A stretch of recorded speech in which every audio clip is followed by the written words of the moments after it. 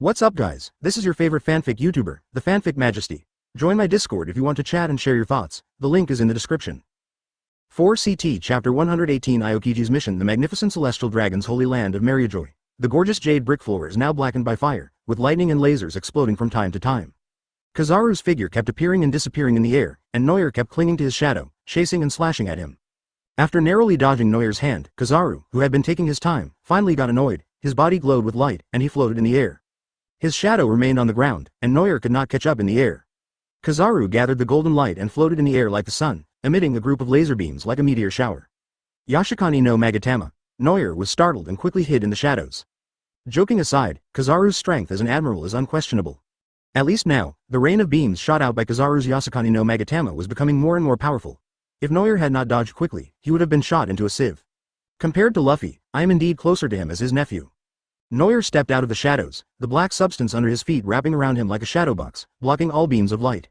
At the same time, several black spears stretched out from the large shadow and stabbed at Kizaru in the air. Kizaru twisted his body to dodge the attack of the shadow gun, and the sword in his hand shone brighter, and the lightsaber was stretched into a gigantic blade. The huge lightsaber slashed towards the shadow box with such power that it could cut through the sky. The dark purple shadow box was split in half, and a figure wrapped in a black shadow stream rushed over. Noel's eyes turned pure black, and his speed was even faster than before. Kizaru showed a flaw, luring Noel to chop with his sword, and then launched a light speed kick, instantly hitting Noel's head. The touch on his feet was obviously wrong. Kizaru looked up in surprise, only to see that the head of Noel, who was kicked, had turned into a disembodied shadow. At the same time, his hand was firmly inserted into the ground, and that place was exactly where Kizaru's shadow was. Noel's body began to melt, turning into a purple fluid that merged into the ground and connected with Kizaru's shadow. At the other end of the connection, it was Noel who walked out of the shattered shadow box. The Shadow Mage is another version of myself, so he can use the ability of imitation. This clone is very useful against enemies. Noel quickly rushed towards Kizaru while thinking about the practicality of this move. He knew that the restrictions on Flashman by restraining him through shadows were very limited. Seeing Noel rushing towards him recklessly, Kizaru quickly transformed himself into a completely luminous body to avoid the shadow's restraint. Just when Kizaru was about to dodge away, Noel's fingers finally reached out in time and just touched Kizaru. Advertisement Kizaru appeared on the other side, but his expression was gradually becoming ugly. Bad things happened in the end. Noel, who had succeeded, opened the system and quickly copied the gold-quality sparkling fruit, replacing Robin's Ohara Scholar. Noel straightened up, looked at Kizaru, and finally couldn't hold back the smile on his face. I smiled triumphantly, relying on his speed. He teased himself for so long. Now Noel wants to let him have a taste of what it feels like to be played by his own abilities. Kizaru's exaggerated facial features sank slightly, and he and Noel activated elementalization almost at the same time. Next, the already messy battlefield became even worse. The two golden lights kept interweaving, punches, kicks, and slashes collided one after another, truly achieving speed as power, and a huge sound echoed over Mariajoy. The speed of the two people was getting faster and faster, and the normal eye could no longer follow them. Only the mutual testing of their observation Haki supported them to launch the attack. The lively light rippled in the air. Noel pressed his hand to the ground, and the shadows of nearby buildings slowly flowed out from the darkness. Relying on the amplification of the flash, the shadow streams created by Noel were extremely huge, and they hit Kizaru like waves in the sea. Kizaru was caught off guard by the sudden change in fighting style, and was temporarily restrained by the shadow wave. Noel's eyes became more and more ferocious. He flashed into the scene under the cover of the shadow, with a fierce light flashing in his eyes. As long as you kill Kizaru, you will get the complete sparkling fruit. At the same time, underground fire and sky thunder surged up, and the shadow waves covered a large area of the battlefield, blocking out the sky and the sun. Kizaru was annoyed by Noel's constantly changing abilities, and was startled when he sensed his killing intent. My abilities have been copied, and my one-on-one advantage is gone. I must retreat. The body transformed by flash quickly broke through the bombardment of multiple elements, and the laser track folded and jumped, flashing in one direction. Noel saw Kizaru slipping away and was about to catch up with him with a flash of light, but he suddenly stopped. With a light touch on the face, Noel's height and appearance immediately changed, turning into a tall and ugly man. Noel stroked his chin like Kizaru and gave a sly grin before activating the flash to chase after him. The other admiral, Aokiji, who was in charge of rescuing the celestial dragons, was also obstructed. _V=_Lucci. Enel and their companions hijacked a warship and took dozens of celestial dragons on board. Advertisement. Although this is above the red line, with Weber, an ancient flying species, and Noel and Enel both able to fly, transporting a few warships is not a problem. But when Lucci saw the slave army brought back by Weber, he was completely numb. What the hell is this captain doing? So many slaves need to be rescued. Is that the small matter he mentioned? Nearly 2,000 liberated slaves hijacked several warships on the edge of the Holy Land and finally found a means of escape. But what made Lucci even more desperate was that Marine Admiral Aokiji was already chasing him with his men. Aokiji continuously emitted cold air, and at the first sight of it, the bottom of the warship carrying the slaves was frozen solid. The freezing temperature that penetrated deep into the bone marrow was just like the mood of all the slaves at that moment. But now that we are here, we are only one step away from freedom, so why would we give up? Just when everyone was hesitating, not knowing what to do, a huge figure jumped down without hesitation. The giant nerf waved his fist as big as a hill, and roared with red eyes. Break the ice, follow the benefactor back to the sea. Everyone was inspired again by the giant's desperate behavior, and his sick and disabled body was squeezed out of the last bit of potential. Groups of people jumped down without hesitation following the giant. Freedom was just around the corner, and everyone's faith became stronger and stronger. Regardless of the coldness and sharpness of the ice spikes, they smashed down with their bare hands and scraped the ice one by one. Looking at this group of weak slaves using their flesh and blood to create a way to escape, Lucci was filled with shock. It turns out that belief is really a very powerful thing. The blood stained the hard ice, but everyone seemed to be possessed by a demon. Even though their bones were broken and their flesh was bloody, they still did not stop. The slaves encouraged each other by bumping their bodies, gnawing with their teeth, and even butting their heads, roaring with unwillingness. Break the ice. Get out of here, you marine dogs, no one can stop us. We promised our benefactor that we would go to the sea to repay him. Aokiji raised his hand silently, cold air filled the surroundings, but he was still hesitant to use his freezing ability to end everyone's life. The slaves vented their years of pent-up resentment and collectively expressed their longing for freedom. As the excited shouts got louder, everyone's consciousness began to become a little unclear, but the passionate voices continued to slowly gather together and turned into a simple and clear sentence. We are going to go home together, back to that sea and be human beings. After a long time, the marine soldiers who surrounded them couldn't help but show pity in their eyes, and even put down their raised guns involuntarily. Until the end, Aokiji, the highest officer, sighed deeply and whispered, "I'm sorry, I have my duty."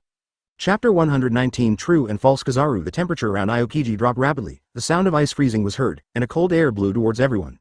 Enel on the boat gritted his teeth, transformed into lightning and rushed towards Aokiji, but the golden stick only shattered Aokiji's ice body and could not stop his attack at all. Weber and Lucci used their newly learned Haki to block Aokiji with difficulty, but they only slowed down the speed of freezing. The ice continued to spread and was about to cover all the warships, and a roar at the speed of light was heard in the distance. Hearing the sound, Aokiji's face changed slightly, and he looked at the two flashes vigilantly. The light gathered, and the two figures revealed their true appearance. I saw two identical wretched men appear in front of me. One is Kizaru, and the other one should also be Kizaru? Aokiji looked at his colleagues and asked in surprise, "Borsellino? You were copied by him?" Both Kizaru answered in unison, "It's me, Aokiji, he imitates me." Aokiji was stunned. How could he tell the difference? One of the Kizaru said in his extremely anxious voice, "Damn pirates, do you think I, Kuzan, won't recognize you if you pretend to be me?" The other, Kizaru, glanced at him with disdain and said with a crooked mouth, "Aren't you afraid? Kuzan can recognize you at a glance, you fake one." The Kizaru on the left squinted and smiled, "Still pretending, fight again if you have the guts, Kuzan will naturally be able to see through it." Kizaru on the right was not to be outdone and said, "Come on, let's see who is the speed of light."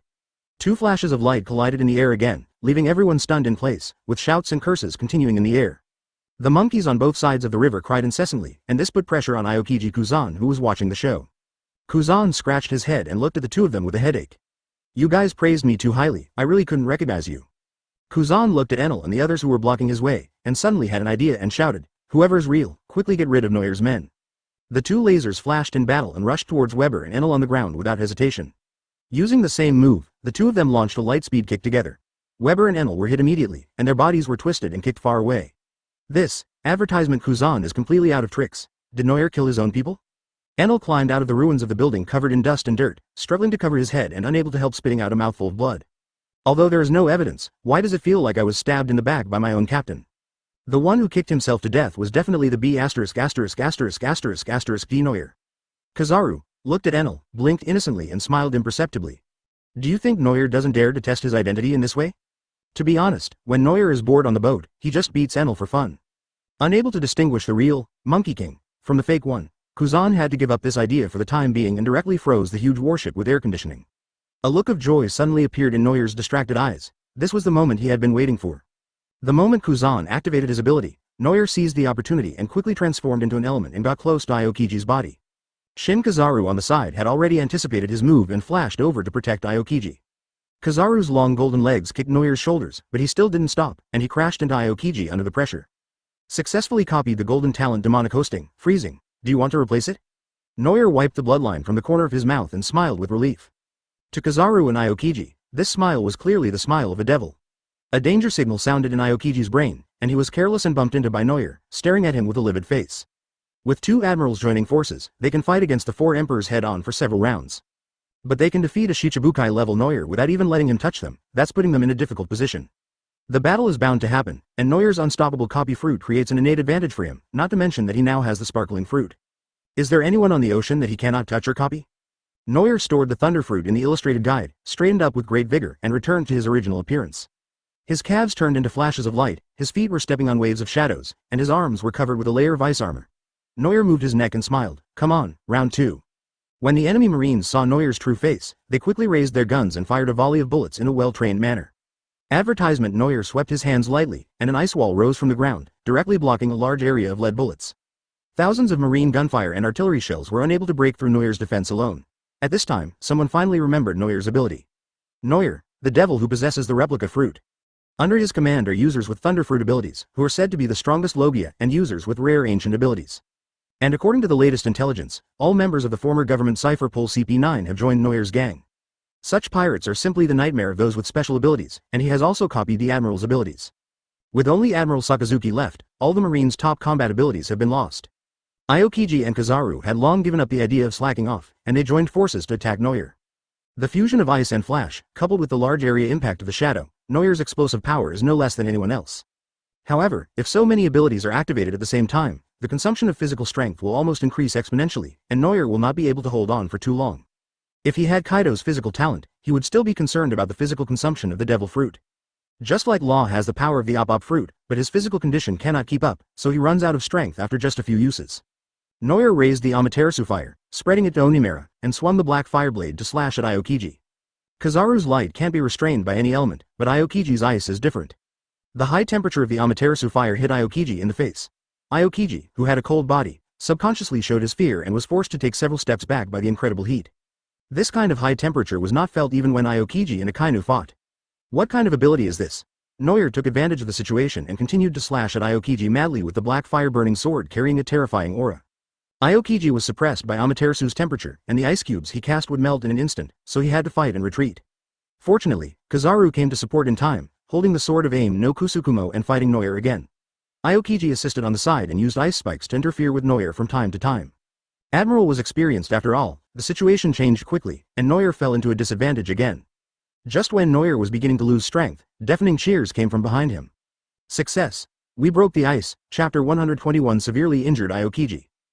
Kizaru fought against 3 masters under Noir alone, and Aokiji also abided by the agreement and fought against Noir alone. Aokiji was covered in ice and swung his ice blades to attack Noir again and again. Noir relied on the Amaterasu fire in his body and was not afraid of Aokiji's multiple attacks. In fact, Aokiji's elemental attack caused little damage to Noir. The only thing he could do to hurt Noir was the armament color attached to his ice blade. The wounds on Aokiji's body became deeper and deeper, and his body made of ice crystals was also burned by Amaterasu and became extremely weak. Inevitably, Noir was also injured, but much less seriously than Aokiji. Noir's current strength level is very special, it can be said to be Shichibukai level. People like Haki and Mingo who specialize in one area can only be evenly matched with him at most. But compared with the Admiral, Noir is not inferior to any Admiral in a one-on-one fight, and can even restrain 2 Admirals Aokiji and Akainu. But battles are actually like this: 4 Emperors level strongmen may be killed by Shichibukai, Shichibukai may be defeated by newcomers, and a battle with a 100% winning rate simply does not exist. It's just a matter of who has a greater chance of winning. Even if one's strength is overwhelming the opponent, there is still a 1% chance of losing. This is the case with Noir's battle against Aokiji. If Noir didn't have Amaterasu fire and copying abilities, it would be difficult for him to fight him head-on.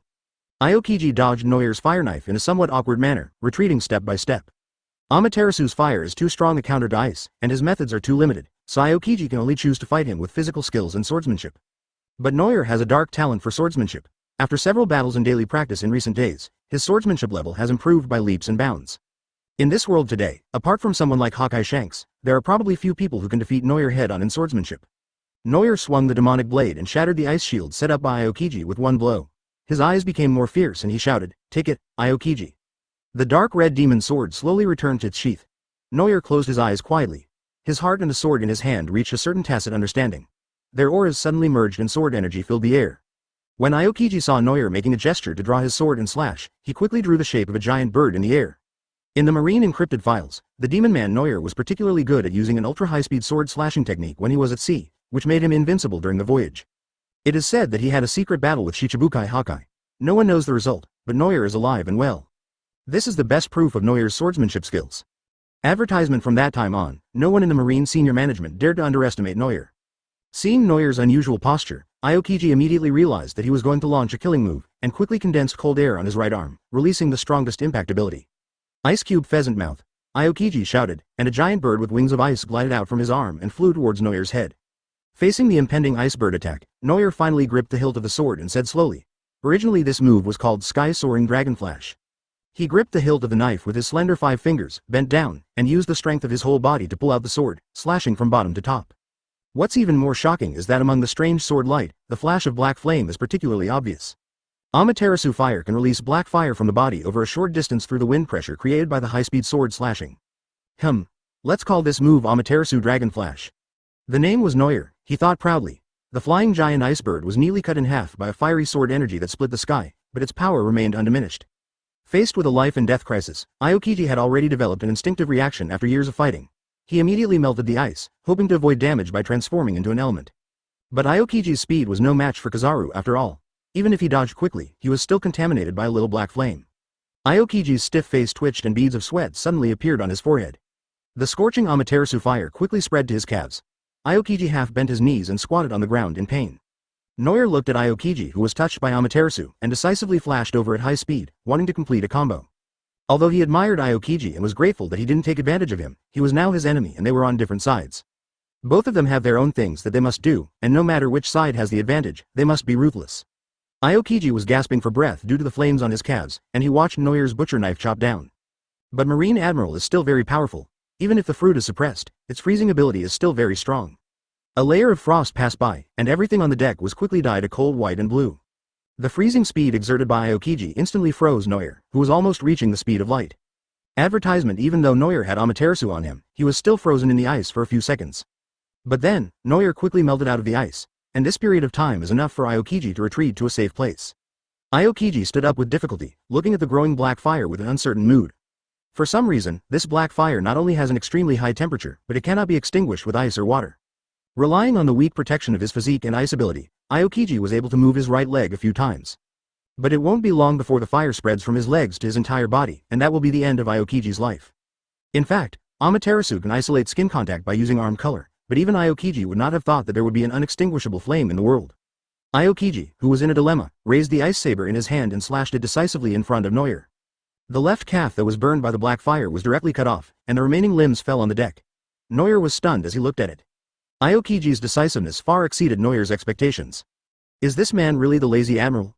Surviving by amputating a limb is a method that any normal person can think of, but no one dares to try it because it requires tremendous willpower. At least if Noir were to cut off his left leg, even if it was to save his life, he would have to think carefully about it. A cold air came out from the severed part of Aokiji's left leg, and hard ice grew out, directly replacing the function of the calf.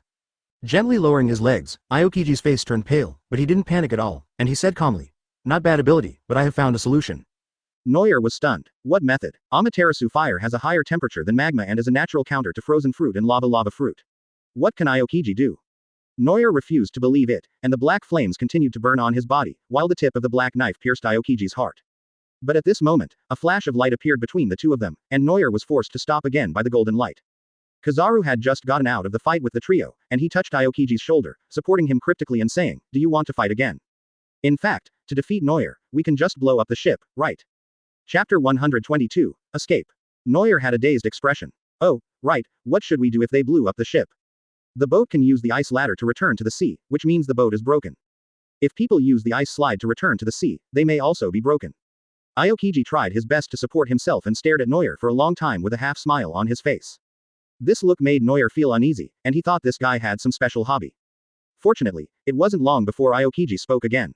"You are not fast enough to catch him. I am also injured. Go back and report." Kizaru looked at him in surprise, as if meeting Aokiji for the first time, and said, "Are you going to let him go? The one who was kidnapped was celestial dragons. Why don't we capture him and hand him over to the government?"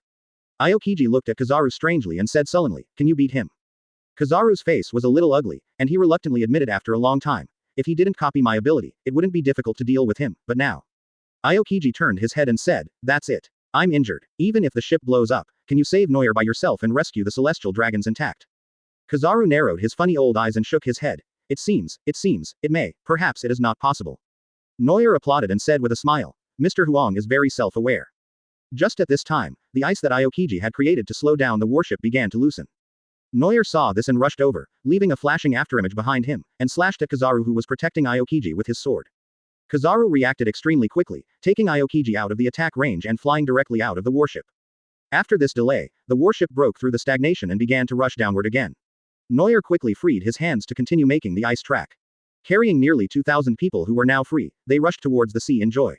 Even though the ship was shaking and breaking from time to time and the ice road was full of dangers, tears still flowed from everyone's eyes. It's been a long time since I've seen the raging sea and the clear blue sky. They can finally go back and no longer be slaves. And all this is thanks to their lifelong benefactors. Everyone looked at Noyer with fanatical admiration, relaxed, and started to praise and laugh. The black-cloaked benefactor was able to defeat 2 admirals by himself. He is truly the incarnation of God. I can go back to find my parents. I wonder if they are still alive. I'm free, but I don't have any family anymore. Me too. At first, everyone looked happy, but before they knew it, they talked about their own situations and couldn't help worrying about their lives and their loved ones. Advertisement. After years of enslavement, the once familiar sea has long since changed beyond recognition, and this feeling of depression suddenly diluted the warm atmosphere. Noyer was trying hard to maintain the escape route, and he was a little distressed when he heard what everyone said. Those who are strong can be absorbed into your own team. But what about those who are weak? What about those who are unwilling to take risks and work hard anymore? I can't build a home for each of them, can I? Etc. You never know, I might actually be able to build it myself. Previously on Sky Island, he had been given a chance to generate Sky Island, but he never knew where to use it. Moreover, his own strength is more than enough to establish his own territory, even a kingdom. Oh, right, the kingdom of Nutham. Thinking of this, Noyer's eyes suddenly lit up. I heard from Robin that although Nutham was destroyed, the island that served as the ruins is still in the new world. Noyer can find an opportunity to fight back and rebuild the kingdom. The more Noyer thought about it, the more feasible it seemed. Not only could he go back to find out the mystery of his life, but he could also use it to rebuild his base. Moreover, Noyer's cheat is a talent duplication system. He needs a reliable base and time to consolidate the progress brought by high-quality talents. Noyer happily made a plan. After returning to the sea, there was no need to rush to the new world. He had to ask Robin and the others to go with him. During the previous Tien Shangjin seizure operation, Noyer had Bluno send them back to Thriller Bark for safety reasons. The Ark Maxim was also sent back by the Revolutionary Army and parked there. It seems that Noyer has to go back. But it doesn't matter, only the terror ship can carry so many people. On the ice track, the liberated slave soldiers released years of pent-up laughter and tears, hugged each other, and enjoyed this hard-earned happiness. Many of them used to be pirates, and had long since gotten rid of their inner cruelty. They jumped onto the table and sang and danced in a funny way, making everyone laugh until tears streamed down their faces. There was no good wine or good food, but the boats were bustling with noise, and the ultimate sense of happiness in the world was gradually spreading invisibly. Until the end, several warships, led by the old pirates, sang the same song at the same time, the Pirates' Song of Freedom and Love. Yo ho ho, yo ho ho. Bring Binks's wine to you. Like the sea breeze, free as it pleases, riding the waves. On the other side of the sea, the sunset is also noisy. The birds' songs draw circles in the sky. The song Binks's wine depicts the sea seen by the adventurous pirates, a free sea full of hope and laughter. This song is for everyone to sing without any sense of disobedience. Advertisement. Because they also want to return to the embrace of the sea, they are no longer slaves. The deck was filled with cheerful singing. Noyer couldn't help but smile and hummed along with everyone, even though he was tuneless. For some reason, Enel and Weber got along surprisingly well with everyone who escaped. Look, they are singing together again, arm in arm, dancing in unison with their feet kicked high, laughing loudly, and singing happily. The aloof and ferocious god and warrior, since joining Noyer's group, his personality has been completely destroyed, and he hugs the dirty crowd without any pride. Even Bluno, with his expressionless face, was clapping to the beat with a smile, and happily watched everyone singing and dancing. A group of people with no sense of crisis. Lucci put his hands in his pockets, carried the pigeon on his shoulder, snorted coldly, turned around and walked into the cabin. Seeing this scene, Bluno suddenly felt a little funny. Under normal circumstances, Lucci would definitely kick these people who disturbed his peace and teach them a lesson. Is it because the captain is here and you don't dare to teach them a lesson? Or is it that he himself is unwilling to take action and break the atmosphere? Oh, who knows, this dead Tsunere. Excited laughter echoed in the blue sky. Behind the collapsed ice track, Kizaru and Aokiji flew silently in the air. Kizaru squinted at Aokiji and said, "You didn't use your full strength, did you?" Aokiji didn't answer, but shook his head and pointed at his leg, saying, "It doesn't matter. We can't be blamed for this injury." Kizaru's Adam's apple rolled, but he was ultimately unable to express his thoughts. Seeing Kizaru stop talking, Aokiji smiled with a pale face and said, "Don't worry about it. He copied our abilities. It will be difficult for us to defeat Noyer alone." Kizaru nodded, took a breath and said lazily, "Taking away the celestial dragons is a death warrant, but also a life-saving warrant. Earlier on the warship, what changed Kizaru's mind was not just Aokiji's words, but also his own understanding. Killing Noir is impossible, and neither is blowing up the ship, because he has killed many celestial dragons. Once he was pushed hard enough, Noir could easily kill the celestial dragons, just as Kizaru could easily kill the slaves. But this matter will not end like this. Next, there will be a crazy counterattack from the Marine and the government. As long as he can withstand this tremendous pressure and survive, the criminal Noir will become one of the heroes of the world. Aokiji pondered for a long time, but couldn't help but said to Kizaru, Borsellino, do you think that what the Marine is doing is justice or the government's order? Which side should I stick to? Kizaru looked at Aokiji nonchalantly and said, why do you insist on standing on one side? The world is in this state, we just need to stand as bystanders. When the situation starts to change, we will always know the direction. Aokiji's eyes widened in surprise, this was the first time he heard Borsellino talk about such things. However, after hearing what Kizaru said, Aokiji smiled and said, ambiguous justice. I think you are right. Kizaru pouted his lips out of habit and grumbled, well, you're lying. Chapter 123 Enthusiastic Brothers. One day, above the towering red line, a huge icy road suddenly extended out from it, slanting into the sea. Despite the support of the warship, Noir and his men plunged into the sea, and the powerful impact inevitably smashed the ship. The singing and laughter on the warship came to an abrupt end. As the warship was hit by the waves, the sound of people falling into the water rang out one after another. The scene was like it was raining people from the sky. Fortunately, there is some cushioning, otherwise even if it rushed into the sea, it would probably be smashed to pieces. Natural disasters are often much more dangerous than man-made disasters. Just like the exhausted Noir, he plunged into the sea unexpectedly, and was instantly hit the bottom of the sea by the huge waves. Noir covered his mouth expressionlessly. The cold sea water diluted the fatigue brought by his ability and made him much more sober. Apparently, he escaped from Mariajoy. I really don't know how Fisher Tiger set a fire in Mariajoy and then brought people out. Noir's action to liberate the slaves was actually done impulsively after listening to Weber's words. Success is mostly due to luck. If any part of this operation goes wrong, Noir might be killed by Aokiji or Kizaru. Noir held his breath and flapped his arms in an attempt to float to the surface.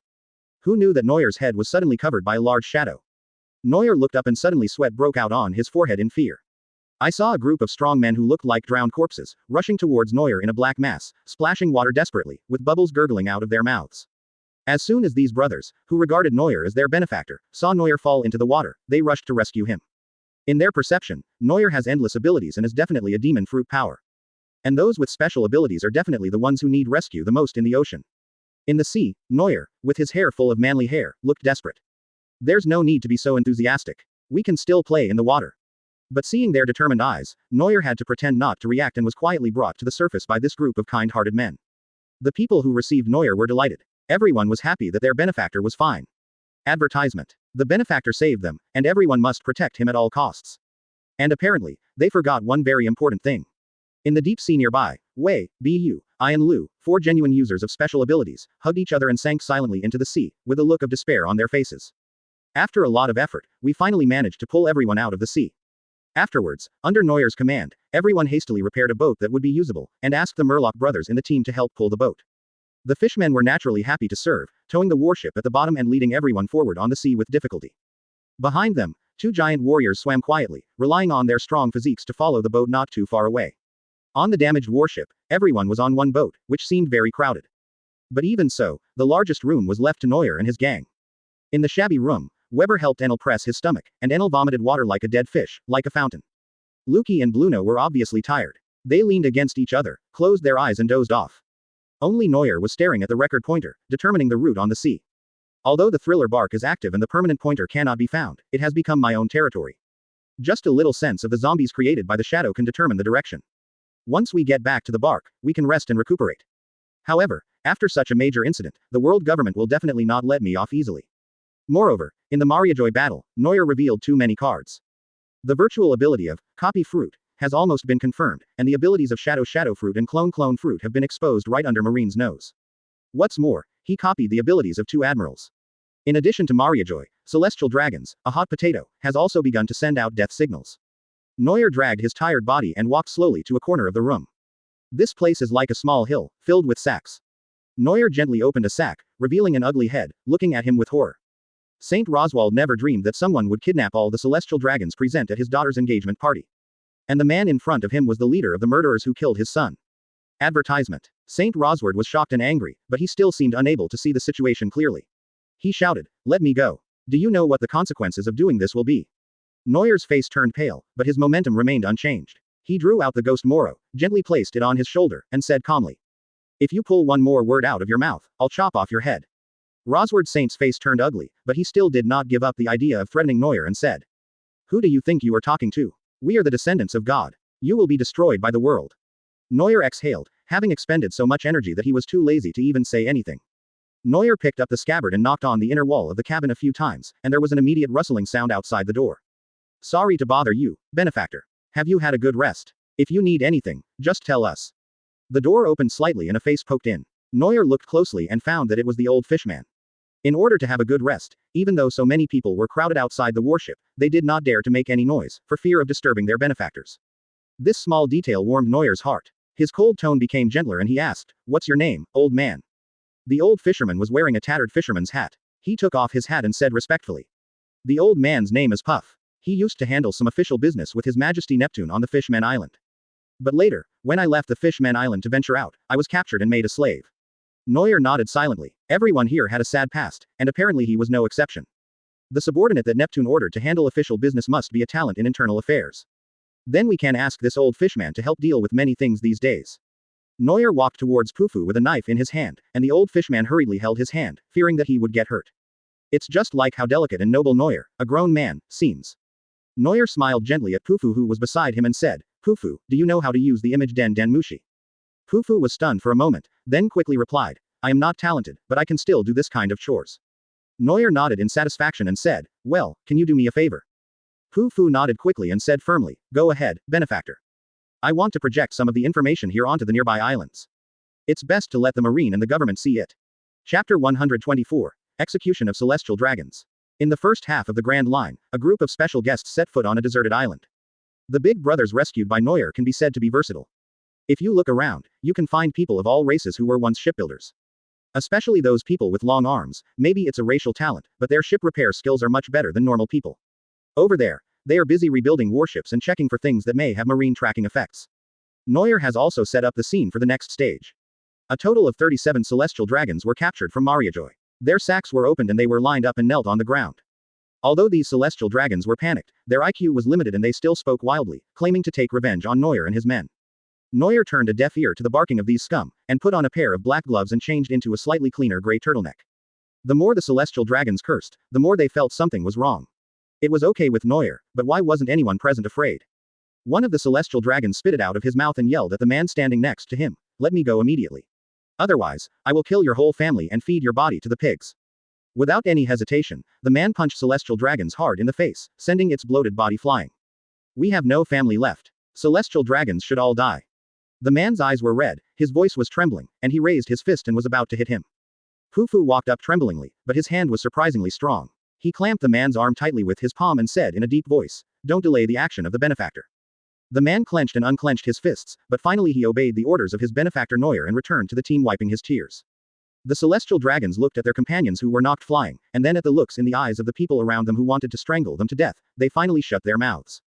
Noir tidied himself up a bit and reassured the man, Don't worry, the celestial dragons will pay for it. Then he turned to look at Pufu and said, How is the arrangement? Pufu said in a steady voice, We have hijacked the Den Mushi line on that island, but the time is short.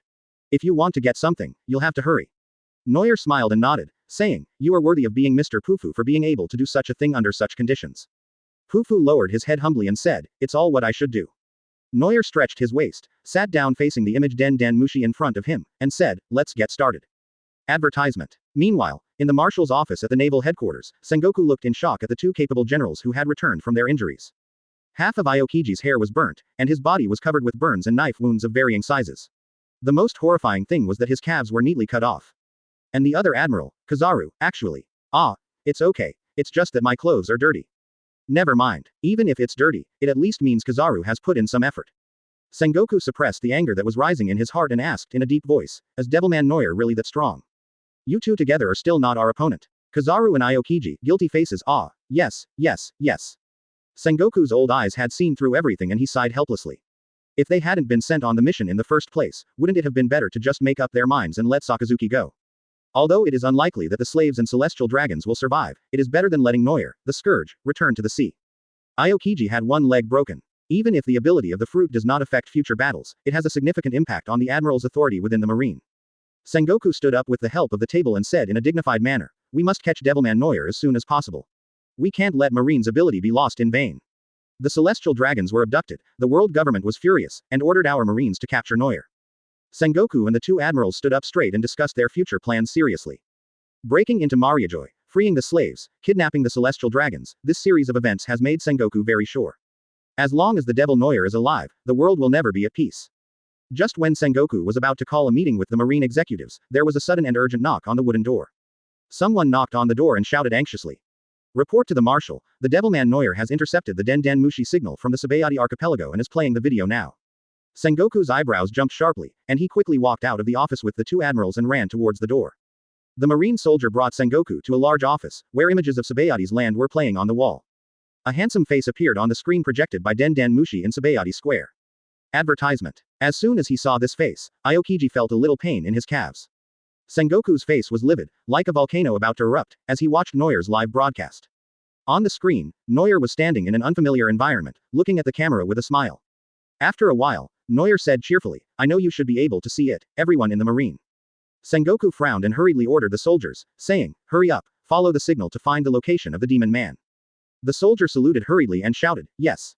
Noir couldn't hear what Sengoku said off-screen, and continued to talk to himself. "The main reason I'm chatting with you in this way is to discuss a deal." As he spoke, Noir turned the projection lens to focus on the celestial dragons kneeling in a row. Sengoku was suddenly shocked, he wanted to do something with these celestial dragons. Noir walked to a celestial dragon, slowly squatted down, raised her chin, and smiled like a demon prince. "The lives of these celestial dragons should be very valuable to you, right? I have 37 celestial dragons here. Let me count. How about 1 billion? The one whose chin was raised by Noir in a teasing manner was Sha Lulia Palace, who had previously had an engagement with Noir. She bit her lips and shed tears of humiliation. This man kidnapped the world's nobles just for money. Moreover, back then in the Holy Land, I was actually teased by such a bug. Sha Lulia Palace was filled with shame and indignation. Her noble experience coupled with her current situation made her want to commit suicide. Noir pointed his finger at the camera and said, "When you pay, I'll deliver the goods, but..." Noir suddenly turned around, raised the butcher knife in his hand indifferently, and pointed it at Saint Roswald who had spoken so arrogantly before. Under the horrified gaze of the people of Sabayati Archipelago and Sengoku's furious roar, Noir drew his sword and slashed at the neck without hesitation. Blood splattered, staining the entire screen red. A disgusting human head rolled on the ground for a few times, and the fat headless body collapsed to the ground. In the scarlet background, Noir pointed at White Fang and said something that made Sengoku break out in a cold sweat. "Every day that passes and one person dies, you can pay 10 billion less for ransom. But hurry up, don't let me get nothing." Chapter 125 Regrouping. On the Sabayati Archipelago's video screen, the scene of Noir chopping off the celestial dragons' heads with one sword was frozen in front of everyone's eyes. Everyone's face was filled with shock. The high and mighty celestial dragons were slaughtered and were even used to blackmail Bailey. After being shocked, people couldn't suppress their ecstasy. This behavior was simply pleasing to the people. I'm afraid no one in this world would have a good impression of celestial dragons.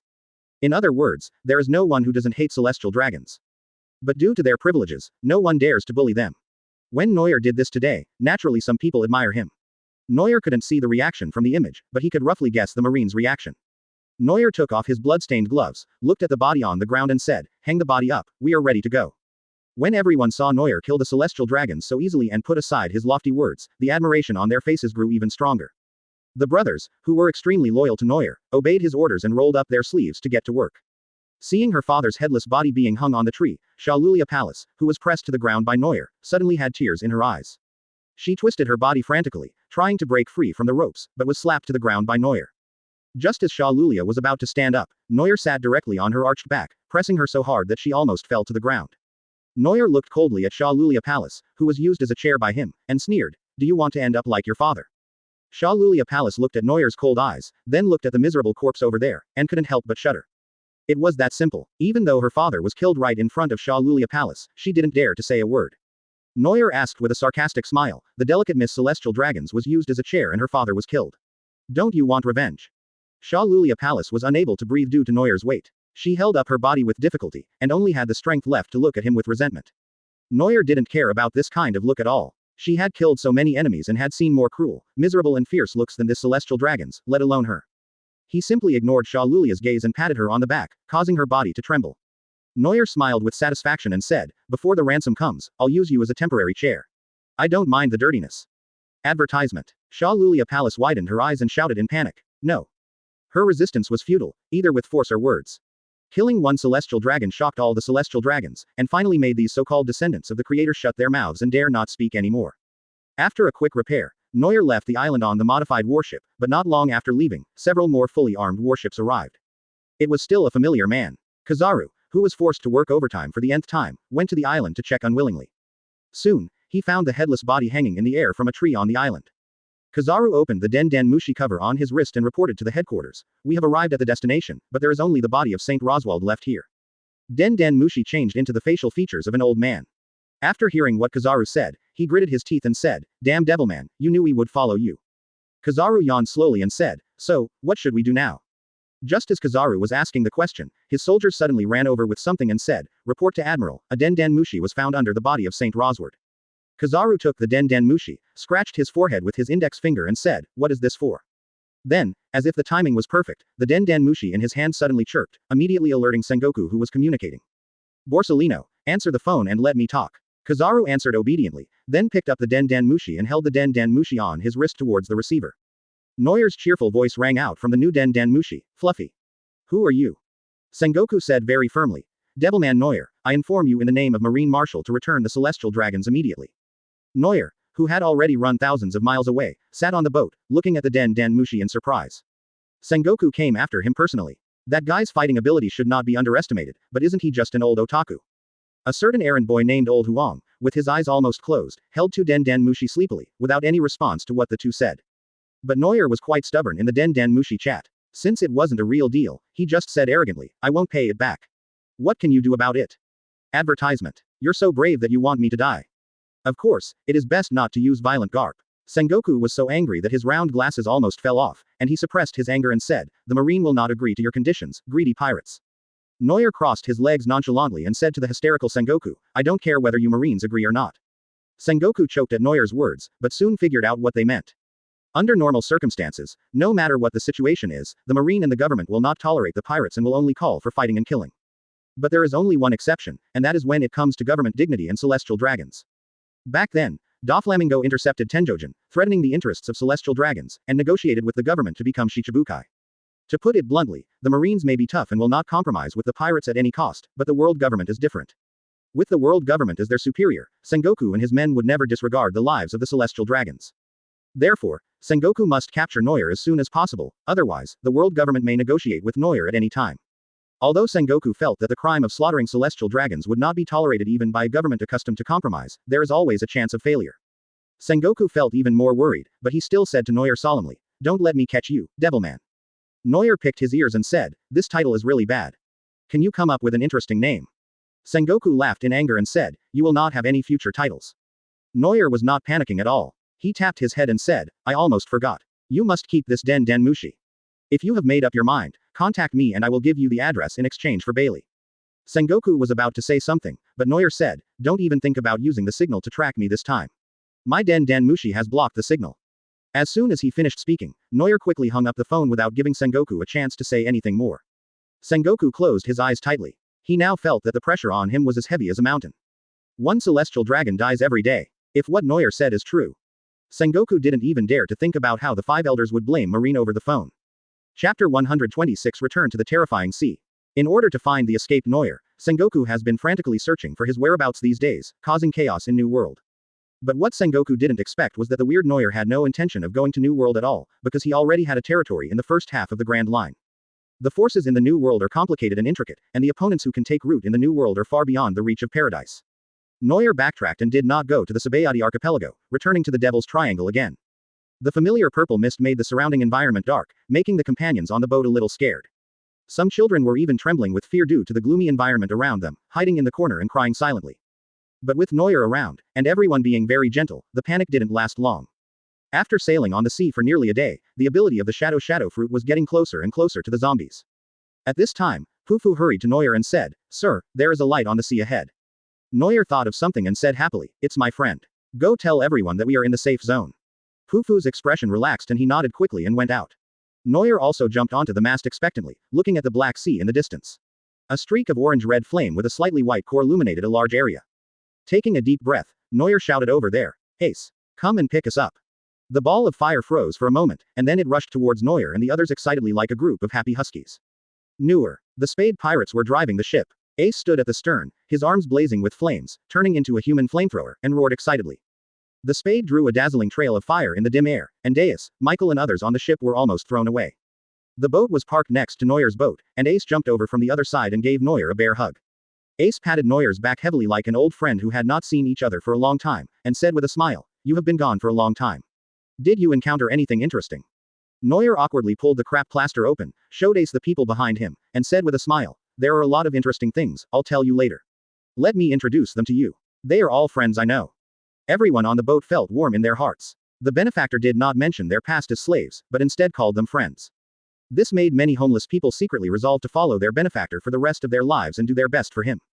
After hearing Noel's introduction, Ace turned around and saw everyone on the boat greet him with a slightly unfamiliar look. Ace quickly took off his hat, bowed slightly, and said politely, "Hello, I am Noel's friend, thank you for taking care of Noel." Everyone waved their hands and said hurriedly, "Don't dare." Ace actually has a very distinct personality, and he seems to have developed a different personality since Sabo was thought to be dead. When facing people of equal strength or people with whom he has a high favorability, Ace's personality is like that of a rebellious boy, a big boy who is out of touch. Advertisement. This should be Ace's nature, or the norm. However, when it comes to friends and family, or people he doesn't know very well, Ace tends to be very polite, especially to his brother's friends. This character is that Ace wanted to take care of Luffy on behalf of the dead Sabo, and learn some of Sabo's noble etiquette. This is why the Ace that Noel knows is very different from the warm-hearted big brother Ace in the original book. He had always wondered before, could this Ace be fake? Ace transported many companions to his ship and said to Noel, "Let's go back to your interesting ship. A lot of things have happened these days." Noel asked in confusion, "Something happened. What happened?" Ace scratched his head in distress and said, "I heard from your wolf-like friend that two people seem to have escaped. Their names were Puro." Noel's eyebrows jumped and he said, "Perona and Hogbark ran away. What's going on with Jabra and Kaku? As former CP9 agents, can't they keep an eye on a little girl?" Noel met Ace who came to pick him up and slowly headed towards the three-masted sailing ship in the thick fog. He soon found the mouth of the ship. Under the curious and shocked gazes of everyone, the ship slowly opened the entrance and docked at the shore inside the three-masted sailing ship. Noel jumped to the ground first, smiled and greeted, saying, "Come down, this is my territory, Marine can't think of us here for the time being." After hearing the benefactor's words, everyone felt relieved and happily ran off the boat, looking around curiously. Although the natural environment of the terror ship is relatively harsh, it is like heaven compared to Mariajoy. Noel led the troops towards the direction of the castle with familiarity. As soon as the castle's shadow appeared, a bright light and a group of strange creatures appeared in front of them. Everyone nervously grabbed their weapons, and Noel quickly said, "These are the products of devil fruit, they are my men." As Noel spoke, a soft voice came from the opposite team. "Captain, we've got food and water." Noel looked carefully and saw that it was Robin leading Canis.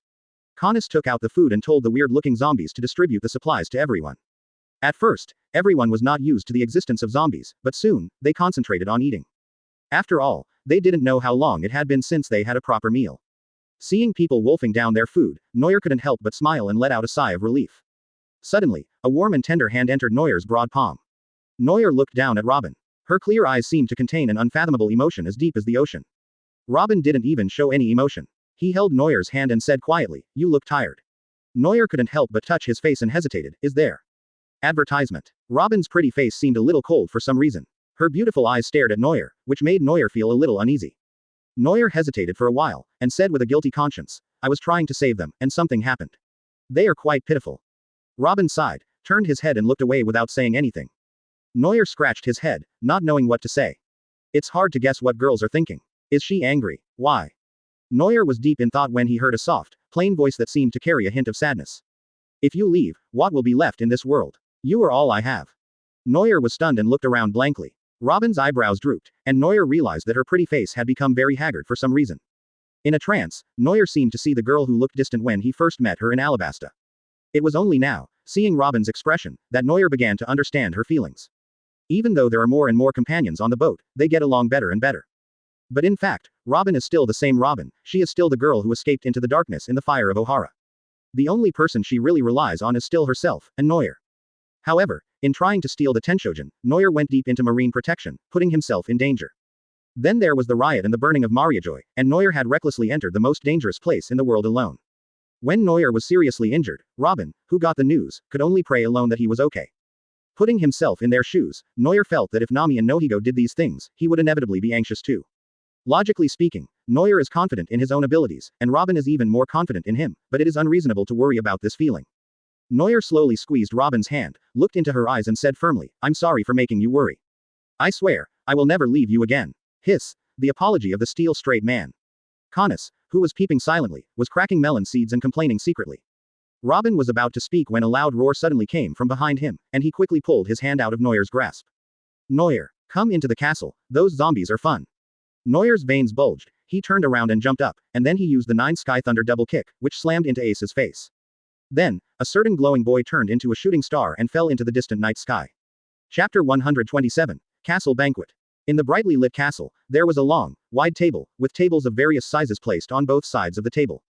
Noel sat at the head of the table, raised his glass in high spirits, and said to everyone, from today on, we only live for ourselves. One goes. Noel's group, Ace's group, and the people who escaped from Mariajoy all raised their glasses, laughed, and shouted, oh. Afterwards, there was a burst of gulping, and everyone began to devour the delicious food on the table. In the kitchen, children and women were running around, constantly delivering food to the table. There was also a group of clumsy zombies helping them, which made many chefs disgusted. The people at the table took the dishes with a smile and gathered in groups of 3 or 5 to brag. Ace and his friends teased the clumsy zombies out of curiosity, and couldn't help laughing when they saw them dumping food on their heads. Everyone who escaped from Mariajoy happily shared their food with others and asked those who were busy to sit down. Enel and Weber started fighting again. In order to grab a huge plate of Sea King's cooked meat, they rolled up their sleeves and were ready to fight to the death. Jabra, Bluno and others clapped their hands and sat in rows watching the excitement. Lucci held the knife and fork elegantly, enjoying his steak while looking down on these vulgar people. A while later, a plate of salad was thrown out by Weber and directly hit Lucci's face. The members of the original CP9 team cried out, it's over. The dirty Lucci also lost his composure, he turned into a leopard and jumped into the battle with a roar, fighting with the duo who were snatching food with punches and kicks. In the girls' group, Canis and Khalifa had stars in their eyes, and the other rescued girls were chattering around Robin, whispering something. In the joyful environment, Noel and Ace hugged each other, clinked glasses and chatted. When men chat, there are always a few topics that remain the same. Noel said thoughtfully, so, there's this marine chick named Iska who's been chasing you. Ace quickly shook his hands and said distressedly, it's a literal pursuit. Although she can't beat us, it's very annoying. When there was no sound, Ace turned around and saw that Noel's eyes were curved into crescents and he was looking at Ace with 8 trigrams. Advertisement. Ace ignored him in frustration. Noel looked unfathomable and whispered in his ear, so, do you like that girl? Ace became even more excited, and said with a red face while stepping on the table, how is this possible? I am a free pirates. Noel acted like a military strategist and advised, love knows no status. As a man, you have to be brave, seize the opportunity, and don't leave any regrets. Ace gave him a strange look and said, so, you are very brave. Noel nodded decisively and confidently, and Ace immediately pointed to Robin who was not far away and looked at him teasingly. Silence is better than words at this moment. Noel scratched his head awkwardly and said, the situation is a little different.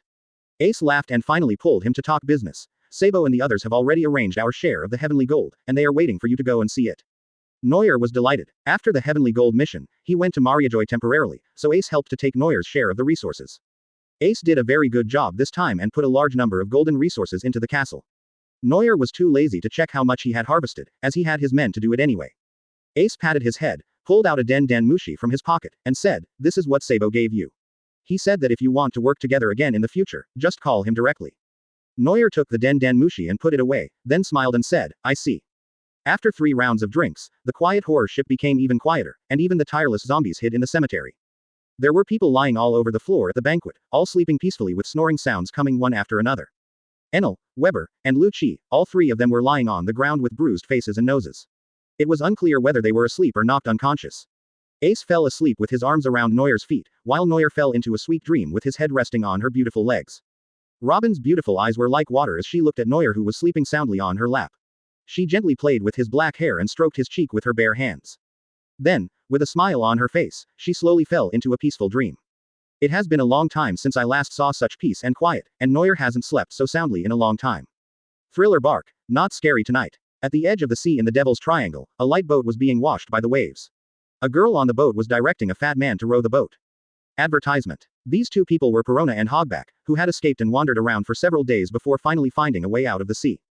Hogback rowed the boat with great effort, and Perona urged anxiously, hurry up, Hogback, we're about to escape. Perona's face was filled with hatred, and he gritted his teeth and said, Lord Moria was killed by that evil ghost. We must find a chance to take revenge. Hogback rowed the boat hard and hesitated, but even Moria-sama is no match for him. With just us. Perona shouted to Hogback, I know, you don't have to tell me. Just as the two were arguing, a clear sound of water waves sliding suddenly came from the front of the boat. Perona immediately became nervous. Could it be that the Devilman's men were chasing after him? Hogback raised his hand tremblingly, and Perona also summoned the ghost and prepared for battle. In the thick fog, a black cross was faintly visible. The man who uses a black knife as a paddle, with the background music of a stormy storm, makes another cool appearance. The golden pupils looked at Perona and the other person coldly, and asked calmly, who are you? Hogback looked at the distinctive black cross blade, pointed at him and said in a trembling voice, the world's greatest swordsman, Haki Mihawk. Their former Moria had said that among Shichibukai, if we only considered the killing power, the man in front of them was enough to be the strongest. Perona whispered to Hogback, I didn't expect that after coming out of the Devilman, I would run into another scary guy. The golden pupils of Eagle Eye, who had a well-developed hearing ability, lit up and asked, do you know Noel? Perona and Hogbark were stunned for a moment, then immediately reacted, and a clever idea suddenly popped up in Perona's mind. Perona said urgently, that's right, Master Hawkeye. That demon man is on Master Moria's ship, clamoring to teach you a lesson. Hawkeye looked at her speechlessly. Challenge yourself on board Moria. You are such a bad liar, or do you think Eagle Eyes is an idiot? And isn't this woman Moria's subordinate? How did she become like this? Chapter 128 News from Neutrum. Early in the morning, a distinguished guest arrived on the horror ship. Noyer walked out of the room sleepily, and suddenly became alert when he saw the man standing in front of him. Eagle Smash. Why are you here? Noyer said in surprise. Mihawk almost couldn't help but stab him. I was just passing by, but when I heard you were here, I came to see you. Mihawk's golden eyes swept over Noyer. Except for Robin, whom he had seen before, all the others were new faces. It seems that you have developed your own power. Noyer smiled proudly. He met Hawkeye before going to Sky Island, and at that time, only Robin was with him. Mihawk suddenly pointed behind him and said, I met two people on the road. They said they escaped from you. Noyer tilted his head and laughed when he saw it. Isn't this Perona and Hobgubik? According to Jabra's report, the two men ran away at that time just out of playfulness. After all, Noyer's order at the time was to put them under house arrest, and Jabra and his team couldn't enforce it so strictly. But unexpectedly, these two people were caught by Mihawk. Perona spat and cursed, you are all in cahoots with each other. You are not good people. Hogback quickly held him back to stop her from getting carried away. Noyer alone is difficult enough to deal with, let alone Hawkeye. Noyer looked at her and smiled, you want to avenge Moria. Do you think you can do it? Perona's eyes were red, and she looked at Noyer fiercely, unable to say anything. The gap in strength is like a chasm. Perona is not one of those people from the worst generation who has been practicing for a long time and will never be able to catch up with Noyer in his lifetime. Mihawk heard something and frowned, you killed Moria. Noyer nodded and said, kill him, and his territory will be freed up. Mihawk nodded thoughtfully and said, no wonder. I heard before that the marine side is looking for a Shichibukai candidate. Noyer asked curiously, you found a replacement so quickly. Who is it? Mihawk said calmly. There are two, one is the Fire Fist Ace, and the other one. Seeing Mihawk looking at him, Noyer asked in surprise, me. Advertisement. Mihawk chuckled and said, but now it's enough. It was you and Fire Fist who robbed the Sky Gold, right? Noyer was stunned for a moment and said, you know all this. I can't hide it. Mihawk said, you have done something big together. I'm afraid you won't be considered. Noyer laughed jokingly and said, that's not necessarily true. I have done another big thing that can force them to reconsider it. Hawkeye looked at him in confusion and said nothing. Noyer was somewhat surprised and asked, you don't know about Mariajoy. Mihawk shook his head. What is it? Such a big thing as the burning of Mariajoy was not leaked. That's impossible. Even if the freed slaves were not taken away by me like the time with Tiger, there were still so many people present that day. Noyer briefly recounted what he had done to Mihawk. After listening, Mihawk said calmly. It is normal for the government to cover up this matter. After all, if Mariajoy is burned again, it will give the world an image of being easy to bully. Even the World Economic Journal would not dare to publish such a thing. But when your bounty increases in the future, it will surely not be hidden from those people with a keen sense of smell on the sea. After all, the Sabayati archipelago is a mixed bag, and even the government can't completely solve it. Noyer scratched his head and said, I thought I would become famous after this job. Mihawk and Noyer entered the castle and saw the wine cabinet at a glance. They took 2 bottles of red wine naturally and said, you are already famous enough. At least in Shichibukai, except for me who is alone, everyone else should know something about the situation. After waking up from their dream, people cleaned up the house and brought out good wine and food to entertain Mihawk. Mihawk picked up the wine glass elegantly and took a few sips. Noyer was a little dumbfounded. Drinking alcohol early in the morning always makes me feel a little. Mihawk looked at Noyer and asked, so, you want to treat this place as your own territory? Noyer shook his head and said distressedly, it can only be regarded as a temporary base. I want to find an island in the new world to be the base. Mihawk glanced at him and said, it seems like you have a target. Noyer nodded and said, I'm looking for a place called the Kingdom of Nutham.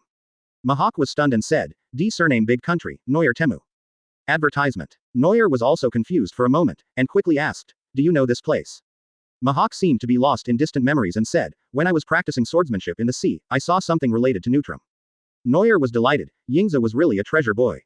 The last time I met Mihawk, he gave me a permanent pointer and let me go to Sky Island.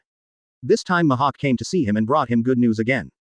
Noel asked hurriedly, "What did you find?" Mihawk shook his head and said, "It's a stone wall with words carved on it, which records some of Newtham's history.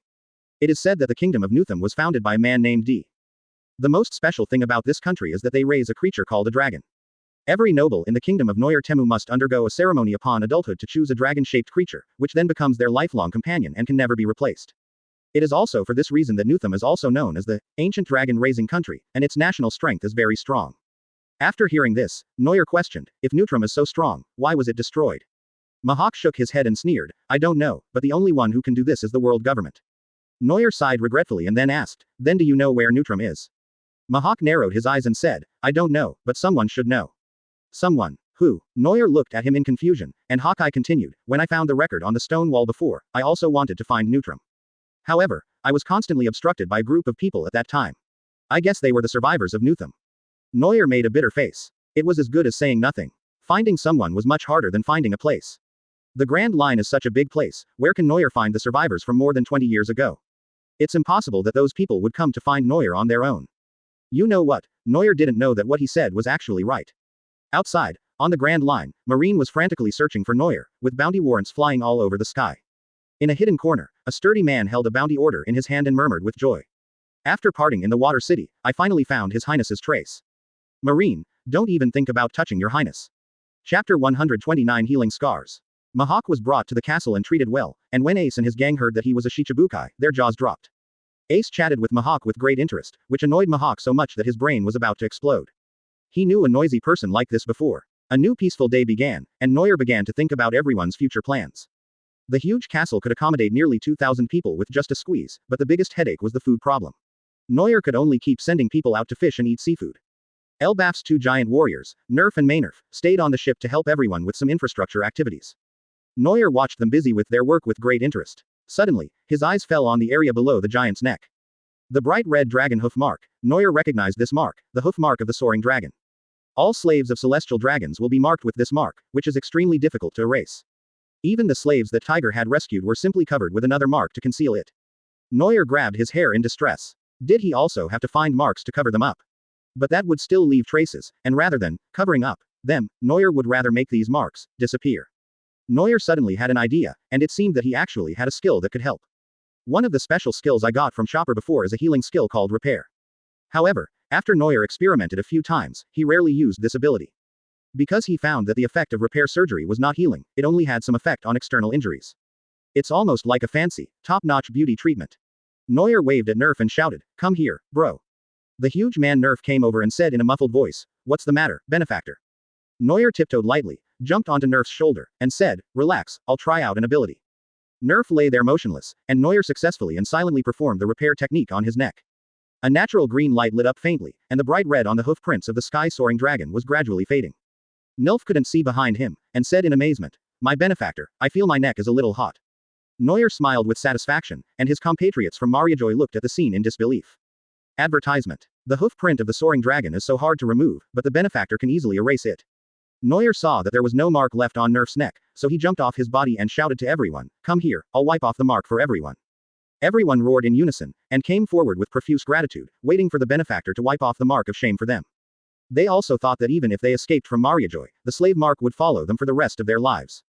For this reason, they were even mentally prepared to bear this darkness forever. Who would have known that the omnipotent benefactor was so powerful? Is there anything in the world that he can't do? As their compatriots had their marks erased one after another, they ran around excitedly with bright expressions on their faces, and the depression in everyone's hearts was swept away. Now, they have no burden at all, but they have a boss to entrust their lives to. It was not until nightfall that Noyer, who had been busy all day, finally erased all the hoof prints of the sky-soaring dragon, leaving no one behind. After dinner, Noyer looked at his brothers and sisters who were no longer gloomy and smiled with satisfaction. Mihawk sat across from him and said calmly, "You still care about your men." Noyer stretched out on the sofa and said, "Your partner will only be willing to make equal effort if you put in as much effort as you put in. It's worth the effort." Mihawk curled his lips and said, "That's why I don't want to form the pirates group. Next to Mihawk, Ace twirled his hat in boredom, and suddenly asked, "So Neuer, are you really going to be a pirate?" Neuer spread his hands helplessly and smiled. "The government and the Marines have determined that I am a pirate. They control public opinion. It is useless for me to object. I used to be a pirate's hunter for the convenience of movement, but now, I don't care about that little trouble." Ace slammed the table excitedly and shouted, "So, do you want to be my partner?" Neuer refused decisively. "Damn." Ace immediately wilted and asked dejectedly, "Why?" "Because I don't want to join the white group with you." Whitebeard can give Ace the fatherly love he longs for, Neuer. Although he wanted to give it, he couldn't. Speaking of which, Garp treats Ace like his grandson. How much advantage has he taken from Whitebeard and Roger? Ace didn't notice Neuer's distraction and continued, "Well, you have your own companions now. What's the name of your pirates?" "Advertisement." Neuer was stunned and said, "I haven't thought about it yet." Ace's expression froze, and then he asked, "So, the pirate's flag isn't ready either?"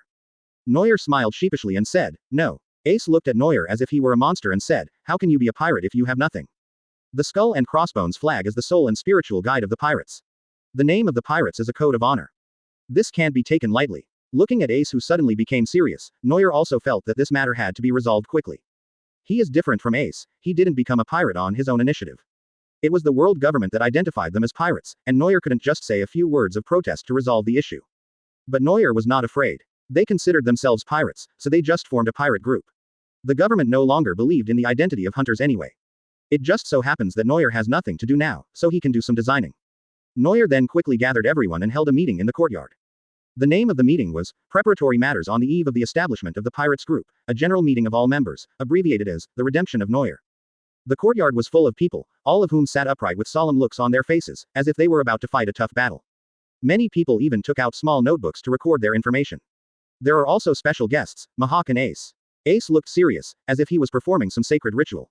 Mihawk's face was full of black question marks. Are they children? Why did they include himself? Neuer stood at the highest point, coughed softly, and said with a loudspeaker. The first item on the meeting is to determine the number of pirates. As soon as the words came out, the audience below started chattering and discussing like crazy. Mihawk was dumbfounded. Is this how you all support your captain? And the one called Ace, why are you so excited? People who don't know would think that such a fierce meeting was held to overthrow the world. Chapter 130 Pirates Group is established.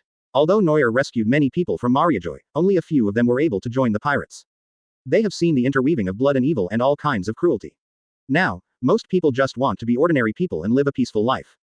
Neuer certainly won't force them to do something they don't like. Everyone has their own aspirations in life.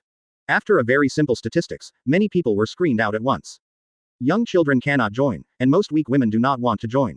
Some have families of their own and want to go back, so Neuer will have to arrange to help them find their families in the future. So after much selection, only about 500 people have joined. But this is not bad. Neuer is very satisfied. There is always strength in numbers. Don't think that the strong don't need younger brothers. It's just that they are strong enough. Like Hawkeye, they don't need any help in battle at all. But many things will be very inconvenient, just like in the original book, the eagles fell on the living room and the kitchen, all because of the lonely life. The crews of Red Hair and Straw Hat are also elite, but they still have many younger brothers under their command who can play a special role at critical moments. Someone handed over a list of people who were willing to join, and Neuer took a look and got a rough idea. As expected, the brother and sister Nerf and Maynard joined, and many others had been pirates, and some even had bounties on their heads. This discovery made Enel very jealous. After all, with his strength, he still didn't have a reward of $1. There are even a few people who have eaten devil fruit. However, most of them are Zone, and the few that have Paramesh's abilities are all strange abilities. After roughly determining the members, Neuer officially started the core content of the meeting and said, "So, what do you think should be the best name for our pirates group?" After these words were spoken, the whole place fell silent. After a long while, Connus said shyly, "Why not just call us the Neuer Pirates?" Neuer said he wanted to do the same thing because he had come up with the same name. But soon, Enel decisively denied it and said excitedly, "No. How can the pirates call people by their names? If you ask me, it would be better to call it the Thunder God Pirates." Weber glanced at him expressionlessly and thought, why not call the Blood Battle Pirates?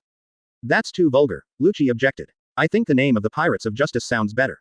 Enel was not convinced. The Pirates group is called Justice, which is awkward no matter how you think about it, mine is better. Advertisement. Weber spat angrily. Your lousy reputation speaks volumes about yourself, stop making trouble here.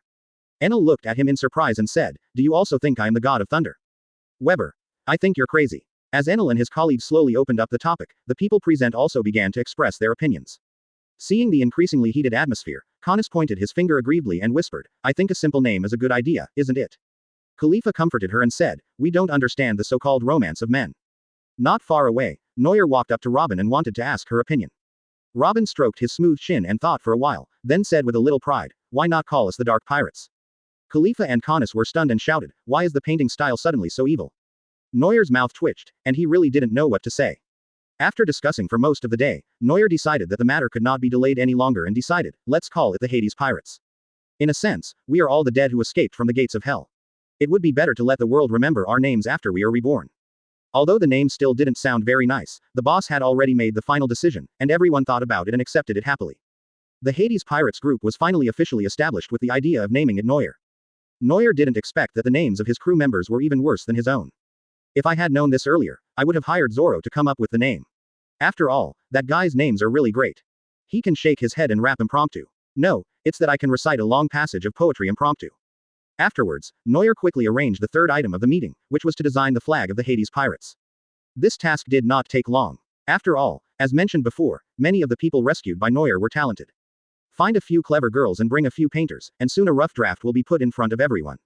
In the picture, there was a pale skull with sharp edges and corners, and a faint red light seemed to flash in its black eyes. Wrapping the skull was a ferocious-looking door. The evil door had strange patterns painted on it and was wide open, as if it wanted to suck people into hell. After seeing this picture, Neuer and everyone else expressed their satisfaction. Advertisement. The more intimidating the pirate's flag is, the more these rough guys like it. After deciding on the pirate's flag and group name, Neuer waved his hand and sent Weber and Enel to go to the Seven Waters City again to order a huge battleship. The Ark Maxim is at most slightly larger than the Sunshine, and it is basically a dream to want to accommodate 500 people. So, Weber and Enel, the two country bumpkins, who had never taken so much Baileys since they arrived in Shanghai, each carried 2 boxes, sat nervously on the boat, and went back to the Water City. Although Neuer was a little worried about letting these 2 guys go, there was no better candidate. Robin Canis couldn't go, and the new crew members were not familiar with the situation. The identities of Lucci and the others have been discovered by Bingshan, and they would probably be exposed if they go back, so it is better to send these 2 idiots. Fortunately, their strength is strong enough to make up for their lack of intelligence. The first meeting ended here. Neuer assigned tasks to the crew members and began to work secretly. Neuer secretly pulled Bluno and whispered, "Follow me." Lucci, who was standing by, was startled and asked, "Do you need my help?" Neuer smiled and shook his head, saying, "No, I want to borrow Bluno to make a trip." Bluno got goosebumps and felt a chill on the back of his head. Lucci seemed to have thought of something and said, "It's the second day. Are we going to execute the second celestial dragons?" Neuer nodded with a smile and said, "Sengoku is looking for me all over the world now, so we dare not show our heads anymore. But, I have to stimulate him again. When people are impulsive, they will be vulnerable." Lucci raised an eyebrow and asked curiously, "What do you want to do?" Neuer pretended to be mysterious, laughed slyly, and said, "The more dangerous, the safer, the more dangerous." A suicidal plan was born. On a cloudless, starry night, the holy land of Mariajoy was busy recovering from the war after someone's repeated actions. On a towering spire that was burnt black, the air rippled in circles, and a familiar air door opened. From inside the door, there was an excited cry. "Hey, hey! I am Lao Ba. Oh no, I am Hu Hansen back again." Chapter 131. Second Disturbance in the Holy Land. A strange cry resounded through the sky, and the busy guards were stunned for a moment. The celestial dragons who heard the sound came out, and when they saw Neuer's face, they immediately showed horror. That hateful person is God, the enemy of God. All celestial dragons will never forget the night when black fire rose to the sky and a man named Neuer killed his way through the slave prison alone. More importantly, he kidnapped more than 30 nobles and publicly killed one in front of so many people. The terrifying skyfire was still vivid in people's minds. Some celestial dragons were even frightened to the point of collapsing on the ground and fleeing in panic. Neuer carried Gimoro and said to Bluno, "Prepare an escape route. I'll give them a gift and leave." Bluno made a bitter face, turned into a working slave and started pushing the air door. Due to the great distance, the portal opened very slowly, giving Neuer just enough time to cause a scene. Neuer jumped down from the tower and rushed towards the crowded area like a wild horse. That day there were so many people to consider that Neuer couldn't do anything, but today is different. The huge shadow under his feet continued to stretch out, instantly restraining a large number of guards. I saw the shadow on the ground twisted slightly, and the necks of all the people connected by the shadow seemed to be pinched by a huge force, and they broke with a snap. This is Paramesh's rule ability. The shadow will change according to the person's movements. If it is done the other way around, when the shadow changes, the person's movements will also be controlled. Even the buildings covered by the shadows were broken and collapsed again, and several celestial dragons hid in the corner and trembled. Neuer was holding a package in his hand and smiled strangely as he watched more and more guards coming. A red shocking aura instantly gushed out from Neuer's body, sweeping across a large area of the battlefield, and countless guards fell unconscious to the ground. He. Neuer hummed a tune as he walked through the corpses on the ground, then raised his knife with a smile and chopped open the door of the house in front of him. Behind the gate, several celestial dragons that looked like mentally retarded people stared at him with wide eyes and fear. This ruthless man in front of you, no matter whether you are a celestial dragon or not, he is a devil who dares to kill God. Noel threw the cloth-wrapped object in his hand to the celestial dragons and said with a smile, please give this to the marine. Noel finished speaking and turned to leave. The celestial dragons felt slightly relieved. Advertisement. But who would have thought that Noel, who had already walked away, suddenly flashed back and said with an apologetic smile, sorry, I still can't help it. Just as he finished speaking, a dark red knife light flashed in Celestial Dragon's eyes, and then he felt a chill in his heart. There were several fat bodies with big holes neatly torn open at their hearts, and their eyes were filled with despair of death. Noel shook the blood off the blade, looked regretful, and murmured, just treat it as a losing deal. I'll give you a few 10 billion. Having said that, Noel finally left the house, and the thing wrapped in cloth rolled out from the arms of the Celestial Dragon's corpse. The round object that fell out was actually the scarlet head of the kidnapped Celestial Dragons, and on his forehead, there was a line of words engraved. 35 days left. After a brief commotion, the Holy Land returned to peace again, but the corpses all over the ground showed the brief and rapid battle that had just taken place. Before long, the Marine's blue and white seagull flag was flying, and a large number of Marine officers rushed toward the Holy Land. If Noel saw this, he would definitely say that it was a good thing that he ran fast enough. Marshal Sengoku, Hero Garp, Chief of Staff Suru, and Sakazuki who just returned from a mission. This is a luxurious lineup of elderly team with Tibetan Mastiffs. Not to mention Noel, even if a 4 emperors came, it would be hard to get any favor. Sengoku looked at the Holy Land that had once again fallen into ruins, feeling endless sadness and anger in his heart, and he didn't know how to release it. The Holy Land was attacked just 1 day ago, that damn Noel. Why did he think of coming back to attack? Didn't he think we wouldn't increase our military strength? Why does he dare? This is like gambler's behavior, Devilman. I must kill you. Sakazuki picked up a human head from the collapsed house and looked at it expressionlessly. When Garp saw it, he silently read the words engraved on it and said, 35 days left. Vice Admiral he looked at the corpses on the ground and sighed, these should also be celestial dragons. Sengoku was wearing round-framed glasses, but the murderous intent in his eyes could no longer be concealed, and he erupted with a surge of energy. Noel. Damn it. Advertisement. Looking at the furious Sengoku, Suru couldn't help but say, he has a user of the gate-to-gate fruit under his command. We can't be so passive anymore. Sengoku looked at her, suppressed his anger and said, what do you think? Vice Admiral his eyes were bright and he said calmly, Moria was most likely killed by Noel. We have already deduced this. And Noel should be in Moria's territory now. Sengoku was stunned and said, you mean, he didn't go to the New World, but went back to Moria's territory. Vice Admiral Crane nodded and said, judging from this behavior, the demon man always likes to do the opposite of what is recommended, so. Sengoku thought about it, and the more he thought about it, the more likely it seemed. Sengoku was almost overthrown in the New World, except for the core territory of the 4 emperors, so Vice Admiral Suru's guess was actually very correct. Sengoku hurriedly ordered, saying, Garp, Sakazuki. Garp yawned, and Akainu saluted with his feet together, and said solemnly, I promise to complete the mission. At this point, Sengoku no longer cared about slavery or morality. Noel is now the Marine's archenemy. If he is not eliminated now, he will become a huge trouble when he grows up. Garp also understood this, so he didn't object. But only Garp knows how much he can contribute. Afterwards, hard-working Admiral Akainu and Vice Admiral Garp, with the troops of 3 warships, rushed to the front half of the Grand Line without stopping. At this time, Noel, who had already walked out of the door and returned home, stretched lazily with contentment. After this provocation, Sengoku should make a big move soon, and I'm afraid there will be a tough battle to fight. The next period of time will probably be the most difficult time for Noel at sea. But as long as he holds on, even if only one of the celestial dragons is left alive, Noel can arrogantly jump back and forth in front of the Marine and negotiate with the government. The world government will not ignore the celestial dragons. Noel has already planted a seed in the hearts of those celestial dragons who think they are safe.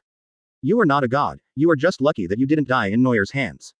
If Marine ignored the safety of the celestial dragons in his hands and forcibly attacked Noel, he would probably arouse suspicion and resistance from all celestial dragons. Therefore, there is not much time left for Marine. Chapter 132 System Upgrade. Noel brought Bluno back to the thriller bark, and Weber and the other man, who had been sent out by him to buy a boat, also sent back news. According to Mayor Iceberg, the huge ship that can accommodate 500 people, which is not a big pirates group on the Grand Line, but not a small one either, will take a long time. After all, Krieg, the overlord of East Blue, claimed to have 5,000 subordinates and 50 ships when he appeared in the original novel. He could run rampant for a while after entering the Grand Line. Unfortunately, just as he entered the route, he was hit and smashed to pieces by an ill-tempered eagle, and then he was beaten to pieces by Luffy again when he returned to East Blue. What a sad story. Iceberg suggested to Noel that if the pirates wanted to expand in the future, they could just buy 2 ships to accommodate more people. Noel thought it made sense, and he was not short of money anyway, so he used Den Den Mushi to inform Iceberg of his request. After the ship came out, he asked Weber and Enel to drive it back directly. Everything has been arranged, and now all that remains is to deal with the pursuers. Marine probably didn't expect that he was hiding in Moria's horror ship, but Noir couldn't hide in this place forever. But he was reluctant to abandon the terror ship here and run away. Noir still hadn't figured out how to drive such a large ship into the new world. Just when Noir was in a dilemma, the little wolf Jabra came running over and said happily, "Captain, we found the person you asked us to find before." Noir was delighted. Did he find Brook? The yellow spring fruit that brings the dead back to life must be obtained. Noir said quickly, "Take me to see him." Jabra nodded and led Noir into the location of the Hogbark Research Institute. After entering the laboratory, Noir saw the living skeleton at a glance. Brook's soul returned from the dead, but only bones remained of his body, and he looked like a ghost now. Although Brook is a skeleton, he still has a black afro with a small hat on top of it, and his hand bones are holding a purple cane. Yo ho ho, hello, the new owner of Thriller Bark. Brook spoke in a strange tone, sounding a little uneasy. Moria, the former owner of the terror ship, stole his shadow and stuffed it into Longma's body, which made Brook completely unable to see the light of day. Advertisement. In order to get his shadow back, Brook fought with Longma, but was defeated in the end and continued to drift in this dark sea. Until today, when the drifting Brook was found by a group of strange people and brought back to the terror ship, he learned that the shadow fruit and the terror ship had changed hands. Noir looked at Brook as if he were looking at a rare treasure, and smiled kindly, "Are you here to get your shadow back?" Brook nodded, his dark eye sockets showing no expression, and he said with a trembling voice, "Yes." Noir snapped his fingers lightly, and the corpse of Longma lying on the recliner in the laboratory trembled slightly. The shadow under him flowed onto his hands like liquid and turned into the shape of a skull. "Of course, here you go." Brook said in disbelief. "It's that simple, give my shadow back to me." Brook originally thought that it would not be easy to get shadow back, but he didn't expect Noir to not put forward any conditions. However, Noir treated him well, and Brook would not let him down. He took off his hat and said solemnly, "I am very grateful that you are willing to return my shadow to me." Noir didn't care what he said next because a series of sounds had already sounded through the system. This time there were a lot of system prompts, which made Noir a little confused. Meet an important character in the plot. Rewards have been issued. Yellow Spring River, Universal Copy Card 1. After years of accumulation, the quality of the host's innate talent has improved, and the alien's talent has become that of the alien king. Host strength has reached the first stage goal set by the system and will be upgraded soon. It will take 30 days, and the system replication function will be unavailable during this period. The system breaks through again. It took Noir a long time to realize that the system had been upgraded just when he entered the Grand Line, and now it was about to enter the new world, and it broke through again. This time it took even longer, a whole month. And it says that Noir's strength has reached the target set by the system. What does this mean? Noir couldn't help but wonder why the system existed and why it helped him become stronger. There was a time in the past when Noir was worried about this matter for a long time, fearing that the system's gift might be a conspiracy. After all, in Noir's opinion, the only person who can create such a powerful system is probably God. But now he can't resist, so Noir just accepts it in a relaxed manner. Advertisement. Therefore, on ordinary days, Noir often forced himself to forget these speculations, but today a passage from the system made Noir fall into deep thought again. I don't know when it started, but Noir always has an inexplicable feeling.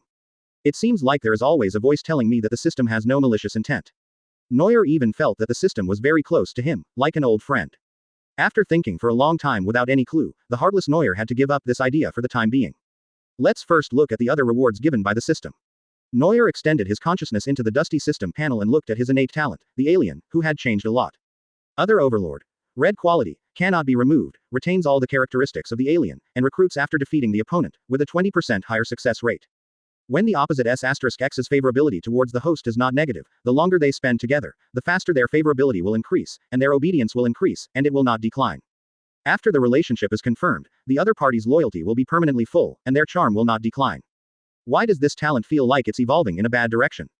Noir scratched his head. The strength of the overlord of another world compared to the alien is more about the influence he has on others. As long as they are defeated, recruiting subordinates will not be a problem, and the ability to attract the opposite S**X will be even better. This seems like a talent for starting a harem. Noir didn't know what expression to make, as he and Robin still hadn't made any progress at all. Could it be that the system couldn't stand it anymore and couldn't help but upgrade it? Noir, a straight man, expressed his disdain. Does a handsome guy like himself need any talent bonus? Do you know that a piece of iron can be ground into a needle? Do you know that slow work produces fine work? Noir just doesn't want to show off his huge charm, otherwise, he would have galloped away long ago. After speaking righteously in his heart for a long time, Noir reluctantly moved away from the alien overlord and continued to look at another reward from the system. Yellow Spring River, this name is very grand. When Noir saw the function of this ability, he couldn't help but be overjoyed. I was wondering how to bring the terror ship to the new world, now this solution has come.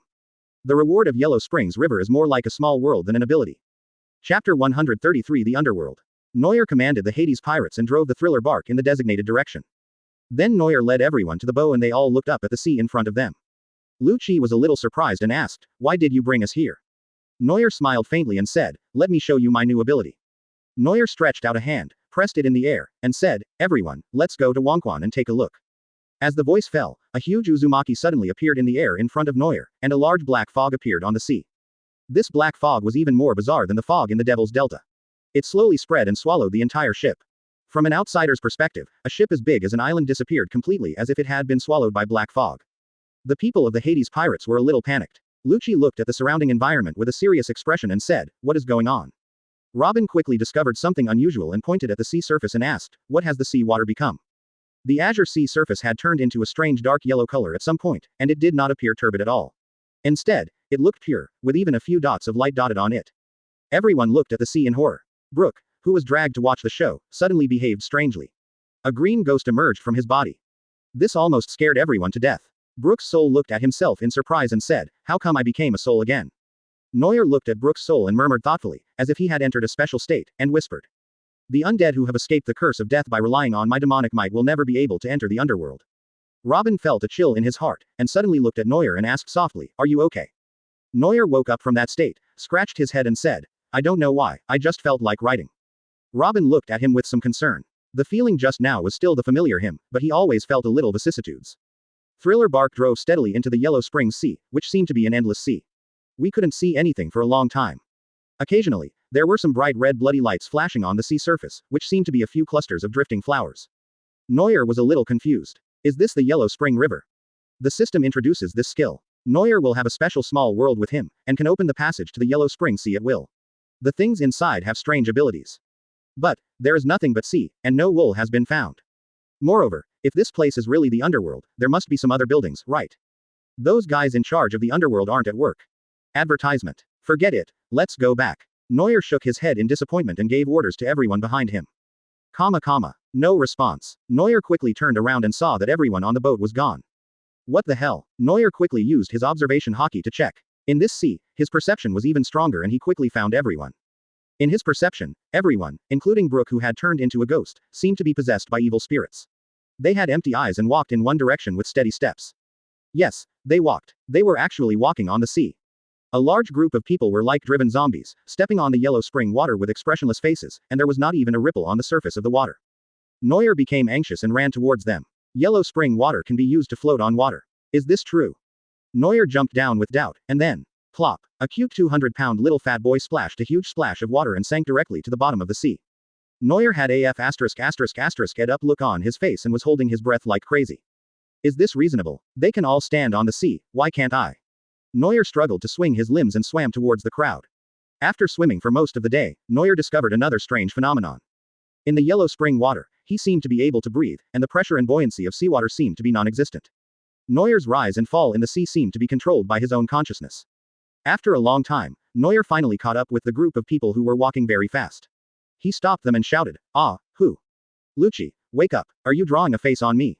Jabra, if you don't say anything I'll chop your DK off. Robin, speak up and lift your skirt." Advertisement. After shouting for a long time, these people didn't even show any expression and still persisted in walking in that direction. Noel felt helpless and wondered, what about knocking everyone out and taking them back? There are too many people. Just when Noel was having a headache, the situation ahead changed a little. Suddenly, a shiny object floated up on the vast sea. A jade-green mirror appeared on the sea like a ghost. Everyone gathered around the mirror, as if on a pilgrimage. Noel looked at the scene curiously, but after waiting for a long time, they did nothing except staring. The little rebel Noel became impatient and rushed forward to snatch the mirror away. Robin and others turned their attention to Noel. Noel was confused and tried to figure out the use of the jade mirror. When Noel was thinking, he accidentally pointed the jade mirror at Robin. The mirror surface, which had not reflected any human appearance, suddenly showed Robin's appearance. Then, a series of pictures suddenly appeared in the mirror. Just like a short video, several clips are played in turn. In the first picture, the background is a big fire. A small figure runs out of the fire, followed by a tall and cold man. Noel recognized it immediately. It was the childhood of Robin and Aokiji. This was the scene of Ohara's destruction. Why did the jade mirror put this? The second clip flashed out, and it was a fat giant. Noel heard Robin mention that this was a marine who was rescued when she was a child and was her benefactor. Then the third clip also appeared in the mirror, and the person who appeared was a little unexpected, it was Noel himself. The scene in the mirror was when Noel and Robin were on the boat. That was the first time Noel tried to test Robin's hidden thoughts, and also the first time he tried to recruit Robin. Afterwards, several scenes were played in turn, including Robin's past struggles in the dark world and his interactions with Noel. Most of the time, there were scenes that Noel had never even seen before. For example, Noel stared at the mirror in amazement. In the video, Robin actually had a wedding with Noel. However, the style of this wedding is really weird, with waiters in ghost costumes and little zombies with crooked noses and squinting eyes helping to serve everyone. The whole scene is full of dark style. The guest seats below were occupied by people Noel was familiar with, including Dalu, Weber, Khalifa, Konus and others. Robin was wearing a black wedding dress, smiling brightly, and seemed very satisfied with the wedding arrangement. Even through the screen, Noel could feel Robin's strange aesthetic style. Chapter 134, The Yellow Spring Water.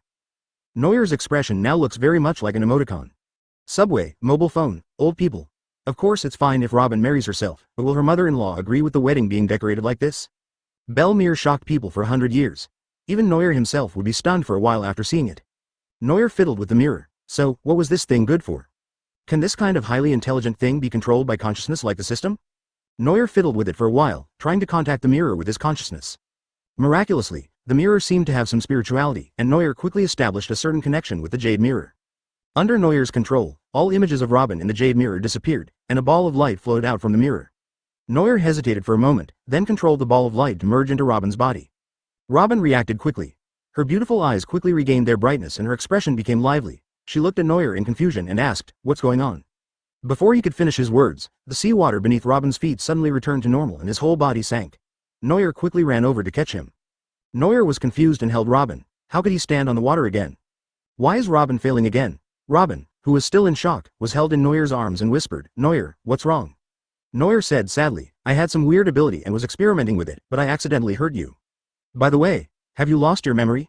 You were like lost souls just now." Just now. Robin looked a little dazed, and began to recall what happened before, saying, "You took us into a strange sea area before, and then I found that the color of the water was a little strange, and I was unconsciously fascinated by it. Then, I saw on the sea." Robin's expression changed from contemplation at the beginning, to sadness later, and finally to subtlety. Noel looked curious, looked at Robin who was blushing and asked, "What did you see?" Robin turned away like an ostrich, putting his little head towards Noel's chest, not daring to look at him. "Nothing." Advertisement. Noel blinked. It seemed that the scene in the mirror was what Robin saw in the underworld. Noel did not waste any time and used the hand speed he had acquired from being single for many years to wave the jade mirror at everyone, causing balls of light to return to everyone. Then, there was a series of sounds of people falling into the water. Noel freed his hands and activated the power of frozen fruit, creating an ice ground to catch the girls. As for the brothers, "Ah, the splashes are so beautiful today," Robin said a little worriedly. "There are many people with special abilities among them. Will anything happen to them?" Noel said nonchalantly, "It's okay. There are still many people who can swim among those who fell into the water. We can just pull them out together."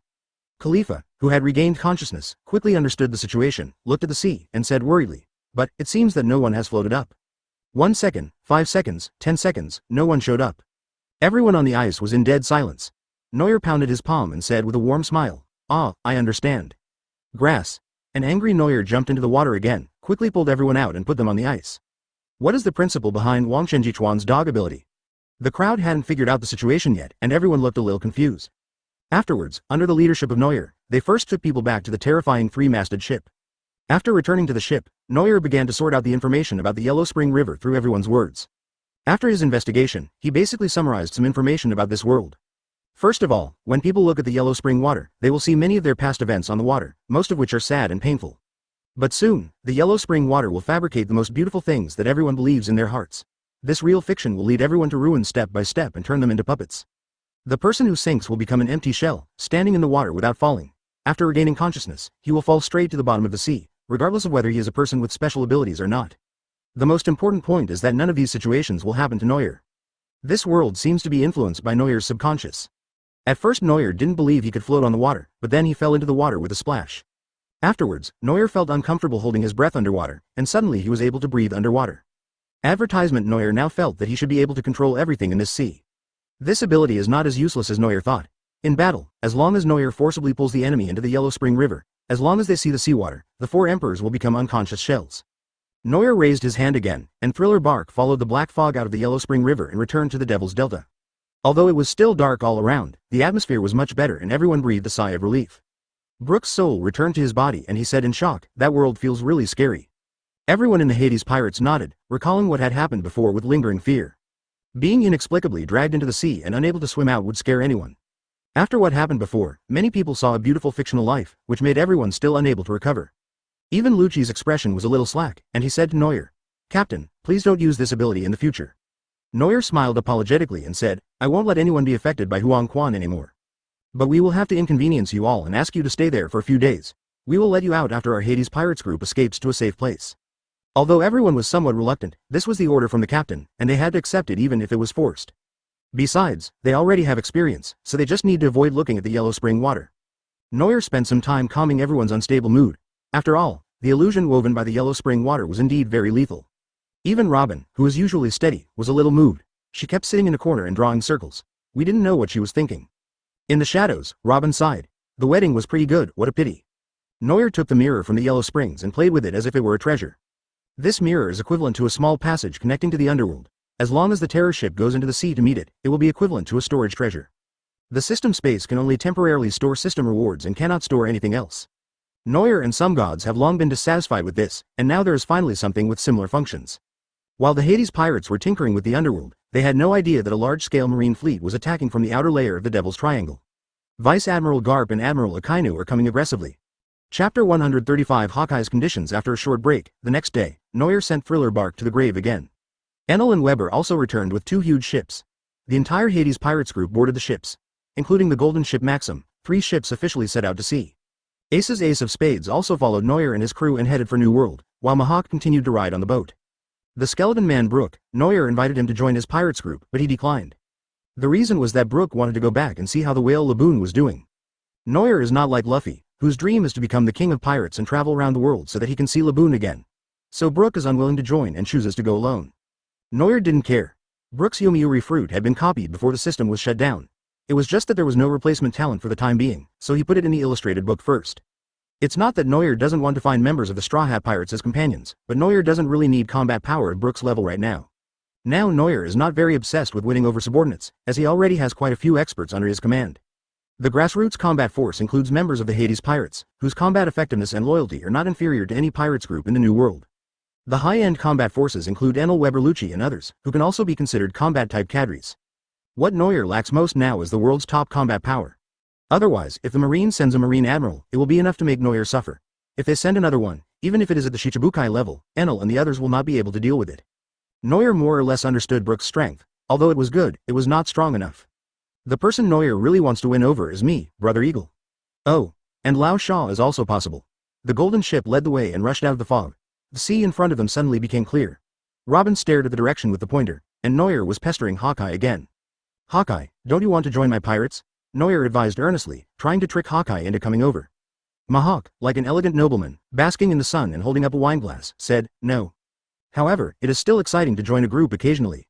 Noel was about to persuade him again, but Mihawk interrupted him and said, "However, if you really want to rebuild and occupy Newtham, I can consider moving there." Advertisement. Noel's eyes lit up. Moving? Isn't this just joining your own pirates group in disguise? Ying's little trick was very successful, and someone was able to provide free accommodation and excellent treatment. The key is that there is someone around you who can be used to practice sword skills at any time, and it is up to you whether to put in enough effort or not. Mihawk agreed to Noel's request because he saw that Noel had enough strength and sincerity. It's a great profit. Noel and Hawkeye each felt that they had made a profit and reached a contract with each other. Noel became even more curious about the news about Newtham. It's time to carve out some territory and have a kingdom of your own, so that those brothers and sisters who were rescued from Mariajoy can also live and work in peace and contentment. Why not do it? At this moment, several loud noises suddenly came from the sea in the distance. Enel, who could sense things from a very long distance, was the first to notice something was wrong. His body turned into blue light and leapt into the air, while his golden stick swept forward, creating a large number of explosives. I saw black shells being blown to pieces by Enel in the air, and the enemies in the distance also revealed their appearance. Noel looked a little surprised and said, "You found our location so quickly, you are worthy of being Sengoku." The members of the Hades Pirates raised their weapons with high morale and shouted excitedly. This is their first battle after following their benefactor and joining the underworld pirates. They cannot lose face no matter what. The huge marine fleet slowly approached, and Noel saw the familiar figure on the leading ship in front of the fleet. Old man. Ace covered his face with a headache. Why is it him again? Next to Garp, Noel also saw another marine admiral, Akainu Satsuki. He had met Aokiji and Kizaru Noel before, and this last admiral also appeared in front of him today, giving him a very different feeling. Akainu's physique is much stronger than the other two, giving people a solemn temperament. To be honest, Noel himself feels that among the Marine Admirals, Akainu is the most suitable one for this position. Advertisement: he has a sense of superiors and subordinates and follows orders to carry out tasks. Although his methods are often cruel and violent, he is also a model worker in the Marine. But compared to Aokiji, he is less human. Akainu would even sacrifice people who seemed insignificant to him for the final goal of the mission. This was his inherent indifference and his firmness in his duty. This is different from Aokiji, who is firm in his beliefs but wavering in his stance, and this also makes him much more dangerous than Aokiji. Marine Admiral and Marine Hero, Sengoku really thinks highly of me, Noel said jokingly. On the boat next to him, Ace put his hands on the awning, looked into the distance and laughed excitedly. There are so many Marines. I'll deal with that guy. After saying that, Ace jumped directly into the sea and onto a small boat. Ace's feet were seen surging with flames, and the specially made boat was also emitting engine flames from behind, rushing out on the sea with the people inside. Garp looked at Ace, who was rushing towards him angrily, frowned and shouted, "Ace, you are causing trouble for me again." Ace grinned and put his right fist behind him to continuously accumulate flames, then suddenly punched out. Fire Fist. The orange-red flaming fist, dotted with a little white light, rushed towards the Marine warship with great power. Oh no. It's Pirates Portgas D. Ace. Get out of the way. That's his Fire Fist. Just when the Marines were at a loss in the face of the overwhelming fire fists, a tall figure stood out. Akainu's stiff face showed no emotion, and he whispered with disdain, "You overestimate your own abilities." The next moment, a mighty stream of high-temperature air gushed out, and the dark red fluid created by magma erupted like a volcano, turning into a fist and colliding head-on with the Fire Fist. The lava fist and the Fire Fist collided with each other, and a violent burning reaction occurred immediately. The magma touched the flames, like a hyena pouncing on its prey, tearing the flesh and blood madly without any scruples, swallowing up the orange flames bit by bit. But when the magma burned to that small piece of white flame, the unbridled magma seemed to have met an opponent, and its momentum was instantly curbed. But the Fire Fist was still blocked by the magma. Akainu looked at Ace with a little surprise and said puzzledly, "That ball of fire feels a bit strange, the temperature is really high." Chapter 136. Ace's kill. Seeing that his invincible Fire Fist was easily broken, Ace's expression became serious. He waved the flames again and rushed towards the warship. At this time, the two ships were very close, and Noel shouted hurriedly, "Prepare for battle." After that, Noel pulled out the Ghost Moro and chased after Ace to prevent him from getting into any accidents. The Hades Pirates and Ace, a total of 4 ships, were instantly surrounded by Marine warships, and a boarding battle was about to break out. Robin waved his hand, and a row of arms grew on the side of the ship, pushing a large wave of Marines into the sea.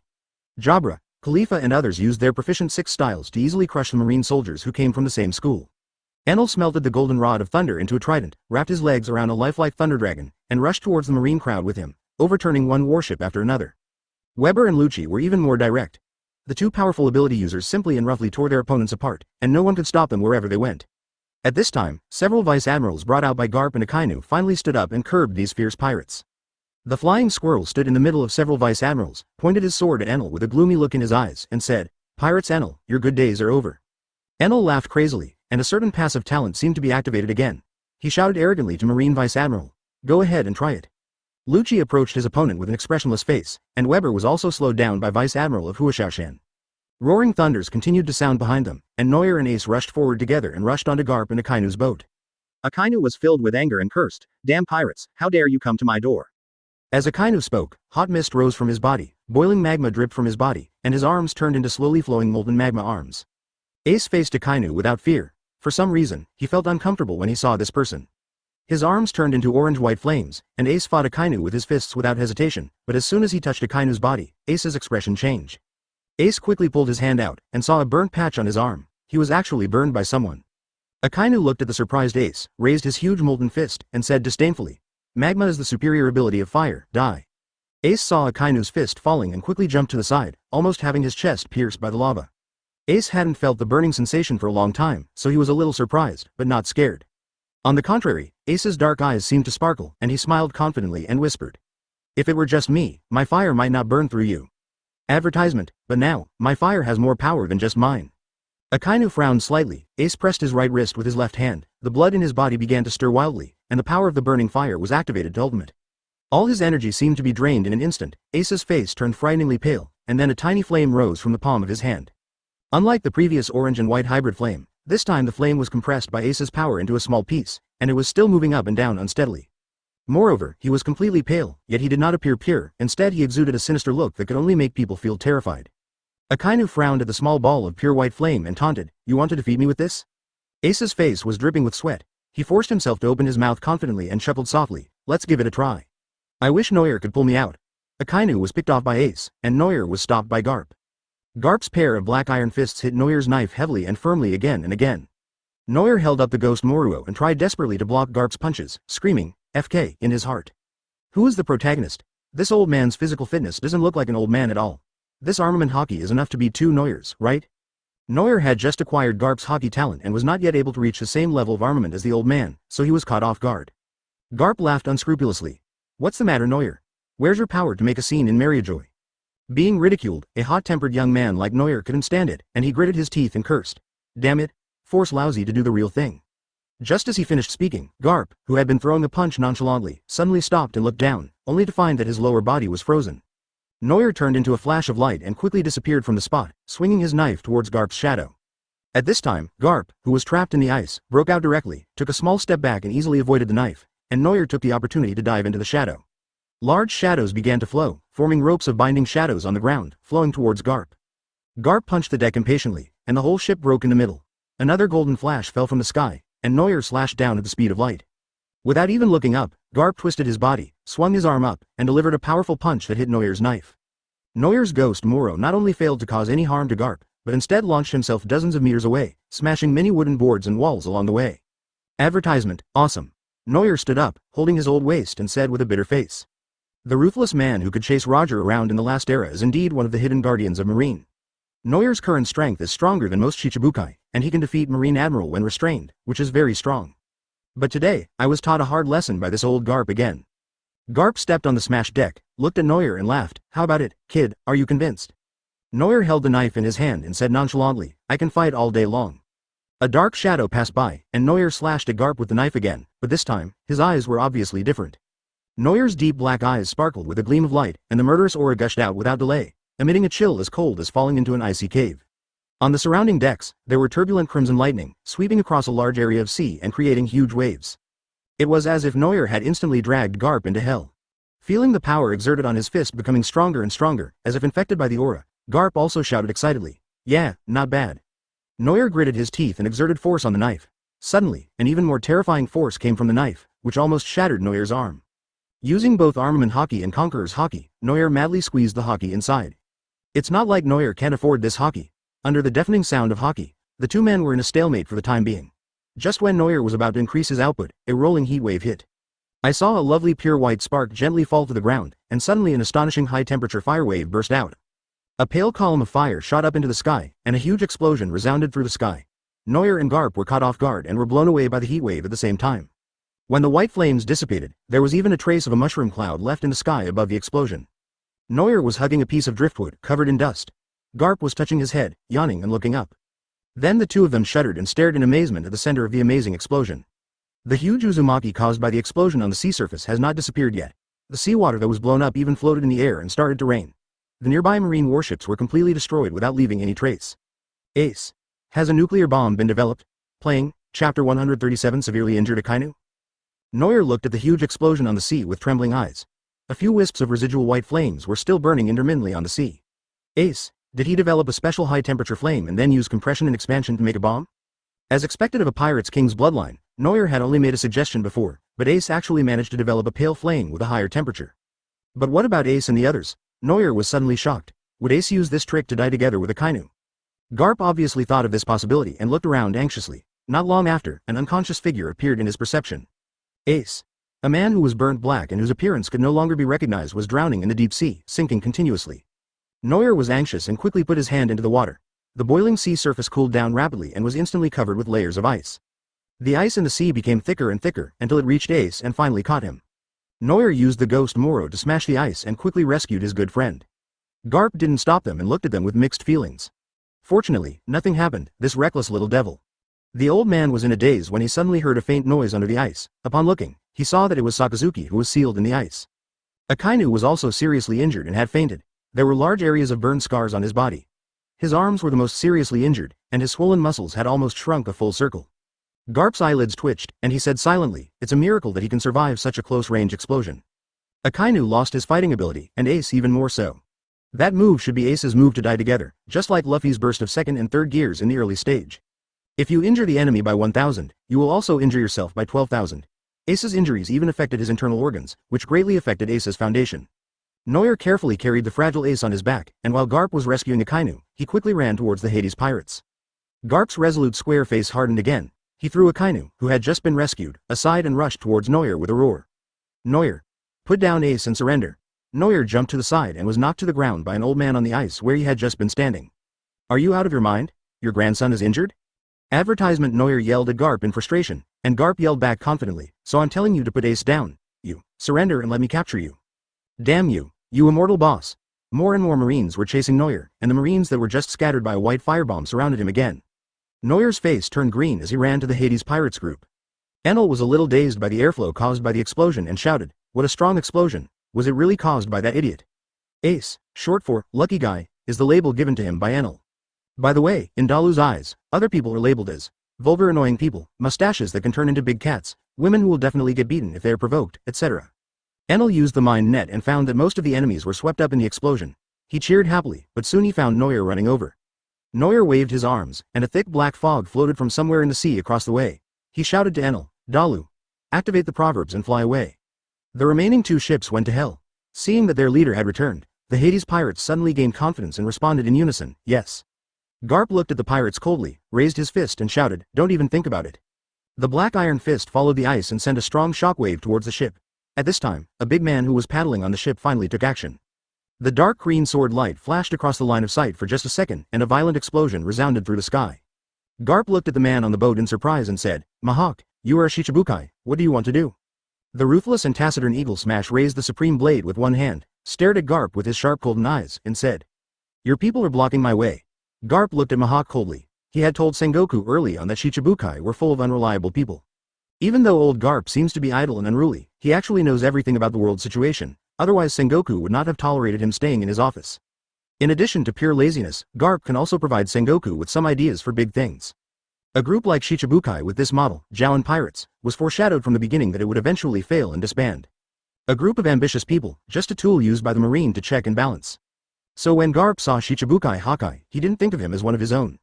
When the world's greatest swordsman was facing off against the Marine hero, Noir also sent ace to the Spade Pirates.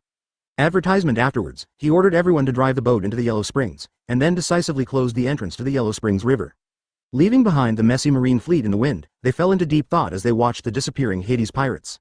What ability did the Devilman Noir copy that could make these ships disappear out of thin air? Yellow Spring River is Noir's portable world. Noir can open the entrance wherever he is. So all Noir had to do was board the proverbs and fly to a safe place. Wait, look. Which ship is flying? Someone in the Marine pointed at the proverbs in shock. Garp looked at Noir and the others taking off in admiration and said, good ship. However, as a Marine general, isn't it basic operation to know how to moonwalk?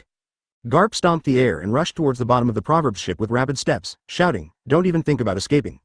Noir had no choice but to turn his body into a laser, floating in the air and fighting with Garp. With experience, Noir didn't play so badly this time. Garp became more and more frightened as he fought. Although he was still very young, he actually felt a familiar taste in Noir Haki. It was like a special Haki that he had honed himself, but it was a completely new aura, as if Garp had taught Noir himself. Noir not only has the Kabi fruit, but his Haki talent is also so amazing. Haki flowed through his body, and Noir breathed a sigh of relief.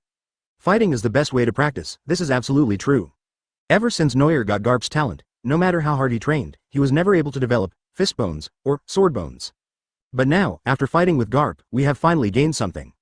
However, if he was stuck with Garp like this, Mihawk couldn't always help him, he still couldn't escape. Noir thought quickly and used his own light speed to get back to the ship, quickly rushing into the sky with one person in his arms. Help, help. You be *************** D.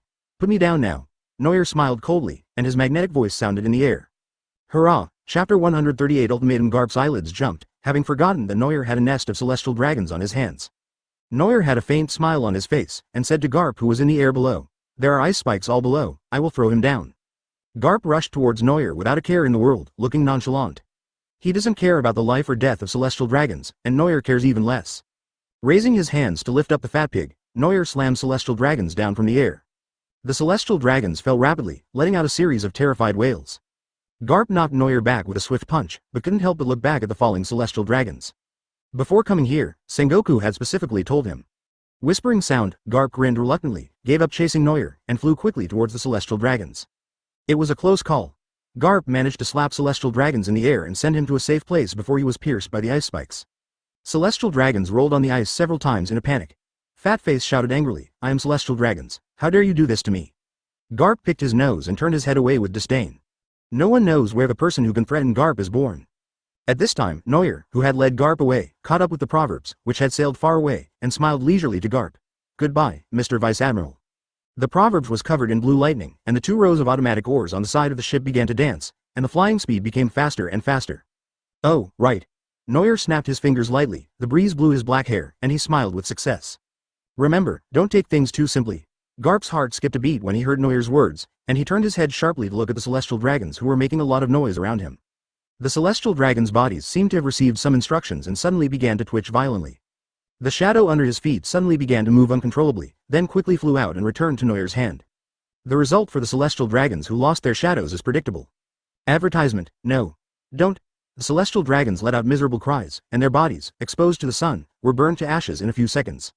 The Marines were horrified, but Garp squinted his eyes calmly and said, Moria's ability. On the Arc Maxim, Noyer played with the shadow in his hand and slowly absorbed it back into his body. This is a remote-controlled killing skill developed by Noyer using the law of death in the light. First cut off the Celestial Dragon's shadows, and then replace them with artificial shadows that Noyer can control remotely at will, so that he can live in the sun without being discovered.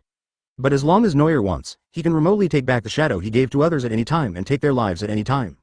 As he watched the Celestial Dragons vanish into dust, Noyer's voice resounded like heavenly music in the air. There are 34 left.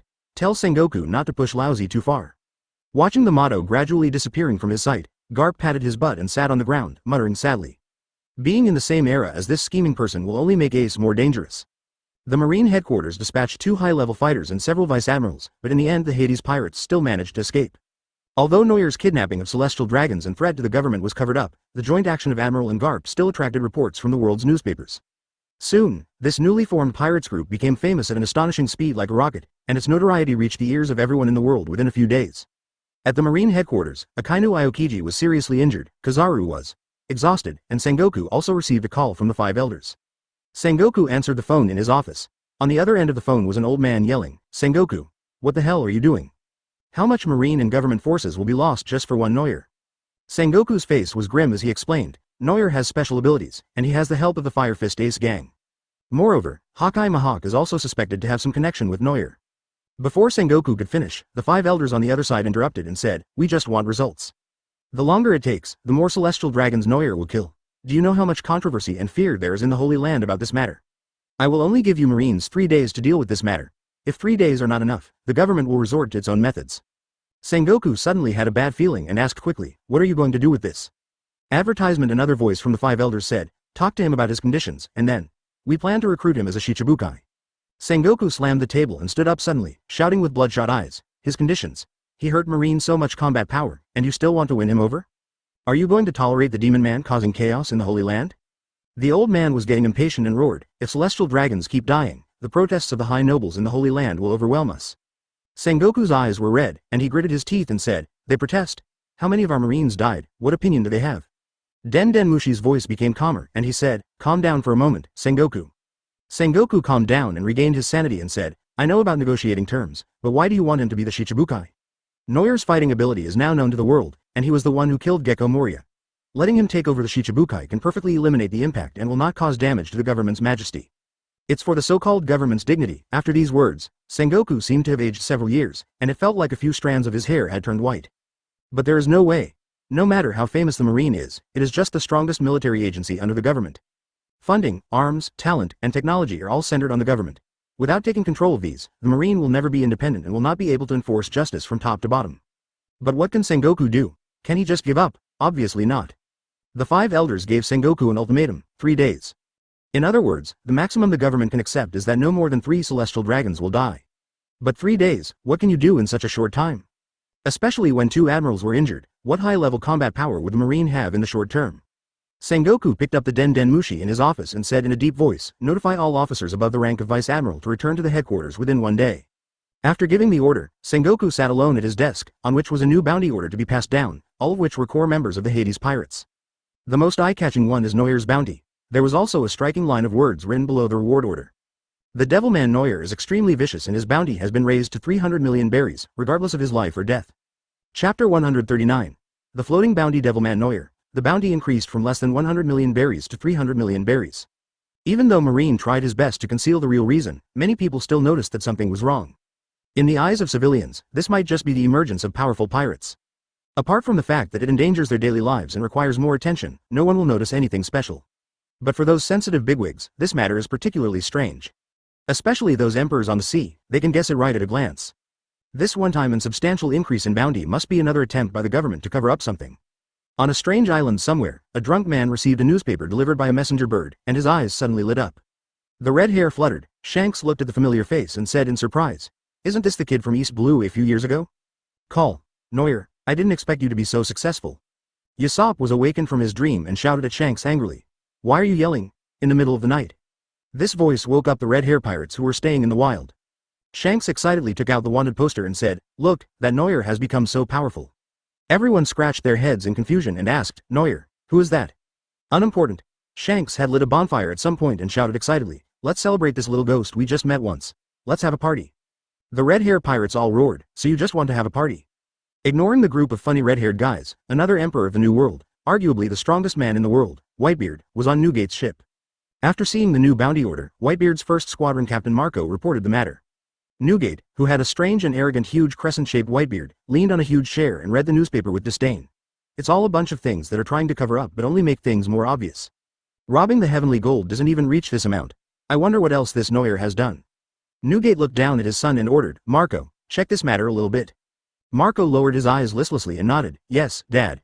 Marco walked out with the bounty, but Newgate stayed in the cabin, staring at another bounty in a daze.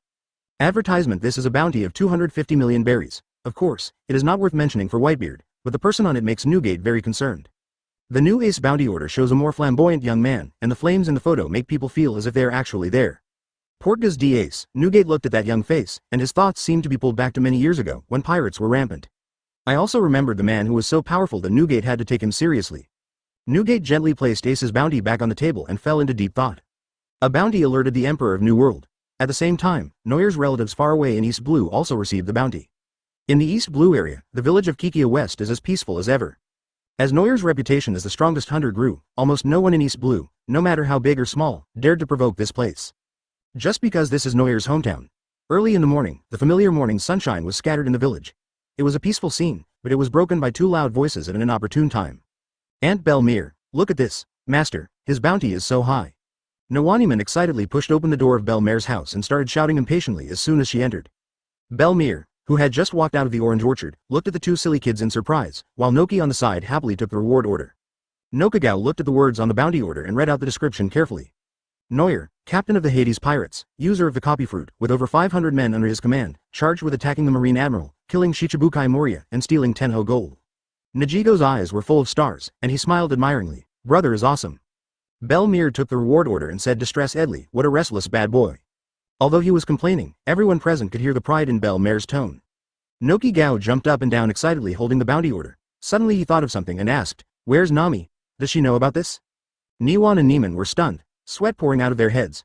They pointed their fingers and said, Hiss, I don't know." Bellemere sensed something, looked at them suspiciously, and asked, "What are you hiding from me?" The two stupid girls looked at each other and decisively betrayed Nami, saying, "Nami-chan, she sneaked out to steal the pirates' money again." "What?" Advertisement Bellemere was like a mad tigress, with fire coming out of her mouth, and the three girls were trembling with fear. "Nami, you didn't listen to me again." At this time, on the coast of Kakoa West Village, an orange-haired girl carrying a large bag shivered violently. Nami scratched her head in confusion. Every time she had this feeling, something bad would happen. "But it's okay, we've made another big profit this time." Nami carried a bag of money with satisfaction, imagining her wonderful life in the future. When it comes to money, Nami never has too much, but at this time, Nami took out a bounty from between the buns, and on it was Noel's photo. This was the first bounty offered by Noel, and the reward was less than 100 million. Nami gnashed her teeth and kneaded the photo of Noel, looking like she wanted to eat him alive. There was once a bulging little treasury in front of Nami, and she cherished it very much. But later, Noel went to sea. Small treasury, bang, it's gone too. God knows how long Nami cried on the day Noel went out to sea. "It's not because my dear Oni-chan is gone, but because I am mourning the little money I lost. God, you all should know who stole the money." But now, Nami's nose was raised high and he patted his package proudly. Noel has been out at sea for so long, and Nami has made so much money again. That guy must be so jealous after seeing this, ha ha ha ha. Nami laughed wildly regardless of the occasion, scaring the messenger bird next to her so much that it fell down. A bounty warrant fluttered down onto Nami's face, almost suffocating her. Nami opened the bounty order with dissatisfaction, and the first thing she saw was Noel again. My brother has issued a new bounty? Nami looked at Noel's bounty, her eyes turned into Bailey's symbols again, and she almost drooled. But when she saw Noel's introduction of the robbery of the heavenly gold, little Nami was petrified again. Why, this bad guy is still richer than me. Chapter 140 High Reward. Achi Yi. As the Maxim flew in the sky, Noel stood on the deck and sneezed violently. Noel rubbed his nose and raised his head in dissatisfaction. The special education of the Bellemere family told me that it must be that little girl Nami who was saying bad things about me again. Next time we meet, I must find a reason to beat her up. Noel returned to the cabin with a stack of wanted warrants and a smile on his face.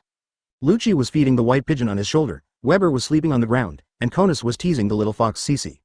Robin saw Noel coming in and asked, "How's it going?" Noel nodded and said, "We have flown far enough to tell Dalu that we don't need to generate electricity anymore." Robin looked back, and Weber, who was being watched, immediately stood up, walked to the bottom of the boat and asked Enel to stop. The big sister of the underworld is useless no matter who comes. When Enel returned to the conference room, Noel slammed the pile of bounties on the table and said, "Everyone here, including me, has a bounty on their head."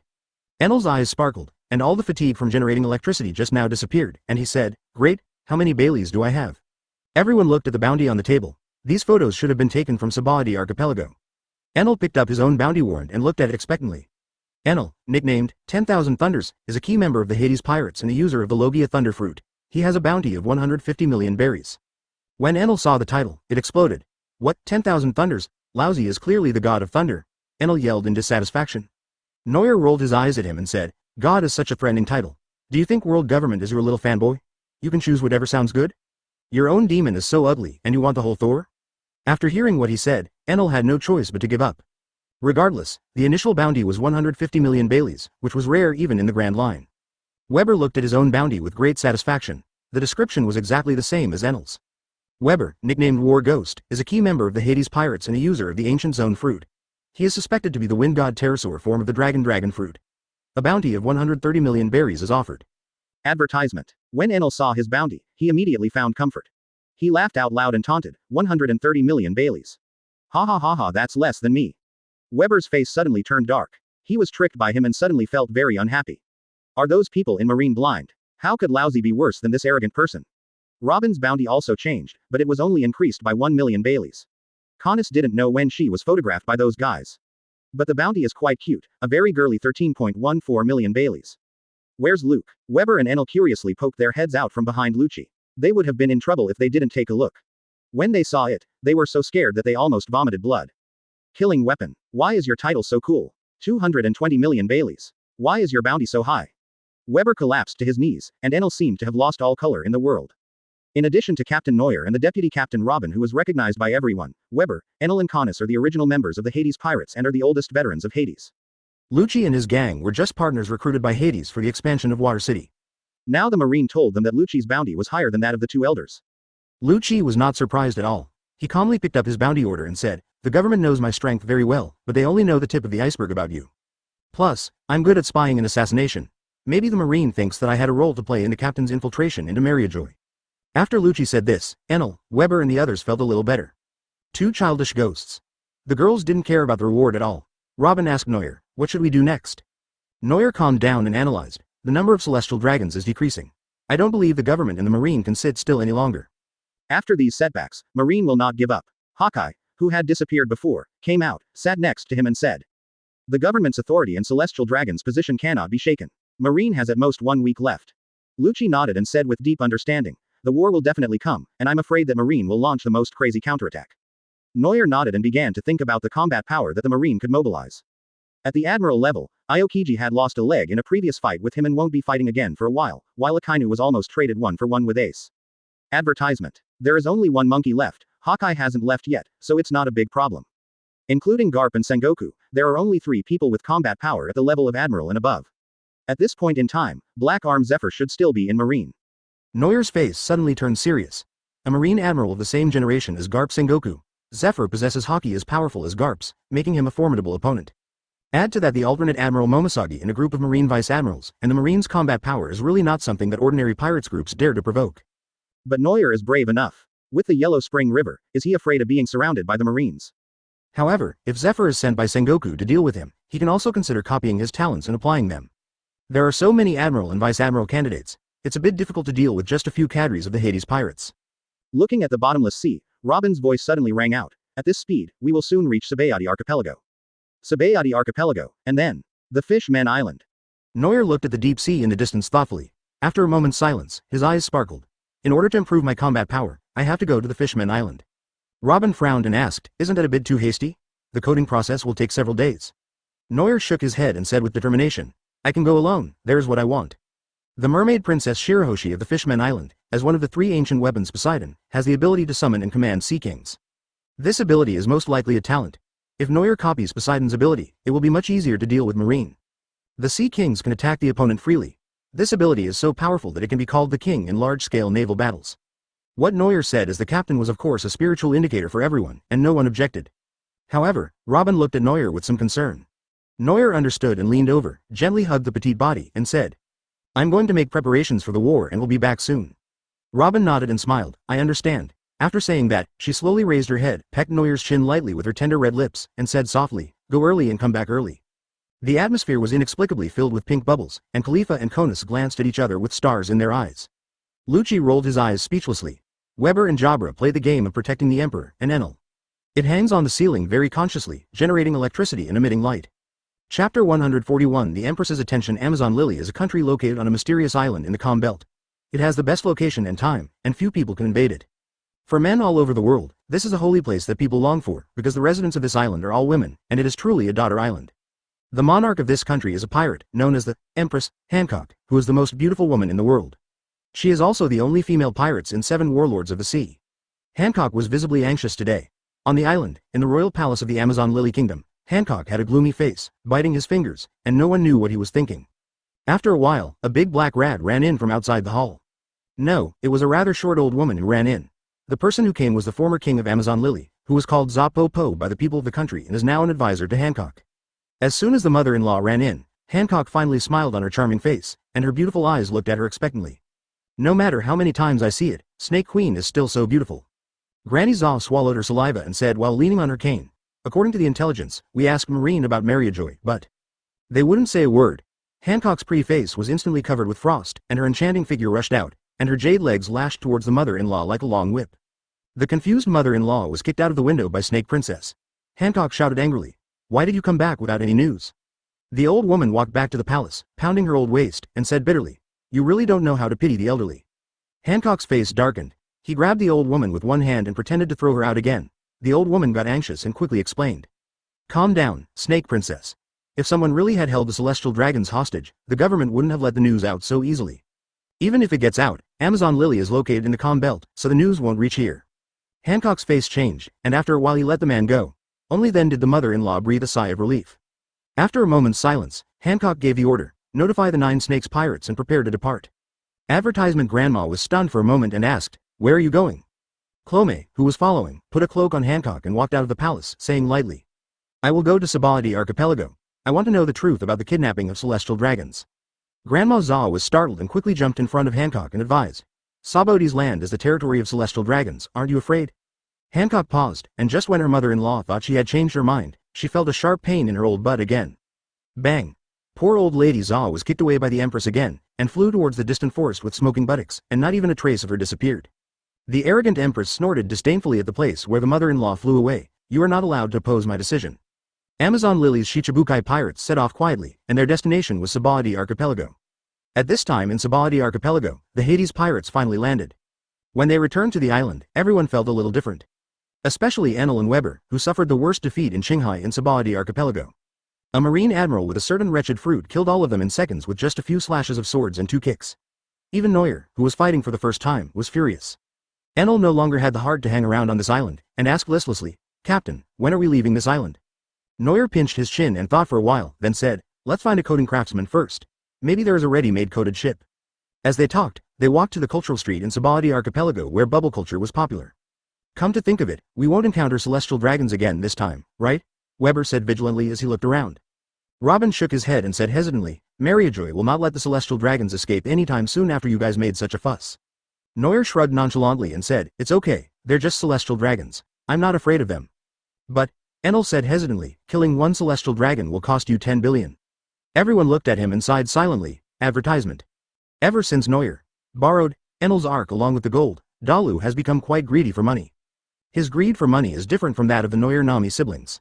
Nami's greed for money is purely natural. She just likes shiny things, but she is willing to spend money. She is just very stingy with herself and others. Noel is similar to Nami, but because Noel earns more money, he is not hesitant when spending it. Although there were only a few boys on the boat and they only had so much money when they landed on the island, their pocket money, food, clothing and other daily expenses were not cheap, so they spent a lot. Enel is amazing. They hold on to the money and won't let go. Usually they don't even want to buy a hair, they just like to look at it and smile. In a way, this is a serious illness. Just as everyone was collectively despising Enel, they had unknowingly walked out of the bustling streets and stepped into the edge of the lawless area. At this moment, the cry of a child was suddenly heard nearby. I saw a shop door with its windows smashed to pieces, and a group of burly men rushed in. After a while, a man was carrying a crying little girl. Behind him, a woman with a bruised face was pulling the man and crying, "Sir, please let my child go. His father has been taken as a slave. I can't lose my daughter again." The man spat on the woman's face, his ugly face twisted, and he cursed, "Get lost, stop bargaining with lousy. Your daughter entered our auction, and it was easy for celestial dragons to take a fancy to her, stop pretending."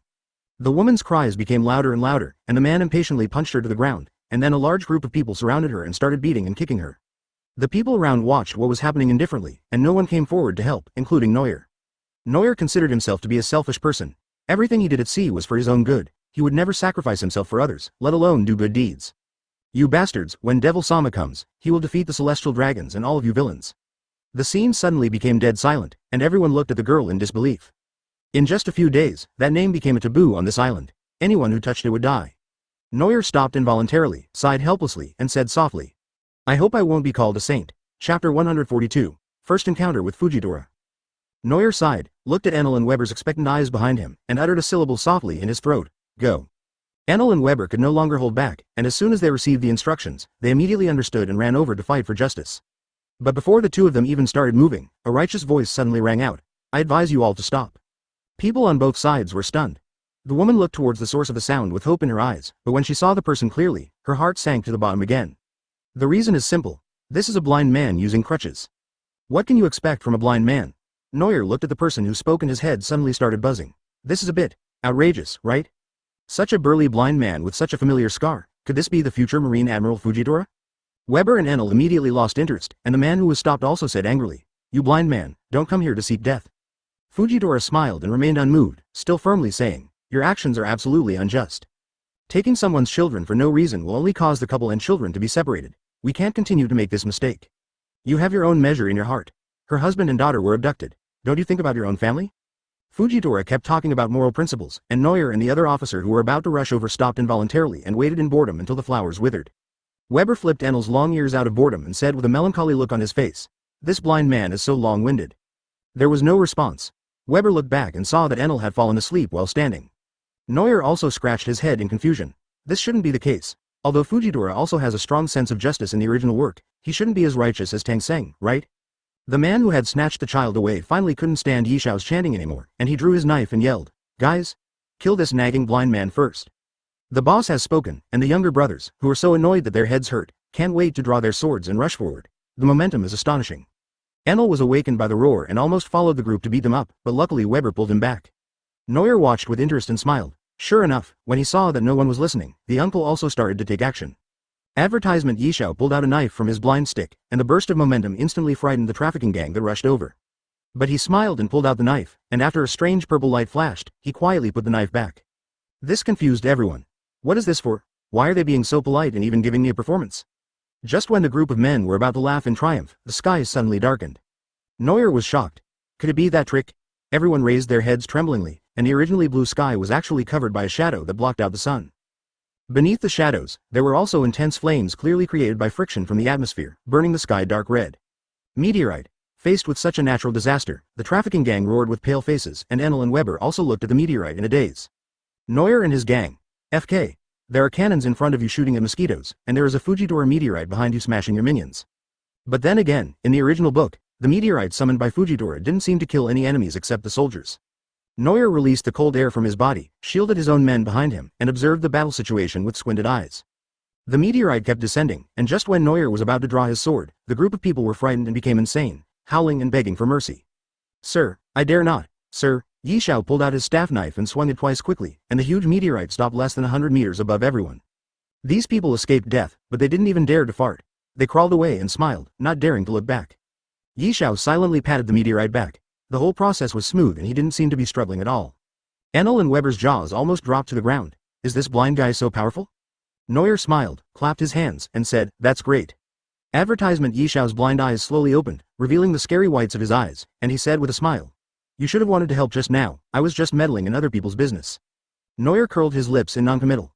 The little girl returned to her crying mother's arms, looking at Neuer with curious eyes and a smile. After a moment, the little girl pointed at Neuer and said in surprise, Devilman, big brother, are you a devilman? The girl's mother shuddered and looked at Neuer with awe in her eyes. Although many civilians in Sabaody knew the Devilman and felt that the execution of celestial dragons was a great relief, it also made everyone more afraid of Neuer. For a man who dares to kill celestial dragons, there's nothing he can't do. Yishao looked at Neuer in surprise and said, are you the Devilman, Neuer? Neuer scratched his ears and said, although this title is not nice to hear, it is indeed me. The little girl broke free from her mother's arms, threw herself on Neuer, hugged his legs, and cried miserably, Master Devil, can you help me find my father? Neuer was stunned, and the girl's mother quickly pulled her away, apologizing repeatedly, I'm sorry, sir, this is just nonsense from a child, I don't dare to bother you. Yishao touched the little girl's head and asked in confusion, where is the father of this child? The girl's mother had a sad face and said, my husband was sold as a slave to the celestial dragons and imprisoned in Mariajoy. Yishao felt embarrassed after hearing this.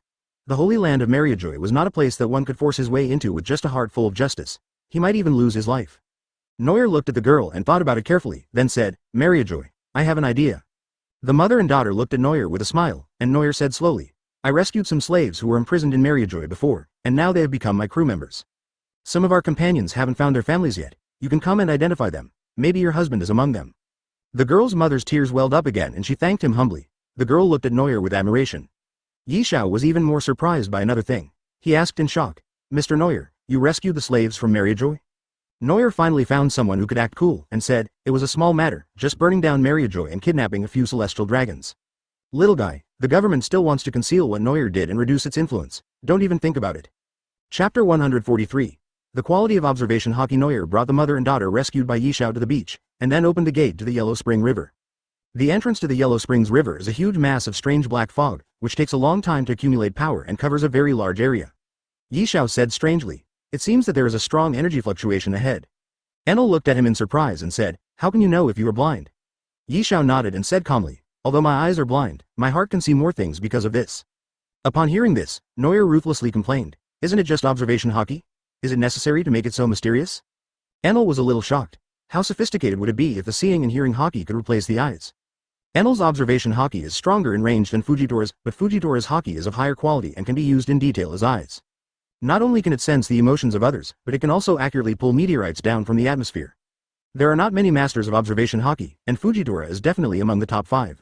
If Princess Odahime were still alive, her observation Haki would probably be at the top of the list. Neuer is a little curious, what level will Fujitora's observation Haki be? But the system is still being upgraded, and it will take another 2 days before it can be copied. But there shouldn't be any problem taking a look, right? Neuer put the system probe on Fujitora, and the system indeed showed his data. Name: Yishao Fujitora. Justice, gold quality. Fujitora has a rare sense of justice in his heart. When facing someone he believes is a villain, his will become stronger and his combat power will increase dramatically. For a period of time, he can use his abilities, physical skills and other combat methods without any consumption. Mind's eye. Red quality. See the world with the mind. The quality of observation Haki is improved, and more details can be seen. After blinding the eyes, the no evil characteristic is awakened, and the ability to accurately perceive emotions, and the range is extremely large. Demon hosting. Heavy, gold quality. After eating the Paramecia devil fruit, the body is hosted by the power of the devil and can freely manipulate gravity.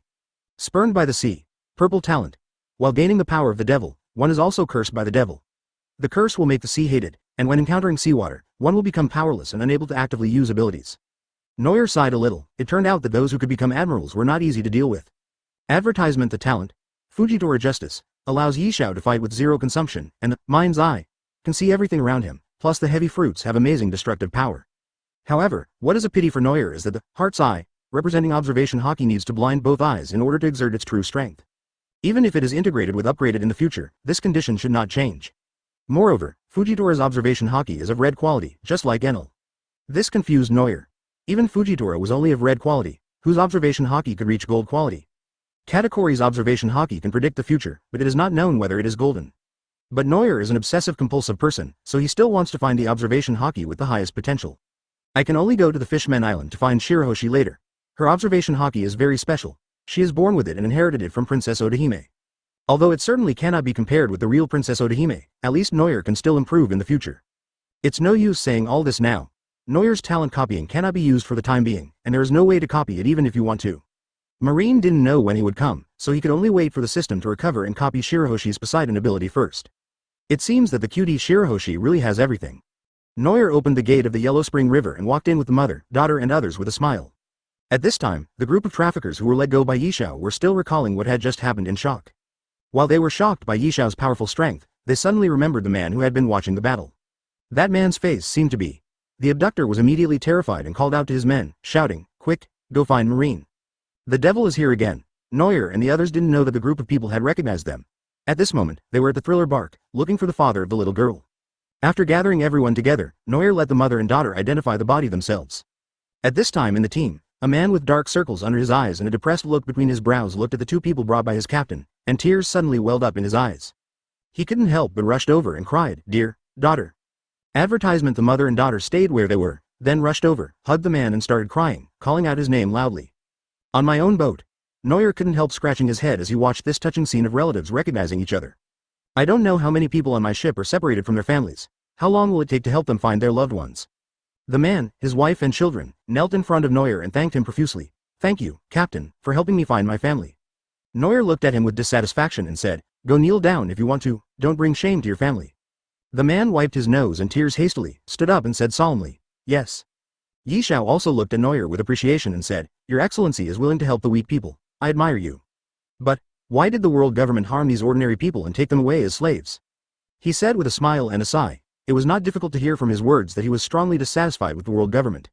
Over the years, Yishao has been wandering the world alone and has become accustomed to the ugliness of the world.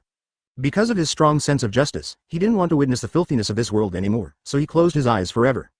And in Yishao's opinion, these disgusting things that are hard to bear to watch were actually done by the governments that claim to be just, except for the pirates. This made Yishao question his own goals. Where exactly was the justice he was pursuing? Noel smiled and said, "From the government's perspective, they did nothing wrong. Most of the evil they did was just to consolidate their position and maintain their authority. But for most people in the world, their self-righteous goodness is nothing more than evil, in a guise of high-sounding morality." Yishao looked at Noel in surprise and smiled slightly. "I thought the people who caused trouble in Mariajoy would be reckless, lawless people, but I didn't expect." Noel curled his lips and said, "What a useless thing to say." He smiled at Noel, with an unknown light flashing in his eyes, and said hesitantly, "In your opinion, should I still join the Marine and work for the government?" Noel was stunned, and Fujitora smiled and asked for his opinion. What does this mean? Chapter 144. Pulling Fujitora into the group. Noel was a little hesitant, especially because his words might affect Yishao's future. As a future Marine Admiral, Yishao's combat capability is among the top in the world. If he joins his team, the lack of super combat power can be solved. But if you want to get Yishao to join you, being too hasty might cause him to be disliked. So Noel spoke the truth and expressed his thoughts, saying, although the Marine is a powerful armed organization, it is ultimately a government-affiliated agency, and its core resources are provided by the government. So a lot of things that Marine really wants to do are going to be limited.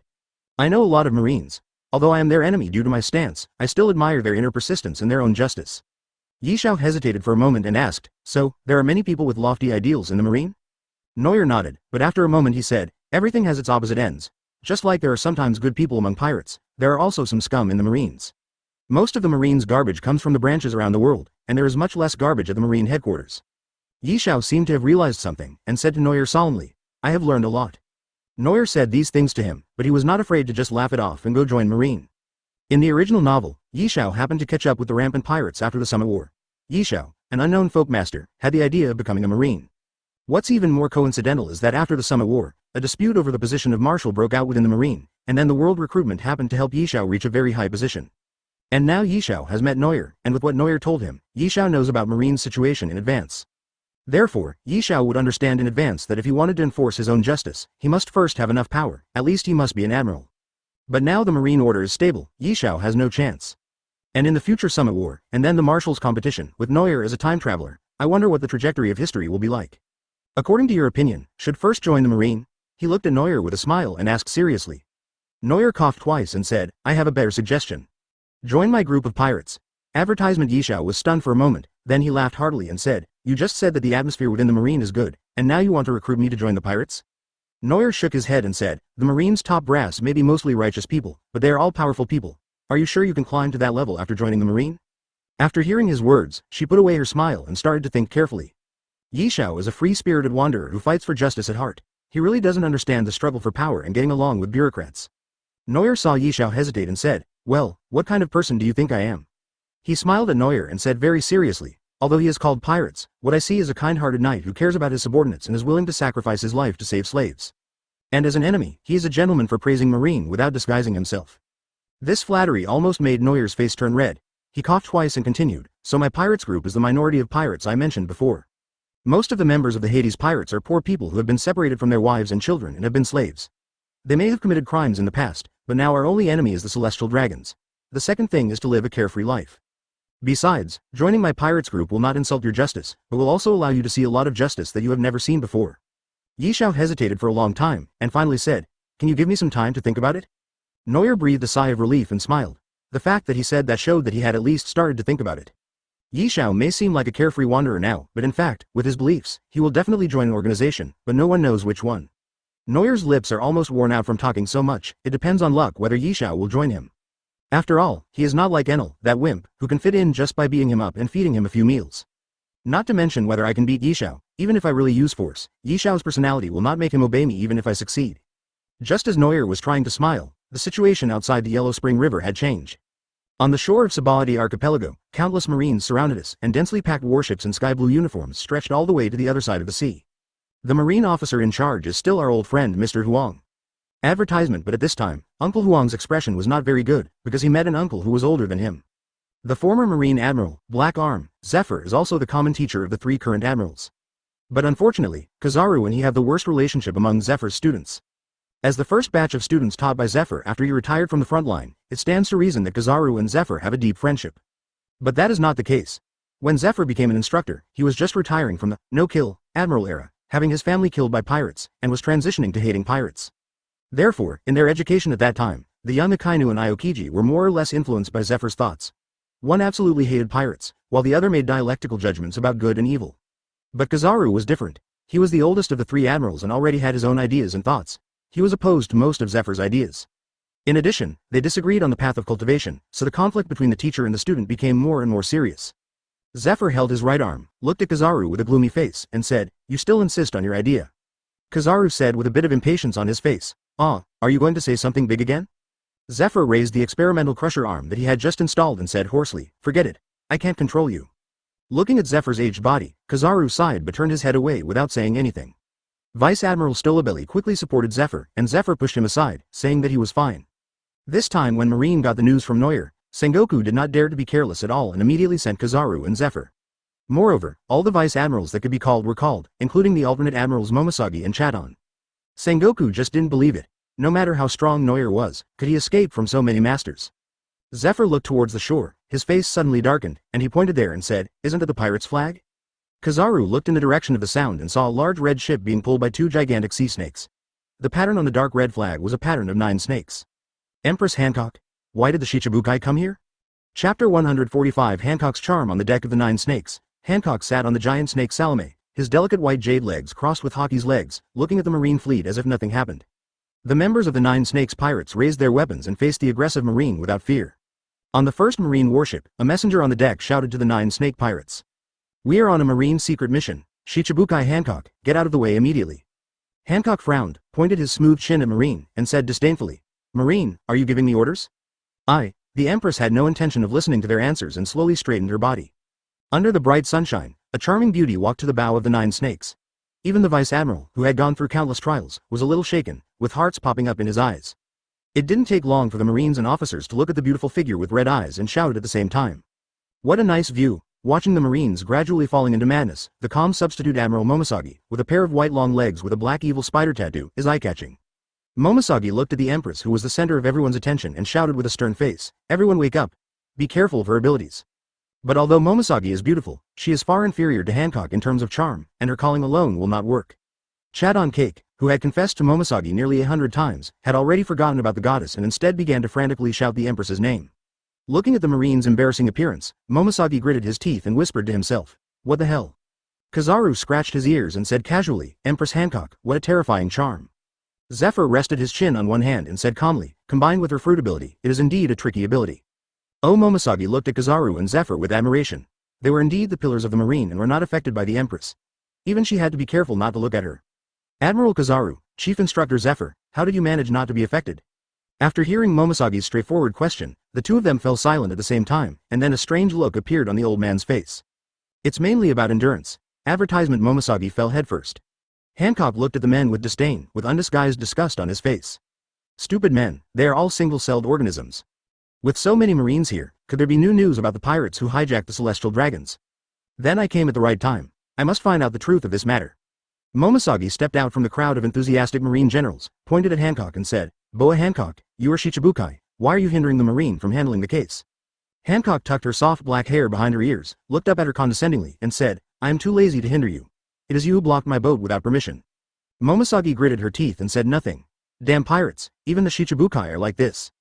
Zephyr stood up and said solemnly, don't waste time here, the demons are about to run away. Hancock's eyes moved. Is Devilman the title of that person? Zephyr picked up the huge iron arm crusher and without hesitation, he swung his fist towards his students, and his fist directly lifted up a group of people. The officers who were beaten up by the punch came to their senses. The flying squirrel covered his head and asked, what's going on? Why are you hitting us? Zephyr said calmly, pain can distract you, don't let her charm you. Seeing the Marines using pain to stimulate themselves to regain consciousness, Hancock sneered, they're just using their clever tricks, it's useless. Momoshage, who was full of justice, looked at Hancock who was blocking the Marine and said coldly, Boa Hancock, don't you want to be the Shichibukai? Get out of the way? Hancock's expression also turned cold. If Marine was here to embarrass that person, then she needed to buy time. Just as Hancock took a step forward and was about to call out to the Marine, a huge cloud of black fog suddenly appeared out of nowhere in the sea between the two sides. In the strange black fog, a ship slowly sailed out, revealing a luxurious golden ship. Ark Maxim sailed out from the Yellow Spring River. Neuer stood at the bow, admiring the sea view boredly. But the next second Neuer became excited and asked himself why there were so many Marines. The shore of Sabaody is almost full. Where are you guys making dumplings? Robin patted Neuer's shoulder and pointed to the other side and said, Neuer, look. Neuer looked in the direction he pointed and saw two giant snakes pulling a large ship in the sea. The flag on the ship had 9 brightly colored snake skulls. Advertisement. This pirate's flag should belong to the Empress, why is she here? Neuer was wondering. Haki, who had been staying in the terror ship, came out, wearing a plaid shirt and shorts, like a buddy on vacation. This guy stayed on the ship for a long time and insisted that Neuer take him to New World. In response, Neuer said that Eagle has changed. He is no longer the aloof swordsman. How come he has become as fond of freeloading as Ace? Neuer didn't understand why Hancock was here, and asked Haki, do you Shichibukai have a mission? Mihawk shook his head, holding a glass of juice and said, no, Hancock should have come by himself. What is she doing here? Neuer's feelings toward Hancock are simpler. Although the Empress is extremely beautiful and has a very good personality towards the people she likes, Neuer still prefers Robin.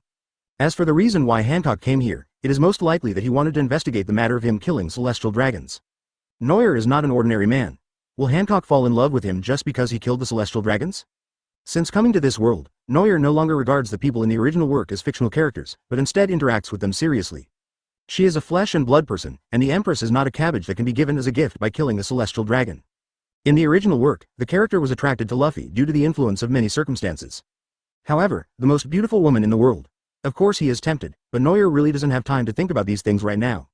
When the two parties saw Neuer suddenly appear, they each let out different exclamations. Kizaru's eyes were slightly speechless, because every time he met this guy, it was very tiring, and he couldn't even touch the fish. Zephyr looked at the recently famous pirates with a serious expression, and Momoshage nervously placed his hand on the sword Kimpira. Chatten and other generals, as well as all the Marine soldiers, were staring at Neuer in full readiness. On the other side, Empress Hancock had a look of surprise on her pretty face when she saw Neuer and his ship appear out of thin air. At the side, her sister Sandersonia took out a bounty order and said to Hancock, Sister, look. This person who suddenly appeared is the demon man Neuer. Chapter 146. War. Hancock took the yellowed bounty warrant and looked at the confused Neuer and his gang not far away, wondering what they were thinking. Amazon Lily is located in the Calm Belt, and many news cannot be transmitted, so she learned about Neuer's affairs very late and her knowledge was very limited. Not long ago, Hancock received a secret message that someone had kidnapped more than 30 celestial dragons and executed one in a public broadcast at the Sabaody archipelago. Hancock was shocked when he got the news and sent people to investigate, but found nothing. At that time, the government began to completely block the news. So what Hancock knew was that there was a wolf Mie who was in direct confrontation with the celestial dragons, a fight to the death. Hancock was captured and made a slave when he was young, so of course he hates celestial dragons. But that was a hatred from her childhood. When she grew up and became a king, she had to accept the title of Shichibukai in order to protect her subjects, and use the privileges granted by the government to shelter everyone. Hancock has no place to release the hatred in his heart, and he must not release it, so now that someone has taken action against the celestial dragons, Hancock must secretly help him. Just as Hancock made up his mind, Noel took out the mirror from his pocket. The powerful Marine came here specifically, they definitely didn't come here for a stroll, so you have to be fully prepared. The mirror can connect the underworld and the real world, so Noel can use the mirror to summon everything in the thriller bark. Of course, this includes people. Noel raised the yellow spring mirror, and a large amount of light was scattered out, revealing the appearance of a human under the light. Countless muscular brothers showed off their agile bodies. After being stuck on the terrifying ship for several days, they were finally called out by the captain. The pirates shouted excitedly, and the sea area instantly became lively. Marine looked at the ships and pirates that appeared out of nowhere, and once again began to doubt his life. What kind of hiding ability does Devilman have? How did he manage to hide and bring so many people with him? Zephyr's face darkened as he watched more and more Marines come into view, the suppressed anger welling up inside him. The Marine, who once refused to kill any pirates, had his family brutally murdered by the pirates. One can imagine the regret he felt. Pirates. Die. Zephyr leapt up from the warship and rushed towards the Hades pirates with great momentum. The huge crusher swung a huge fist wind and smashed towards the proverbs with destructive force. Noel was startled and quickly flew up to block the proverbs. Ice-cold air came out of his mouth, and a thick ice wall rose from the sea. Advertisement: the terrifying fist hit the ice wall, and the hard ice was like paper, breaking into countless ice crystal powders at the touch of a button. Noel pulled out the ghost Moro and stood together with the Zephyr who was still coming at him. The terrifying Haki collided and exploded, knocking over many Marines nearby. The elderly in the pirates' world are becoming more and more intelligent as they grow older. Every one of them is an invincible old man or woman who can get a pentacle late at night.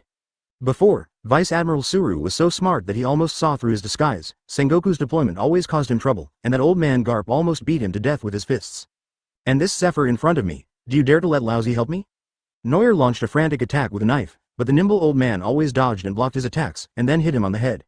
When fighting an old guy like this, you can either crush him and kill him instantly, or save up enough energy to wear him down to death bit by bit.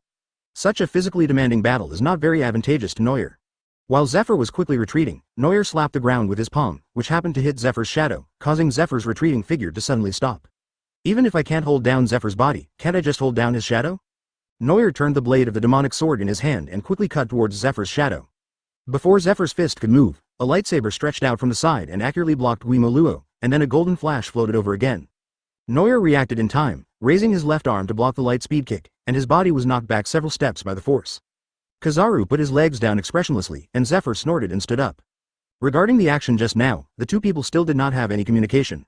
Noel looked at the familiar face with gritted teeth, almost going crazy. Why is Kizaru everywhere? When they first arrived at Sabaody, Kizaru stopped his and Ace's team. In the Battle of Mariajoy, Kizaru and Aokiji teamed up to chase and almost killed Noel. Now, this guy teamed up with Zephyr to catch me. Sengoku, can't you just find someone else? If Kizaru had listened to Noel's inner thoughts, he would probably have let out a similar roar of grief. Akainu and Aokiji, the two old silver coins, are on sick leave, and I've been busy these days. Advertisement: it's all tears if I say too much. Noel greeted him with a bitter face. Ah, Uncle Huang, we meet again. Kizaru didn't want to say hello to this troublemaker, so he tilted his eyes and said helplessly, can't you just be quiet? Zephyr was confused and stuck in the middle, listening to the two people greeting each other like old friends. How did they get so familiar with each other? Moreover, I feel like I am an outsider for some reason. Ignored, Zephyr attacked again without a word, and Noel quickly raised his knife and continued to wrestle with him. Kizaru was very discouraged and assisted Zephyr with the sword of aim no Kume. Before long, Noel had several deep wounds on his body. With blood still flowing from his forehead, Noel frowned as he dodged the combined attack of the two men, while also having to deal with the marine officers who rushed up from time to time. Back then, Aokiji and Kizaru worked together to beat Noel so hard that he had to run away. If Kizaru hadn't given Aokiji the chance to duel with him, Noel would have been turned to ashes long ago. But the current situation seems to be even worse than before. The gap between two admiral-level fighters, plus their powerful subordinates, is too big. There were too many vice-admirals, and they directly blocked the Hades officers. The flying squirrel went to Lucci alone, hoping to subdue the man who betrayed the government. Ghost Spider and Vice-Admiral are both hawks in the Marines and believe in Akainu's style. Now that Akainu is injured, the two have come to find the Hades pirates, determined to settle the score. Enel and Weber started fighting with two vice-admirals who were crazy about killing and couldn't get away for a while. Even Robin and Khalifa, who are women, are targeted by Ain, a student of Momosagi and Zephyr. There were two beautiful marine swordsmen suppressing them, and the underworld pirates were not at an advantage in terms of numbers and weapons, so the battle was instantly crushed by the Marines. Sandersonia, who had been pushed into the distant 9 snake pirates, asked anxiously, Sister, what should we do? The slim-fitting Cheongsam outlined her fiery figure. Hancock, whose toes could not be seen at a glance, raised his head and said lightly, Find a reason to intervene in the battle and rescue Noel. I need to talk to him. Chapter 147 Hawkeye takes action. The Hades pirates were suppressed by the Marines and had no momentum to fight back. This cannot be blamed on Hades being too weak. Any single pirates group would suffer a loss if they tried to fight against the full-scale Marines, let alone the newly born Hades pirates group. The lightsaber and crusher hit the demon, and Noel gritted his teeth and tried hard to withstand the pressure from the two. But this resistance is in vain. Even if Zephyr and Kizaru have conflicts, if they join forces, no normal person can handle it. The protagonist Halo ran away from home. 2 admirals can't defeat him. Noel muttered to himself with a self-deprecating tone. Seeing Noel being forced into trouble, the pirates were extremely anxious, and Enel was anxious to escape from the encirclement. But Vice Admiral Ghost Spider was no pushover either. He used his long hair, which was controlled by the life return function, to entangle Enel and threw him back. Weber quickly caught Enel and shouted angrily, "Use your speed, don't be reckless." Enel couldn't hold back his face and said with a dark face, "You don't need to teach me." Weber transformed into a dragon man, and his huge wings vibrated, stirring up a gust of wind that blew towards the 2 Vice Admirals. Enel took the opportunity to rush out, blue arcs jumping in the air and leaving trails, and appeared in front of Noel the next second. Kizaru looked at the Thunderman in amazement, then smiled and said, "Enel, are you here to help your captain?" Without saying a word, Enel took out his trident and stabbed it straight into Kizaru's face. Kizaru still did not dodge or evade. A strong man could clearly sense whether there was armament Haki in the attack. Sure enough, the golden trident pierced Kizaru's face, but did not hurt him at all. Kizaru raised his foot, flashing lasers condensed on his calf, and kicked out without hesitation. Enel was kicked and flew out, crashing through the deck of the marine warship. Although Enel followed Noel's instructions and began to practice Haki, it was still not enough to release it freely. Zephyr looked at Enel, who was defeated in one move, stared at Noel and said mockingly, "Your men are nothing but this." Noel watched Enel being knocked away, but his face remained expressionless. He raised the corner of his mouth, raised his knife, and said firmly, "Don't underestimate the courage of my brothers." Advertisement Zephyr raised his eyebrows in disdain and swung black arm at Noel again. Kizaru quickly drew out the Kusanagi sword and supported him. The light in Noel's eyes lit up, his smile became more and more confident, and he stood there as steady as a rock. If someone familiar with Noel saw this expression, they would definitely understand that this was a sign that he had come up with a solution. Noel ignored Kizaru, who was slashing at him with a sword. The demon slashed against the ground, then slashed towards Zephyr, and a large number of shadow thorns were brought out. Kizaru's expression darkened. He ignored himself. Why was Noel so arrogant? Just when Kizaru's lightsaber was about to strike Noel, the blue electric light lit up again, blocking Noel once again. Enel spat out a mouthful of blood heavily. Another wound appeared on his body, which had just recovered from a serious injury, and the chest was also stabbed and bleeding profusely. Kizaru looked at Enel, who was desperately blocking the attack, and said in surprise, "A man like you would actually help others block the knife?" "Pooh." Enel spat out blood and saliva, and said stubbornly, "Don't talk nonsense, you are my opponent, you don't have to attack others." Even if he doesn't know Haki, Enel is confident that he can still do it if he delays for a while. Kizaru, this man, has become Enel's second lingering demon. The first one is the cruel captain. Therefore, even at the risk of his life, Enel must defeat him. Kizaru looked at Enel with a headache and said, "Young people are full of energy. Forget it. Fighting you is better than fighting the teacher and Noel." Suddenly, Enel, who was very courageous, dueled with Kizaru alone. Noel looked at the battlefield over there and smiled with satisfaction. Zephyr sneered and said, "Aren't you worried? Even though Kizaru is abominable, it's still easy to deal with that piece of trash under your command." The force on Guimo Luo suddenly increased, and Zephyr's huge body trembled. Noel, who usually smiles at his people, is now terribly cold and speaks word by word. "Shut your mouth." Before he finished speaking, Noel rushed out again with a knife in his hand, and a terrifying blood-red Haki rushed out. His momentum was even more terrifying than when he fought with Garp. Zephyr armament Haki covered his strong wrists, and the Seastone Crusher made a sound of breaking through the air. Advertisement Noel's fruit ability was not affected by Seastone at all, and the one-on-one duel instantly became a stalemate. Zephyr is slightly weaker than Garp, but he is also a very scary enemy, and you must not be careless. The fight between the two became the most dangerous fight in this naval battle, and no marine soldier dared to approach easily. But in other places, Enel was almost hung up and beaten by Kizaru, and Weber had to block 2 vice admirals alone, which was also very uncomfortable. At this time, someone who was watching the battle on the Golden Ship Proverbs finally couldn't sit still anymore. Mihawk the Hawkeye changed into proper clothes, holding the black knife in his hand, and got on his black crossbow again. Mihawk stared at Noel, his usually sharp eyes now holding some depth. Mihawk has been sparring with Noel these days, and has gained a deeper understanding and judgment of his swordsmanship. With Noel's talent in swordsmanship, he will definitely be the one most likely to surpass himself in the future. I finally found a good opponent. How could he be destroyed by Marine here? The Marine soldiers noticed Mihawk slowly approaching the center of the battlefield, and their expressions change, but in different ways. Shichibukai and Marine are, on paper, good allies that benefit both sides, but in reality, Shichibukai's identity as pirates cannot be erased. Marines hate pirates, especially Marines like Zephyr, and it is difficult for them to work with Shichibukai. To put it bluntly, Shichibukai is just a group to balance the 4 emperors and naval headquarters, and they are just temporary tools. When one of the marines and the pirates becomes stronger and the balance is upset, Shichibukai will be the first to be affected and in danger of being shaken. The marines looked at the uninvited guest warily, confused as to Mihawk's intentions. Mihawk raised his black knife at some point, the dark green blade light carried the power to tear the sky apart, and several sword energies slashed towards their respective targets. On the vast battlefield, countless targets were attacked one after another. Weber was struggling to get rid of the 2 ghost spiders when the ground beneath their feet was blasted apart by the sword light that was flying towards them. Enel stood up with his dying breath, and just as Kizaru was about to swing his sword, a gust of sword wind swept Enel directly into the sea. Hei Daoyi changed the situation on several battlefields in a blink of an eye. After a few moves, the people from Hades and Marine suffered varying degrees of injuries. Only Noyer understood his thoughts to some extent and couldn't help but complain about it. The old drama Eagle is online. Chapter 148 Seducing Marine. Although the government tacitly allows Shichibukai like Mihawk to interact with pirates, they have to behave impartially on the battlefield, at least in front of the Marine. Mihawk didn't care about the title of Shichibukai, but it did save him a lot of trouble. So Mihawk had to help out in a subtle way so that no one would say anything. Poor Enel, the brothers from the pirates group nearby had a hard time pulling him out. Ain, who was about to catch Robin, gnashed his teeth and looked at Hawkeye, shouting, "Hawkeye Mihawk, what are you doing?" Mihawk just acted out a scene, his face not even blushing, he calmly said, "Help Marine." Ayan was almost laughing out of anger, and pointed at his injured colleague on the battlefield and said, "You call this helping?" After hearing this, everyone in the Hades pirates couldn't help but shudder. The sword energy just now didn't distinguish between friend and foe, and it was impossible to tell which side it was on. Mihawk was about to speak when his face suddenly darkened. He lowered his head and turned sideways silently.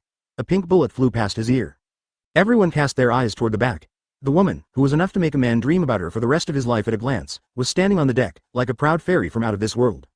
Hancock pushed her black hair behind her ears, revealing her precious snake earrings. With an undisguised pride on her charming face, she said, "Your attack hit my boat." Mihawk was stunned at first. Really? I was in control pretty well. Then Mihawk also reacted, so, this woman was here to cause trouble. Is this tolerable? Mihawk held a black knife and responded with the same arrogance. Even if I hit you, what can you do? Hancock sneered, stretched out his slender hand, and gently placed his fingertips on his bright red lips. Then a pink bubble heart was rendered in the air. Slave arrow. Hancock pulled the bow and shot countless arrows made of pink energy, which formed a rain of arrows that covered the sky. Mihawk looked at Hancock calmly with his golden eyes, the black figure weaving in and out of the pink rain of arrows without even touching him. But the Marines nearby were not so agile. They were hit hard and their limbs instantly turned into lifeless stones. The petrified Marines fled with grimaces, but no matter where they ran, the rain of arrows behind them would always inexplicably fall around them. Advertisement. Mihawk blinked. Why did this approach feel so familiar? Mihawk was too lazy to think about it and just took the opportunity to help Noyer by fighting with Hancock. Hancock was secretly delighted when he saw that the usually aloof Mihawk seemed to be irritated by him. I am a genius for helping Noyer by fighting Mihawk. Afterwards, the 2 Shichibukai, who had the same goal, inexplicably started a fake fight. Sword energy and charming energy were flying all over the sea, and they could hit anywhere except the opposite side. Regardless of whether it is Marine pirates, Vice Admiral or Weber, there is a possibility of being accidentally injured. Even Noyer was nearly hit by arrows several times, and Hawkeye's flying slash also made him run away in panic. Are these 2 people helping or hindering? Zephyr panted slightly, looking angrily at the 2 Shichibukai fighting fiercely. But, they can't control Shichibukai's actions because they don't directly oppose you. Besides, many people from the Hades pirates were also injured. The originally clearly defined battlefield was suddenly turned into a mess by these 2 troublemakers. The battle situation between Noyer and Zephyr has begun to become clear. Zephyr took advantage of the Seastone arm and gradually crushed Noyer's space for movement. Noyer stepped back, holding the ghost Moro in his fist with all his strength, a strange smile on his face. The huge force finally broke through Noyer's defense. The huge steel arm grabbed Noyer's neck. Zephyr lifted him high and pressed him to the ground. Noyer was waiting for this opportunity. Zephyr thought that the Seastone restrained him, so he did not cover it with Haki. And without the isolation of armament Haki, Noyer's Amaterasu can burn everything. A demonic black flame suddenly erupted from Noyer's body, and the Seastone Crusher was immediately burned. Amaterasu continued to spread, and Zephyr's expression became solemn as he felt the abnormally high temperature. He quickly threw Noyer away and immersed his arm in the water. But what was strange was that the black fire showed no signs of extinguishing in the cold water, and even evaporated a large area of seawater. Advertisement. The Amaterasu black fire burned more and more fiercely, covering Zephyr's entire arm, and the entire Seastone Crusher was scrapped and could not move. Zephyr's heart sank. He covered his left hand with armament Haki, grabbed the iron arm in his right hand and pulled it down. Looking at Zephyr, who had turned back into one-armed, Noyer sneered, "How do you feel, Admiral Zephyr?" Zephyr looked at Noyer coldly. Even though he only had one arm left, he still rushed towards Noyer regardless of everything. Ain, who was fighting with Robin, saw that her teacher was at a disadvantage, so she quickly abandoned her opponent and ran over to stop Zephyr. Zephyr looked at his students and said coldly, "Get out of the way." Ayan raised her head and said anxiously, "The teacher's right arm is broken. It will do you no good to fight again. Let Kizaru Admiral take care of the rest." Kizaru, who had just run away to who knows where, immediately flashed back and looked at the embarrassed Zephyr, remaining silent for a long time. Zephyr snorted and turned his head away. Noel didn't want to delay any longer, so he smiled and said to the two of them, "You two, I'd better take my leave now." Kizaru narrowed his eyes and said in a tone that deserved a beating, "Do you think you can leave?" Noel chuckled, raised his hand and released a large cloud of black fog towards the sea ahead, then shouted to the members of the Hades pirates. "Brothers, enter the underworld." When everyone got the news, they all abandoned their opponents and boarded all the ships to head into the black fog, completely ignoring the artillery fire behind them. Noel activated the speed of flash, quickly moved around the battlefield, and picked up Robin and others. Weber transformed into a giant wind god pterosaur and flew towards the black fog. Noel stood on him and challenged Zephyr and the others. "With this ability, you can't catch up with me." If Noel had used the Yellow Spring River at the beginning, a seasoned warrior like Zephyr would definitely not have been fooled, but now. Zephyr and all the Marines were furious with the pirates, and their knowledge of the Yellow Spring River was probably limited to the portal, and they would never have thought that there would be a space inside. Therefore, the Marine will definitely not let Noel escape easily. After all, the deadline given by the government is approaching. As expected, after hearing Noel's taunting, the Marines knew that he was going to use the group escape ability again, and they all became restless. "Chase them. Don't let them escape." Noel looked at the large group of Marines following behind him and couldn't help but reveal a wicked smile.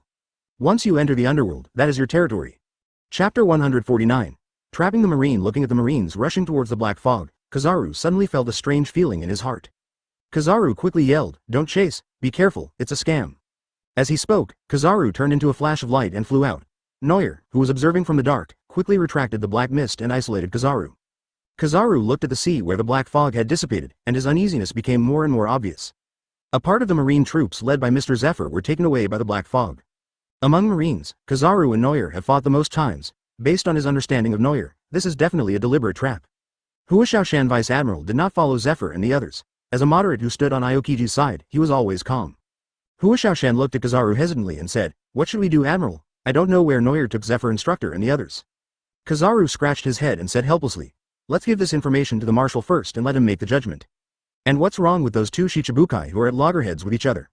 Mihawk may have attacked Noel because he was a swordsman and wanted to spar with him. Why did the Empress come? In the outside world, Kizaru sent people to guard the place where the black fog appeared, and at the same time quickly delivered the news to Sengoku at the headquarters. Noel had just come out of the Yellow Springs River, and before the fight was over, he went back again, and was surrounded. But this time, Wangshen River finally welcomed a real outsider. The Marines that rushed into the black fog came to the underworld. The dark yellow boundless sea, the sky covered with dark clouds, everything was so mysterious. Momoshagi followed Zephyr into the underworld, and only then did she feel a little regretful. Unexpectedly, there was a space in the black fog. Marine's previous judgment of the black fog had always been that it was some kind of ability with teleportation function. This would be exactly what Noel wanted. Momoshagi looked around anxiously, and suddenly found a large shadow in the distance, with a ship slowly sailing out from under the shadow. And on the dark yellow sea in front of the thriller bark, there was actually a person standing. "Noel is there," Momoshagi pointed over there and exclaimed, and all the Marines immediately turned their eyes to Noel. Advertisement. Noel stood alone on the sea, one hand behind his back and the other pointing at the Marine in the distance. In Noel's world, no one can defeat him. Zephyr looked at Noel, who was standing alone against the enemy, in surprise. Just as he was about to say something, his feet suddenly began to tremble violently. Under several Marine ships, the dead water suddenly began to surge, and the strong impact of the water flow directly swept all the Marines into the air. The warship was overturned, and many Marine soldiers lost their balance and fell into the abyss with horror on their faces. However, what happened next overturned their imagination. All the people who fell into the sea did not sink but stood steadily on the sea. Ai Yin said in doubt, "What's the situation in this sea area?" Zephyr carefully observed the Marines' expressions and immediately shouted, "They don't look right, don't look at the water for too long." Noel smiled coldly and said, "It's useless." As he spoke, Noel raised his hand out of thin air, as if it had turned into a baton, controlling the yellow springs to rush out of the sea. Several water columns rolled up and instantly destroyed the Marine warships, and a large number of Marines fell into the underworld. Noel continued to control the yellow spring water, enveloping the Marines and turning them into mindless puppets. Zephyr gritted his teeth, closed his eyes, stepped on the seawater, and rushed over with his only remaining arm. Noel looked at him indifferently, as if he was looking at a clown. Then, the yellow spring under Zephyr's feet lost its buoyancy, and Zephyr, who had been standing on the sea surface, fell into the deep sea. Zephyr sank into the dark sea, and the terrifying water pressure was instantly applied to him, making it impossible for him to swim. When Ain saw her teacher being thrown into the sea, she ran over anxiously to save him. But no matter how hard she tried, the yellow spring water was like a wall and she could not get in no matter what. Noel watched the scene expressionlessly and said, "It's useless. I set the rules on this sea." Ain raised her head with red eyes, waving a pink light with one hand and drawing a famous sword with the other hand to kill Noel. Noel raised a finger, and the seawater under his feet gushed out directly, turning into a water wall to block Ain's slash. At this moment, Noel felt a chill behind him, and Momoshiki raised a knife and wiped it towards Noel's neck with a cold face. Noel sighed and said, he really has a short memory. Without any movement, Noel's figure suddenly disappeared, and in his place appeared Ain, who had been replaced. Advertisement Ain was startled and quickly blocked Momoshiki's attack and stepped aside. Noel also raised his hands, and the calm Yellow Spring Sea was suddenly hit by a huge tsunami.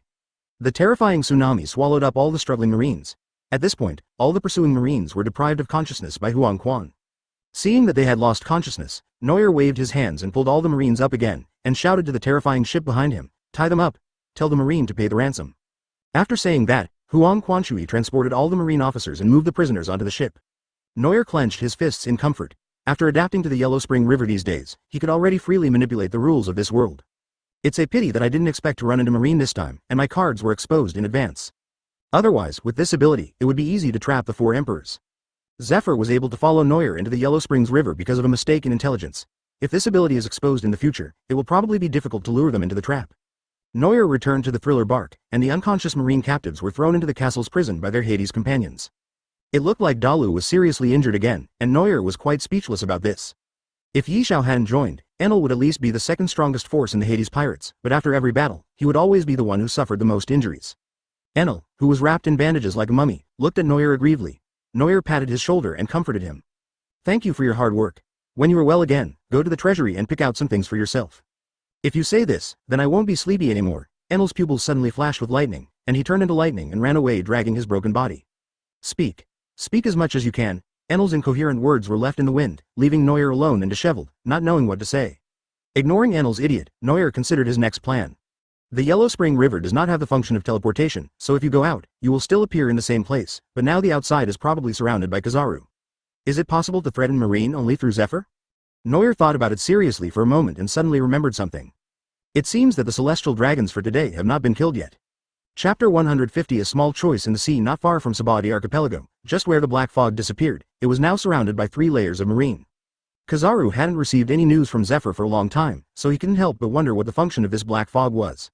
If he was teleported to a certain place, why didn't Marshal Sengoku receive any eyewitness information? Kizaru felt more and more uneasy.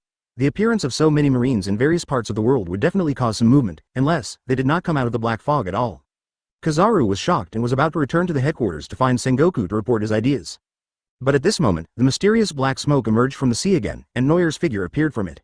The Devilman is back. The marines surrounding this place nervously raised their flintlock rifles, and the cannons on the warships were also aimed at Noel. Noel looked at the vigilant crowd, and took out a mirror from the boat without paying attention to anyone else. There was a flash of light in the mirror, and an ugly fat man was released. Kizaru raised an eyebrow. It was Celestial Dragons again. Because Celestial Dragons is in Noel's hands, Marine has been cautious and cannot use many of its tactics. Noel held the knife to Celestial Dragon's neck. The fat man was frightened by the cold touch and kowtowed for mercy. The Celestial Dragons were all very arrogant at first, but now they finally see the truth. One by one, his compatriots died in different ways at the feet of this man, but he still had no intention of stopping. Only then did they realize that if they continued like this, they would be the ones to die. The Lord of the Underworld had no taboos at all and would kill anyone he wanted. Kizaru looked at the usually arrogant Celestial Dragons who were now busy kowtowing and wanted to laugh but had to hold it back. This group of cancerous cells finally met their nemesis. Noel held the Celestial Dragons hostage and negotiated with the leader Kizaru. I'll give you a suggestion, let me go. Kizaru spread his hands and said helplessly, I can't make the decision on this. I also have a suggestion for you. How about releasing Mr. Zephyr and the others first? Noel laughed dumbly, and threw out a ball of light from the Yellow Spring mirror in his hand again, and the familiar tall man was thrown out. Kizaru looked at Zephyr, whose eyes were empty and unresponsive, and his face darkened as he asked, what did you do to him? Noel waved his hand and said, just make him unconscious. Advertisement. Noel reached his hand into the Yellow Spring mirror and pulled out the black knife Shu Shui that he had looted from the terror ship, and placed the blade on Zephyr's neck. 2 knives were placed against the necks of Zephyr and Celestial Dragons respectively. Noel smiled like a bad guy and said, how about we play a game? Kizaru had a bad feeling and asked, what do you want to do? Noel pressed the 2 men's necks and said, choose one to die, I will return the other to you intact. Kizaru felt cold sweat on his back, pretending to be indifferent, and said, is there a plan to keep both of them alive? Noel smiled sinisterly, showing his fangs, and said, there is a plan to kill both of them. Kizaru covered his head, quickly calculating in his mind if he could get the 2 back quickly. It is easy to judge whether the flash is faster or the sword is faster. Even if the opponent is the world's #1 swordsman Haki, Kizaru has a chance of retaking the hostage. But if the opponent is also a sparkling fruit user, then it's all over. Noir saw how conflicted he was and said with a smile, "Why don't I help you make the choice?" As they spoke, Gimaluo and Chu Shui exerted force at the same time, and the blades cut their skin. The celestial dragons was so scared that they let out a miserable cry. Kizaru quickly shouted, "Stop, but I need to report to Marshal Zahn." Noir was stunned. "Tell Sengoku. This is good. If he protects Zephyr he will offend the government. If the government protects celestial dragons it will chill Sengoku's heart." Noir, who was just watching the fun, said with a smile, "Go ahead and report." Kizaru had no choice but to report the news directly to Sengoku and let the marshal make the final decision. Soon, Sengoku of Naval Headquarters received the news, and coincidentally, the news soon reached the ears of 5 elders. And so, the two sides started arguing again. Save the world's nobles first. The 5 elders made an unquestionable decision. No more celestial dragons can die. Save as many as you can. Sengoku felt a little disappointed for his old comrade and said, "Isn't Zephyr's life a life? He also contributed everything he had in the marine." The old man did not back down and said indifferently, "Zephyr's arm is broken, and his strength is no longer as strong as before. We don't need to waste resources on him." "Does that mean that even if Zephyr dies, it won't be a big loss?" Sengoku's suppressed emotions finally burst out, and he yelled, "Bullshit, Zephyr shouldn't die." Advertisement on the Den Den Mushi side, someone seemed to hold down the old man who was talking, and someone else said, "Sengoku, calm down." Sengoku tried his best to calm himself down and whispered, "I'm sorry, I was rude, but I have to consider the safety of my old friend." The old man from the 5 elders was a little more gentle, not paying any attention to Sengoku's so-called disrespect, and said, "Next, what are you going to do?" Sengoku calmed down and once again showed his talent as the resourceful general, analyzing. Fundamentally speaking, the Devilman's words are not credible at all. A pirate cannot guarantee the life of any hostage. Even if he lets them go, he still has the lives of so many celestial dragons in his hands. Who knows if he will continue to threaten us?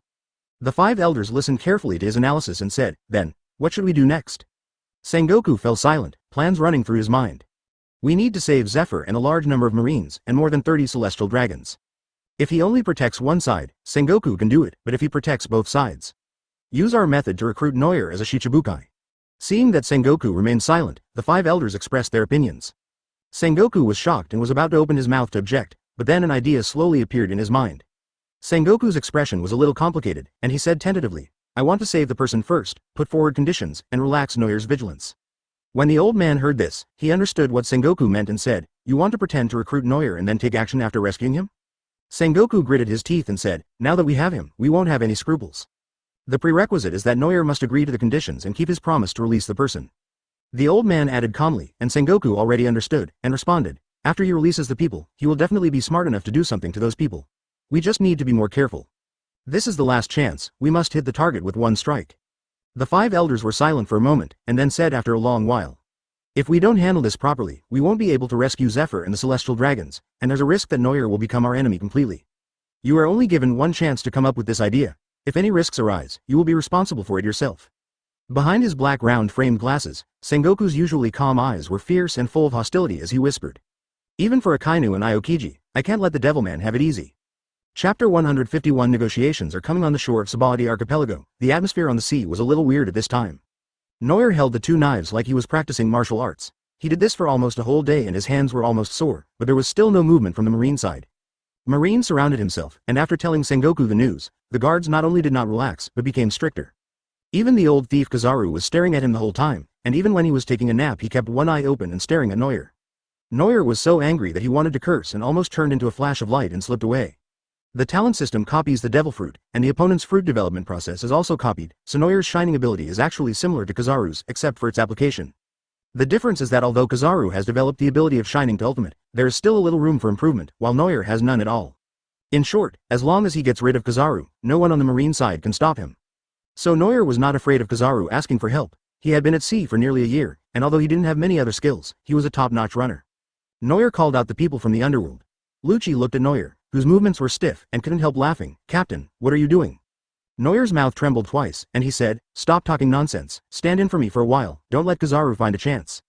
Lucci shrugged and grabbed the celestial dragons by the neck, while Weber held up Zephyr with the autumn water. Noir finally freed his hands, and Robin put a coat on him considerately and asked, "What's the situation now?" Robin understood Noir's thoughts. He had many ways to escape the encirclement, but he definitely wanted to gain some benefits. As expected, Noir squatted on the deck, looking across the sea at the marine stationed on the shore, and said with a sly smile, "I want to use Zephyr to get some benefits from the marine." Robin looked at him speechlessly and said, "What do you want? We are not short of money now." During Operation Heavenly Gold, the Hades pirates had accumulated a large fortune, so that every member had no problem with food, drink, entertainment, and most importantly, training. Noel nodded and said thoughtfully, "Marine has something that I am a little jealous of." Robin asked doubtfully, "What good things can Marine have that can attract you?" "A humanoid war weapon called the Pacifist. Have you heard of it?" Noel looked at Robin, and Robin asked confusedly, "No, I've never heard of it." Advertisement Lucci also shook his head and said, "I haven't heard of it either. Even in CP9, this kind of news is not something I can know."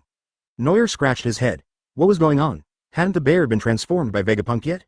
Even if there is no such thing at this point, it's almost time for a pacifist to appear. The level of technological development in the pirates' world is extremely polarized. The Marines used flintlock rifles that could only fire a few times at a time, the warships were equipped with ordinary cannons, and the scientific level of the people was also very average. But there is a person whose brain is 500 years ahead of the world, and all kinds of black technologies are emerging one after another. There is no need to say much about the pacifist. Frankie's own transformation and the Vinsmoke family's combat suits are all technological weapons that are ahead of the world. The Iron Man suit blueprints that Noel had obtained before, if manufactured, would also be a good way to mass-produce combat power. If pacifists had not been born, Noel would have had no examples or experience to draw on. Noel's evil intentions started to come out again. Rather than snatching a pacifist, it seemed more reliable to directly snatch a highly intelligent person. Vegapunk is so heavily protected by the government that even if we threaten Zephyr for negotiation, it is unlikely to come over. The rest of the scientists. In addition to Vegapunk, Vinsmoke Judge and Caesar are both talented and can be considered for capture. But in this case, what exactly should first blackmail Marine for? Just when Noel was confused, the people sent by the naval headquarters finally arrived. Several high-level god-tier secret agents wearing white suits and masks came to the Marine position and looked at Noel on the opposite side.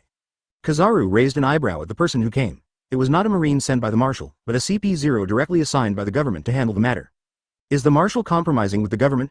Kizaru drove a warship, carrying the masked man led by CP0, towards Noel. Noel saw Kizaru coming over with someone, and walked in front of Lucci and Weber, put his hands in his pockets and looked at the masked man coldly. Robin was beside him, like a sexy little secretary. The masked man looked at Noel and his gang who showed no fear at all and suddenly felt that they were in trouble. Advertisement: this kind of person who is not afraid of government authority is what CP0 least wants to meet. Noel looked at the newcomers and smiled. It seems that you have already made a judgment. Should we decide to let one person die, or sit down and discuss terms?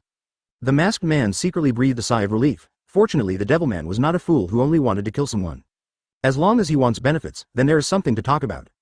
The masked man was not too arrogant, but he also did not lose face. He said calmly, "The latter, Mr. Devilman." Noel smiled gently, waved his hand and threw out ice particles, creating 2 rows of chairs on the sea. The two parties sat down opposite each other, which was quite like a major negotiation after the World War. Noel leaned his hand against his face and said first, "Marine has been chasing me like crazy for so long, can we just stop for a while?" Under the CP0 mask, the man twitched his lips slightly. "Why is the government hunting you down? Don't you have any idea?" Noel kidnapped celestial dragons to use as amulets, and frequently fended off the ensuing retaliation, so the government became numb to it. Faced with such an elusive, ruthless opponent who does not take the government's threats seriously, the government can only accept its fate. The masked man calmed down and said in a serious tone, "Mr. Devilman, we would like you to release all celestial dragons in the Marines led by Zephyr. For this, we will pay conditions that will satisfy you." Have they come up with the terms themselves? What terms can redeem Zephyr and the others? Noel asked with interest. "Tell me, maybe I can be satisfied." The masked man took out a dark gold embossed post, handed it to Noel and said, "The government invites Mr. Devilman to join Shichibukai and take the seat left by Gecko Moria." Noel was stunned. He had already burned Mariajoy, killed so many celestial dragons, and fought against Marine for so long, and he even invited him to become a Shichibukai. Noel himself found it funny. How could they tolerate this? Are they crazy? The old man Kizaru reported to Sengoku, but the one who dealt with him was CP0. Did he give in? This is unlikely. Noel looked at the masked man thoughtfully, feeling that there was something wrong with Sengoku's plan. Chapter 152 Bargaining. As for Noel's own opinion, he thinks being a Shichibukai has all the benefits and no harm. To put it bluntly, Shichibukai is a temporary group that balances the two major forces in the world, and it will be disbanded sooner or later when the time comes. In the original work, the pirates became more rampant after the Summit War, and the Marine side won a great victory, reaching its peak reputation. The status of Shichibukai became particularly embarrassing, and Fujitora proposed to cancel it soon after. Then, it succeeded smoothly. Before Shichibukai is attacked by some marine justice activist, Noel would like to use this privilege to do something legal. If Noel becomes a Shichibukai, he will have the legal right to plunder, official pursuits and troubles will be cancelled, and he can even ask the Marine to help him with many things. What he paid for was the reputation and influence that the government needed. If a major incident occurs, I have to help Marine. But of course, how much effort you put in depends on yourself, such as a certain eagle-eyed man. With the title of Shichibukai, it would be easy for him to find Neutrum himself, and he would also have the legal rights to rebuild the empire, just like Mingo. Although he liked this offer very much, Noir did not show it. He said to the masked man, just for this one benefit, you want to redeem Zephyr and the Celestial Dragons? The masked man secretly thought it was difficult to deal with, and quickly said, no, the invitation from Shichibukai is just one of the options. We will pay Bailey to redeem the hostages in your hands. Bailey. Noir was a little uninterested, and then he heard the masked man say, however, 10 billion for a Celestial Dragon is really a sky-high price. The government wants to change it. Noir narrowed his eyes and asked, how much do you want to change it to? By the way, what about those Marines? The masked man thought for a moment and said, including the Marines, all hostages are worth 1 billion Baileys each, excluding Marine soldiers without ranks. Noir nearly flipped the table over, he couldn't believe his ears. 10 billion becomes 10 billion, that's even more cruel than cutting it in half. Where did the world government come from? Did they come here to disgust us? The masked man was also a little helpless, but there was nothing he could do. Noir, the kidnapping maniac, had captured too many people.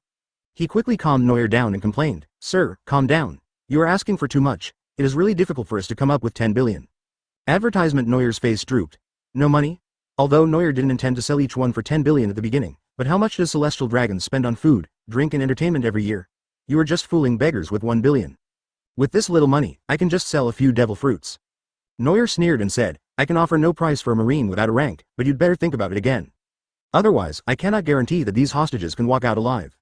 Sweat broke out on the masked man's forehead as he thought back to the list Sengoku had given him, plus the remaining 34 Celestial Dragons. There were 9 Marines of the rank of General and Lieutenant captured by Noir, plus Zephyr, a senior Marine, a total of 10 people. Noir has 44 hostages, if he really wants to ransom each of them for 10 billion. The masked man didn't even dare to calculate how much money it would cost. He gritted his teeth and sweated profusely as he said, 5 billion per person. We can't afford any more money. Noir curled his lips, crying poor. He knew that the government had wanted to buy op fruit for 5 billion Baileys, but it was later eaten up by Luo. Noir just didn't believe that with just their limited assets, hundreds of years of accumulation couldn't buy back 44 Luos? Although the initiative is in his hands, Noir doesn't want to push too hard. After all, if the 5 elders were really determined to get those few silver coins, they would probably ignore the safety of Celestial Dragons and Zephyr and fight to the death with him. Noir held out his right hand, gestured, and said, that's 9 billion. Lu Chi looked at his boss helplessly. The other party wanted him to give the government a way out, but the way Noir gave was a little steep, right? The masked man's face turned red, but unfortunately no one could see it. The government tasked itself with persuading Noir to join the Shichibukai and then discuss the ransom. Judging from Noir's expression, the first item should be easy, but the second item will be difficult. The government only gives me this much budget. If I go too far, 5 elders might not be able to resist and release Sengoku, who is about to kill Red Eyes. The masked man gritted his teeth and said with a trembling voice, 7 billion. It can't be any higher. Noir was a little surprised. Judging from his expression, the government really didn't have that much money, right? Advertisement. Although the world government supports Marines all over the world, secret service agencies CP0 to 9, and Celestial Dragons in the Holy Land, the money spent may be a bit too much. But with the heavenly gold donated by countries all over the world, Maine should probably not be short of it, right? Noir suddenly remembered that this year's gold didn't seem to go into the government's pocket, but was robbed by himself. Well, it suddenly makes sense that the government has no savings. Noir suppressed his laughter and deliberately hesitated for a moment, causing the masked man to collapse and almost awaken conquerors before he finally nodded and agreed. Since the world government is so proactive, 7 billion is barely acceptable. Although the deal was done, the masked man was still dizzy and had bloodline faintly flowing from the corners of his mouth. 7 billion, how much is the bounty for 4 emperors? If the masked man still had a trace of sanity left, he would have definitely gone up to fight Noir to the death, regardless of whether he could defeat Noir or not. The ransom of the Celestial Dragons and the bounty of the 4 emperors, if it were the masked man, he would definitely spend the money on the latter. Noir was still unsatisfied. Although he had practiced with Nami often before, today was the first time he discussed big business with someone, and it felt pretty good. The masked man finally calmed down. His straight back was somewhat hunched for some reason, and his voice was also quite old. Mr. Devilman, when are we going to exchange hostages? Noir shook his head and smiled. No hurry, I'll talk about it when I get to a safe place. The masked man said in a surprised voice, Mr. Devilman, you don't want to regret it, do you? Noir rolled his eyes. How could he regret it when he hadn't even paid? Wait for me when you send the money and publish the news about Shichibukai in the newspaper. I will tell you how to exchange hostages. The masked man's expression became even worse. If Noir continued to take the initiative and arrange everything himself, it was unknown whether the Marine Marshal's plan could be implemented. It seems that Sengoku's revenge plan is about to fail before it is even arranged. This demon man is just like a fox, he is so alert. The masked man was almost resigned to his fate, and he began to waver in his heart about the future of the government. Is it really the right choice to recruit such a terrible criminal who has no fear of the world as a Shichibukai? Chapter 153 The Empress visits Noel and the government finally reached an agreement on the terms. In the near future, Marine will probably not take any action against him. However, Noel did not believe that Sengoku would give in easily. Although he was called the resourceful general, he was not a wimp and was easily defeated by Noel. Noel and the Hades group breathed a sigh of relief after watching the Marines led by Kizaru slowly retreat. If you don't have your own foundation, it's not easy to be hunted by Marine at such a high intensity. The reason why the Straw Hat crew was so calm when being hunted was largely because the Marine did not take it seriously. Otherwise, let alone the Admiral, just sending a Vice Admiral would be enough to make them suffer. The short and fierce battle ended quickly, and in the end Noel captured Zephyr alive and forced the Marine to retreat. The forces watching on the Sabaody archipelago were all a little frightened. A former Admiral and an Admiral, how did Noel win? Amid the awe-inspiring gazes of the residents of Sabaody, Noel landed on the island and found a hotel to stay in. At the same time, the brothers from the pirates group were sent to drive the ship away and find a professional coding master on the island. Noel also specifically reminded that if you meet a very elegant old man with silver hair and glasses, remember to come back and report to him. Of course, what Noel wanted to find was Pluton Rayleigh. He had been in Sabaody archipelago for such a long time, but he hadn't found Shaki's store, and he hadn't even seen Rayleigh. The system upgrade is still a long way off, so Noel is taking this opportunity to prepare for many things in the future. Shirahoshi's talent, Rayleigh's talent, and, just as Noel was lost in thought, there was a knock on the door and a familiar voice rang out. Captain, the 9 Snakes pirates are visiting, and their captain, Boa Hancock, wants to see you. Noel was stunned for a moment, then the corner of his mouth curled up. Isn't this delivered to my door? Noel hasn't even gotten Empress Hancock's talents and acquaintance rewards yet. The person outside the door was the old fishman Pufu. Although he didn't want to be a pirate, he just wanted to follow Noel and be a butler to handle chores, so he just went along with him. Noel told Puff, take them to the hall. I'll be there in a minute. Pufu retreated in response, and Noel also adjusted his state to prepare to deal with the Empress. Noel knew what Hancock was going to ask him, but he cared more about what benefits the system could bring him. Advertisement. Noel walked out of the room and headed downstairs to the reception hall. This luxury hotel on the island has been requisitioned by Noel.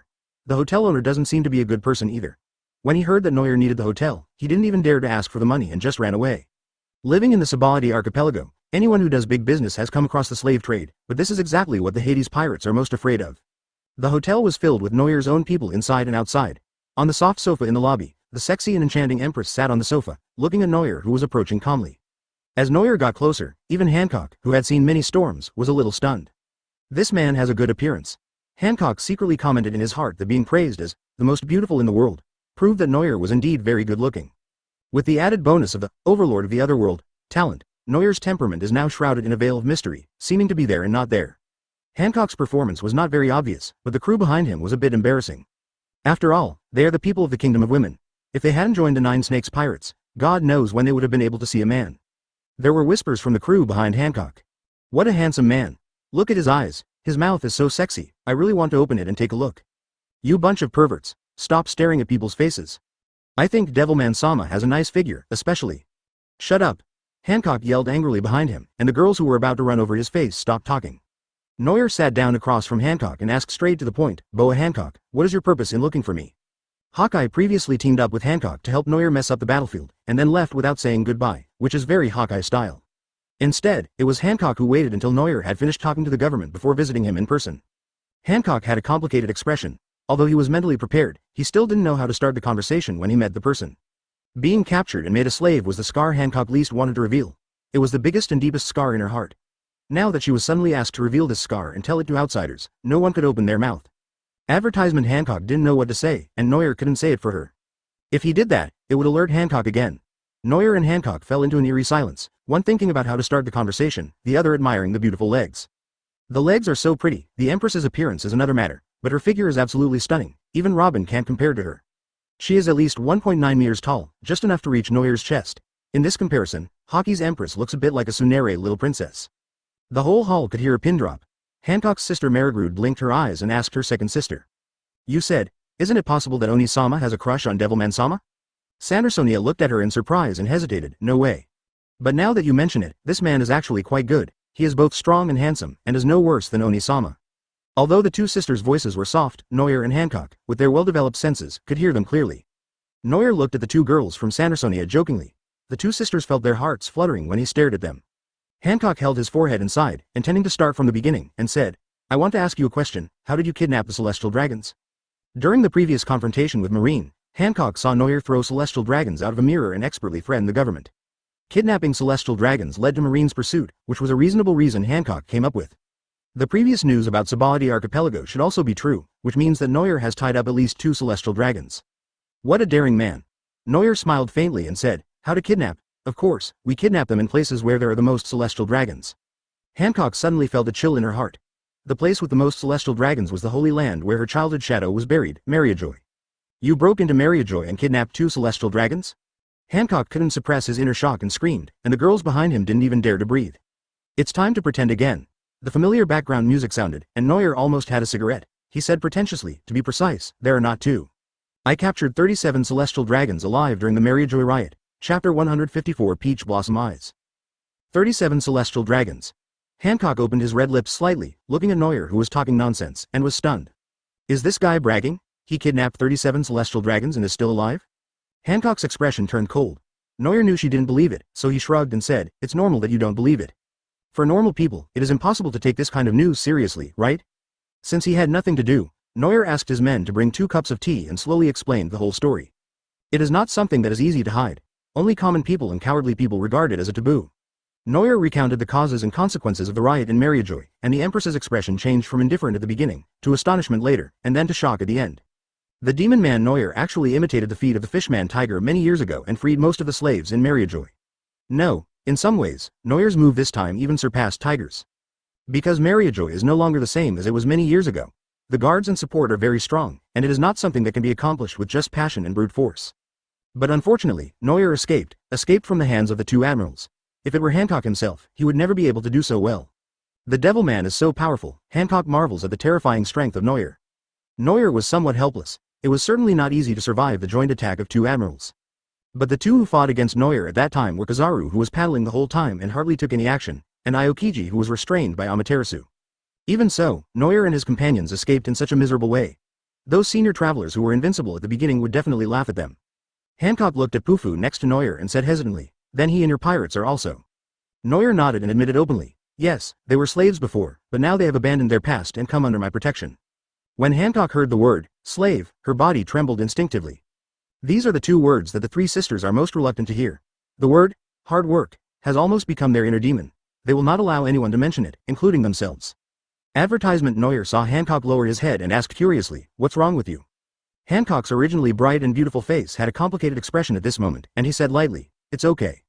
Puff frowned. Hancock's reaction to those 2 words reminded him of his compatriots who had just been rescued by the captain. Could it be that the rumored most beautiful woman in the world was once? Pufu was startled, and quickly took a step forward, leaned down slightly, and whispered in Noir's ear. Captain, I think Lord Hancock is not quite right, how about you talk to him in private? The Empress definitely didn't come to see her boss to ask about Mariajoy, and considering her reaction, PF was very sure that what they were going to talk about next was not something someone of his level could listen to. Noir finally understood and tried to make his voice gentler, saying to her, Boya, can we talk alone? Hancock looked up in surprise and asked, what did you call me just now? Noir looked awkward, scratched his head and said, Boya, you don't mind me calling you that, do you? In his previous life, Noir often called the Empress this when chatting with his friends, which made him seem more intimate. At that time, Noir often held Hancock's action figure and shouted in a very childish way, this is my wife, don't peek at Boa. I'll petrify you. Thinking back on his early illness, Noir wishes he could roll himself up into a ball and flush it down the toilet. So now that Noir sees Hancock being acquired, he doesn't feel excited at all, but he does feel like he has a heart attack. However, in Hancock's eyes, Noir's current behavior was like that of a shy big boy. Apart from that, although his eyes were not very honest, they were barely clean. Hancock, who always hated men, did not feel any disgust towards this man, but only an inexplicable feeling. This feeling is similar to a kind of vague admiration? Perhaps it's because Noir has saved slaves, fought against the government, and killed celestial dragons, all of which are things Hancock wants to do but doesn't dare to do. Hancock's lips curled up calmly, and he said calmly, it's okay, just call me that. Noir nodded happily. In the original book, Hancock seemed to have a bad temper, but after getting to know him, he seemed quite gentle. Advertisement, it's just that as a woman, my aura is a little too strong. Just then, the system's voice suddenly rang, startling Noir. Meet an important person, rewards have been issued, Peach Blossom Eyes, Universal Talent Copy Card *1. Isn't the system in hibernation after the upgrade? Can the rewards still be issued? Noir tried to call the system, but got no response. It seems that except for affecting the use of the copy function, system hibernation can passively enable other functions. Noir nodded in satisfaction and turned his attention to the reward given to him by the system. Peach Blossom Eyes. Noir is a little disgusted, this name sounds quite feminine. However, when Noir saw the function of this skill, he immediately became interested. Peach Blossom Eyes. The host's eyes can automatically transform into peach blossom eyes. As long as the enemy's eyes make contact with the peach blossom eyes and they are attracted to the host, they will be immediately drawn into the illusion. Finally, I would like to remind the host that the contents of the illusion are beyond the host's control, and it is easy for some subtle things to happen.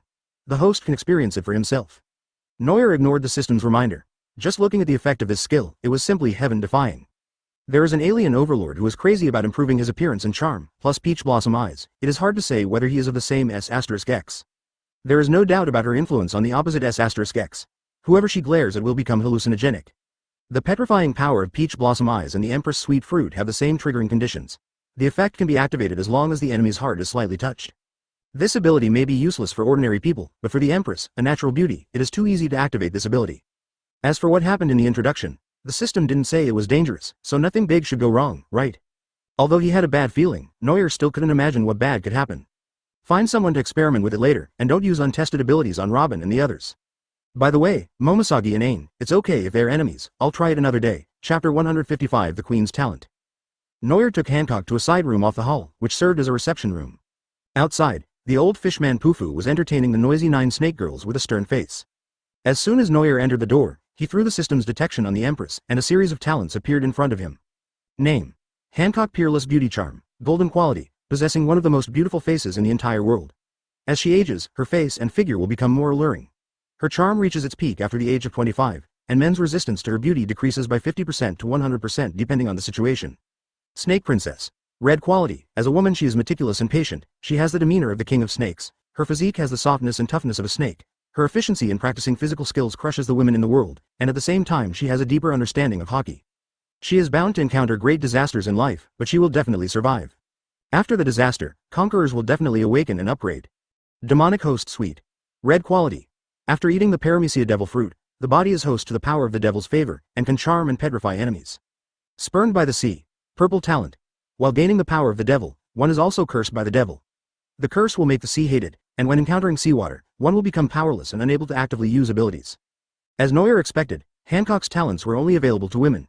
Even if the system's copy function was still there, it would not be able to copy anything useful. However, from the talents displayed by the system, it can be seen that Hancock's talents are actually reflected in the bonus of appearance. The only talent that provides pure combat bonus is Snake Queens. So from this point of view, Hancock's fighting style fully utilizes his talents, mainly high-level Haki and physical skills, assisted by top-level beauty and charm. However, if Hancock were to fight him one-on-one, even without dragging her into the underworld, Noel was confident that he could beat her based on his hard power alone. Hancock walked into the reception room under Noel's guidance and was alone with Noel. Without anyone watching her, she was not nervous at all. Noel saw that she was relieved, and said jokingly with a smile, "It must be difficult to be an emperor. You look so tired all the time." Hancock quickly adjusted her posture, maintaining her image as a proud empress, and said with her head held high, "Nothing, just managing a bunch of trash every day." Hiss. That's very rude. Advertisement. Hancock felt somewhat familiar with this person. Before, she had been absorbed in Noel's words and failed to notice the graceful demeanor of the empress. From her appearance, she looked like a goddess overlooking the wasteland. Even a look of disgust seemed to be a blessing. Even if the goddess maintained an arrogant attitude, people could not generate a trace of anger. But Noel felt more and more that the arrogance and coldness on the outside were just a protective color for his fragile heart. Even if a woman becomes a famous empress and has a respected status and territory, in the end, what she can rely on is still her own strength. This is similar to Robin. They have tried their best to survive, but one relies on brains and the other relies on force. Noel smiled and shook his head, then asked in a gentle tone, like an old friend, "You seem to be very concerned about my making a scene at Mariojoy. Can you tell me why?" Hancock fell silent. Speaking out might bring a glimmer of hope to his heart, which was already on high alert, but... Finally, she still snorted coldly and said, "I just want to know which newcomer is so ignorant of his own life." Hancock's attitude was sometimes soft and sometimes hard. Noel knew that she didn't want to talk about her past as a slave, so he didn't try again. There was no need to rush. After all, this was the first time she met Hancock, and she couldn't possibly tell him her true feelings right from the start. Seeing that Noel stopped asking questions, Hancock regained her confidence as an empress and said, "Can I see the celestial dragons you caught?" Noel looked at him jokingly and said, "Do you want to kill a few for fun?" Hancock's pretty face was expressionless, and he asked indifferently, "Is it not possible?" Noel propped his chin up and said firmly, "Of course not. They're the goods I paid for. Each one is worth 7 billion Baileys." "Oh," Hancock let out a long sigh and said with a slightly bitter smile, "Well, selling them as goods can be considered revenge." Noel looked at her in surprise and said, "You didn't think I would be so honest as to call someone out, did you?" Hancock was stunned and asked, "What do you want to do?" Advertisement. Noel played with the shadow in his hand and said thoughtfully, "At least I have to keep a backup plan. When my power grows enough in the future, I will have a way to threaten the government after I rebel against Shichibukai." This passage was full of information. Hancock noticed something and said, you bought and sold celestial dragons to the government. In addition to money, the government also promised you the position of Shichibukai? Noel nodded and said, so I have to do something with celestial dragons. Even if the government regrets it, I will be able to fight back. Hancock lifted up her long black hair with interest, her beautiful eyes gleaming with light, and said with a smile, in that case, I am a little interested. After the two finished their chat, Noel led the 9 Snakes pirates back to the beach again. The familiar black fog of the underworld spread, and Noel sailed into the fog on Hancock's warship, the Perfumed Serpent. As the 9 Snakes watched in amazement, the surrounding environment began to change significantly, and everyone entered Noel's secret base for the first time. In the area of Wangshen River, Noel is the only god. Anyone from the outside world who comes in must kneel down and sing, conquer. Hancock looked around vigilantly and said, it seems that this ability played a big role in your ability to escape the government's crazy pursuit. She had heard that there was a person with the ability of the replicating fruit who had never appeared in history. As long as he had the resources, he could almost eat all the devil fruits by himself. Therefore, Noel's abilities are constantly updated, and even Marine cannot grasp them accurately. And from watching Noel's battle before, it seems that he has copied the ability of Marine Admiral Aokiji Kizaru. Noel smiled but said nothing. You can just think of it that way. Anyway, many features of the talent system really fit the characteristics of devil fruit. It just gave them a good excuse, and the Marine and the government believed it. Reminding Hancock and the others not to look at the sea surface, Noel used his consciousness to send the Perfumed Serpent directly to the Thriller bark. At the Thriller bark, Noel led a group of people to land, and Hancock was speechless. No wonder Shichibukai had an open spot for Noel. It turned out that this guy killed Moria and took over the territory. Chapter 156. Noel's companion Noel led Hancock and his party to the place where the celestial dragons were imprisoned. This is the darkest place in the castle and has always been used as a prison by Noel. And more than 30 celestial dragons were thrown here by Noel. In the dim room, a faint light slowly seeped in. When the celestial dragons saw the open door, instead of being happy, they even widened their eyes in fear. Being locked up all the time is fine, but if that demon comes. As the celestial dragons expected, Noel took a step forward, revealing the handsome face they least wanted to see. Hancock stood outside the door, pressed against the wall. She didn't want to see the celestial dragons with her own eyes. She was probably afraid that if she acted on impulse, no one would be able to stop her. Noel sneered at them and released Conqueror's Haki slightly, causing the celestial dragons to faint with panicked expressions.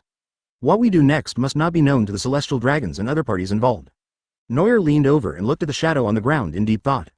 Still use the old method, first cut out the shadows of these people, and then replace them with the shadows you made, and the remote-controlled killing shadow is ready.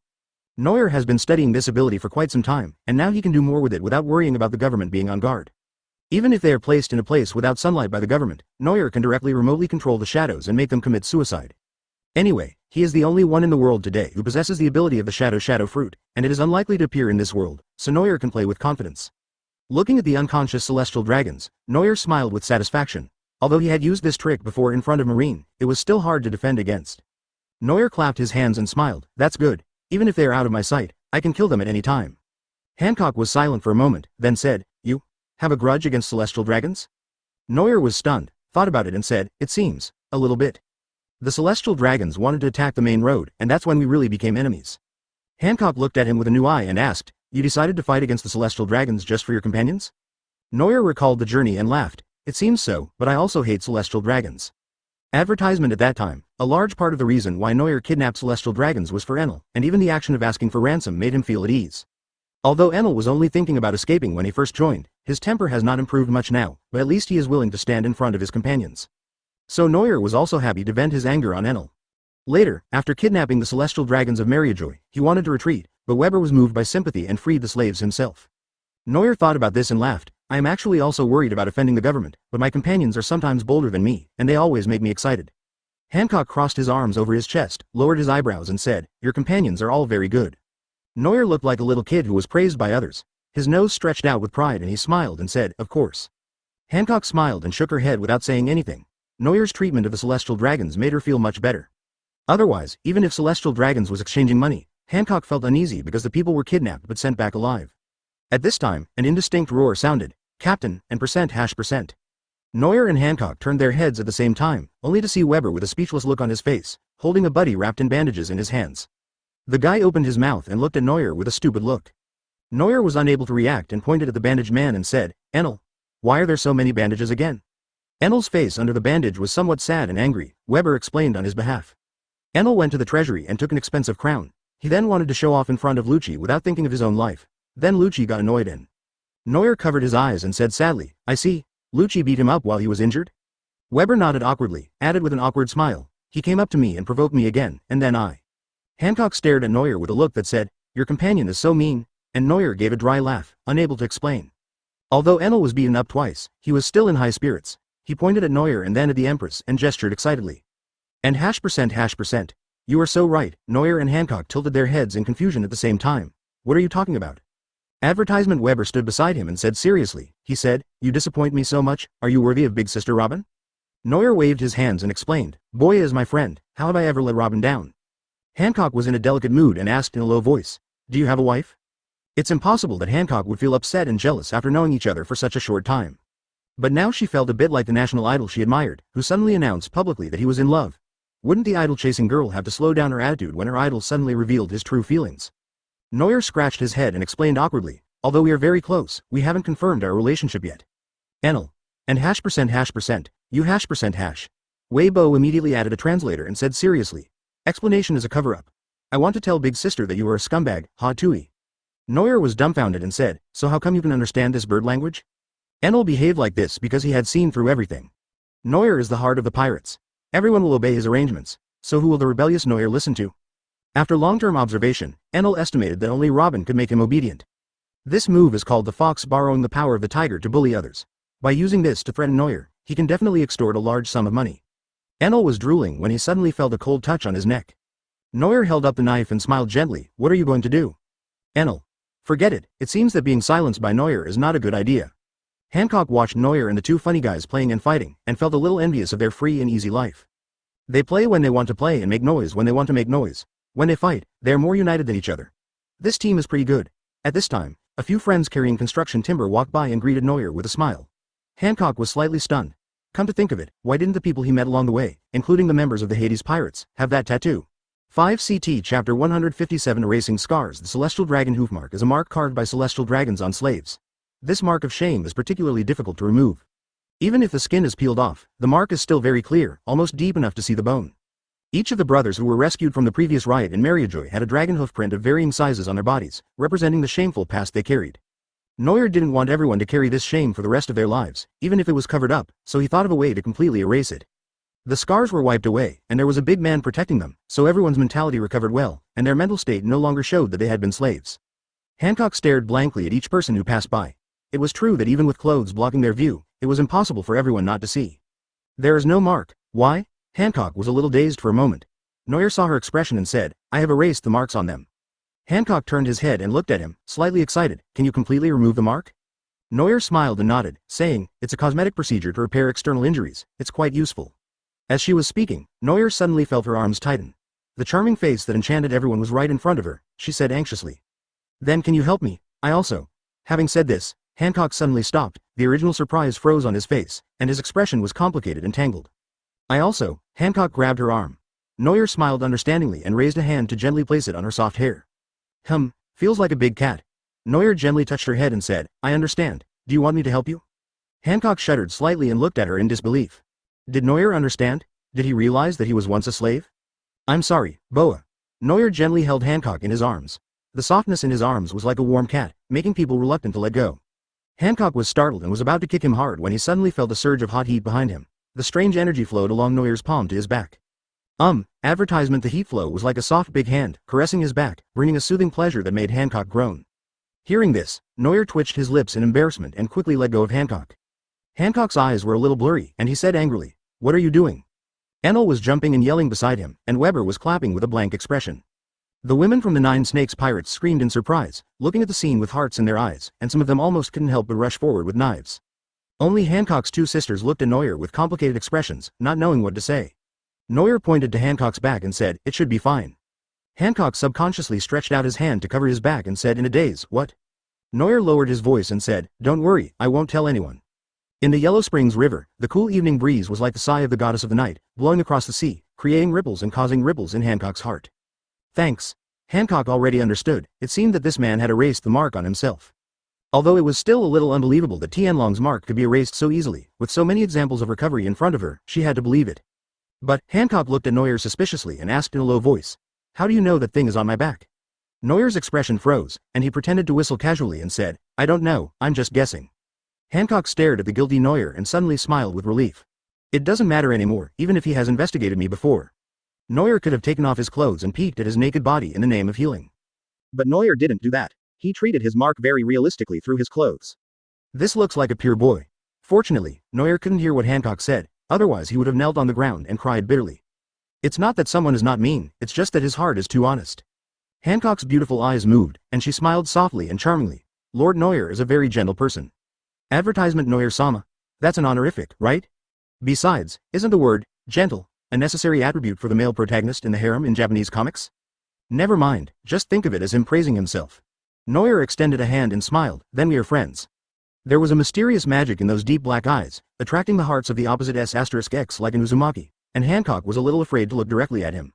Hancock turned his face away, reached out his hand and shook it, humming the word in a somewhat arrogant tone. However, Neuer seemed to vaguely see that her face seemed a little red when she turned away. After a whole day of tossing and turning, the Nine Snakes pirates decided to stay on the horror ship for one night. That night, Neuer held another banquet and warmly welcomed the Nine Snakes pirates. It was also the first time for the rough guys of the Hades pirates to see a pirates group composed entirely of girls. The guys who were usually carefree pretended to be more gentlemanly than the other at the party. This group of guys turned a nice banquet into a social gathering. Neuer understands this feeling very well. No matter how sloppy he is in front of his brothers, he still has to behave himself when a group of girls come. Hancock still looked like the unapproachable queen, totally out of place with the lively atmosphere around her. However, as a woman, Robin, who was sitting next to Neuer, squinted her eyes, and it always felt like she was secretly looking at the cabbages she grew. Of course Robin knew the title of the world's most beautiful woman, but what she didn't know was, when did Neuer become so familiar with her? And based on Robin's developed intuition, it seems that the Empress also has a good impression of Neuer? Hancock looked at Robin curiously. Is this woman the captain's wife who was tacitly not made public by the Hades pirates? She is beautiful, but not as beautiful as me. The Empress's long hair cascaded down like a waterfall. She twisted her hair with her fingers and thought narcissistically. Robin and Hancock stared at each other for a long time, and there seemed to be a spark of fierce confrontation in the air. Even the members who were playing and fighting around felt the tension and suddenly became much quieter. As for Neuer in the middle of the battlefield, what is he thinking now? Neuer was chewing on a large steak, still thinking about his new ability. What is the environment of Peach Blossom Eyes like? Chapter 158 Fujitora joins the Yellow Springs River is dark all day long, and the eerie boundless sea exudes a terrifying atmosphere all the time. But the master of Wangchen, that weirdo, has made a home on this sea. The castle of the horror ship is brightly lit, and it feels inexplicably warm. At the banquet entertaining the Nine Snakes pirates, the spectators from both the Hades and the Nine Snakes were very excited. They were expecting to see a real-life Shira field, but the male lead off the field was so bad that they could even enjoy eating in such an atmosphere. Robin picked up the food for him elegantly, feeling secretly proud. She knew Neuer. She had been with him for such a long time, but this guy didn't react. How could he be seduced so easily? Even so, Robin felt a little sad. Konas fed Cece some snacks and blinked innocently and said, "It seems that Sister Robin doesn't like the Empress very much." Khalifa held up his gold-rimmed glasses and smiled helplessly. After all, Robin's feelings for the captain are really. The giant's sister, Manelf, poked her head in from the window and said softly, "I think it's too obvious. The captain doesn't like men, does he?" Khalifa's eyebrows jumped and hesitantly said, "It should be, not? But the captain is really handsome and has a very nice personality," Konas said with a smile as she handed a plate of food to Manelf. Khalifa sighed calmly. In addition to Sister Robin, Konas also has a crush on Neuer and... At the end of the joyful banquet, everyone's purpose seemed to have changed. Not much food was eaten, but everyone got drunk. When everyone was tired, Neuer, as if nothing had happened, prepared rooms for the Nine Snakes crew members, and Hancock also found a side hall to rest. Everyone in the underworld was sent home by Neuer, and the hall returned to peace again. Just then, the occasional knocking sound on the floor suddenly came closer and closer, towards Neuer. Neuer saw the smile and asked happily, "How about it, would you consider joining us?" Neuer had let Fujitora live in the terror ship before, and he had been locked up by himself all this time, seemingly thinking deeply about something. His tough face was a little complicated, but after a moment he said firmly, "I admire your way of doing things, so I am willing to join." Advertisement Neuer was about to smile and celebrate, but suddenly he said again, "It's just that I want to make 3 rules with the captain. As long as you don't break them, I will follow you to the death." Does that mean that if we don't share the same ideas, Yi Shao will leave at any time? Interesting. Neuer narrowed his eyes, suppressed his smile and said seriously, "You say." First, the captain's pirates will definitely get involved in profitable businesses in the future, but I hope that the captain's business will have a bottom line. The business of slavery and the trafficking of children cannot be done. That's right. Once Neuer has his own country, he will definitely run some business. But Neuer would never do business like slavery and human trafficking. Because in his previous life, Neuer's neighbor was a kind old lady. She often brought delicious food to Neuer, whose parents were not often at home, and played with him and told him stories. The old lady accompanied Neuer almost throughout his childhood, and the two of them were like real family members. But one day, the old lady suddenly disappeared, and Neuer heard from people around him that her granddaughter was taken away by human traffickers. Since then, Noel never saw the old lady again, which left a deep memory in his heart. So even though he had traveled through time and space and had been out to sea for so long and had encountered so many things, even though Noel's heart was slowly hardening, he would never do anything like this. Noel nodded and said seriously, I agree, I won't do this kind of dirty work. Yishao continued, second, do not harm civilians at will, unless this person illegally harms the interests and safety of the pirates. Noel also agreed. As long as he didn't offend him, he didn't like bullying powerless people. Not only did he not vent his anger, but he also seemed very cowardly.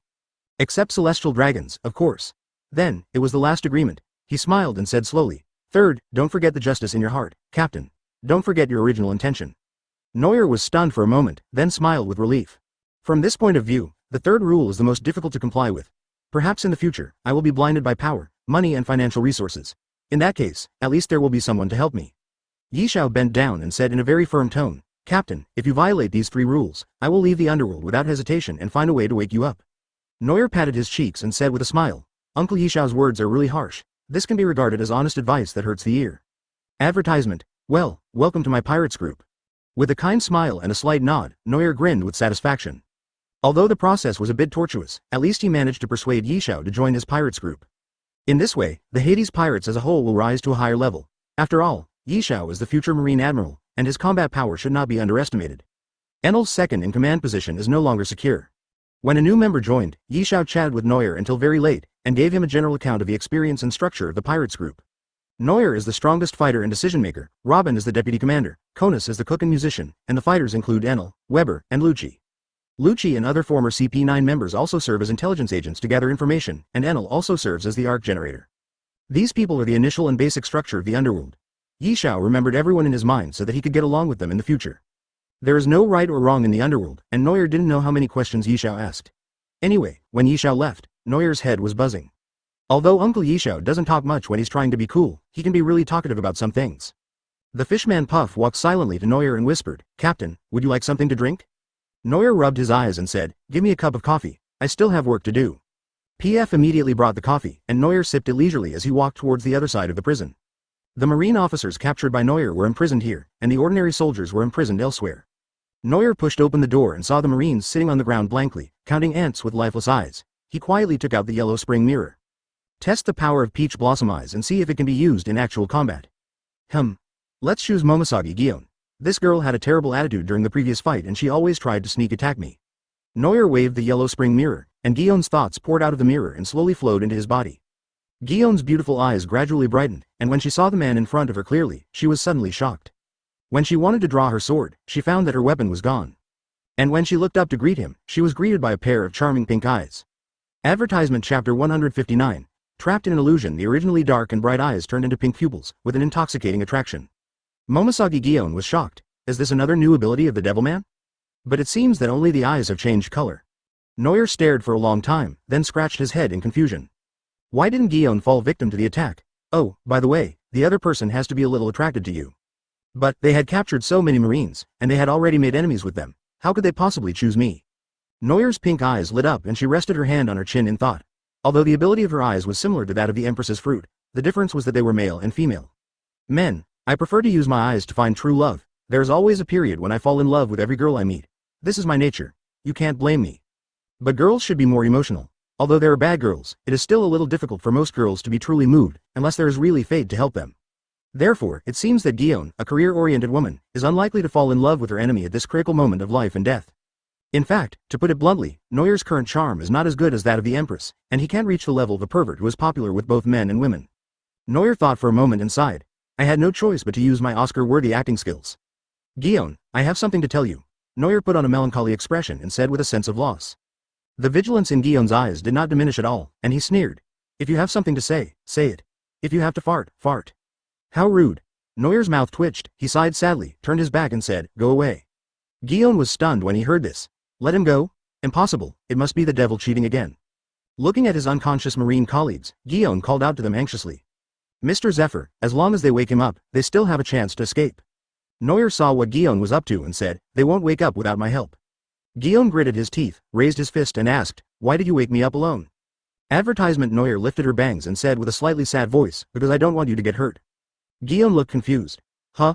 With his back to Gion, Noel tells the story of a love-struck man. Once upon a time, there was a handsome young man. His village was robbed by bandits. The whole village was flooded with blood and many villagers were killed or injured. The boy was discovered by the bandits. Just when he was about to be killed by their butcher knives, a heroic girl appeared. Gion blinked. Was he talking about himself? Could it be that they had met before and Gion had saved him? Noel curled his lips secretly. Of course it was impossible for the two of them to have met before. But Gion has been a marine for so many years and saved so many people, there must be a few people whose appearances he can't remember. Noel is playing that guy now. The girl was wearing the marine justice cape and holding a famous sword at her waist. Her demeanor was unmatched at that moment. She defeated the bandits who invaded the village with just a few sword strikes. At that moment, the boy fell in love with the marine girl who saved him and vowed to marry her. Gion said in disbelief. So, you are that boy, and the marine you like is me? Noel nodded firmly and said, yes, I have been looking for you and want to marry you home. Gion shook his hands and said irritably, you've got the wrong person, I don't know you at all. Besides, if you like marine girls, why did you become pirates? This. Noel squeezed out all his brain cells and hurriedly explained. Originally I wanted to join the marine, but my family treated me badly, especially my sister. They sold me, and I became a pirate because I had to make a living.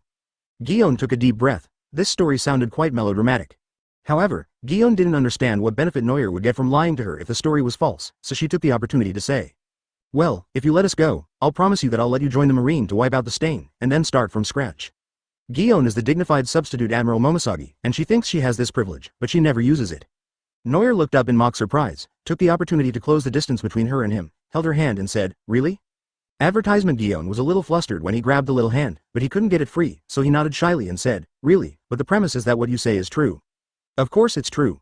Noel held the cold little hand tightly and said with pretended affection. Then, will you marry me? Gion's heart skipped a beat. The resolute face was right in front of him. The strong scent of male hormones rushed over him, and his pupils shrank slightly. That's the effect, relax your attention first, then say something bold. Noel seized this brief moment, and his peach blossom eyes lit up again. This time, Gion was completely captivated by those beautiful eyes. Gion's expression became dull, and her body fell backwards uncontrollably. Noel caught her. The activation conditions are a bit complicated, but the activation speed and effective time are both instantaneous, so it can be used as a magic weapon to achieve a surprise victory in battle. However, Noel leaned over and looked at Momoshiki with his eyes open, and said to himself, the state of entering the illusion is the same as seeing the yellow spring water, there is not much difference. Did the subtle thing that the system reminded me of before happen in Momoshiki's illusion? What kind of stuff can there be in the fantasy world? Noel studied the changes in Gion's body, and Gion in the illusion was also trapped in a confused space. The rays of light were radiating under the warm sun, the wind was blowing lightly, and Gion was standing in a daze on a marine warship, sailing on the blue sea. Gion looked around vigilantly. Wasn't he kidnapped on the terrorist ship? How did he get out? Also, why did my thing become smaller? Her body seemed to have gone back to several years ago, when she had not yet become vice admiral. At this time, a marine soldier on the warship ran over anxiously and reported, Gion Ensign, a village on the island ahead is being massacred by criminals, hurry up and follow us. Ensign? How did I become ensign again? Although he still had no idea of the current situation, the people in front of him were in danger, and Gion would not allow himself to stand by and watch them die. The warship advanced rapidly on the waves, and Gion led a large number of marines and rushed towards the village filled with smoke. Momoshiki Gion drew out her famous sword Kontala, and with a cold and indifferent look on her pretty face, she shuttled through the rain of blood and corpses, and countless broken arms and limbs flew into the air. A flash of sword light appeared, and a man who was holding a butcher knife high up had his heart pierced. The knife fell to the ground, and the man turned into a corpse. A young man pushed the man's body away, and looked at Gion not far away with his bright eyes, as if he had found the light of life. No way. Gion looked at the dirty boy and alarm bells started ringing in his heart. Chapter 160, An Illusory Life. Although the boy's face was very immature, Gion could still clearly recognize that this was the demon man Noel who would stir up trouble in the future. This scene feels exactly the same as the story told by the devil man. Is it time going back? Gion had a cold face and walked towards Noel holding the Kontala. If I kill him now, there will be no such vicious criminal in the future. The young boy Noel looked at Gion who was approaching blankly, his little heart beating wildly. What a beautiful big sister. Gion raised the Kontala and prepared to chop it down towards Noel's neck. Noel showed no fear at all. Instead, he looked at the gorgeous Kontala with admiration and whispered, what a handsome sword. Gion paused, and for the first time showed hesitation. Although he knew that this child would become Marine's archenemy Devilman in the future, for now, he was still a blank slate, just a simple child. Although Gion never showed mercy when killing her enemies, she was a woman after all, and not an inhuman Akainu. How could she bear to kill someone in such a situation? Should he pay for future evils now? Thousands of thoughts flashed through Gion's mind, but he finally slowly put down the knife and decided to change his mind. In that case, I will supervise him and not let him go down the pirate's path. Gion squatted down, her pretty face reflected in Noel's eyes. She slowly said, boy, are you willing to join the marine? Noel was stunned, then immediately nodded ecstatically and said, I do. Guillaume smiled with satisfaction and led the Devilman into the marine, which not only eliminated the marine's enemies, but also provided a powerful fighting force. During this period of time, I will be responsible for supervising Noir and preventing him from going astray. At this time, a warm little hand held Guillaume, and the guy smiled at her heartlessly. Guillaume looked around at the bloody battlefield, then looked at Noir, who he was holding hands with. He was indeed a future pirate, and his courage was different from that of ordinary children. Well, you are quite thick-skinned. In the sky that was red from the flames of war, pink petals floated in from somewhere and landed lightly on Guillaume's shoulders. Guillaume picked up the petals, glanced at them and threw them aside. Advertisement at this time, Noir, who was guarding the body, outside, poked Momoshiki out of boredom, but there was no reaction at all. Is the peach blossom illusion so powerful? Guillaume hasn't recovered from it for such a long time. Noir was so bored that his stomach ached, so he asked the system, what will Momoshiki experience in the peach blossom fantasy? Originally, Noir did not expect the system to reply to him, but soon, a cold mechanical voice suddenly sounded. Many things will become reasonable in the peach blossom fantasy. The victim will have many interactions with the host and spend their entire lives with the host. In this life, the illusion will help the host form a love strategy. Those who are attracted will have a great chance of falling in love with the host, creating a beautiful world of paradise. Noir was stunned and shouted excitedly, why didn't you say so earlier? The system was silent for a while, then said, you didn't ask. Noir said with tears in his eyes, you didn't say I could ask. I didn't explain it clearly when I introduced the system, and now I blame myself for not asking. Noir looked at Guillaume with some concern and asked, she fell in love with me in the fantasy world. How can she return to reality? What will happen when she returns to reality? The system's sound was apparently very stable, but Noir always felt that it was gloating. After a lifetime, or when the host dies, the illusion will automatically end. Then, as time goes by, the victim will begin to understand that they are in an illusion. After returning to reality, the victim will still have the feelings from the illusion. How deep the feelings are depends on the situation. Noir said thoughtfully, then it's actually ridiculously easy to break the illusion. Kill me and Guillaume will come out. They are sworn enemies. It's impossible for Guillaume to see Noir holding hands while shopping, right? He will definitely stab me with a knife as soon as we meet, and then the illusion will be broken. Noir was a little disappointed, but quickly cheered up. Although there are many limitations, this eye technique is still very useful in actual combat against opponents who are attracted by beauty. Even if she was immersed in the illusion for only 1 second, it would be enough for her to die several times in the battle. However, Guillaume has been in the illusion for such a long time, why hasn't he escaped yet? Doesn't he want to kill Noir? Meanwhile, in the Peach Blossom fantasy, time flies, and Guillaume brings Noir back to the Marine headquarters for personal instruction, and has already trained him into an excellent Marine. At the Marineford headquarters, on the new commendation platform for young officers, young men wearing cloaks of justice were receiving promotion commendations from their superiors. Marine Commodore Noir, step forward and take orders. Advertisement. Many years have passed, and Guillaume, who had initially turned back time to become younger, has, after so many years, once again become that peach-like mature beauty. Guillaume smiled, put the Vice Admiral medal on Noir's chest, and said softly, congratulations. Promoted from Commodore to Vice Admiral, Noir, known as the strongest rookie, has become the backbone of the Marine after only a few years of service. There have even been rumors within the Marine Corps that Admiral Sengoku is planning to train this youngest general in history to become an admiral or even a marshal in the future. Under the envious gazes of countless Marine generals, Noir officially became the Vice Admiral, the main combat force of the Marine. Noir fiddled with the medal on his chest and pouted, saying, this thing is really ugly. Guillaume poked his head speechlessly and said, stop talking nonsense. You will be the Marine Vice Admiral from now on. You can't act as recklessly as before. Noir put his hands behind his head and said with a grin, I understand. I won't let little Guillaume worry. Guillaume punched him in the stomach angrily and said, call me Guillaume's sister, don't be disrespectful. Noir held his stomach in pain and muttered, little Guillaume is still so violent. No one else will dare to marry me except me. Seeing that Guillaume was about to go berserk, Noir quickly slipped off the stage and ran away. The Marines in the audience, who were waiting for Noir to express his feelings about the promotion, were suddenly thrown into confusion. In the marshal's seat high above, Sengoku covered his head with a headache and said, this guy is still so lawless. If Guillaume hadn't pulled him into the Marine, he would never have been a good person in the future. Chief of Staff Suru frowned and looked down at Guillaume, saying with some worry, ever since Guillaume brought Noir back that year, I felt something was wrong with her. Sengoku nodded and thought, indeed, she seems to have calmed down a lot, and it seems like she's hiding something from us. Guillaume couldn't help laughing as he looked at Noir's running back. Noir grew up with me and became my childhood sweetheart. He will no longer cause harm to the world. Perhaps this is the best outcome. But, Guillaume looked up at the sky, feeling a little confused. A petal floated from somewhere and fell into the palm of her hand.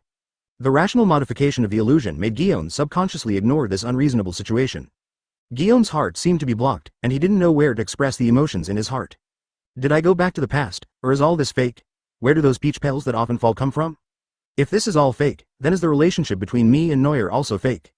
Chapter 161. Leaving the illusion. Guillaume was sitting in his office, concentrating on taking care of his famous sword, Kemperer. As a substitute admiral, Ziyuan is an extremely powerful swordsman, and his hard power is superior to that of most vice admirals. Coupled with the time travel that Ziyuan thought of, her current combat experience means that few people in the marine can defeat her. Boom boom boom. At this time, there was a slow knock on the door, and Ziyuan quickly ran over and opened the door. When I opened the door, it was indeed Vice Admiral Crane. Suru and Gion have a very good relationship, they're like family members. Whenever Gion has any troubles, he always talks to Suru. He sat down on the chair calmly and said with a smile, "What's the matter with you calling me here?" Ziyuan sat opposite him in annoyance, and after a moment of hesitation, he asked, "Sister Suru, is there any devil fruit that can turn the world back several years?" He was startled and said firmly, "Absolutely not. From what I know, the demon fruit power of time can only affect one's own time at most. It is absolutely impossible to reverse the time of the world." Gion's face darkened, and he murmured, "So is Noyer real or fake?" He looked at her worried look and couldn't help laughing and said, "Why, are you afraid of marriage?" Ziyuan was stunned for a moment, then retorted in shame and anger, "Sister He, what are you talking about? I don't want to marry him."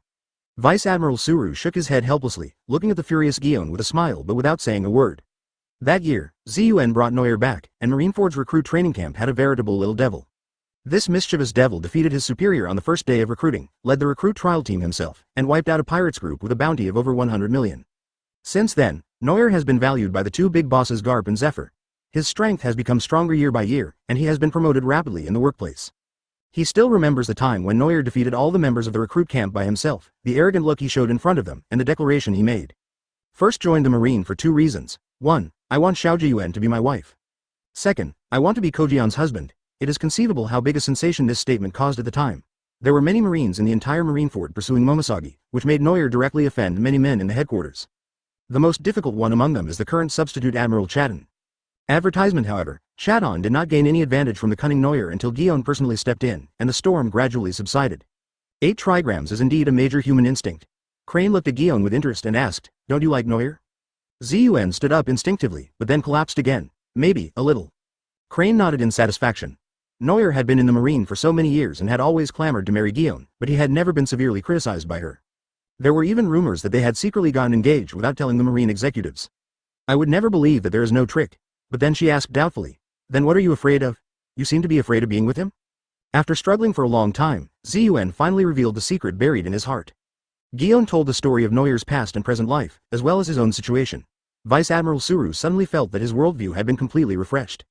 He raised his hand and looked at himself in disbelief, then quickly regained his composure and said, "If it's fake, then the solution is simple."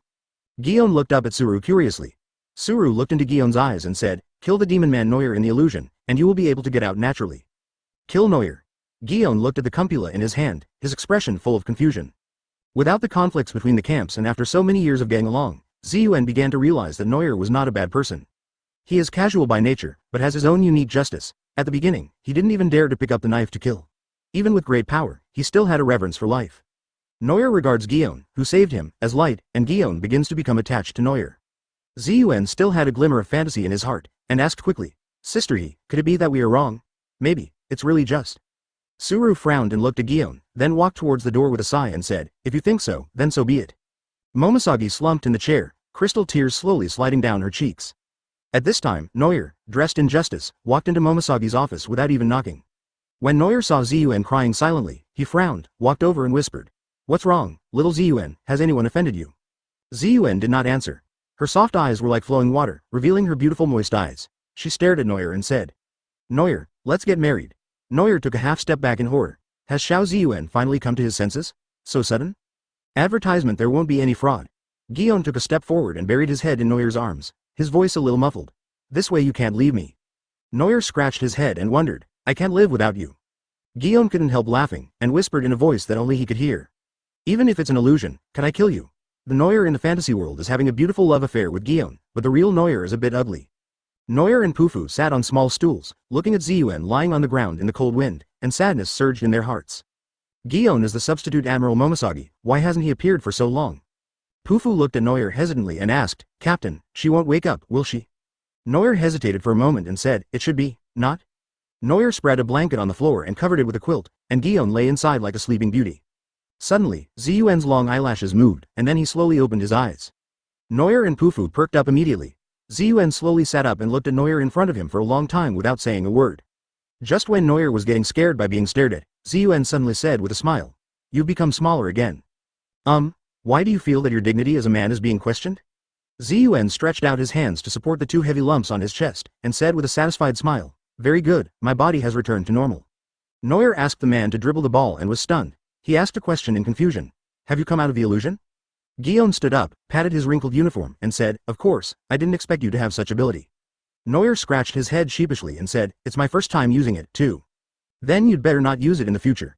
Zun looked back at Noel, and Noel suddenly felt a familiar feeling. This look was a bit like the look she gave Robin when she annoyed him.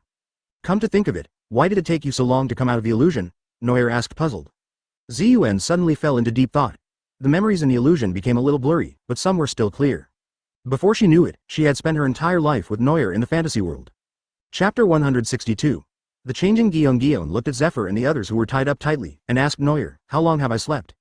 Noel estimated for a while and said, about 6 or 7 hours, anyway, I'm so sleepy. Pufu nodded. The captain's new ability was just like hypnosis. He couldn't be awakened no matter how hard he tried. Guillaume sighed, with a special meaning in his tone. It's only been such a short time. Noel yawned and asked in confusion, why, aren't you afraid of me? Guillaume sneered and said confidently, although you are arrogant, narcissistic and presumptuous, you will not easily take the life of a female enemy. Noel was stunned. How come I didn't know about this? I have dealt with many women since my debut, it seems. Huh? It's true that not a single woman was killed. Noel kept a straight face and summoned the demon sword Gamara from the underworld without hesitation.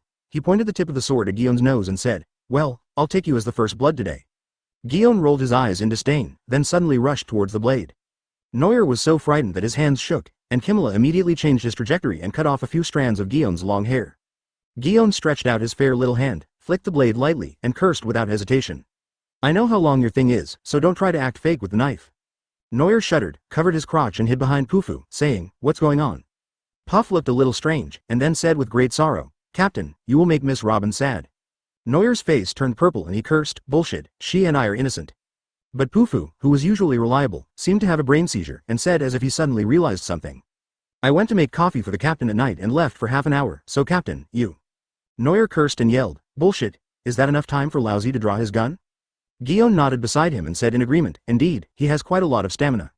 Noel almost slid down to his knees and kowtowed to her, saying, sis, when did we become so close?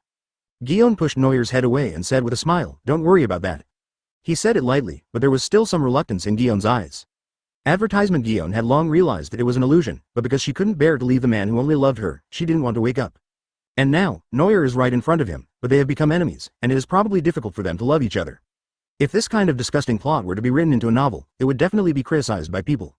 Love that lasts till old age cannot be abandoned just like that, even though it is all just a dream.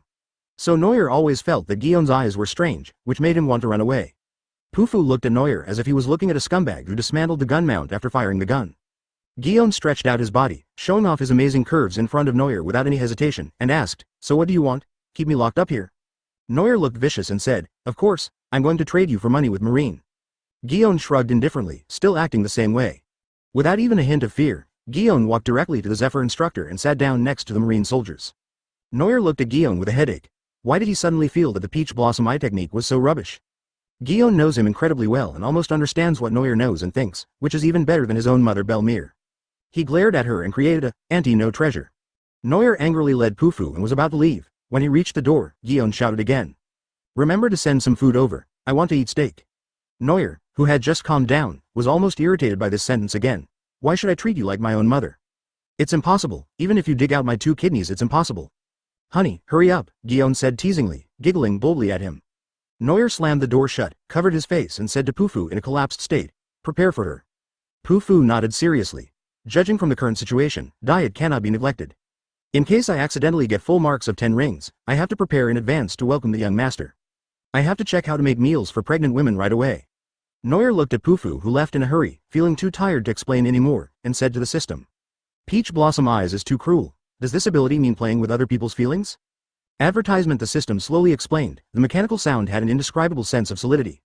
The host in the Peach Blossom fantasy is the real you, there will be no difference. What this illusion does is just to change the host's background and position, so that Guillaume has no burden in his heart and can get along with the host in the most relaxed state of mind. So, if Guillaume likes the host because of the illusion, then what she likes is the pure you, regardless of your position. Back to reality, if she breaks through her position and still has true feelings for the host, then she really has nothing to do with the illusion. Noel nodded thoughtfully. He didn't expect that the system would teach him about love. System brother, do you have a system sister that you are in love with online? Noel raised his eyebrows and asked the system in his mind with a sly smile. The system fell silent again. Noel waited for a long time but received no reply, which was a complete bummer. Noel curled his lips. If he didn't want to talk, forget it. This is a system for singles who can't find a partner. System. You single dog is laughing at me. The dark night was noisy and the brothers of the Hades pirates soon woke up. Noel also took this opportunity to introduce the new member to everyone, Uncle Yishao, who just decided to join. Seeing how respectful Noel was to this older man, the other old members felt a little dissatisfied. The first one to bear the brunt was of course my thunder god Luje, who just looked at me with an unhappy smile. He can only summon harmless meteorites and is a blind swordsman. Why should he be treated better than me? Seeing him looking at Yishao unhappily, Noel smiled sinisterly and continued to stir up trouble for Enel, saying, if you don't agree, why don't you compete with Yishao? Of course Enel couldn't stand this bad temper and clamored to compete with Yishao. Yishao understood that Noel wanted him to establish his authority in the group, so he gladly accepted the challenge. When the two of them arrived outside the spacious horror ship, a group of onlookers from the underworld also followed suit and ran out. Only Robin next to Noel frowned, twitched his nose sensitively, looked at him and said, who did you sleep with yesterday? Noel's body stiffened. He could even smell that?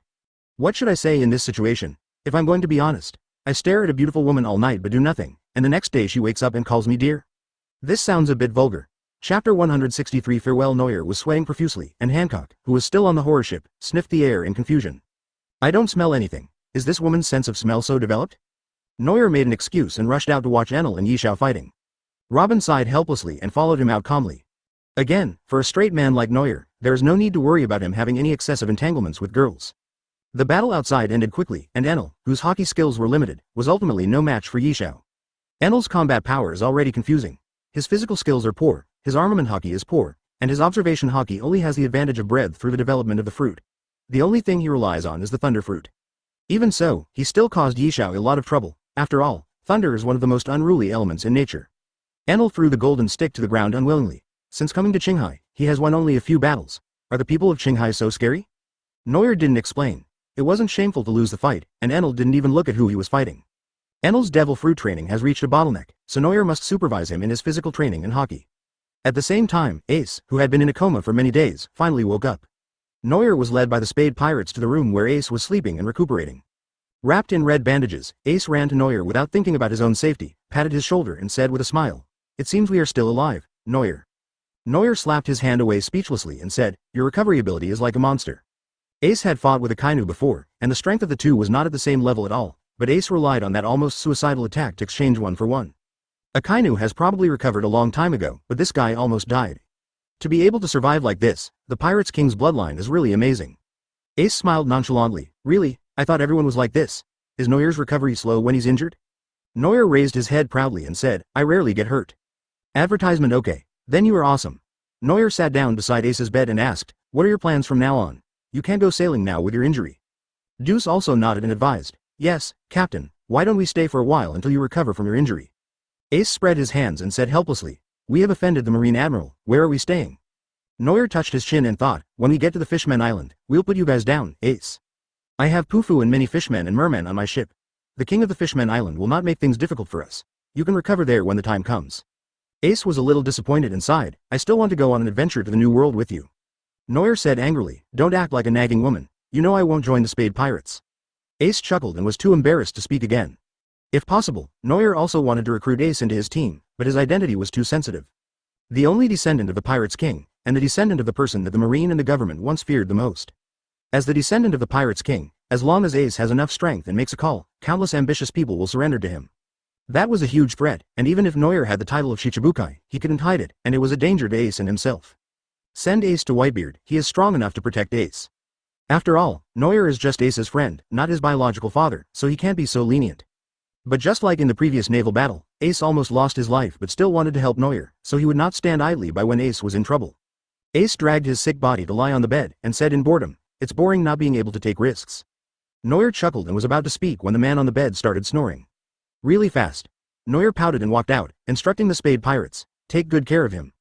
After visiting Ace, Noel walked outside and opened the door of the Yellow Spring River leading to the outside world.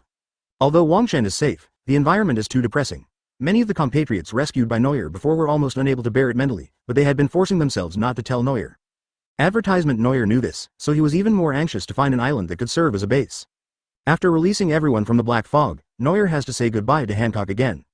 The Empress just came to take a look and would not stay long. On the gorgeous perfumed serpent, Hancock stood by the ship and looked at Noir and said with a little reluctance in his eyes, "Goodbye, Lord Noir." Whenever Hancock pronounced the term, "Sir, adult," Noir would always get goosebumps. Noir waved the handkerchief in his hand, as if sending his daughter to school, and shouted loudly, "Bye-bye, Boya, be careful on the road." Hancock's two sisters, Sandersonia and Marigrude, looked at each other and said in unison, "Is Lord Noir calling us?" Then they heard Noir shouting, and Boa's two sisters. The two sisters pricked up their ears in delight, wanting to hear what Noir would say. "Call me Sonda. Or Mary. You guys should pay more attention to your safety." The two sisters squatted alone in the corner and drew circles. They were overthinking. Noir didn't even remember their names. Watching Hancock's ship going further and further away, Noir let out a long sigh. When Robin saw his expression, he smiled and said, "Are you reluctant to part with it?" Noir nodded honestly and said, "It's like when the guests leave, you always feel a little uncomfortable at home." First Hawkeye left without saying goodbye, then his new friend Hancock also left, and soon he will have to say goodbye to Ace again. Noir felt the gentle sea breeze and smiled with a hint of feeling. It's like this in the sea, new friends keep coming and going, and old friends keep leaving and meeting again. This is probably the joy of a sailor's journey, but when traveling on the sea, there will always be some companions who can accompany you and adventure together. These companions are not many, maybe just enough to form a pirates group. Just as Noir was expressing his feelings by the sea, wishing he could write a poem, the intelligence agent who had stayed in Sabaody suddenly appeared and whispered in his ear. "Captain, we found the old man you asked me to find before." Noir's eyes lit up. Rayleigh found it? Chapter 164 Pluton Rayleigh. The Sabaody archipelago is home to many hidden talents. All the strong people in the first half of the park will come here once. In addition, the environment is beautiful and the order is chaotic, making it very suitable for people to live in seclusion. Noir let his men lead him to a luxurious building. The partner from Hades looked a little strange. "He is in here. He seems to have been captured." Pufu raised his head, his fish face darkened, and said, "Isn't this a special auction place for slaves?" Noir folded his hands and sneered, "I'm on the island, and there's still someone who dares to do such a thing." Since Noir came to the island, although there was no explicit order, all the slave auction houses on the island have closed their doors. The auctions that dared to kidnap slaves are usually backed by celestial dragons, and they all know something about what Noir did to celestial dragons. So the Hades pirates are on the island, and no one dares to mess with them. But today, there are still people who blatantly engage in slave trade. This is a scar in the hearts of all the members of the Hades pirates. Pufu lowered his head, his usually docile face now showing sternness, and asked in a low voice, "Captain, we..." Noir lowered his eyebrows and said calmly, "If they dare to open the door, it means they can afford the price. Then let's stop pretending to be nice and open the door." Pufu nodded quickly, turned his head with a gloomy look, and clapped his hands heavily. The brothers in the underworld immediately understood, and the demolition expert Nerf came online and punched the door. The seemingly solid red-painted door was easily shattered by the huge fist, the broken wooden boards were blown away, and the strong airflow hit the inner hall of the auction. In the hall, on the lighted stage, there was a huge iron cage, which held children of various ages, including humans, mermen and other races. On the other side of the stage, the host who had just been passionately explaining the story with the microphone collapsed to the ground in fear, pointing at the door in horror and shouting, "Devilman!" Noir. In the hall where the furnishings were blown down by the airflow, the elegantly dressed young ladies and masters became panicked, and their faces turned pale with fear when they heard Noir's name. They were all nobles who liked to keep slaves in captivity, but this time when they came to Sabaody, no one sold slaves because of Noir. The nobles, unwilling to return empty-handed, paid a high price, and finally an auction house dared to sell slaves, and they ran over excitedly. However, they were really unlucky today. Before they could even sit down, the brutal pirates arrived. A group of thugs broke into the room without even saying hello. Noir, wearing a very stylish black fur coat, looked down at everyone present with indifference. Advertisement the men around him were all ferocious and vicious, and even the young and beautiful girls were holding weapons and looked capable of fighting. Noir waved his hand and said, "Guard the door and release the man." The first half of the sentence was an order to one's own people, and the second half was an order to the auction staff. The people at the auction hurriedly opened the cages on the stage, and a group of young children rushed out as if they had seen the light. Children of all races ran to the Hades pirates without fear, gathered behind Noir and cried about their experiences. The children had all heard the story of the pirates of Noir, the story of freeing the slaves, told by the older slaves. In the eyes of many slaves, Noir had long been their hope, just like Tiger when he was alive. Noir patted the children's backs, looked at the host coldly and said, "That's all?" The host was forced to take several steps back by the fierce gaze. At this time, a man in a suit and tie came over. The man handed over his business card flatteringly and said with a smile, "Master Noir, I'm the boss here. Can I have a word with you?" Noir didn't even look at the business card handed over, and said without giving any respect, "No." The boss's bald forehead was covered with sweat, and he said with a forced smile, "Sir, if you have any needs, just tell us, and don't embarrass us, okay?" Noir laughed oddly and asked, "So you want to give me some benefits to continue the slave trade?" The boss nodded hurriedly, leaned over with a sidelong glance, and said meaningfully, Although you are powerful, our backers are the nobles among the celestial dragons, the nobles among the nobles, so. Oh. Noir chuckled and patted his shoulder. The boss was delighted and thought that the matter was settled, but Noir said casually. Take his pig's head off. Clear. The boss was shocked and was about to explain when a pair of cold hands pinched his head. Lucci appeared behind him with an expressionless face. He exerted force with his arms and scarlet blood sprayed around like shotgun.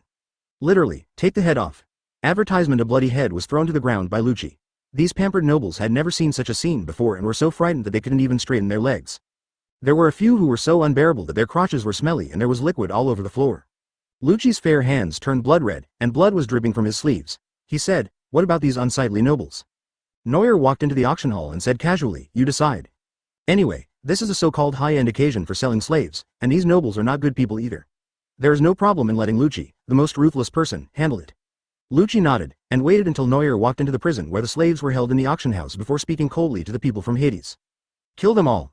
These words were like thunder in the ears of these nobles, and everyone shouted in grief. No. No way. We are great nobles from all over the world, you dare not kill us. You can't kill us. The members of the Hades pirates were unmoved. Lucci's position in the group was equivalent to that of a senior cadre. They only take orders from their own people. The sounds of slaughter outside continued, but Noir remained unmoved and walked into the dark room. A flash of light leapt from the fingertips and illuminated the entire large room. This room contained many iron cages, which held many captured slaves. Noir quickly sent people to rescue them, and at this moment, a powerful voice sounded. Young man, you are quite ruthless. Noir smiled slightly and walked towards an iron cell where an old man with silver hair was imprisoned. Pluton Rayleigh found you. He wore frameless round glasses, and even with shackles on, he couldn't hide his domineering temperament from the inside out.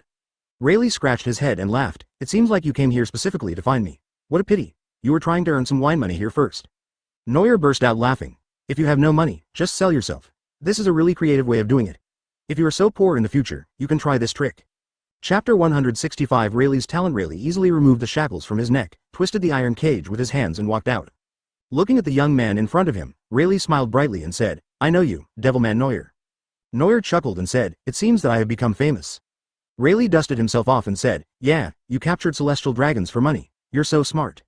Noir smiled slightly and slowly opened Rayleigh's talent panel. Name. Rayleigh silver-haired Pluton. Gold quality. The growth rate of Conqueror's Haki changes with the age of the user. At the age of 17, all Haki must be awakened, and they can control it freely after awakening. The quality and total amount of Haki increase by 30% with each year of age. This effect disappears after the age of 40, but it decreases at double the efficiency after the age of 70, falling to the lowest standard. The worst right wrist. Gold quality. The worst bloodline. Roger's right-hand man, protected by destiny. He will have the right time, right place and right people to help him wherever he goes. He has excellent luck. Roger lived a peaceful life when he was alive, and he will definitely meet the next son of destiny after his death. Good mentor. Purple quality. Rayleigh has a keen eye and teaches well. The apprentices he accepts will have improved qualifications and be protected by luck. The time it takes for the apprentice to learn things will be greatly reduced. The relationship between the master and the apprentice is very good, and the apprentice will not betray him. Pirates are a standard for the strongest in the world, and they must have a golden talent. It is not surprising that Rayleigh has two. It is these two talents that attracted Noir's attention. The most evil right arm is a bit like the protection of the destiny of the big world. It seems that it is destined to be sent to protect the child of destiny. The improvement of silver-haired Pluton's Haki was beyond Noir's imagination. With this talent, even if he did nothing, his Haki would improve a lot as he got older. But the decline in Haki after the age of 70 is a bit disgusting, and Noir is still planning to achieve immortality.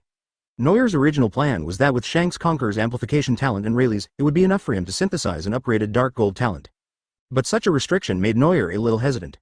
If Rayleigh can't do it, Conqueror's strongman still has. Noir fell into deep thought unconsciously. Rayleigh stared at the junior in front of him in a daze and suddenly thought of someone. Rayleigh rubbed his wrist and said with a smile, Noir, your age and qualifications remind me of an old friend. Noir was still thinking about something, and casually said Kaido. An old friend of Pluton Rayleigh, he must be a very famous person. Rayleigh suddenly became like an ordinary old man, reminiscing. Yes, and it was terrifyingly strong. I don't know if you've heard of him, but his name is Bullet. Advertisement. Hearing this name, Noir was suddenly awakened from his thoughts. Bullet? Douglas Bullet, a former member of the Roger Pirates, was nicknamed Devil's Heir, and was known as the successor of the Devil.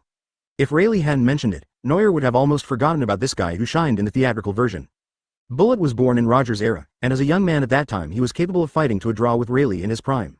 Noir even suspected that this guy could easily escape from there without Luffy making a big fuss and impel down. Later, at the Pirates Expo, Marine, CP0, Shichibukai, the Revolutionary Army, and the supernovas of the worst generation, these famous strong men gathered together just to deal with a Bullet. There is no doubt about Bullet's strength and talent, and there is no need to say more about his Haki accomplishments, especially Conquerors and Armament Haki. One can shake an island, and the other can cover an island. It's outrageous. Although it still can't beat the protagonist's Halo. Therefore, it would be too superficial to only look at the data in a battle. It would be better not to take any action and just admit defeat. No matter how strong a person is, he may still fail if he is attacked by a group or a group of people. For example, an admiral has to be serious even when dealing with a little girl. What if that little girl is Sugar? In short, this man who made all the strong men except the 4 emperors show up and unite is indeed Neuer's first choice target. Neuer's eyes lit up, and he grabbed Rayleigh's hand and shook it, saying excitedly, as expected of Pluton, "This is a great suggestion." Rayleigh looked confused as she looked at Neuer, who suddenly became happy, not knowing what to say. Did he offer any suggestions? No. Rayleigh cleaned up her image, put on an old age shirt, and asked, "So, what on earth did you come to see me for?" "I originally wanted to see your talent and wait for the system to be upgraded so I could copy it, but now." Neuer smiled and shook his head, saying, "No, it's okay now." Rayleigh shook his head and laughed, "What a weird kid." At this time, the system prompt sounded as expected, saying calmly, "Advertisement, host has made the acquaintance of an important person. Rewards have been issued. 1 universal talent copy card, master of coding techniques." Neuer almost vomited blood.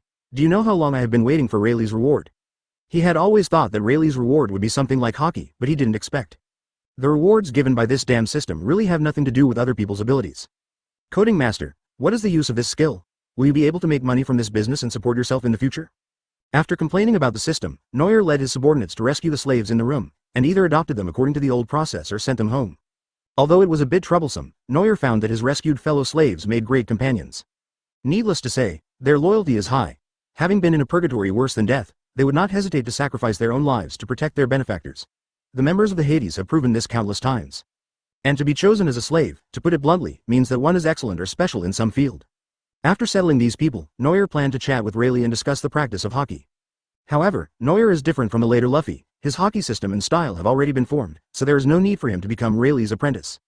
But after all, he was a strong man from the last era, and even Neuer benefited a lot from the conversation. While Rayleigh was happy, Neuer also told her his real purpose. That is, before going to sea, I should teach those Haki idiots at Enel a lesson first. Although Neuer's Haki is very strong, he still doesn't know where to start when it comes to teaching others, so he feels more at ease letting Rayleigh teach Neuer. Rayleigh took a few sips of wine and said with a smile, "So, how much tuition can you pay?" Neuer sat opposite Rayleigh, and Enel sat behind Neuer with a serious look on his face, like a child about to be sent to school by his parents. Or go through the back door and ask the principal for help. Neuer was prepared. He smiled mysteriously and clapped his hands. Suddenly, several loud noises were heard at the door. Rayleigh raised an eyebrow and saw several large wooden boxes neatly arranged outside. The boxes contained various fine wines and valuable treasures. Neuer had already inquired about it, and found out that the elderly Rayleigh loved gambling and drinking, but was short of money, so these things were more than enough for him. Chapter 166 Newtham's past. Rayleigh couldn't help laughing and said, "You really know all my information." "Forget it. For the sake of so many things, I'll do you a favor." Neuer smiled slightly. Although there was a big difference between asking Rayleigh to be his disciple and Rayleigh helping to teach him, Enel was not Luffy, so he didn't need to be too greedy. To Rayleigh, Neuer might just be an interesting newcomer who wants to chat with him. After deciding to teach Haki, Rayleigh looked at the pendant on Neuer's neck and said thoughtfully, "I didn't expect that the famous Devilman is also a royal family of the Kingdom of Newtham." Neuer was stunned, then quickly asked, "You also know Neutrum?" Rayleigh shook his head and said, "I've only heard a little bit about it. My former captain mentioned it to me a few times." "The captain from before, wasn't it the pirates King Roger?" "So, what did he say?" Rayleigh rubbed his head and recalled, just some comments from Roger, saying Neutrum is a bold country. It is said that there are historical texts in their country and they have explored the truth of the world. Neuer nodded. He and Robin had discussed this several times, and they all agreed that this was the reason why Neutrum was destroyed by the government. Rayleigh showed a strange smile on his old face and slowly said something shocking. "Not only that, they are also conducting all kinds of strange experiments, all about devil fruit. I've heard that they plan to create a special container through research, a container that can hold all the devil fruit power in the world, so that container can become the only devil fruit user."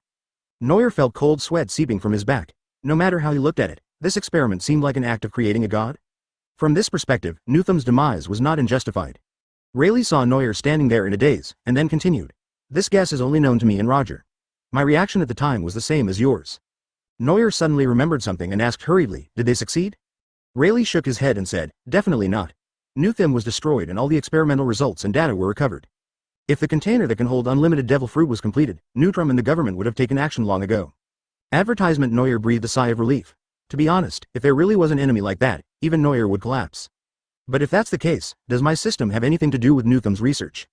However, although there are a lot of black technologies in the pirates' world, it is still a bit difficult to create a plugin like a system, right? Rayleigh took out a bottle of wine from outside the door, drank it without any scruples, and said with a smile. The experimental data fell into the hands of the government, and with the further development of Vegapunk, many extended functions such as allowing inanimate objects to eat fruits were achieved. Noel nodded in understanding. With the vast amount of research materials in Newterm and Vegapunk's world-leading wisdom, it was normal to do such a thing. Summarizing the information he had obtained, this kingdom composed of D was indeed not an easy task to deal with. One more thing, the remnants of Newterm seem to be looking for you. Rayleigh mentioned this in passing, and Noel asked in confusion, they're looking for me? Hawkeye mentioned this before. Noel knew that there was a group of Newthim survivors, and he had been looking for them. Rayleigh stroked his beard and explained, that group of people came to Sabaody and made a lot of noise and alarmed the marine. They must be looking for you, right? Noel smiled with interest. It seemed that the survivors knew his identity through some means. He came to see me, wasn't he just to support me in returning to Newthim? If this is the case, then their loyalty is quite touching. Noel wanted to continue asking about Newthim, but even Rayleigh, who was knowledgeable, could not provide any information. Apart from the government, Rayleigh should be the most detailed intelligence Noel has obtained. If we find Newthim, we should be able to uncover more secrets. In this way, Noel sent Enel, along with Weberuchi and others, to Rayleigh for training, and waited patiently for the coding of proverbs to be completed. The coding process didn't take long, but Noel waited nearly a month before finally receiving news of the system upgrade. System upgrade completed, opening the following new permissions. Noel felt quite familiar with the cold mechanical voice after not hearing it for a long time, and asked, what has been opened, tell me. Advertisement. First, talent copy cards are no longer obtained through plot characters. Hosts will automatically receive a copy card every month. Second, get to know the characters in the story and obtain the talent evolution card, which can evolve the host's talents below dark gold quality once. Third, the host does not need to touch the card to activate it when using the talent copy card. The card can be used when the opponent is within sight. After a brief silence, Noel asked in confusion, no more? There was another period of dead silence, and the system calmly replied, it's really gone. Well, that's pretty good. The updated content is quite practical, especially the ability to copy other people's talents without touching them. If there hadn't been this restriction, Noel would have taken over Kizaru's ability long ago. How could he have been Kite-Ed for so long? There is also the acquisition of copy cards, and it is good to have a fixed source. Moreover, by getting to know the plot characters, you will gain talent evolution cards instead. It can upgrade the quality of talents, which is very beneficial to Noel's current situation. After all, to create a dark gold quality, 2 gold talents must be combined. With the evolution card, Noel can directly improve the quality of the Shadow fruit without having to practice hard himself. As Noel studied the functions of the system, Pufu walked into the room respectfully and said, Captain, are we ready to go? Noel stretched his body and said with a smile, it's time to go out to the sea to find the Fishman Island. Pufu nodded in agreement and went out to inform everyone. Enel was also called back by Noel. Rayleigh's coaching level is indeed impressive. In just a few days, Enel's Haki has already had some basic skills. Before leaving, the usually arrogant Enel was reluctant to let Rayleigh go, which made Noel sigh at Rayleigh's talent. The pirates of Hades raised their pirate's flag, and the proverbs, wrapped in bubbles, slowly sank into the water. Noel stood on the boat and shouted to Rayleigh, who was seeing him off. Goodbye Rayleigh, I'll spar with you again when I have the chance. Rayleigh sat cross-legged on the shore, watching Noel and others setting sail, feeling deeply moved. Although they had only been together for a short time, he had a feeling that Noel was definitely not an easy guy to deal with. In the future, in the great era of pirates that Roger is looking forward to, there will definitely be a place for Devilman. Advertisement Chapter 167 Jinbei welcomes. Oh, this is the world under the sea of Qinghai. On the Ark Maxim wrapped in a layer of bubbles, Enel grabbed the railing excitedly and exclaimed loudly. Weber pushed Enel aside and said with eyes full of longing, I didn't expect the blue seabed to be so beautiful. As people from Sky Island, Enel and his friends had also dived before becoming Esper users, but all they saw in the sea of clouds were white clouds, which was completely different from the blue sea. Noel held the video Den Mushi, whistled happily, and took pictures of the sea. The fishes that are so close to you and the colorful corals are not comparable to the underwater world in your previous life. So, time travelers don't necessarily have to fight for world domination, it's also nice to travel and enjoy the scenery occasionally. At this moment, a shadow in the sea suddenly covered proverbs, and everyone looked up at the same time. All I saw was a giant sea king's octopus with human-like facial features on its body and a look of disdain on its face. His 8 tentacles were like several thick pillars, slowly stretching towards the ark, stirring up a wave of bubbles on the seabed. Enel rolled up his sleeves and shouted arrogantly, What, do you want to fight? Before Noel could dissuade him, Enel instantly created a strong electric current in his hands, and a giant and sturdy thunder dragon rushed out of the boat. The bubble film on the outside was almost broken, and the violent lightning burst out in the sea in an instant before it could hit the octopus. The light of lightning illuminated the dark deep sea. The octopus was swept through the body by the strong electric current, and its eyes immediately rolled back. There was also a huge amount of black smoke coming from there, with a smell of grilled octopus. On the Ark Proverbs, Noel and everyone else began to doubt their lives. Noel, with his afro, couldn't help but rush forward and punch Enel on the head, angrily yelling, Are you stupid? We will all get electrocuted in the sea. Puff. Enel was beaten for no reason and was about to retort, but when he saw the blackened faces and afro hair of the crowd, he couldn't help laughing again. Hearing that this guy dared to laugh, Noel immediately pinned him to the ground and started beating him up along with Lucci and Weber. After a long while, the three people, refreshed, looked at Enel with a bruised face and listened to his stuttering apology. Advertisement, SSS's. Smith. SSSS's. On the other side, Yishao, who had just joined the main group, looked at the fools in amazement and said hesitantly. The captain has a very close relationship with the crew. In Yishao's opinion, the relationship between the captain and the crew members in the pirates group is that of superiors and subordinates. They're companions, but they are mostly using each other. But this pirates group, with its disrespectful members and reckless leader, looks nothing like the vicious pirates group that Yishao had in mind. Robin understood his thoughts, nodded as a matter of course, and said with a smile, rather than saying that Noel wants subordinates, it's better to say that he wants to find some playmates. Yishao doubted himself and said, am I also a playmate? Robin shrugged and replied, I don't know, maybe he's interested in something about you. As soon as I smiled, I suddenly felt a certain part of my body tighten. I didn't get on the wrong boat, did I? Noel and others who were fighting fiercely just now are now hugging each other's shoulders and playing electric fishing happily together, which makes the onlookers speechless. The next moment, Yishao suddenly raised his head, and Enel followed suit and looked in a certain direction on the seabed. Noel frowned and whispered, someone is coming, and they don't use a boat. Is it a fishman? Sure enough, as the ark slowly approached that direction, a group of various fishmen appeared in front of them. Noel narrowed his eyes and saw some interesting patterns on these fishmen. It was a fiery red sun, which almost every Murloc had. This mark is the symbol of the Murloc pirates, also known as the Sun Pirates. The Murloc pirates were founded by Fisher Tiger. Since most of the crew members were slaves rescued from Mariajoy, they used the sun to cover up the dragon hoof prints after joining the group. Fisher Tiger had died a long time ago, so these pirates in front of him should be the subordinates of the fishman Jinbei. Jinbei is still one of the Shichibukai. What is his intention in sending people to stop me? Advertisement. Before Noel could open his mouth to ask questions, the team of fishmen suddenly made way for them, and a fat blue man who looked very cute at first glance walked out from the back. This is a whale shark man, with eyebrows and sideburns as messy as the wind, and a short, thick black beard on his chin. There was a lightning-like scar at the corner of his left eye and two large teeth in his lower jaw, which made his chubby body look somewhat ferocious. Noel was stunned. This blue fat man seemed to be Jinbei. He came to block the road in person, he wouldn't really be here to cause trouble, right? Weber couldn't help it any longer, and he stepped on the boat pole and shouted, what do you want to do? Don't think we are afraid just because we are in the sea. Before he finished speaking, the fishmen led by Jinbei suddenly bowed together, facing Fang Zhou and his group. Weber blinked a little awkwardly before he finished his protest. Jinbei squeezed his fleshy belly together, lowered his head and said with full energy, Sir Noel, thank you for what you have done for your fellow fishmen. Noel breathed a sigh of relief. Now he had some idea of why Jinbei came. After breaking out of Mariajoy, Noel instructed old PF to contact the king of the Fishmen Island, and tried to find a way to send his fellow fishmen back. At that time, Neptune, the leader of the Fishmen Island, specifically asked the Sea Knight Jinbei to bring back his compatriots who had escaped from slavery. Everything was settled, but then the Hades pirates were targeted by the world government and marine, and Jinbei couldn't find them. Noel did something as big as Tiger did back then, and Jinbei and Neptune both heard about it from old Pufu, which made Jinbei respect him even more. Jinbei thought he had taken over the will of the boss Tiger, but it was not until the appearance of Noel that he realized that there are always people better than you, and there are people who are more ruthless than him. During the naval battle at Sabaody, Jinbei wanted to go out to help Noel, but before he arrived, the battle was over. There was no choice but for Jinbei, who valued etiquette, to wait for Noel and the others at the gate of the Fishmen Island. Jinbei was supposed to take the fishman home, but he let Noel and the others go along as well, which made Jinbei feel very humble. Jinbei didn't raise his head for a long time, as if he was still waiting for Noel to speak. Noel wanted to provoke him, but he didn't want to hit someone who smiled at him. Noel waved his hand helplessly and said, it's getting better, it's just a byproduct. Jinbei then raised his head slightly and said respectfully, thank you, your excellency.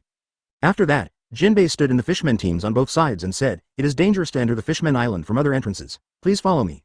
Chapter 168 Neptune's Banquet with Jinbei, the local leader, leading the way. Noel and his team finally found the direction. A large group of fishmen swam in front of Proverbs. After a long time, Noel and his friends finally saw the outline of the Fishmen Island. A huge semicircular bubble shield surrounds the entire island, sitting on the seabed like a dream paradise. As far as Noel knows, the bubble shield covering the entire island is composed of 2 layers, with an air layer in between the 2 layers. If Noel and his team had followed the incorrect path to enter the Fishmen Island, the coating would have automatically peeled off and merged with the shield on the island. Some ships may even fall to the ground in the middle air layer, leaving no trace. Even if they succeed in breaking through the shield, the invading people and ships may be washed away by the seawater in the shield. However, the Fishmen Island's defense measures are limited to this.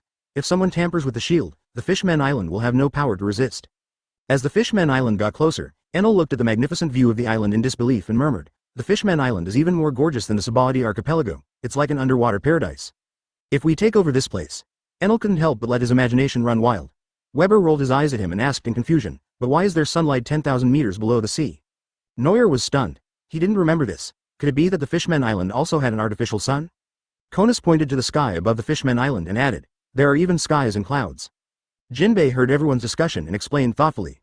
Although it is located deep under the sea, the giant tree, Sun Tree Eve, growing near the Fishmen Island can transmit sunlight from the ground to the Fishmen Island, so the Fishmen Island will have day and night changes. We all describe this phenomenon as the blessing of the sun. That's why the closer the house is to the sun, the better and more expensive it is. After hearing this, Weber nodded with some understanding. The residents of the Fishmen Island long for sunshine, just like the residents of Sky Island long for soil. The less they can get, the more they cherish it. With the guidance of tour guide Jinbei, Noel and his group had more fun until they passed the gate of the Fishmen Island. There was a lot less seawater on the Fishmen Island, so everyone finally didn't have to stay in the bubbles anymore, and everyone jumped out one after another. Lucci frowned and smiled, silently stretching out an arm. Advertisement Yishao was stunned for a moment. Although he was blind, his sight could still replace his eyes. But in the end, Yishao did not reject Lucci's kindness. He reached out his hand to support him and caught up with the team. Noel walked in front, and Jinbei accompanied him and said, His Majesty Neptune has already hosted a banquet in the Dragon Palace, so I'll have to trouble you to walk with me for a while. Noel nodded in understanding. It just so happened that he still had to find a way to get into the palace to meet Shirahoshi. Just like that, Jinbei led Noel and his party into the Dragon Palace again, and the magnificent decorations in the palace once again blinded Noel's eyes. When I rebuild New Theme in the future, I will make sure to make the royal palace more luxurious. Not to say it's better than Ryugu, but at least it's stronger than Ming. Under the protection of the heavily guarded fishman troops, Noel and others were quickly brought to the main hall by Jinbei. In the main hall, Neptune really set a table full of delicious food for them, all of which were specialties of the Fishmen Island. The staple food of mermaids and mermen is seafood, which sounds creepy, like cannibalism. Fishmen love to eat meat and fish, but mermaids do not eat meat and fish. They only eat scallop meat. When entertaining humans, all these foods are naturally available. Neptune had already walked down from the throne. His tall body directly blocked the sunlight from Noel and he said sincerely, Thank you for sending the children back to the Fishmen Island, Mr. Noel. Noel waved his hand and said casually, You're welcome. I'm not helping you on purpose. Neptune immediately felt relieved and looked at Noel with a little appreciation. When Neptune heard about Noel's deeds from his old butler, Pufu, he was still a little bit unconvinced. Is it true that someone would offend the all-powerful world government in order to liberate slaves? When Noel arrived at the Fishmen Island, Neptune instinctively began to doubt whether Noel had other purposes. But now seeing it with his own eyes, Neptune felt that Noel had no greed at all and didn't even want to pay attention to him. Noel glanced at the table. Those Enel bastards had already started eating. This old man Neptune is really good at talking. Just when the impatient Noel was about to rush to the dinner table, Neptune finally made way and let Noel go. Advertisement Noel sat at the dining table, holding the big crab in his hands and said contentedly, Your Majesty Neptune, thank you for your hospitality. Neptune stroked his beard and chuckled, You are too polite, Mr. Noel. At this point, Neptune paused, and then continued, I don't know, the fishmen you rescued. Noel slapped his head, he almost forgot. In the spacious hall, Noel waved the crab legs in one hand and the yellow spring mirror in the other. The starlight flickered in the palace, and when the light faded, many figures were summoned out. Neptune was stunned. The light emitted by Noel was filled with fishmen and mermaids. Afterwards, Neptune delightedly discovered a familiar figure. It was the old fishman Puff. Pufu came to Noel with a smile and said to Neptune, Your Majesty, long time no see. Neptune smiled and nodded, saying, You're okay, that's the best news for me. After that, Neptune looked at Noel again and said, Thank you again for bringing my people back, Lord Noel. Noel shook his head and said, As long as you can take good care of them. One more thing. The yellow spring mirror in his hand was taken out again, and the spade pirates were invited out. Ace, lying on the hospital bed, looked around in confusion. Noel pointed at Ace and explained, He is my friend. He was seriously injured. He hopes he can rest here for a while. Neptune agreed without hesitation, patting his chest loudly, and said, Of course, the Fishmen Island will take good care of him. Although most of Noel's friends are also pirates, the Fishmen Island is still very hostile to humans, especially human pirates. But Noel has done favors for so many Murlocs, so Neptune can't be pretentious. After all, he is a king, and protecting a pirate is not a piece of cake. Ace rolled his eyes knowing that he was sold to Neptune. But when he saw the food on the banquet table, the resentment in his heart had long gone away. Ace joined the battle at the dinner table. Enel quickly protected the food and suddenly asked curiously, Neptune, why do weapons keep flying over your dragon palace? Chapter 169 Shirahoshi. When Noel heard what Enel said, he secretly gave him a thumbs up and pricked up his ears without making any expression. Vanderdecken Ix loves the mermaid princess Shirahoshi, but cannot get her. Driven by strong possessiveness and jealousy, he uses the power of the target fruit to lock Shirahoshi, so weapons often fly from afar to hurt her. Noel didn't know how to ask about Shirahoshi at first, but now that Enel took the initiative to talk about it, it can be more natural. Neptune heard Enel's confusion and sighed, That's my daughter. She was murdered by someone, so weapons often fly to hurt her. Ace, who had recovered a little strength, also joined the discussion and asked curiously. Your daughter? That's the princess, so why don't you get rid of the criminal? Wouldn't that solve the problem? Jinbei answered for Neptune. That man's name is Vanderdecken IX, a demon fruit power. It's hard for us to find him. After hearing this, Yishao couldn't help but sympathize and said, that lady must have suffered a lot, right? Neptune sighed heavily and said with a dim look in his eyes, in order to protect Shirahoshi, I locked her in the hard shell tower for almost 7 years. Enel couldn't help but shudder. It was amazing that this mermaid princess could sit still after staying in one place for 7 years. Noel saw that the time was right and said, can I meet Princess Shirahoshi? Neptune wanted to refuse, so he hesitated and said, but if I open the door of the hardshell tower, I'm afraid. Noel sneered and said, that kind of fruit ability is just a decoration to me unless he throws an island over. Jinbei nodded immediately and said, yes, your majesty, I am back in the palace and can help Lord Noel. With 2 Shichibukai level masters, Neptune finally felt relieved and said with gritted teeth, okay, everyone follow me. Noel followed Neptune with secret joy and came to the depths of the Dragon Palace, where he saw an extremely hidden giant castle. Weber stared at the tower in astonishment and said, this is indeed the treatment a princess deserves. This place is so huge. Jinbei opened his mouth, not knowing whether to say something or not. This place looks big, but it's actually just Princess Shirahoshi's bedroom. The gate of the hard-shelled tower was densely covered with swords and other sharp weapons. And in the distant sky, a group of deadly blades were attacking this side. Advertisement Yishao frowned slightly, and was about to take action to control the swords, but Noel reached out to stop him. Call. Red lightning burst out from deep within his heart, like a scarlet barrier that blocked all flying objects. Conqueror's Haki cannot be trained actively, but it will improve as the user's spirit grows, so Noel's Conqueror's is getting stronger and stronger, and has already reached the point where it can affect real objects. Feeling the terrifying aura that flashed by his side just now, Jinbei looked at Noel in horror. What a fierce Conqueror's Haki, and its application level is not low. As expected, he is a demon who escaped death from the main force of the Marines. Seeing that Noel blocked the attack without even moving his hands, His Majesty Neptune was immediately relieved and called on the mermaid guards on both sides of the gate to open the door. The heavy door was pushed open by the guard, and Neptune walked into the room. The originally dim and wide space slowly began to light up. The room, which was originally full of jewels and gems, was decorated with various pink shellfish on the inner walls, and even the daily utensils were in a very girly pink color. On the other side of the room, a large soft bed was placed under the night pearl, and lying on the bed was a huge mermaid. The mermaid saw the room light up, looked up at the door with sleepy eyes, and then said in surprise, Father.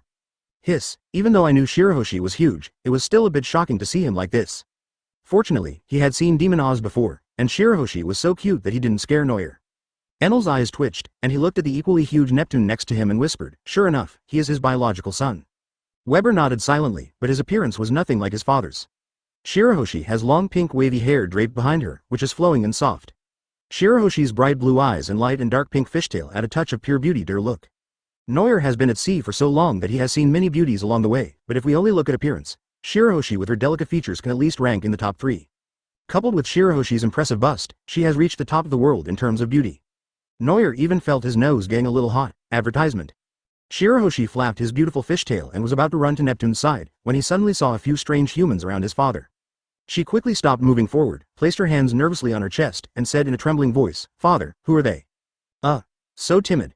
Neptune touched the top of Shirahoshi's head and said guiltily, they rescued many fishmen and mermen. They're friends of father. Shirahoshi nodded nervously, looking at Noel and the others quietly with unnatural eyes. But when Shirahoshi saw Noel and the others were looking at her, she quickly looked away. Noel wanted to lighten the mood, so he extended his hand in a friendly manner and said with a smile, My name is Noel, and I'm the leader of the Hades Pirates.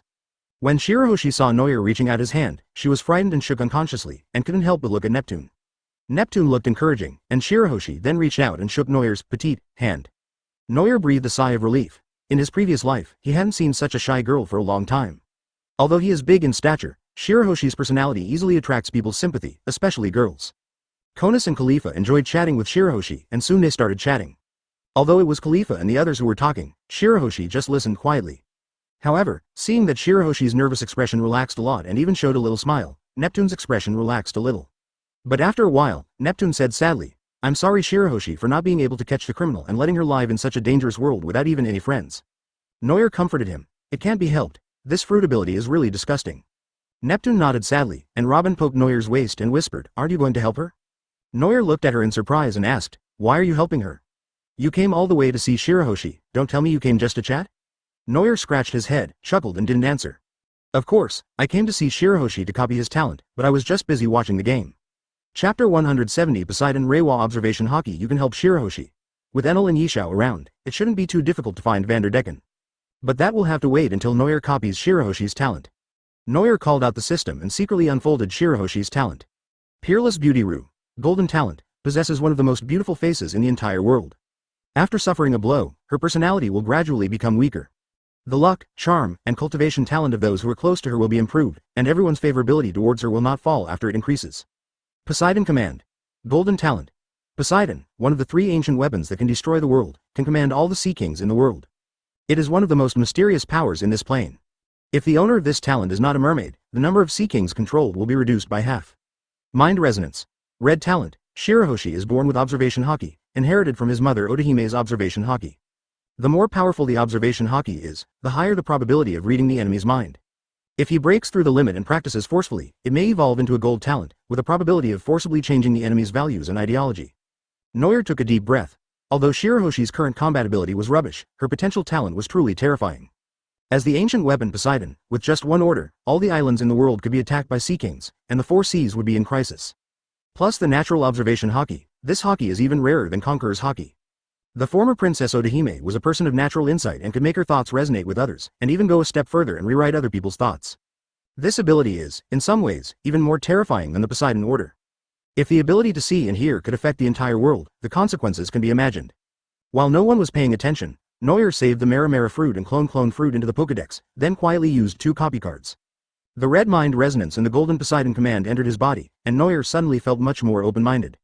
Just like a nearsighted person, the color of seeing and hearing is like a pair of glasses, and no matter how you look at it, it feels like there is a layer of separation. But when Noir acquired the talent of Observation Haki, his vision seemed to return to its peak, and he could even vaguely perceive the emotions of the people around him. So pathetic. A very faint voice sounded in his heart, and Noir's Observation Haki was released uncontrollably, then quickly retracted. Noir covered his forehead and frowned with some effort. His Observation Haki had new characteristics and he was not used to it for a while. Was that voice just now Robin's?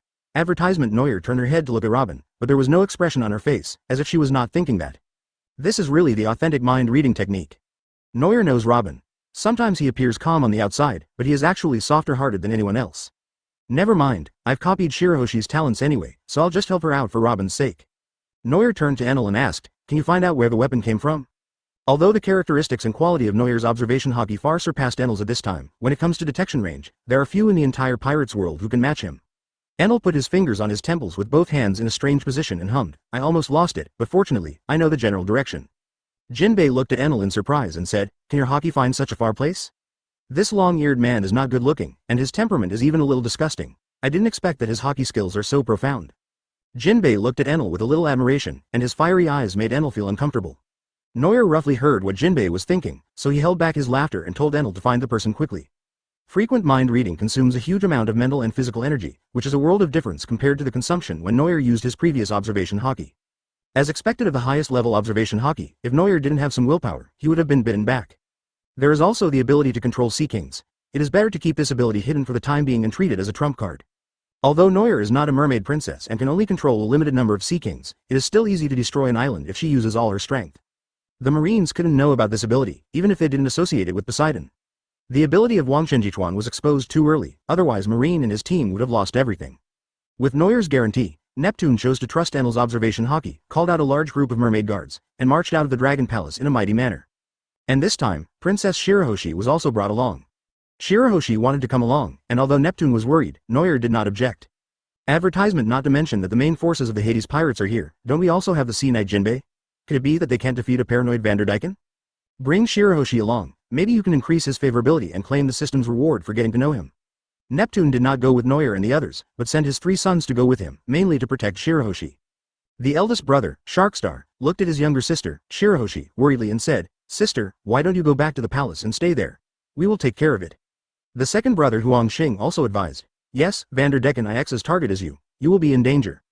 Shirahoshi, who was usually docile, suddenly changed his attitude today and shook his head firmly. I'm sorry, brother, I want to come out and see.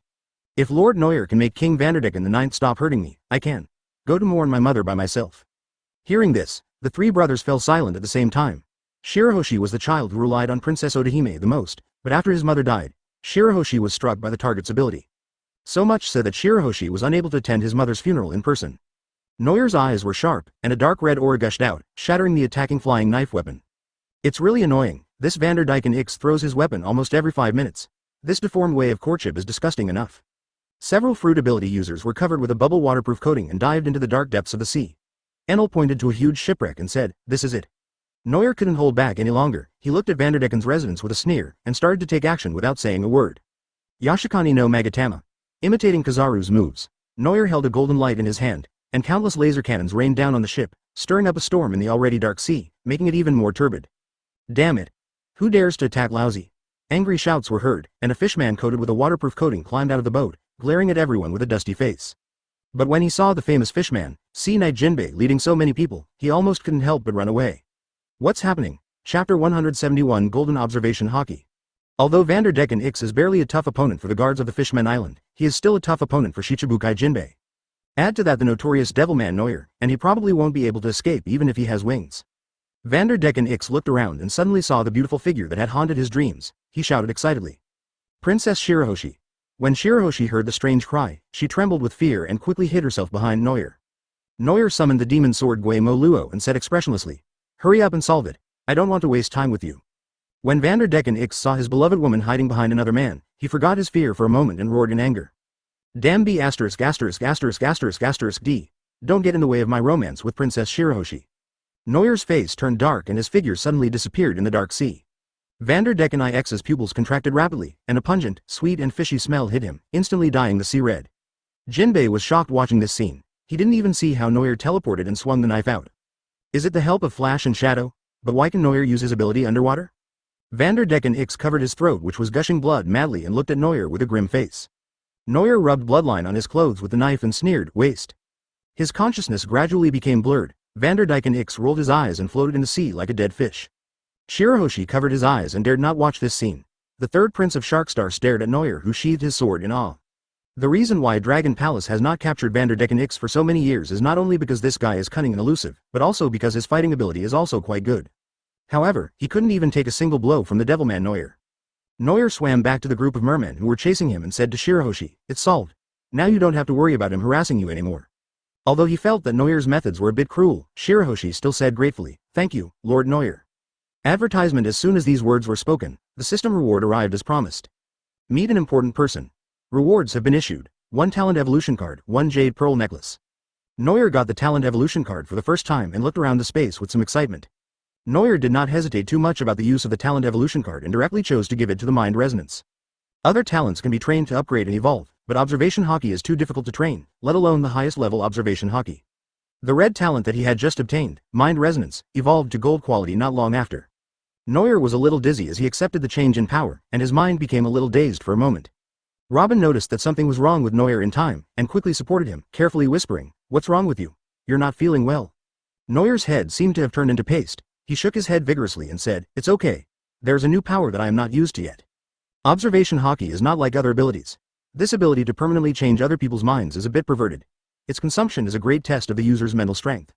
In addition, thought resonance is the talent that Noyer has possessed for the shortest time, so Noyer's control over observation Haki is not as good as before. But fortunately, this is not a big problem and I just need to practice it in the future." Noyer looked at the sea pearl necklace again, silently reading the introduction given by the system. This thing looks like an ordinary ornament, but its actual use is better than Noyer imagined. It allows the wearer to breathe normally underwater and protects the wearer from being disturbed by seawater. To put it simply, it's a bit like a water-repellent bead, which should be quite useful for those with devil fruit abilities. But it was of no use to Noyer, who was no landlubber. It's a pity that it is not mass-produced, otherwise Noyer would definitely send a batch to Robin and others. After dealing with Vanderdecken IX, the 4 Sharkstar siblings all breathed a sigh of relief. Shirahoshi couldn't help but say that she wanted to visit her mother's tomb. Now, Sharkstar and the others had no reason to object, so they decided to escort Shirahoshi and go with her to see the whole thing. Enel stretched and said depressedly, "It's so boring, I thought I would have a stronger opponent." Advertisement. Noyer spread his hands helplessly, then said, "Things here are almost done, let's play for a while and then go back to the sea." Robin nodded and raised his hand to plead. "I asked Neptune before, and she said there is a historical text hidden in the palace. I have to go and see it." Noyer nodded. The Fishmen Island does contain a lot of hidden historical information. In addition to historical texts, there are also Joey Boy and Ark Noah. However, when Noyer came, he observed that the shipwreck where Vanderdecken IX was currently living was probably not the future Ark Noah. No ship Noyer could not be repaired, so no one had any intention of attacking it, but they were just curious about its history. Robin is interested in these things, so let her check them out. The friends in the underworld went to play on their own. Noyer was just about to take a walk when Sharkstar suddenly came back with a troubled look on his face. Noir looked at him strangely and asked, "What's wrong? Didn't you go with your sister?" Sharkstar said seriously, "A group of criminals broke in illegally and have already rushed into the Fishman Island." Noir narrowed his eyes and said, "Pirates? What does it have to do with me? Can't you solve it?" Sharkstar shook his head and said in difficulty, "But, they specifically said they were looking for you." Noir was stunned. Looking for him? The world government and the Marine have been dealt with for the time being, so they shouldn't cause trouble for you. Have you had other enemies before? He thought, oh, there's Old Sand, and Sand Crocodile, and Crocodile. Forget it. I won't think about it anymore. I'll know when I see if Lao Sha comes to seek revenge. Noir sighed and said to Sharkstar, "Lead the way, I will go meet them." Sharkstar nodded in agreement, and his lower limbs and fishtails swung, directing the mermaids to pull over a royal phoenix tail carriage with a small compartment made of bubbles on it. Noir liked this kind of prince who could get things done, so he got into the car with satisfaction. Sharkstar drove the bubble mount in front to lead the way. After a while, the chariot took Noir to a busy street, and Sharkstar took out his weapon and confronted the group of people. Noir looked across with interest, sizing up the appearance of the invaders. Everyone was wearing the same shabby linen clothes, with hoods covering their faces, and they really low Chapter 172 Nuthim survivors. Noir narrowed his eyes and looked hard at the group of mysterious people, especially the man in the lead. The appearance is blurry and I can't see clearly, but judging from the outline, it seems a little familiar. Noir tapped his head lightly. Where had he seen this before?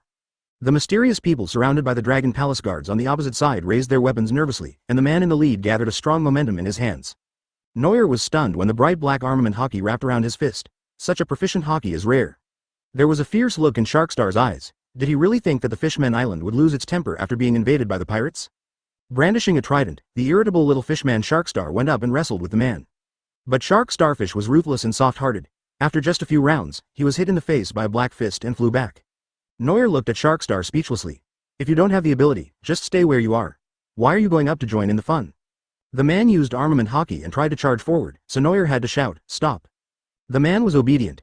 He stopped and stood back on the spot, staring blankly at Noir, who got out of the car. Noir coughed twice in a pretentious manner and said, "You are." Before Noir could finish his words, the man in front of him suddenly fell to his knees with a thud, and his head dropped to the ground with a grunt. This operation actually confused Noir. What is this for? You don't have to kneel down if you don't want to fight? Before Noir could help the man up, the man's accomplices behind him fell to the ground with thumps as if their legs were cramping. Then there was a rain of loud and uniform kowtows, and Noir felt like his life was about to be shortened. The mermaid residents who were attacked and escaped nearby heard the loud noise and wondered, why is there thunder again? Sharkstar's nose was crooked after being beaten. When he looked up and saw the group of people kneeling on the ground, he couldn't help but look at Noir with admiration. As expected of Devilman Sama, he made these guys kneel down and beg for mercy without even having to do anything. Noir was so thick-skinned that he couldn't stand being kneeled by so many people. He said awkwardly, "Who are you? Stand up and speak." Advertisement. Upon hearing this, the people who had just been lying on the ground quickly jumped up, straightened their bodies, and looked forward with firm expressions. Shit. It's a bit like a retainer who has received professional military training and has a sense of strict discipline. Noir paused, suddenly walked up to the leading man, and asked tentatively, "Have I seen you somewhere before?" The man's eyes widened, his voice rang out like thunder, and he roared, "Yes, your highness has a keen eye." Your highness? Noir was stunned and immediately thought of what Rayleigh had said to him before. Are you the remnants of Nuthim? Noir said in surprise with his eyes wide open. The man's eyes were red, and he said loudly with a trembling voice, "Yes, your highness. Chi Shuiji failed to recognize you. It was my negligence." Noir slapped his head and finally remembered it. Isn't this guy the tough guy who sold me the dragon fruit when I was in the Water City? At that time, he felt strange that there was a master of Grandmaster Armament Haki in the first half of the Grand Line, and he dared to sell devil fruit as if nothing had happened. But if he was from New World Neutrum, then his behavior would make sense. Noir pinched his chin, pointed at him and asked, "What's your name?" The man said solemnly, "I was adopted by His Majesty and given the surname Kilrose and the name Leahy." Noir scratched his head, then asked in confusion, "So Leahy, how did you find me?" Leahy's square face was meticulous and he said seriously, "I recognized your highness through the pendant in the Seven Water City, and then I found my companions and followed your trail. Through your bounty and some news reports, we searched the Terror Sea and Sabaody archipelago in turn. Just when we were trying to find a way to sneak into Mariajoy, we heard the news that you entered the Fishman Island." The corners of Noir's mouth twitched. He was indeed a Neutrum man. Fortunately, they were not allowed to sneak into Mariajoy, otherwise it would be difficult for these people to come back alive. But because of this, Noir believed in the loyalty of this group of people. Advertisement for the sake of a prince whose identity could not be fully confirmed, she was determined to search so many places and not give up. It really took perseverance. But Noir still has to ask, why are you willing to follow me just for that pendant? You know, he was not born yet when Nuthim was destroyed, and the ones who escaped might be just his biological parents. Leahy lowered his head and said in a sad tone, "In those years, the royal family dwindled, and the old majesty adopted many orphans like me, gave them the surname Kirlos, and devoted himself to Nuthim. But later, the catastrophe came and the old majesty died tragically. We escorted the eldest prince out of Nuthim. Your pendant is the exclusive royal pendant of the eldest prince. The eldest prince back then must be his father. Noel asked in confusion, since the eldest prince ran away from Nuthim and sent me to East Blue, where is he? Leahy was stunned for a moment, and said blankly, we don't know, the eldest prince disappeared on the way to escape.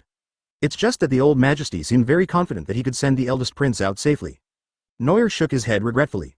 To be accepted by the old majesty and given a surname, he must be an important confidant who was cultivated since childhood. Even they didn't know the inside story. He now feels more and more that after the eldest prince escaped from Nuthim, something else must have happened to allow Noel to grow up safely. Leahy raised his head, looked at Noel's handsome face, and said with emotion, I am really touched to see that you are okay. Noel looked at Leahy's weathered face and knew that he had suffered a lot. He sighed and said, you have suffered a lot over the years. Leahy shook his head vigorously, then hesitantly asked, Your Highness, then our country. Noel smiled and said confidently, now that I have met you, I will definitely rebuild Nuthim. Leahy and the Nuthim survivors behind him laughed excitedly, bowed their heads and said in unison, yes. In this way, the issue of territory is resolved. Plus, the remnants of Nuthim are supportive, so there shouldn't be too many obstacles. Just when Noel was in a good mood, Reich said with a hint of anger, but Your Highness, Nuthim's homeland has been designated as their own power by the government. Noel's expression turned cold. It seems that I have to threaten the government again. Who knows how many secrets his hometown of Nuthim has about him? Noel has to see it with his own eyes. Chapter 173 Helpless Robin. After listening to Rex's report, Noel calmly considered how to take Nuthim back. Although there is no need to return to the homeland, it is also convenient to find another island to rebuild the country. But this is their territory, so they have to fight for it. Noel asked Reich, you can determine Nuthim's location, right? Leahy nodded firmly, took out an old pointer from his bag, knelt on one knee on the ground and handed it to him with both hands. I have been keeping Nuthim's permanent pointer hidden, and I dare not let it be damaged in the slightest. Noel took the permanent pointer, looked at the words engraved on it, and consoled Reich. Don't worry, at least we are still here in Nuthim. This sentence. Leahy seemed to see the tall man standing proudly in the raging fire many years ago, full of confidence. Run away, as long as you are here, Nuthim will not be destroyed. Leahy could no longer hold back his emotions, tears welled up in his eyes, and he held back his tears and said, the eldest prince also said something similar back then. Noel was stunned, then smiled with relief and said, it seems that this strange old man and I have some tacit understanding. Noel helped Leahy up, put his arm around his shoulders and said with a smile, let's go. The king of the Fishmen Island is my friend, I'll find a place for you to rest. Leahy bowed his head in fear and said with a little satisfaction, Your Highness is really amazing. Even without Nuthim's protection, he can still get to know so many powerful people. Noel laughed and said, if I were still His Highness Nuthim, I probably wouldn't have so many friends. Leahy nodded in agreement and said, indeed, there will always be various encounters on the vast ocean. After years of fleeing and traveling, Lake and many of Nuthim's people have come to realize how dangerous the outside world is. Noel asked the Prince of Sharkstar to call a few more cars over. He planned to settle these Nuthim survivors who came to find him. When Sharkstar heard that this group of mysterious people were Noel's men, he hurriedly arranged for his men to take charge. As expected of being the heir to the throne of the Fishmen Island, Sharkstar always does things that make Noel, the guest, feel comfortable, and after a while, several carriages were pulled over. Sharkstar personally accompanied Noel in the front car, and Noel also pulled Leahy. Advertisement. After being informed by Noel, Leahy formally apologized to Sharkstar, and Sharkstar generously forgave his mistake. After all, no one was injured, and Sharkstar was unwilling to pursue the matter. Besides, Lord Noel's men were very well mannered. Much better than those humans with beastly hearts. They returned to Ryugu, where everyone was playing on the island, except Shirahoshi and Enel. But when they returned to the palace, the charming figure walked out of Noel's room. Robin was wearing a loose white knitted sweater and hot pants. Her soft black hair was tied up and she was wearing round-framed glasses. She walked towards Noel with a stack of papers. This outfit made Robin, who had a queenly temperament, look somewhat pure and cute. She held up her glasses and handed the stack of papers to Noel and said, I have written down the historical text. It's about Joy Boy. Noel smiled at Robin's beautiful ocean blue eyes and asked softly, have you come to any conclusion? I have some clues, but it's still very vague. Robin answered with a frown as she untied her ponytail, letting her long hair cascade down her shoulders like a waterfall. Noel naturally reached out his hand to smooth her hair and said, don't worry, there's a long way to go. Any mystery will be solved one day. Robin said nothing, but silently tilted his head towards Noel's palm. Seeing this kind of scene for the first time, Sharkstar scratched his head and whispered awkwardly to Leahy beside him, Lord Noel, you have a really good relationship with Miss Robin. When the slow-witted Leahy heard this, his eyes suddenly widened. Could it be that this is it, meet the princess? Leahy fell to his knees again with a thud and roared in a loud voice. Noel's hands trembled in fear, and he said speechlessly, what are you yelling about? Leahy raised his head in confusion and asked, isn't this beautiful lady your highness's concubine? Noel blushed and said, Robin is my first companion in the sea, my, Advertisement. Robin covered his mouth and chuckled, patted Noel and joked, Forget it, let him call me whatever he wants. Leahy nodded happily, and Noel looked at Robin worriedly and asked, don't you mind this title? Robin smiled but said nothing. But in fact, deep down, she really wanted to smash this man's wooden head open to see what was inside. Robin calmed down the turbulent waves in his heart, looked at Leahy and said, your name is His Highness Noyer. So, you are a citizen of Newtrim? Leahy's eyes sparkled as he asked, yes, how did you know? Noyer took over the topic and explained for her. Robin is O'Hara's historian. She has been helping me find traces of Newthim. Leahy suddenly realized, O'Hara did have exchanges with our country before, so that's it. Robin understood Noyer's plan and said, so, you are planning to go to Newthim next? Noyer nodded and thought, before that, I have to get the Shichibukai position promised by the government. Then he turned around, looked at Ray and asked, where are all the people of Newtrim except you? Leahy took out a sea chart from his bag, unfolded it, pointed to a small island and said, it's all here. All the Newtrim survivors built a hidden town here. Usually we go out to get resources. Noyer nodded, picked up the nautical chart and said, then let's go here first and pick everyone up before we go. Leahy had heard that His Highness Noyer had a magical ability that allowed him to take many people away effortlessly. Noyer and Robin planned for a long time, and checked many details with Reich before finalizing the next steps. After leaving the Fishmen Island and entering the New World, first go to pick up the remnants of Newthim, then find a suitable island to make an appointment with the government, sell the hostages in Noyer's hands, and then go to the former site of Newthim. As for the hostages, Noyer originally wanted to use Peach Blossom Eyes a few more times. But after trying the effect of Peach Blossom Eyes on Momosagi, Noyer has put a small seal on this eye technique. The power of these eyes is so terrifying that Noyer still doesn't know how long Gion has been in the illusion and what he has experienced. Anyway, Gion now understood him better than his own mother, and he felt naked every time he saw her. Moreover, Noyer always felt that after Gion was struck by the Peach Blossom Eyes, Robin's attitude became a little strange. She acted a little anxious, just like the feeling when Noyer's crystal was stolen while playing games before. Chapter 174 Shirahoshi's thoughts. The night on the Fishmen Island feels a little different from that on land. Even though the sun had disappeared, Noyer could still sense the faint glow of the water around him. Of course, this could also be because the location and decoration of the Dragon Palace are so good. When night fell, Enel and Weber each pulled a card of the Fishmen Island specialties and returned to Dragon Palace with a sense of unsatisfied desire. Khalifa and Konas even changed their outfits and looked like two gorgeous ladies. The girls bought nice clothes and gorgeous shellfish souvenirs, but the things the boys bought were not very good. Enel held a golden painted scepter that looked like it was made of shells, and proudly showed it off to Noyer. How is it? Isn't it awesome? Noyer also taught him this word, but it might be a bit. Enel's taste is different from that of normal people. Noyer is too lazy to pay attention to him, but the others should be good. Weber happily picked up an iron lump and laughed, look at my robot. Lucci was holding a human skeleton with satisfaction, smiling at him eerily. Even Uncle Yishao was holding a handful of strange-shaped dice in his hand, grinning to himself. Newer. Well, the members of the Hades Pirates are not normal people. Noyer asked them to put their things away, pulled Ray over and introduced him. His name is Ray, he is a minister of my hometown, the Kingdom of Newthim, and he can be considered one of my subordinates. Everyone was confused for a moment, only Lucci narrowed his eyes and asked sensitively, so, the captain is the heir to the throne of the Kingdom of Newthim? Leahy nodded and said with a gloomy look, only the eldest prince's lineage is left in the Kingdom of Newthim. His Highness Noyer is probably the last of the royal family. Konas covered her mouth and exclaimed, the captain is actually the blood of the king of a country. Weber scratched his head, thought about it in his mind, and said thoughtfully, then if we follow the captain, will we become ministers or something like that? He smiled and sighed, the country is destroyed and the family is ruined. It's really pitiful for a prince to be forced to wander the sea. Advertisement. After saying this, everyone looked at Noyer with sympathy. Seeing everyone's disgusting gazes, Noyer rolled his eyes almost to the sky and said, I was adopted, and I have lived such a good life these years. Besides, I will restore my country soon. Enel was excited when he heard this. Are you going to take back our territory? I like it. Weber rubbed his wrist and said with interest, it feels good to send a captain to the throne of the king. Seeing everyone's excitement, Noyer also smiled and said, let's get ready to leave the Fishmen Island. There is still a lot to do. Good. At daybreak, Noyer took Ace and walked into the palace to bid farewell to Neptune. Neptune's huge body sat on the throne, and the breathtakingly beautiful mermaid princess sat cross-legged next to him. Without the threat of death, Shirahoshi would naturally be willing to stay with his family, so it was not surprising that they appeared together with Noyer. Neptune looked at Noyer with regret and said, I wanted to keep you for a few more days, but I didn't expect you to leave so soon. Although he said this on the surface, Neptune was actually afraid that he would cause trouble on the Fishmen Island, right? Noyer didn't ask further questions. He smiled and pushed Ace forward in the wheelchair. He said, I'm counting on you to take care of my buddy. Don't let him run around until his injury heals. Neptune patted his chest and said, leave it to me. Ace propped up his head and said boredly, I have to recuperate on the Fishmen Island.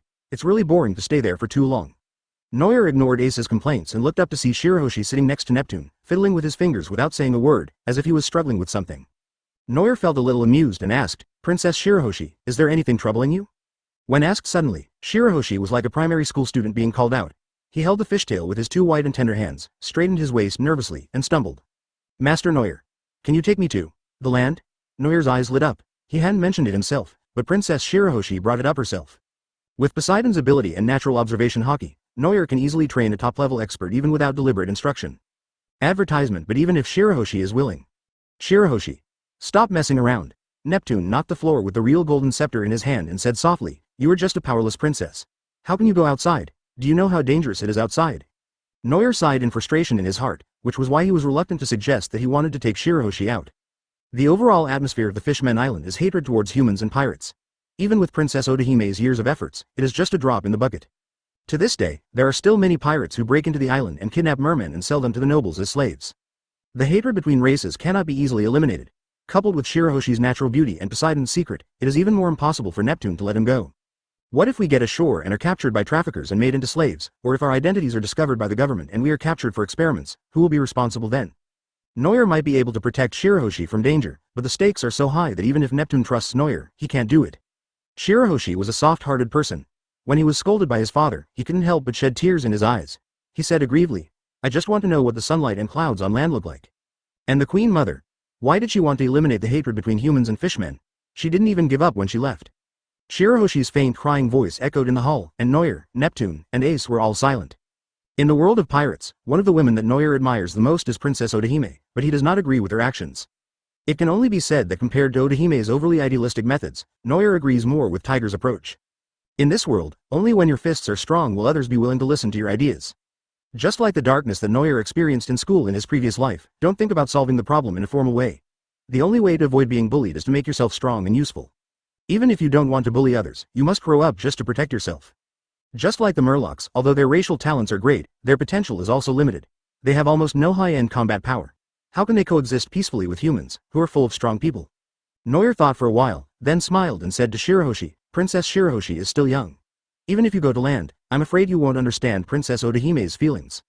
Shirahoshi's eyes were filled with tears, and Noir comforted her. First, see what everyone on the Fishmen Island thinks, and then decide whether to go to land or not. If you are willing to get out of the Fishmen Island then, I will help you. Chapter 175. Entering the New World. Shirahoshi looked at Noir with tears in his eyes and said softly, Thank you, Master Noir. Noir smiled back and said goodbye to Neptune. Then, Your Majesty Neptune, I will leave first. Neptune nodded and came out of the palace to personally see him off. The Ark Maxim was ready early in the morning. Noir boarded the ship and waved goodbye to Neptune. Shirahoshi and his daughter. Ace was also under the ship, waving at him and shouting. Noir, I'll go to New World to find you when I recover from my injury. Noir bared his teeth and laughed. Wait until you get better. Ace met Jinbei in advance, and maybe he will join Whitebeard's group in the future. In that case, Ace will be truly safe. The proverbs rushed into the ocean current from the gate of the Fishmen Island, and the boat tilted and swam upstream. Everyone said goodbye to the Fishmen Island reluctantly. This should be the island where everyone stays the shortest, but Noir and Lake are in a hurry and cannot stay. Mihawk, the sniper of the Spade Pirates, pushed a wheelchair. Ace sat on it and sighed uncomfortably. We finally meet again, but now I have to say goodbye to Noir again. It's all my fault that I got hurt. The cold Mihawk had a blank expression on his face and said calmly. But you also helped Mr. Noir, didn't you? Ace put his hands behind his head and smiled. That's true. Mihawk watched the increasingly distant Maxim and analyzed. Mr. Noir and the government are at loggerheads. He probably doesn't want the captain to be in the spotlight. Ace nodded, frowned with a somewhat disgusted tone and said, To be honest, I still can't like world government. Jinbei walked behind them and heard what Ace said, and suddenly remembered the information he had heard before. The rookie pirates, Fire Fist Ace, who was in the same period as Devilman Noir, although his fame was temporarily suppressed by Noir, his powerful strength is still known to many people. Fire Fist Ace has infinite potential, and compared to Noir, his mind is not very mature yet. Jinbei looked at Ace thoughtfully, then suddenly walked up to him and said, Sir Ace, can you listen to me? Ace looked at the fat-headed fishman in surprise and said politely, Okay, of course. Jinbei sat cross-legged next to Ace and asked, I wonder what your goal is after entering the New World, Sir Ace. Advertisement. Ace was stunned for a moment, scratched his head and said, Probably, continue to take risks. Jinbei thought to himself that it was true, and smiled. With Lord Ace's strength, why not try to join a big force? Ace narrowed his eyes and said defiantly, No, I'm strong enough. Indeed, among the pirates of the same era as Ace, perhaps only Noir can defeat Ace, and he is Ace's friend rather than his enemy. Jinbei certainly understood the psychology of a newcomer like Ace, and said with a smile, That powerful person is a man stronger than Admiral Akainu, known as the strongest in the world. Ace straightened up with interest and asked, Who's so crazy? I want to see for myself. Jinbei stretched out his hand, pointed at a pirate's flag flying above the palace, and said, "The great pirates who protect my fisherman island, Edward Newgate, also known as Whitebeard." Ace looked at the flag sharply and laughed disdainfully. "Every legend has its end, and now should be the era that belongs to me and Neuer." "AQ." Neuer jerked his head and rubbed his nose angrily, saying, "Damn it, it must be Nami scolding me again." Robin patted his head and asked curiously, "I've heard you say you have 2 sisters, so one of them is called Nami?" Leahy stood behind Neuer like a loyal retainer, but he couldn't help asking, "Your Highness's sister? Is she your adoptive mother's daughter?" Neuer shook his head and introduced his family to his companions for the first time. "Nami, Najigo and I were wandering on the battlefield at the time, but later we were all adopted by Bellemere and became brother and sister." Reich listened to Neuer's words with fascination, and then said excitedly, "Then Neuer should thank Ms. Bellemere for teaching you so well." Enel, who was sitting next to him, complained after hearing what he said, "I guess he taught a super jerk." As soon as these words were spoken, Weber and Lucci tacitly picked up their seats and moved them away from Enel. Slurp. Lying in the rocking chair, Yishao sipped his tea leisurely, sighing comfortably at the peaceful years. Advertisement under the tranquil blue sky, there was a roar on the deck of the Proverbs, raising a large amount of dust. Neuer clapped his hands as if nothing had happened. Everyone looked at Enel, who had been beaten and was lying on the ground with all 4 paws and his butt facing the sky, and swallowed their saliva in fear. Neuer took out a sea chart and spread it on the table, saying, "This island is called the Blood, and we are about to land now." After a relatively long underwater voyage, as soon as the Ark Proverbs rushed out of the Fishmen Island, Neuer sent Enel to generate electricity and fly for a distance. "After such a long flight, we are almost reaching our destination." Neuer handed the sea chart back to Reich and asked with some concern, "Reich, are you sure these people of Neutrum won't reject me?" When asked by Neuer, Leahy asked in confusion, "Why do you want to exclude His Highness?" Neuer was stunned, not knowing how to explain. Neutrum failed to protect them and made them illegal residents, so. How many people of a group of people who have been wandering outside for almost 20 years still remember the former kingdom of Newthim? Leahy smiled calmly and explained, "We, the people of Neutrum, will never betray the old king. Because it was the old king who secretly saved us from the government's persecution." Neuer's eyelids jumped. Was the government involved here again? After listening to Leahy's explanation, Neuer finally understood why they would go to such great lengths to find the eldest prince and his bloodline. Many years ago, countries that were not members of the world government were in danger of being destroyed at any time, whether by pirates or by the government. During those years, for some unknown reason, the old king continued to adopt orphans and tried his best to protect the safety of the people of the destroyed country. Although it was only a small number of people, it won the sworn loyalty of this small number of people. By the time the trees in Newthim fell, the monkeys scattered and few of the native inhabitants of Newthim were left. But only this small group of people, unwilling to see their last homeland destroyed, decided to hide together on a blood island to find the bloodline of the eldest prince. That's why Leahy was so sure that they would never reject Neuer's existence. After hearing what Leahy said, Neuer felt relieved. At this time, the outline of a Bryad Island also emerged on the horizon. Chapter 176 Neutrum's current situation. The proverb slowly moored at the shore of Ablood Island, and everyone slowly got off the ship. As soon as he got off the boat, Yishao, who was sensitive to senses, moved his ears and said in confusion, "Strange, this island is so quiet." Neuer looked at Enel and asked, "Can your observation Haki hear anything?" The noisy Enel was silent at this time, and then he covered his head and said frantically, "It's so strange, I can hear a lot of sounds, but I can't determine the specific location." Neuer was a little surprised. Enel's observation Haki was enough to cover the island. Although the precision was a little worse, it should not be so that he couldn't find the specific location, right? Leahy came out with a smile and explained, "This is the work of one of our companions. This is a device specially developed to block the observation Haki." Neuer was even more confused. If there was such a thing in the pirates' world, wouldn't the combat system be in tatters? Leahy knew what Neuer was thinking, and quickly said, "But it can only confuse various signals in a large area, including the direction of observation Haki, but it will be useless if Haki is close." Neuer breathed a sigh of relief. If someone brought this device with them during a close combat, wouldn't the opponent's observation Haki be half useless? By the way, are there other such amazing scientists in Newthim? Neuer asked curiously. Leahy nodded proudly and said, "The old king taught us all kinds of skills. This scientist is a leader in scientific research and is known as the Mad Scientist." Neuer gave a forced smile. This nickname sounds like a nickname for someone obsessed with research and development. In this case, can the Iron Man suit design drawings that Neuer has on hand be handed over to him for development? Great. He was worried about not having enough scientific research talent. Neuer patted Leahy on the shoulder and said with a smile, "Let's go, Leahy, you should know the way, right?" Leahy's shoulder was almost broken by the slap, but he still said excitedly, "Yes, Your Highness, please follow me." The bearded old man suddenly took out an exquisite light blue bow from his small shoulder bag. Everyone in the underworld looked at him with strange eyes. They didn't expect Leahy, with his thick eyebrows and big eyes, to be so romantic. Leahy looked at everyone's strange looks, blushed and shouted, "It's not what you think." After that, Leahy pinned the bow on his hair, pointed at it and said, "Wear this on your head, and naturally there will be radio signals transmitted to your brain to tell me the direction." Advertisement Neuer interrupted silently and said, "In that case, why didn't you let Robin and Conus use bows just now? Leahy was petrified on the spot, and suddenly felt that life had lost its color. Finally, under the guidance of Ray, everyone found the place where the remnants of Nuthim were. Noel patted the hard stone wall in front of him, looked at the top of the mountain that reached into the sky, and asked doubtfully, "Are you sure? Is this the entrance?" Leahy nodded affirmatively, then walked to the stone wall and pressed a spot at random. So casual? Just as Noel was about to question, the stone wall in front of him suddenly changed. The originally granular rock wall emitted a blue light and turned into a cold white iron gate under the light. At the same time, the print of Leahy's palm was left on it by the light and shadow, and a voice suddenly sounded from somewhere. Identity analysis completed, welcome to Nutrim. Noel was shocked and stared at the iron door in a state of confusion. It had been a long time since he heard a real mechanical sound in this world. He almost thought it was the system ringing. Wow, after a moment, everyone stared in amazement as the iron doors were retracted layer by layer into the facade, and the dark passage flashed with a sci-fi blue light. Inexplicably, there is a strong sense of cyber. Noel was secretly shocked, and continued to follow Leahy into the door, and everyone walked into the corridor together. As soon as I stepped into the room, the iron wall outside emitted blue light again and returned to its original ordinary stone wall appearance. The passage inside was a bit narrow, but Noel was still shocked. It was really outrageous to see such a thing in this world. After passing through the narrow path, they finally reached the end, and the view ahead suddenly became clear. This is a huge bright world. The ceiling above seems to be transparent, and you can clearly see everything outside, including the sunlight, clouds and blue sky. The sense of technology in here is much less than that at the entrance, but it is more peculiar than the outside world, such as this iron guy running around everywhere.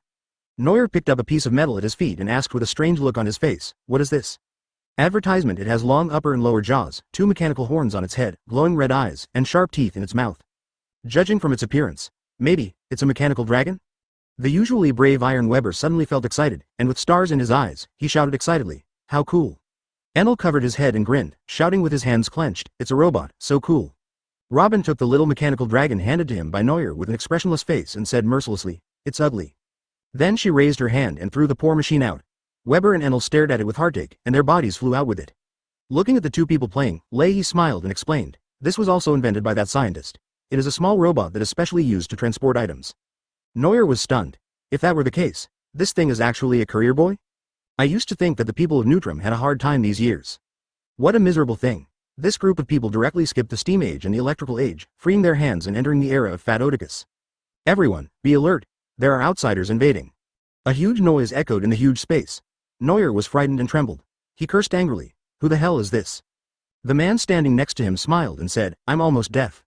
Before Noel and the others could come to their senses, a group of fully armed men rushed into the room, took out their weapons with ferocious expressions, and pointed them at them aggressively.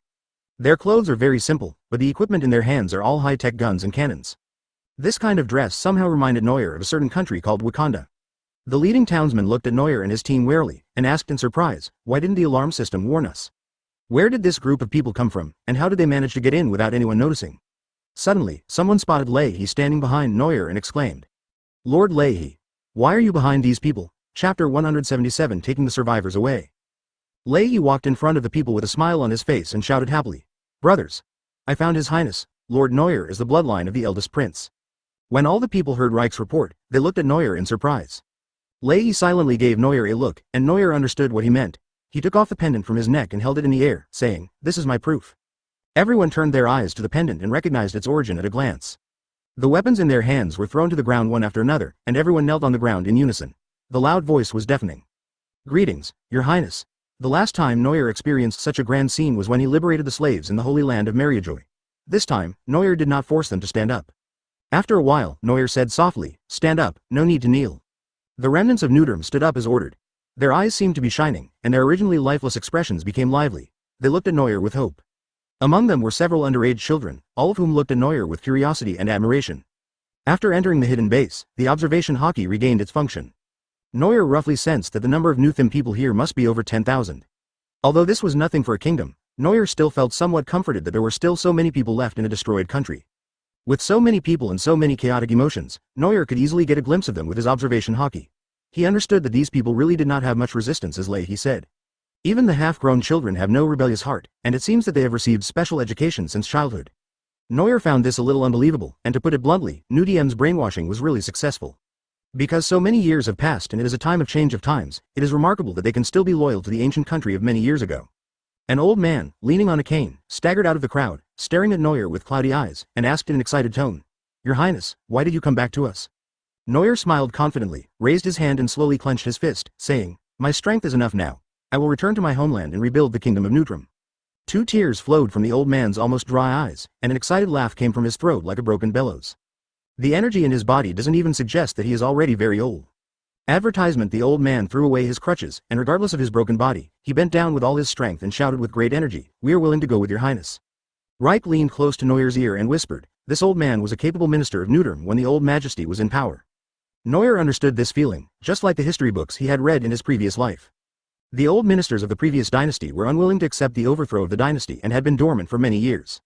When he was old, he finally found the prince of the previous dynasty, and he would definitely choose to risk his life to follow the prince in an uprising. Neuer helped the old man up slowly with one hand and said, "With me here, the reconstruction of Neutrum will not put you in danger again." The old man just thought that Neuer was fooling them, because he knew very well why Neutrum was destroyed in the past and who he had offended. "Can your highness still challenge the government?" Most of the people present had the same idea. Although they were well aware of the horror of the government and the marine, since his highness had returned, they had to respond to his call, otherwise how could they be worthy of being Newtham's people? If Neuer knew that everyone was following him with the determination to die, he would definitely say in his heart, "It's not necessary." There is really no need for that. Although the government has strong hard power, it has too many concerns. As long as Neuer keeps a backup plan, they will not take the initiative to attack him. Neuer gained everyone's recognition in a short time. He was overjoyed and told everyone, "Everyone, go pack up your equipment and supplies. We will be leaving with his highness soon." The old man was a little frightened and quickly advised, "Are you too hasty? We must build many ships to transport supplies." Neuer smiled slightly, and black mist spread out from his palm, slowly floating into the air, forming a terrifying huge black uzumaki. "This is one of my abilities. You should be able to get in if you squeeze in." The space of this hidden base was large enough, so Neuer opened the yellow spring gate and led the old man and the others in while introducing the place. As soon as they stepped into the world of Yellow Springs River, the old men and other Neutrum survivors suddenly felt that their worldview had been refreshed. Behind the black fog, there is such a huge island. As soon as Neuer entered the Yellow Spring River, several members of the underworld pirates came to greet him. The old man rushed to Neuer and said nervously, "Your highness, be careful." Advertisement. The person who ran over to greet him was Pufu. When he saw the old man standing in front of Neuer, his face suddenly looked a little ugly. "Who is this old man? Why do I feel like he has stolen my image?" Neuer laughed, pressed the old man down and comforted everyone. "This is a world that only I can enter. It is absolutely safe. They are all my crew members and companions, don't be afraid." The old man was relieved after hearing this, and no one paid attention to what Neuer said about the crew members. Today, the people of Newthim have long lost their indifferent arrogance. So what if you become a pirate? In this world, no matter what you do, you have to act according to the government's wishes. Neuer kept the gate of the Yellow Spring River open and allowed everyone to start transporting supplies in. Before that, Neuer handed over the matter to PF and asked him to cooperate with the action. The terror ship is the size of an island, so it can accommodate as many survivors of Newthim as possible, but there are not enough accommodations. At this point, the old man patted his chest and said it was no problem. They have lived in a poor place for so many years, so building a few houses is a piece of cake. Just when everything was going smoothly, a few survivors came over with troubled faces and said to Neuer, "Your highness, we have some problems here." Neuer asked in confusion, "What's going on? Are your companions in Hades not cooperating?" The survivors shook their heads and said anxiously, "No, actually. Something is wrong with one of us." Neuer was puzzled. What could go wrong? The survivor quickly explained, "It's the doctor. The doctor's research is not yet completed and he doesn't want to leave for the time being." Neuer finally understood and asked, "Is it the doctor who developed the Haki shielding device?" Several people nodded hurriedly, and Neuer scratched his chin with interest. These scientific and technological talents are indeed weird. Looks like I have to ask her in person. Chapter 178 Weird Scientist. The survivors took Neuer to a secluded corner in the base. Here stood a building of ordinary appearance, but its scale was somewhat similar to the large chemical plants in Neuer's previous life. The person leading the way knocked twice gently on the door. Neuer originally thought that the door would open automatically like before, but unexpectedly, the door was opened with a creaky sound. The man looked nervous, walked out and saluted respectfully to Neuer, saying, "Your Highness, the doctor is in the laboratory, please follow me." The entrance is a fully automated technological door, but do they use manpower to open the door here? Neuer was speechless and motioned for the man to lead the way. After walking in, Neuer was somewhat disappointed by the interior of this factory. Apart from various mechanical parts, there were equipments covered in oil. The coolness from the entrance to the base is gone in an instant. This weird scientist should be a dirty, unhygienic guy, right? Neuer thought secretly in his heart. The man walked to an office in the factory and knocked on the door nervously. "Doctor, His Highness wants to see you." As soon as these words were spoken, the air around them seemed to stop flowing and the entire space became quiet. Neuer raised his eyebrows slightly. No reaction. Is he too obsessed with research and invention, or does he just not want to bother with me? Forget it. You'd better be more patient when dealing with such a capable person with a weird temper. Neuer personally walked to the door, knocked on it and said, "I'm Neuer, would you mind meeting me?" As soon as he opened his mouth to speak, There was finally movement in the room. The doctor seemed very flustered, and there was a burst of chaos in the room. After a burst of noise in the room, there was a surprisingly loud explosion. Noel curled his lips, pressed the door handle with one hand, gently removed the lock, pushed the door open and walked in. Wo chow. As soon as the door opened, a dark shadow came down on them, burying Noel and his companions in an instant. Noel struggled to jump out of the garbage dump and looked at the messy room and dumbfounded. Was there a mountain of garbage in the room? Even if we don't pay attention to hygiene, this situation is too bad. Such a spacious room was like being covered with a layer of waves, making it difficult to even find a place to step. Noel glanced around, but didn't see a single person. He muttered, could the doctor have been knocked unconscious by the explosion and buried by the garbage? Advertisement, isn't this too tragic? Wait, why is there a grass in the garbage dump? Still pink. Noel reached out in confusion, grasped the grass, and then lifted it up with force, and a small thing was brought out directly by him. The little guy who was grabbed by the hair blinked, and Noel couldn't help but blink as well. When their eyes met, there was suddenly a strange feeling in the air. A pink-haired girl with a hair sticking out of her fluffy head, wearing a baggy white coat, with stains all over her face, but her angelic features can still be seen. Noel had a blank expression on his face and threw the unidentified loli aside. Ah, I must be dreaming. Maybe this child is the doctor's daughter? Ouch. The cute little girl was thrown out the door, holding her buttocks and screaming in pain. The two people next to her saw her and hurriedly greeted her. Doctor, are you okay? Noel turned around with a look of despair and asked, what did you say just now? Is this confused-looking kawaii loli the doctor that I imagined? The pink-haired little girl straightened up, put her hands behind her back, and said in a serious tone, why are you here? Isn't His Highness looking for me? Although the tone is fierce, the voice is so sweet that it is hard to make people feel pressured. The two awkwardly pointed behind Loli and said, the one who just threw you out, was His Highness. The pink-haired girl's body stiffened, and she quickly looked behind her, and met the eyes of the petrified Noel again. Noel walked up to her, lowered his head, and said with a little pain in his neck, are you the doctor? The little girl's serious look just now disappeared in an instant. She nodded obediently and said in a sweet voice, yes, Your Highness, my name is Alpha Lee, you can just call me Little Lizzie. Noel, who accepted the reality, felt inexplicably disappointed, as if the artistic image of a mad scientist in his mind had collapsed all of a sudden. Noel shook his head vigorously and asked, come on, little chestnut, why don't you go with us? When Xiao Lizzie heard this, his face suddenly became as red as a bun, and he said angrily, my invention was almost finished, and they broke in and asked me to move out immediately. Honko? It's a childish way to call yourself. Advertisement. Noel smiled softly, his tone unconsciously changing to that of a child, and asked softly, so what research are you doing? Xiao Lizzie's big watery eyes lit up, and he said excitedly, it's the latest generation of combat armor, and it will be completed soon. Noel's heart skipped a beat, and he thought to himself, combat armor, that means. Mind if I take a look? Little Lizzie shook his head quickly, as if introducing his new toy to others, and pulled Noel and said with a smile. Okay, Your Highness, this is Lizzie's most powerful combat invention. Noel was pulled out of the room by Xiao Lizzie and taken to a slightly cleaner place outside, showing her so-called combat armor. Looking at the heavy armor in front of him that was as tall as a person, Noel knocked on it curiously. The texture is very hard. Even if Noel uses the armament Haki, it will probably take several punches to break it. What is the function? Noel asked. Since it is used for combat, it must have offensive capabilities. Xiao Lizzie's nose was almost up to the sky. He pressed a few places on the hand armor with a smile. The armor suddenly changed up and down, and many weapons appeared all over his body. Although they look very cool, in Noel's opinion, they are just some designs such as hand machine guns and shoulder cannons, which are not new to Noel, a time traveler.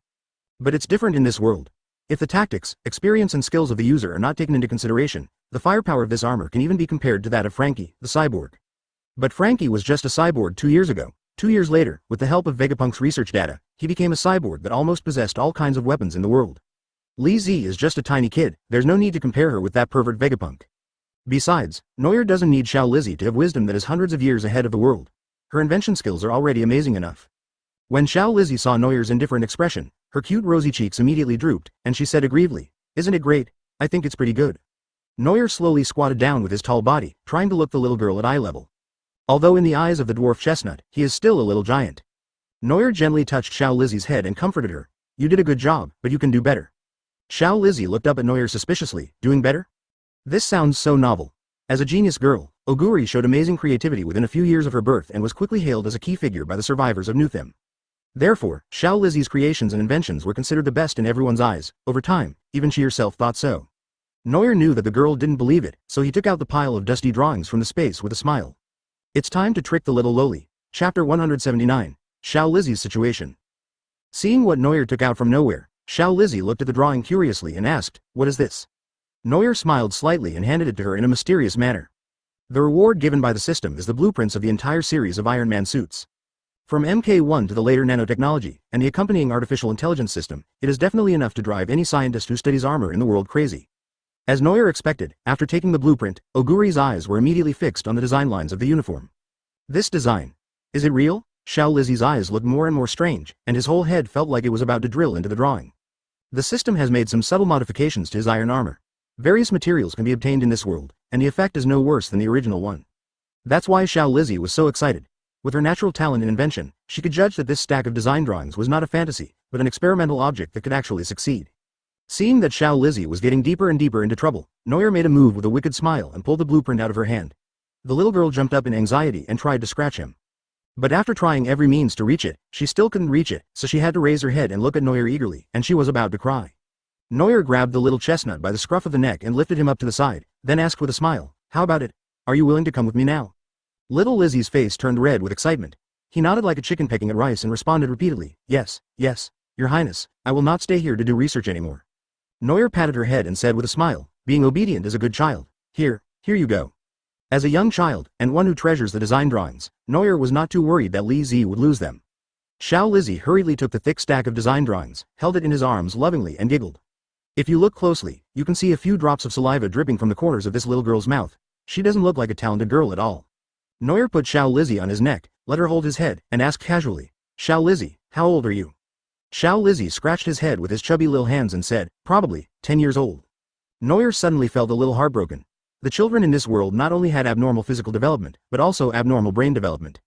10 years old? What were you doing when you were 10 years old in your previous life? Advertisement at that time, I was in primary school, and the most complicated thought I had was probably how many bags of spicy noodles the few dollars in my pocket could buy. Noel smiled wistfully, feeling inexplicably as if he had been left behind by the times. Little did he know, this guy himself was actually only about to turn 18 and was about to become a Shichibukai. Noel held Xiao Lizzie's feet, and Xiao Lizzie sat on Noel's shoulders excitedly. The two walked on the road like father and daughter. Passers-by looked at this scene in surprise, but after a while, they all smiled with relief. Little Lizzie has no father or mother. She was an abandoned baby picked up by Leahy when he was away a few years ago. Therefore, everyone in Nuthim is her elder and has watched her grow up little by little.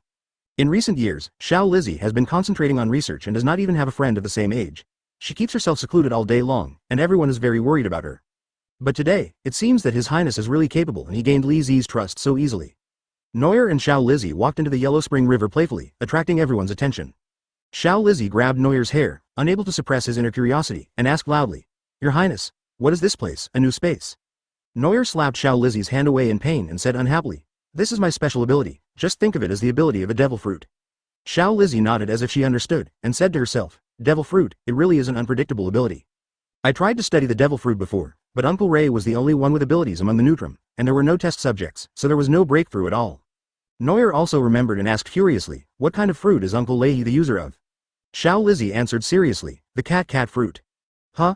Just as Noel was about to express his disapproval, Xiao Lizzie added, "It's just an ancient species, in the form of a saber-toothed tiger." Noel swallowed the words that were about to come out of his mouth, breathed a sigh of relief, and said with a smile, "That's right. Only this ferocious big cat can match Leahy's rough image." Adding to what Leahy said, there are already 2 people with ancient abilities around him. If Koala knew about this, wouldn't he be envious to death? Advertisement. Noel smiled broadly and comforted Xiao Lizzie, saying, "It's okay, you can study devil fruit here. I have many people with special abilities here." Xiao Lizzie nodded desperately, not trying to hide the bright smile on her face. The old man was directing people to move the goods. He accidentally saw this scene and sighed with emotion. "If Xiao Lizzie is by your side, maybe we can avoid the bad news." Noel's eyes glowed slightly red, and his gaze turned to the old man calmly. Enel, who also had an amazing observation Haki, was a little confused. When he was about to ask a question, Yishao suddenly stretched out his hand to interrupt him. Yishao walked straight to the old man with his cane and sat down. "May I ask, brother, what did you just say, that being by the captain's side might help us avoid some bad news?" The old man looked at him and smiled in amazement. How could this blind man's hearing be so developed? Then he sighed helplessly and explained slowly, "Xiao Lizzie is suffering from a terminal illness. The doctors in Neutrum have diagnosed that there is no cure." Yishao was shocked and asked quickly, "How could such a young child do this?" The old man's eyes turned red, and his back seemed to be hunched a little more. He said slowly, "It's not wrong. When you become an adult, that's when Li Zi dies." He smiled without saying a word, and secretly clenched the staff and knife in his hand. Noel sensed the conversation between Yishao and the old man, with an expressionless face, and silently held Li Zi's hand. "This little girl is still useful to me, I can't let her die like this." Noel is a landlord who exploits labor. Since Xiao Lizzie has been chosen by him to be a laborer, he should just live an honest life in the world. Enel rested his head on his arm and observed Noir vaguely, and he immediately had an idea in his mind. He patted Yishao's shoulder and said with a nonchalant smile, "Don't look so sad. Our devil captain will not let this happen. Noir is trying to find a cure for terminal illness. Since the world's medical skills don't work, what about the power of the devil fruit? Luo and his op fruit, Noir has high expectations. And he could also absorb Luo into his pirates group, so that Hades would be more comprehensive." Chapter 180 Sengoku's conspiracy ogre has a terminal illness and won't survive adulthood. Perhaps only op fruit can cure it. Noir was very interested in the fruit that could perform the anti-aging surgery from the very beginning. Plus, its user, Trafalgar Law, still had a weakness in his mind at this point in time. That is Doflamingo. As long as you have the ability to deal with Brother Ming, recruiting Luo should not be difficult. And speaking of talent that can be recruited, the supernovas of Luffy's generation are all pretty good. There is no need to mention Kid Law and Luffy. There is also Bonnie, a glutton whose identity and age are a mystery, Beeg who has the ability to fortify a city, and Hawkins who can predict good and bad luck. Each of them has their own strengths and are all difficult to deal with. They are all worthy of being called the worst generation in the original work. It's a bit early to talk about this now. Noir needs to arrange for everyone to leave here as soon as possible, and Xiao Lizzie's matter has to be postponed. At this time, Robin came through the busy crowd, looked at the child on Noir's shoulders in surprise, and asked, "Who is this?" When Xiao Lizzie saw a big sister coming over, she quickly introduced herself. "My name is Xiao Lizzie, and I'm a doctor who studies inventions." Robin nodded slightly, not showing too much surprise at Lizzie's age. Being young is not a problem. She is still at the age when others can just learn to read, and she has memorized all the books in O'Hara's collection. Noir looked at Robin and asked in confusion, "You came to see me, is there something wrong?" Robin nodded, her pretty face slightly nervous, and whispered, "The news is in the newspaper." Noir's eyes lit up. "Oh, it's faster than I thought." When Noir negotiated with the government, they had agreed that they would first publish the news of Noir becoming a Shichibukai in the newspaper before he would contact them to conduct a transaction. Robin handed over a newspaper, and Noir couldn't wait to unfold it and read it. Still the familiar front-page headlines, Noir is on the hot search again. As soon as I opened the book, the first line of words that caught my eye was about Noir joining Shichibukai. Former Shichibukai Gecko Moria violated human ethics, disrespected life and death, betrayed the government and harmed innocent people, and was later beheaded by the great pirates Noir. Advertisement, therefore, the government formally invites the great pirates Noir to join and become Shichibukai to fill the Moria seat and work together for the government. Noir sneered.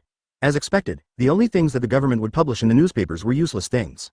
Because Noir was a bad person for the people, the government chose to invite him to join the Shichibukai? Haha, they were chasing me like mad dogs before. This kind of behavior of trying to cover up something is only making it more obvious.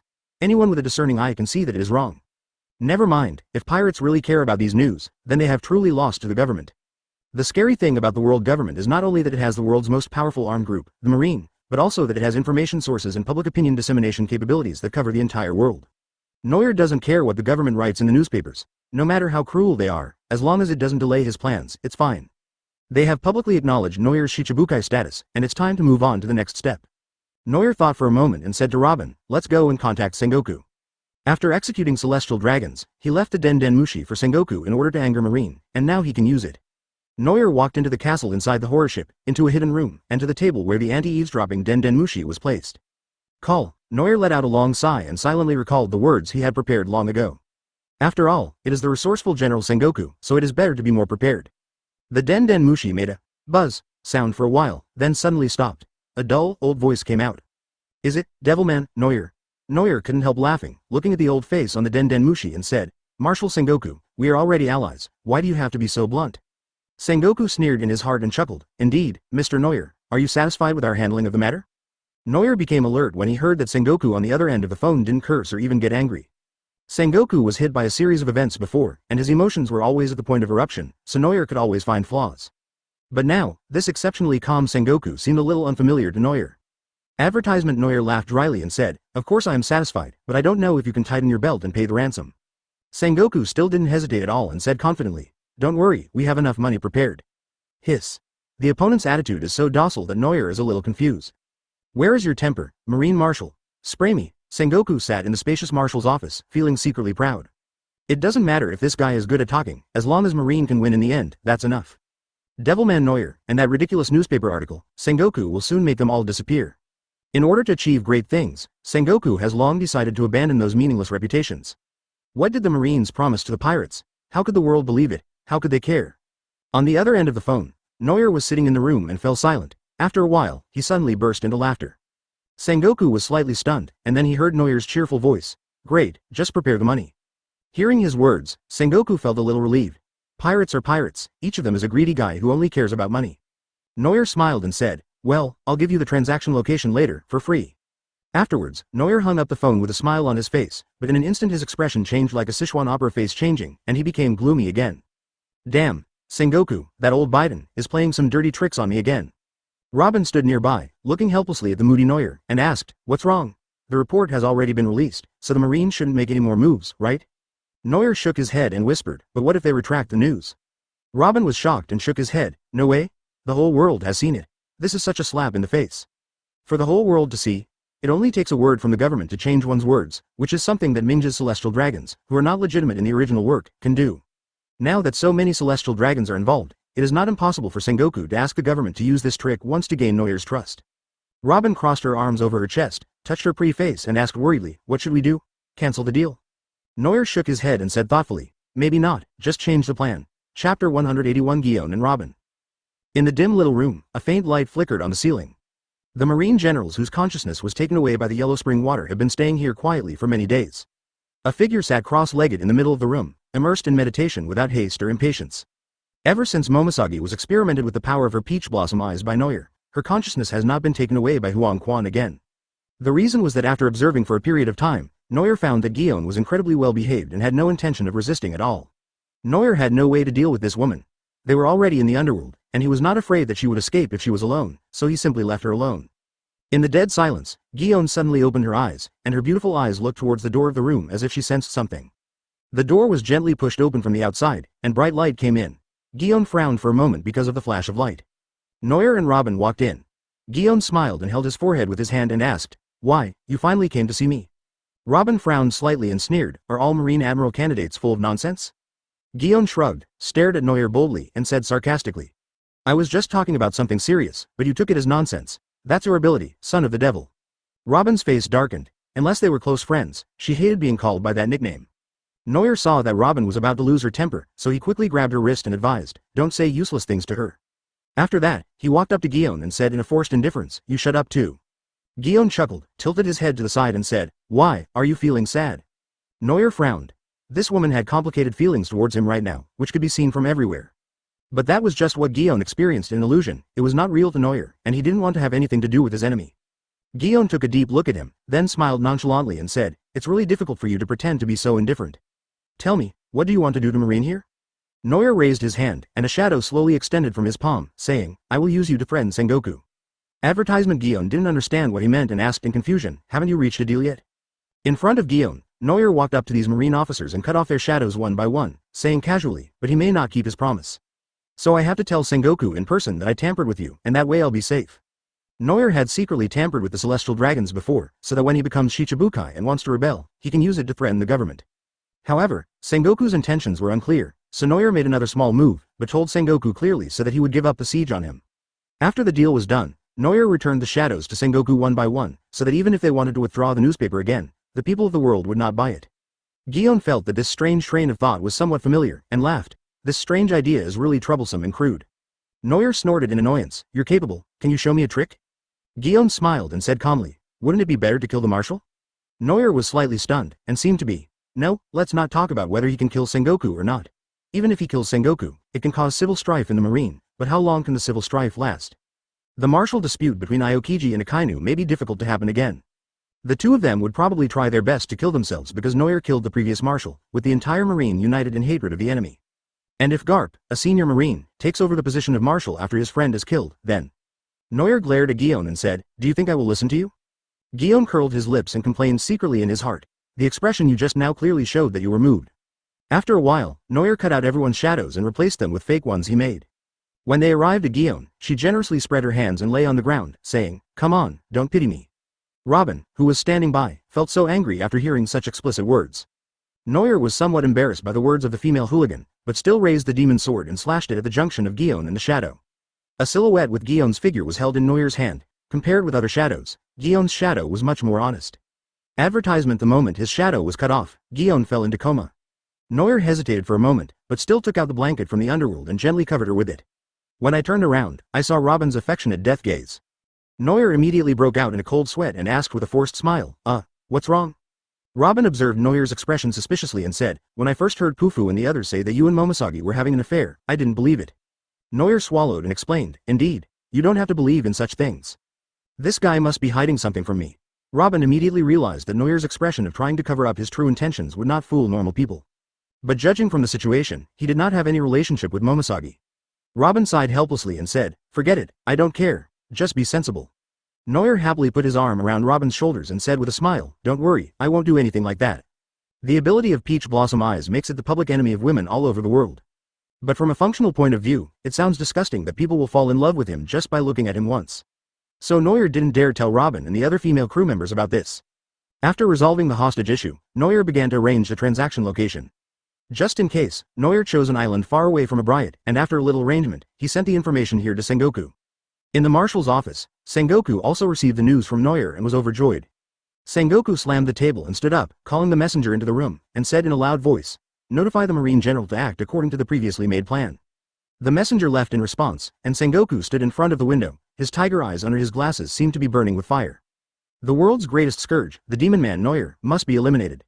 Right on that island, we will mobilize the Marines to encircle and destroy them. No one from the Hades pirates will be left alive. Chapter 182 Hostage trading. A few days later, all the remaining Neutrum residents on a Blood Island had been transferred away. Today, Wangshenjichuan is bustling with people engaged in town construction and working together to create temporary residences.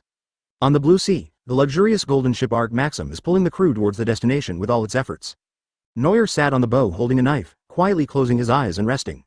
Yishao walked over to Noir and asked worriedly, "We are leaving so late, first guess the Marine is already prepared."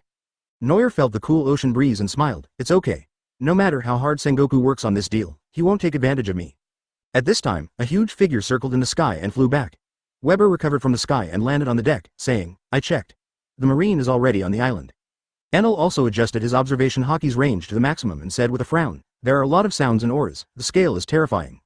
Noir smiled with a hint of sarcasm and said, "As expected, Sengoku still refuses to give up." Yishao shook his head and said with a smile, "It's a pity, he doesn't have enough information and knows too little about us." Enel's world-class range of observation and Noir's excessive knowledge of government actions were beyond Sengoku's expectation. The transaction took place on an isolated island far away from Abriat Island. It was uninhabited and very suitable for secret transactions. The Ark Maxim slowly approached the shore. After Noir and his crew got off the ship, several groups of Marines secretly observed them. "These are all minions. I just don't know who the high-level combat force sent by the Marine will be. It is unlikely that Marshal Sengoku will come in person. Among the three admirals, Kizaru is fine, and Aokiji and Akainu are expected to recover soon." Noir walked quickly to the center of the isolated island, and sure enough, there were a large number of Marines that had surrounded the place in layers. There was hatred in the eyes of these Marines, and they looked like they were gritting their teeth to suppress their anger, wanting to fight Noir to the death. Well, this is a very normal thing. He caused so much trouble to the Admiral and the Marshal, and captured the Zephyr instructor who was loved by the Marines. More importantly, this devil pervert actually kidnapped Momosagi Vice Admiral and Lord Ain. Absolutely unforgivable. Seeing their expressions that looked like they wanted to kill him, Noir turned his head suddenly, made a face and yelled, "Chua!" while they were not prepared. Advertisement. The righteous Marines almost drew their guns, and some even held their swords in their hands. Seeing their eyes bursting with anger, Noir was jumping back and forth on the edge of a crazy war. Just when the Marines were about to lose their patience, someone finally came to take charge of the situation. "Come back, there's no need to argue with Noir." A vicissitudes of life voice was heard, and Noir turned his gaze. Sure enough, they were all old acquaintances of his. Marine Chief of Staff Crane, Garp, who had previously suppressed Noir, and another more familiar one. "Hey, isn't this old Huang? Is he out for a stroll again?" As soon as Noir saw Kizaru, he couldn't take back the smile on his face. He trotted over and started chatting with him enthusiastically. Kizaru leaned against a big tree and explained in a somewhat depressed tone, "Kuzan, that B***************** D is still pretending to be sick to avoid the mission. I was forced to work by the old man again." Noir laughed, patted Kizaru on the back and said, "What about Akainu? Why doesn't he come?" Kizaru scratched his head and explained after a long while, "His injury has healed and he was sent out by the Marshal to carry out a mission." "Oh," Noir smiled a little strangely, but he didn't say much. He took out a yellow lollipop from his pocket and asked enthusiastically, "Do you want to eat it?" Kizaru raised an eyebrow with interest and said, "Come on." "How sweet. Yours won't work. Try my cookies. I often eat them when I'm at work." The slacking duo gathered together to share snacks, while Robin and he looked at them with frowns on their faces. Garp was very interested and took out a bag of senbei, wanting to join their snack party, but was glared at by Crane beside him and dared not move. Crane coughed twice, found Robin who looked the most reliable, and asked expressionlessly, "Did you bring the celestial dragons and marine?" Robin nodded and glanced at Noir who was eating happily. Noel felt a chill on his back and quickly ran back to the team, swung the yellow spring mirror and released all the hostages. He took a quick look around and saw that they looked dazed. He frowned and said, "There's something wrong with them." Noel smiled, raised his hand and snapped his fingers, and everyone's consciousness was immediately returned to their bodies. Advertisement: the celestial dragons begged for mercy, and the Marines looked pale, but still mustered up the courage to glare at the pirates. After regaining consciousness, Zephyr quickly looked at his students and was relieved to see that Aang and the others were fine. After a while, he heard a familiar cry again, "Zephyr." Zephyr quickly looked in the direction of the voice and saw two old comrades, he and Garp, standing opposite him, looking at him anxiously. Seeing the two of them, Zephyr immediately perked up and shouted, "Don't worry, I'm fine." Noel walked in front of Zephyr, blocked his view and said with a smile, "Old Zephyr, now is not the time for you to reminisce about the past." Zephyr's face darkened and he started to curse, "Damn pirates, what are you doing again?" Noel squatted down and grabbed Zephyr's head with his hands, and whispered fiercely, "Dirty tricks? Lousy is going to fight you openly now. You know what? Just before, I sold you for a good price." Zephyr's expression was a little shaken, and his voice was trembling as he asked, "What did you say?" Noel deliberately provoked Zephyr, saying, "In order to redeem you, a defeated veteran, and those Marines, Sengoku and his men spent a huge price of 7 billion per person." Zephyr opened his mouth wide, as if he couldn't believe what he said. Because of his carelessness, he fell into Noel's trap and caused Marine to lose so much money. That amount of money can protect and arm so many young Marines. Seeing Zephyr showing signs of collapse in the face of this reality, he quickly shouted with a sullen face, "Shut up! Return him to us immediately." Noel said with a cold face, unmoved, "If you are really anxious, bring Bailey here." Garp couldn't help but stepped forward and cursed, "A-hole, hand the person over to us first." Noel's temper seemed to be suddenly ignited, and he pulled out a knife and stabbed Zephyr in the stomach. He and Garp were shocked. Zephyr fell to his knees in pain, blood splattering all over the ground. Noel's blood-stained face lifted indifferently from the shadows. "Get the situation straight and don't bargain with Lousy. Take the money." Chapter 183 Murderous Intention Revealed. Garp gritted his teeth and said angrily, "Damn it." He had a cold face and his eyes were as sharp as knives as he slashed at Noel, but Noel was too thick-skinned to be moved at all. Noel didn't want to argue with Marine anymore, so he held up the ghost Moro in his hand and threatened, "I don't want to say it again." He gritted his teeth and waved behind him, and a large group of Marines came over from afar carrying a large number of wooden boxes. After putting down the heavy wooden boxes, Marine opened the lids, revealing a large amount of golden banknotes and gold inside. Zephyr covered his wound and fell to the ground helplessly. Seeing this scene, he felt even more disheartened. Marine. Really compromised with the pirates because of himself. "I am no longer worthy of being in the Marine." Noel glanced at the depressed Zephyr and nodded with satisfaction. Although Zephyr is old, his combat power and education level are still helpful to the Marine, so Noel wants to stimulate him and make him ashamed to stay in the Marine. Crane saw Noel and his group staring at the wooden box and said coldly, "Can you let them go now?" Noel shook his head, looked at Enel and said, "The main road, go check it out and bring it here." Enel responded, rubbed his hands excitedly, turned into lightning and rushed out. Garp looked at the greedy Enel with disdain and said, "Will Devilman accept such greedy pirates?" Enel suddenly raised his head and glared at Garp. Noel said with a wry smile, "Of course, greed is not a sin for pirates." Seeing Noel defending his crew, Garp snorted, "Haha, snakes and rats of the same nest." Noel ignored Marine's provocation, and Enel silently looked down at the ransom. After a while, Enel nodded to Noel, and Noel smiled. Waving for Enel to move the money to them, Noel smiled and said, "Marine really kept its promise. Thank you."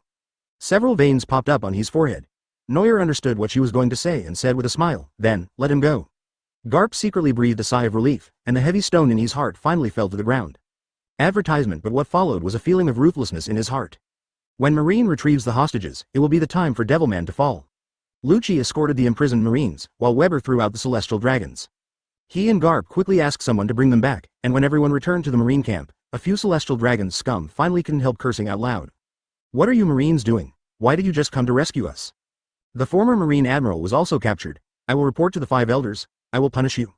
As soon as the celestial dragons returned to the safe area, they couldn't help but jump up and point at the Marine's nose and curse, having long forgotten who had rescued them just now. The Marines who were rescued felt their faces burning, and they became even more furious after hearing the celestial dragons' vicious words. The Marines were immediately outraged when they saw the celestial dragons were fighting against each other, and some Marines even wanted to take action. But they are not pirates. Without the order of the superior, the soldiers dare not take action. At this time, Zephyr's eyes had already lost their light, and he collapsed to the ground like a puppet.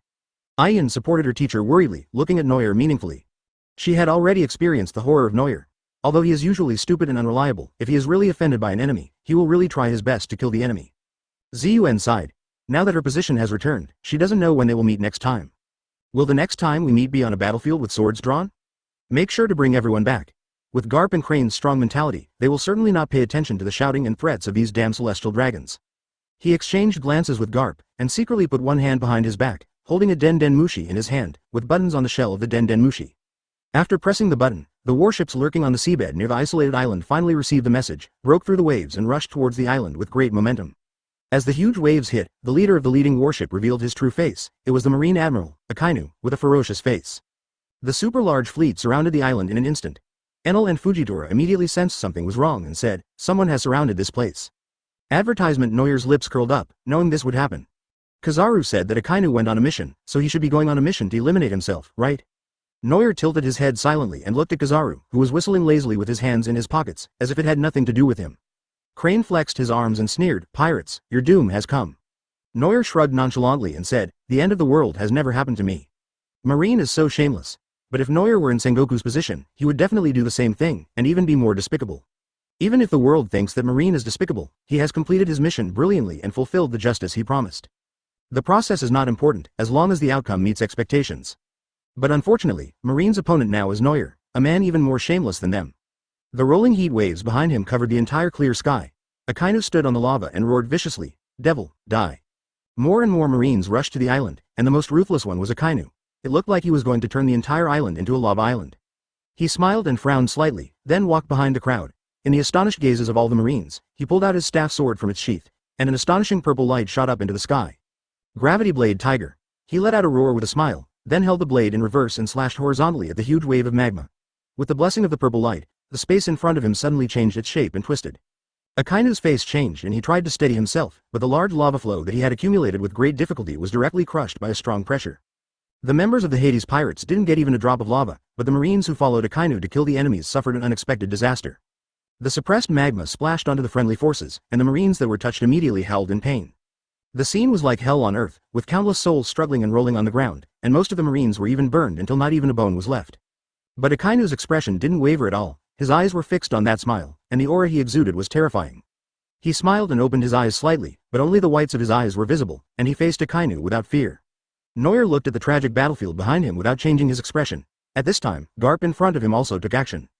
Chapter 184 Departure. With just one smile and one move, the Marine soldiers led by Akainu suffered heavy losses. Garp, who loved his soldiers like his own sons, couldn't bear it, so he raised his fist and rushed towards Noir, wanting to end the fight quickly. A strong wind blew towards his face, and Noir, whose observation Haki had been upgraded, dealt with it easily. He silently took a step back, and Garp's fist missed the target. This kid's observation color has become more delicate. Garp frowned slightly, raised his fist as big as a casserole and wanted to continue smashing down, and he also ran over to support him. Two veteran masters rushed over, but Noir was not in a hurry at all. He sighed and said, "Why do we always have to fight and kill?" After saying that, Noir stretched out his hand and snapped his fingers gently in front of the two people who rushed over. Wah, what? No, Garp's movements faltered, and he quickly retracted his moves and looked in the direction of the sound. First saw a Marine soldier with a general's badge on his chest, covering his head with horror. His skin, which was exposed to the sun, suddenly made a burning sound. A puff of green smoke rose up, and the Marine's skin, flesh, and even bones were burned to ashes by the sunlight, leaving only some ash and charcoal residue on the spot. Garp glared at Noir and yelled, "What did you do?" Noir smiled but said nothing, and snapped his fingers again. As if in response to Noir's snapping of fingers, a Marine soldier screamed, and soon he was also tortured by the sun and became exactly the same as the previous person. Crane then remembered and looked at the Marine's shadows, his face darkening as he said, "This is the ability of the shadow fruit. Noir has already tampered with the hostages." Noir smiled and responded, "Yeah, I was just trying to prevent you from doing that." Garp's face also looked a little grim. He approached Crane and asked, "What should we do now?" The light in the Crane's eyes kept flickering. What should he do now? There is only one way, to kill Noir, who is a person with special abilities. But Noir is not only the user of the shadow fruit, but also the user of the sparkling fruit, and he also has the ability to hide in the fog. Kizaru and the other two could at most hold back Noir and his group and prevent them from running into the fog, but they could not stop Noir from snapping his fingers. Seeing that the two Marine pillars were silent, Noir simply stretched out his hand and snapped his fingers. Advertisement. A clear and faint voice rang out in the noisy battlefield, but that voice clearly struck every Marine's heart. Because every time a sound is heard, it means that a colleague will be tortured to death by the pain of losing his shadow. Noir did not force them to make a choice, and silently took the lives of Marines one after another. The celestial dragons that were yelling just now were now trembling and hiding behind the Marine, fearing that they would be the ones to die in the next second. But they were obviously overthinking it. Noir killed the Marine generals just to reduce the Marines' combat power at this time. Celestial dragons. They're just a bunch of trash waiting to be slaughtered and pose no threat to Noir at all. As his colleagues died one after another, he couldn't help but have tears in his eyes. After hesitating for a moment, he finally put down his hands. "Stop it, Neuer, just go away." Crane's voice was filled with fatigue, as if he was already overwhelmed. Garp supported Crane with worry, staring at Neuer fiercely with his tiger eyes, and his fists kept tightening and loosening. Neuer stopped what he was doing, looked at the Crane and said, "Let us go. Once it's safe, the Marine's shadow will naturally return to their bodies." Neuer's goal has now been achieved. If he continued to provoke Garp and they might end up in a fight with him. He raised his hand with a gloomy look and commanded all the Marines, "Let them go." Akainu was facing off against Ishao, who was of equal strength. Hearing this, he couldn't help but shout, "Why, we can definitely catch them all in one fell swoop." A wry smile appeared on his lips. Catch them all in one fell swoop? Using Zephyr and so many marine mainstays, and even the lives of celestial dragons to exchange for a Neuer, it is not certain that you can get it. Marine lost this deal from the beginning. Neuer smiled slightly. He dared to come here so blatantly. Of course he must have made all the preparations. In addition to threatening them with Marine's life, there is also. Ripples slowly spread out in the air, and an obvious transparent door was opened from the alien space, and a figure walked out from it. Bluno opened the air door and nodded slightly to Neuer, saying, "Captain, I'm here to pick you up as agreed." Neuer nodded and said, "Where's the Proverbs advertisement?" Bluno smiled, gave a thumbs up and said, "I took it away, don't worry." The main purpose of coming to the isolated island on the Golden Ship was to relax Crane's vigilance. If we go back now, there would be no need to open the proverb and leave. So Neuer arranged for Bluno to pick them up early so that they could slip away quickly. On Marine's side, Crane felt even more bitter when he saw the user of the gate-to-gate fruit appear. The strength of these bandits from the Hades pirates lies not in their fighting power, but in their ability to escape. Air gates, lightning, flashes, pterosaurs, mysterious black fog, these fancy and rapid escape methods are simply the nightmare of the new era Marine.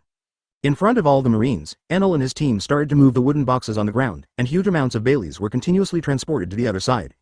Neuer's mouth was almost stretched to the back of his head, and he followed the money transportation line closely. As for those Marines killed by Neuer's snap of his fingers, their ransom, oh my. Of course it is impossible to return it to them. It took a lot of effort to move so many Baileys to the other side of the portal. After the task was completed, Neuer smiled at several senior Marine officers and said, "Well, goodbye." Akainu stared at the pirates who were leaving in such a sheep manner, and could not help but yelled, "Stop! Who will listen to you?" Neuer turned his head suddenly, swung the demonic sword down, and a huge black blade light rushed over. Akainu reacted in time and transformed into an element to avoid the attack, but was still knocked back a few steps by the impact of the sword energy. Several people took the opportunity to walk into the air door. Neuer stood inside the door and greeted Akainu with a smile. "Don't see me off, bye." Akainu was furious and punched Dark Hound, but the air door was already closed and he didn't even touch Neuer's clothes. Kakuzu. Kizaru, who had been slacking off for a long time, sighed secretly as he looked at the vibrating air and the furious Akainu. Why pick on that foul-mouthed guy? The mission failed this time, and all the Marines were in a very low mood, with a strong sense of unwillingness in their hearts. Only Uncle Huang didn't feel the slightest bit surprised. As the Marine Admiral who has fought Neuer the most, only Kizaru understands how cunning Neuer is. If Neuer could really be caught in such a plan, would he still have to work so much overtime? Chapter 185 Reclaiming Nuthim. Neuer and his men withdrew from the Marines' encirclement and returned with countless Baileys. After the air door was opened, Enel and his men excitedly moved out the large wooden boxes and then transported them into the Yellow Springs River. Neuer looked at Enel running around with his tongue hanging out with satisfaction and said with a smile, "Finally, I got rid of this evil at hand." Robin smiled faintly and said softly, "Yes, but this also means that we don't have anything that the Marine and the government would be afraid of." Neuer sneered and said, "Sengoku and the Five Elders are both guys who only care about food and not fights. They will definitely continue to make trouble for me deliberately." Robin nodded and said, "So many Marines were killed by your shadow this time. Sengoku has to solve this problem first." Neuer shrugged and pouted, "Indeed. I guess they'll call again soon." As the two were talking, the aloof Lucci came over quietly, took out a Den Den Mushi from his arms and said, "Communication from Marine Sengoku." The two looked at each other and blinked at the same time. "So fast." Robin laughed and shook his head, patted Neuer on the shoulder and said to him, "I'm going to go see how the Neutrum survivors are doing. You can talk to him privately." Neuer smiled and nodded, then took the Den Den Mushi and said frivolously, cat type. Sengoku's calm voice finally became filled with anger, and he growled like a wild animal. "Why did you attack the hostages? We gave you the full ransom." Neuer sneered and asked, "Why attack the hostages? You should explain why Marine attacked me, right?" Sengoku was speechless when Neuer said this. Neuer took advantage of the situation and mocked him. "I was just providing insurance. I never thought it would be used." So, a Marine who claims to be righteous would also resort to such despicable means like the pirates. Sengoku's steel teeth nearly broke as he tried desperately to contain his anger and said, "This time it was a misunderstanding. We sincerely invite you to become Shichibukai." Neuer gave a sly smile and said, "Oh, maybe?" Sengoku closed his eyes tightly, feeling exhausted, and said weakly, "It's our fault, Mr. Neuer. Can you return the Marines' shadows? Advertisement?" Neuer laughed and said with undisguised sneer, You are really pushing your luck, Marine. Sengoku sighed and was about to explain when Noir spoke again. You can ask me to release their shadows, but that's another price. Sengoku felt a sweetness in his throat and almost vomited blood. He yelled, I can't give you any more money. On the other end of the Den Mushi, Noir smiled silently. This was exactly the reaction he wanted. Noir said, if you don't have money, then give me something else. You know, I just became a Shichibukai and I need a piece of territory. Sengoku's eyelids twitched, then he frowned and analyzed subconsciously. With the strength of Devilman Noir, he can grab any territory he wants, so why bother asking him for it? Then, there is only one possibility. The place Noir wants is probably under the jurisdiction of the Marine or government, or is related. Sengoku did not express his opinion directly, but asked, where do you want to be your territory? Noir said in a very calm tone, the site of the once destroyed kingdom, the kingdom of Newtham. I heard that the island was occupied by you. Sengoku felt a pang in his heart, the great country of D, the kingdom of Newtham? After all these years, why would anyone dare to mention that place? Why did Noir know that place? It shouldn't be possible, he shouldn't know this at his age. Wait, Noir's last name is Kirlos, and D, aren't these all characteristics of the Newtham royal family? Could it be that Noir, the devil who is now famous on the sea, is actually the last descendant of the prince of the ancient country? The gears in Sengoku's big head were spinning frantically, trying to figure out Noir's identity step by step. The demise of Newtham was due to the fact that they were conducting a very horrific research. The government was afraid of Newtham's ideas, so they ordered their extermination. Advertisement as a Marine admiral with a relatively conservative personality, Sengoku felt that Newtham's destruction was his own fault. But the action back then was very rigorous. The people of Newtham dare not say, but there will definitely be no survivors among the nobles in the country. But where did this Noir with the surname Wong come from? Sengoku frowned slightly, secretly blaming himself for not doing a thorough background check on Noir. Noir, who was on the other end, didn't hear any response from Sengoku, so he said impatiently, where is he? Can you give me some space to talk? If you don't give it to me, I won't return Marine's shadow to you, and I'll take Neutrum myself. Sweat broke out on Sengoku's forehead, and he didn't dare to make an agreement with Noir easily. Their current relationship with Noir is very delicate, and it is said that the Shichibukai alliance has bound both parties together. But in reality, Noir still cannot trust and is hostile to the government, and the Marine and the government cannot give up the idea of annihilating him. But no one knew how much Noir had done to the hostages, and the government did not dare to touch him rashly. The island where the kingdom of Newtham is located has been occupied by the government for many years, and useful research materials, wealth, history and talents have long been dealt with by the government. Logically speaking, there should be no problem in giving that place to Noir. But Sengoku and Noir had fought many times, and each time Noir proposed conditions that were in his favor, so he really didn't dare to make promises easily. Sengoku hesitated for a moment, then struggled to speak. I can't make this decision. I need to ask my superiors for their opinion. On the other end of the Den Mushi, Noir pouted and sat on the small stool reluctantly, waiting. However, from Noir's perspective, the government's agreement or not cannot stop his determination. But if Newtham could be taken back peacefully, it would be more legitimate and convenient. Just when Noir thought that nothing would happen after Sengoku reported to his superior, a voice suddenly came from the other end of the Den Mushi. Sengoku's voice seemed to have gained some confidence. We can give you the ownership of the kingdom of Newtham. But in return, you must return the shadows you cut from the Marine soldiers. Noir was a little surprised to hear Sengoku's affirmative answer. Was the decision made so quickly? It seems that the Marine and the government have already predicted that they have plundered the kingdom of Newtham. Chapter 186 Dragon Minister. Even if the government cleans up Newtham thoroughly, Noir will go back. After all, that was the only clue about his life experience, so he had to take a look at it no matter what. Noir saw that Sengoku answered him straightforwardly, and a triumphant smile appeared on his face and he said, deal, their shadows will be back soon. Sengoku narrowed his eyes and said with certainty, and the shadows of the celestial dragons are coming back too. Noir had expected him to say that, and said calmly, what? Oh, I didn't take away their shadows, Marines is enough. This guy is lying with his eyes open, but Sengoku can't confirm whether this statement is true or not. What Sengoku said just now was just an attempt to test Noir's rhetoric. Although the hostages were redeemed, celestial dragons are likely to still be controlled by Noir. No matter how powerful the government is, unless they have shadow abilities, they cannot tell whether celestial dragons have been tampered with. Even if Sengoku himself is sure that Noir did it, there is no evidence. And even if there is evidence, what can we do? Sengoku knew that he could not get anything out of this, so he said to Noir in a deep voice. Since you said so, then let's return Marine's shadow first. Noir laughed and said, I see, it's a pleasure to work with you. The Den Mushi was hung up with a click. Noir stood up happily and snapped his fingers lightly. Shadows jumped out from the palm of his hand and flew into the air at a high speed. These are all Marine's shadows, and Noir doesn't want to deny it. Anyway, the rest are easy to deal with. The only tough ones left are Zephyr and Momosagi, but Zephyr has suffered such a great blow that I don't know if he will be a Marine again. As for Guillaume, Noir has been having a headache about how to deal with this woman.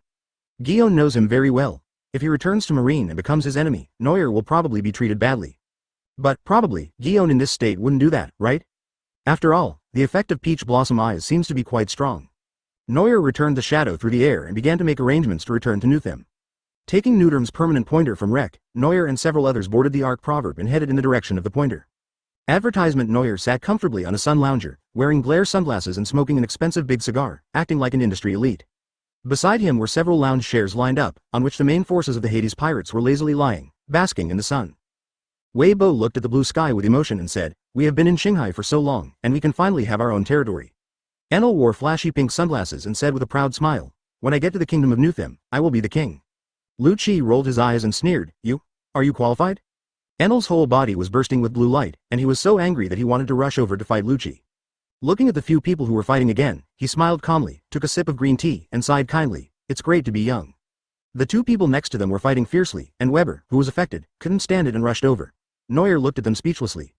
"Your Highness, please drink some juice." At this time, a voice sounded in Neuer's ears. When he looked up, it was indeed Lei He, the loyal man who had always been by his side. Ever since Lei He followed Neuer, he always remembered that he was still a prince. Lei He is like a competent retainer, taking care of people even more attentively than Robin. Neuer took the juice and thanked him with a smile. "Thanks, Reich." Lei He lowered his head humbly and said, "This is my job." Neuer took a big sip of juice and asked Reich curiously, "I heard before that Newterm has a special feature, which is raising dragons. Did you know that?" Lei He's eyes lit up, and he said proudly, "That is a dragon-shaped intelligent creature that is unique to Newterm. We call it a dragon minister. Longchen. Quite an interesting name." Then, Neuer asked in confusion, "Then why didn't I see Longchen where you live?" Lei He's expression darkened, and he sighed and explained, "The dragon minister lives in an underwater nest in the Newterm territory. We can't catch him." After that, Reich took out a worn and yellowed parchment from his bag, pointed at the blurred words on it, and preached to Neuer. "What's written here is the record about Longchen in the past." Neuer tried hard to decipher the words above and roughly understood the relationship between the dragon creature and Newterm. Advertisement. Simply put, the two sides have a relatively close cooperative relationship. Every noble of Newtham will be accompanied by a dragon minister when they reach adulthood, and they will be partners in life and death. In this way, the nobles will receive protection and companionship, and the dragon ministers will acquire various knowledge and abilities in the human world. This mutually beneficial relationship was completely destroyed with the demise of Newtham. Only nobles and ministers who have made great contributions have dragon ministers, while Lei He and his people naturally do not have one. Neuer tapped his palm in realization and said, "So those mechanical dragons I saw on Abriad Island were made by you based on the dragon minister?" Lei He covered his face and nodded, his voice clearly filled with disappointment. "It's a pity. I can never become like Longchen back then." Although he had never seen a creature like Longchen with his own eyes, Neuer became interested after hearing Lei He's praise. "When I get to Newtham, I will try to catch a dragon minister myself. I must find the strongest one." On the seaside, when Neuer and his team were heading towards Newtham, some unusual changes occurred in the sky above the marine headquarters. A thick black cloud covered Marineford, and then continuously split off many shadows, flying in their own directions. Many generals in Marineford felt their true shadows return and suddenly felt at ease.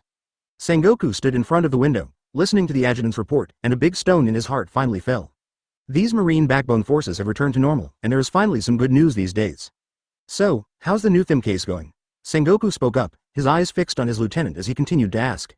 The adjutant held a stack of papers in his hand, looked at the contents and said, "I checked the battle records of the kingdom of Newtham back then and found that Marine had indeed wiped out all the nobles. There was no mistake in the corpses that were checked at that time." Hearing this, Sengoku frowned, somewhat confused. "What is going on? Isn't Neuer a noble from Newtham?